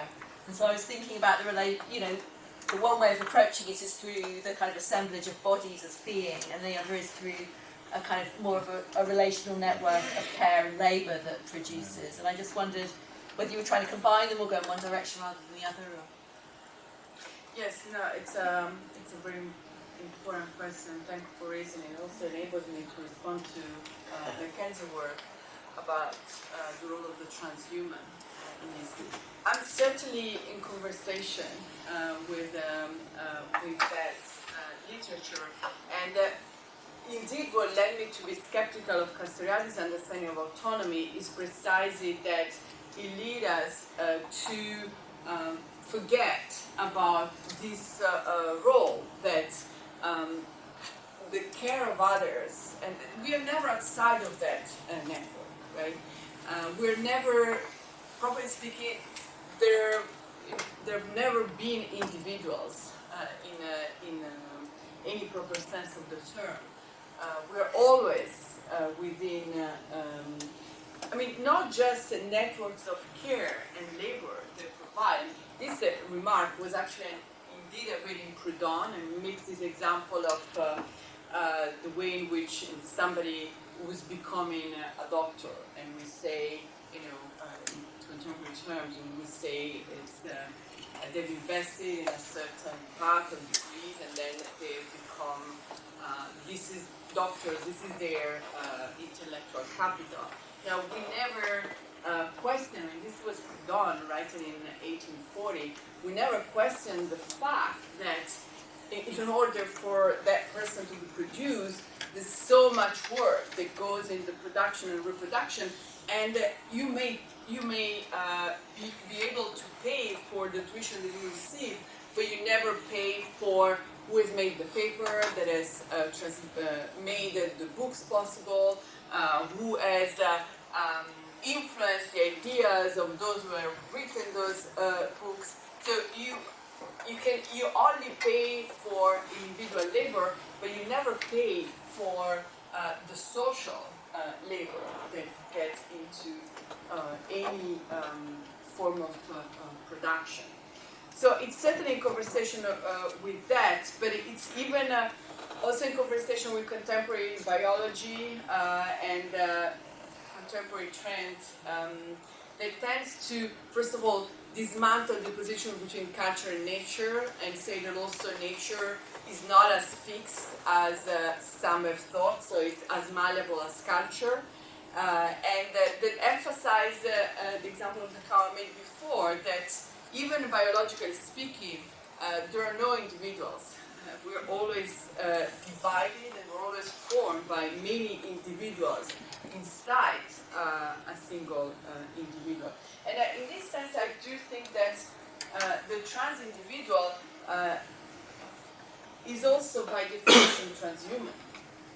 So there is and there is no difference between an individual that comes to compose our body and it's the result of technique, and one that is supposed to be natural, because there's no more innate nature. If every body is a process, then you can't distinguish between what is natural, meaning what was there from a supposed beginning, from what is cultural or technical because it has been added at another point in time. Yes, which, if I can also respond to your other question, I do agree with I don't think we're in disagreement with the second one, like doing media theory as the umbrella, and that lead us to think that language is only one of the mediums, and we would say indeed, I agree with that.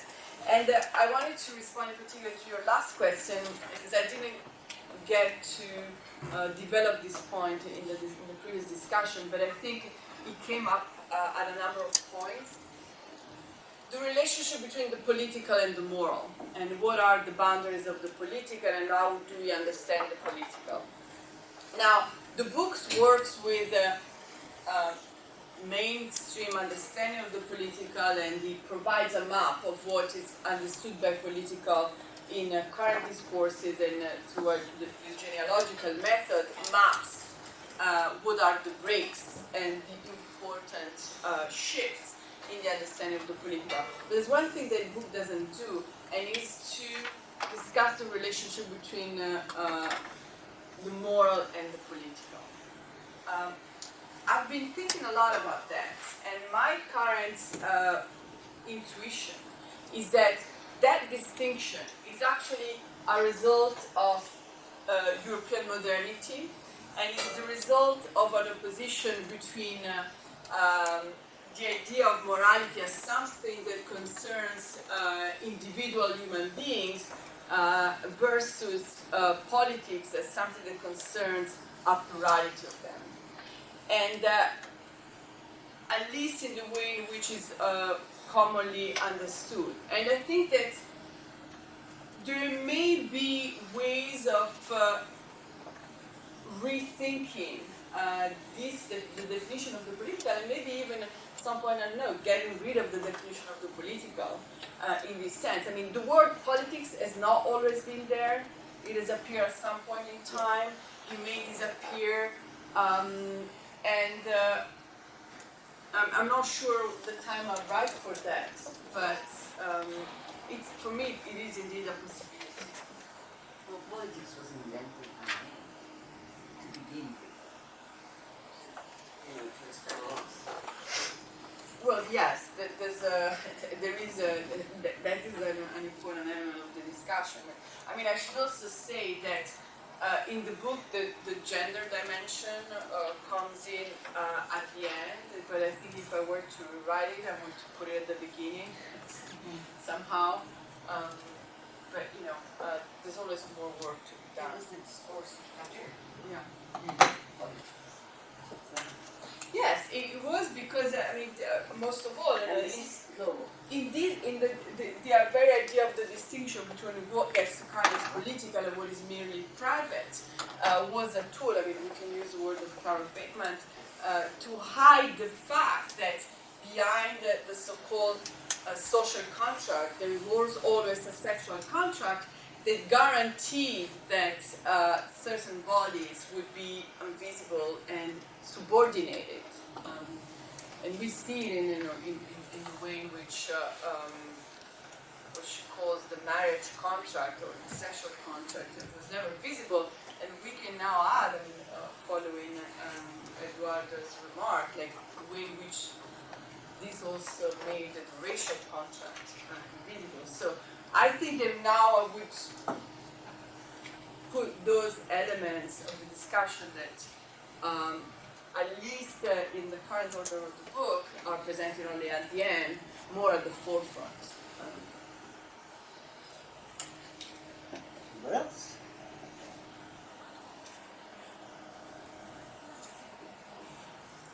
You may be done. Going once, going twice. Any last remarks from anyone?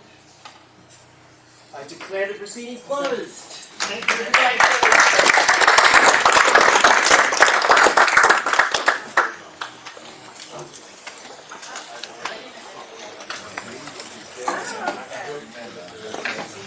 Anybody who has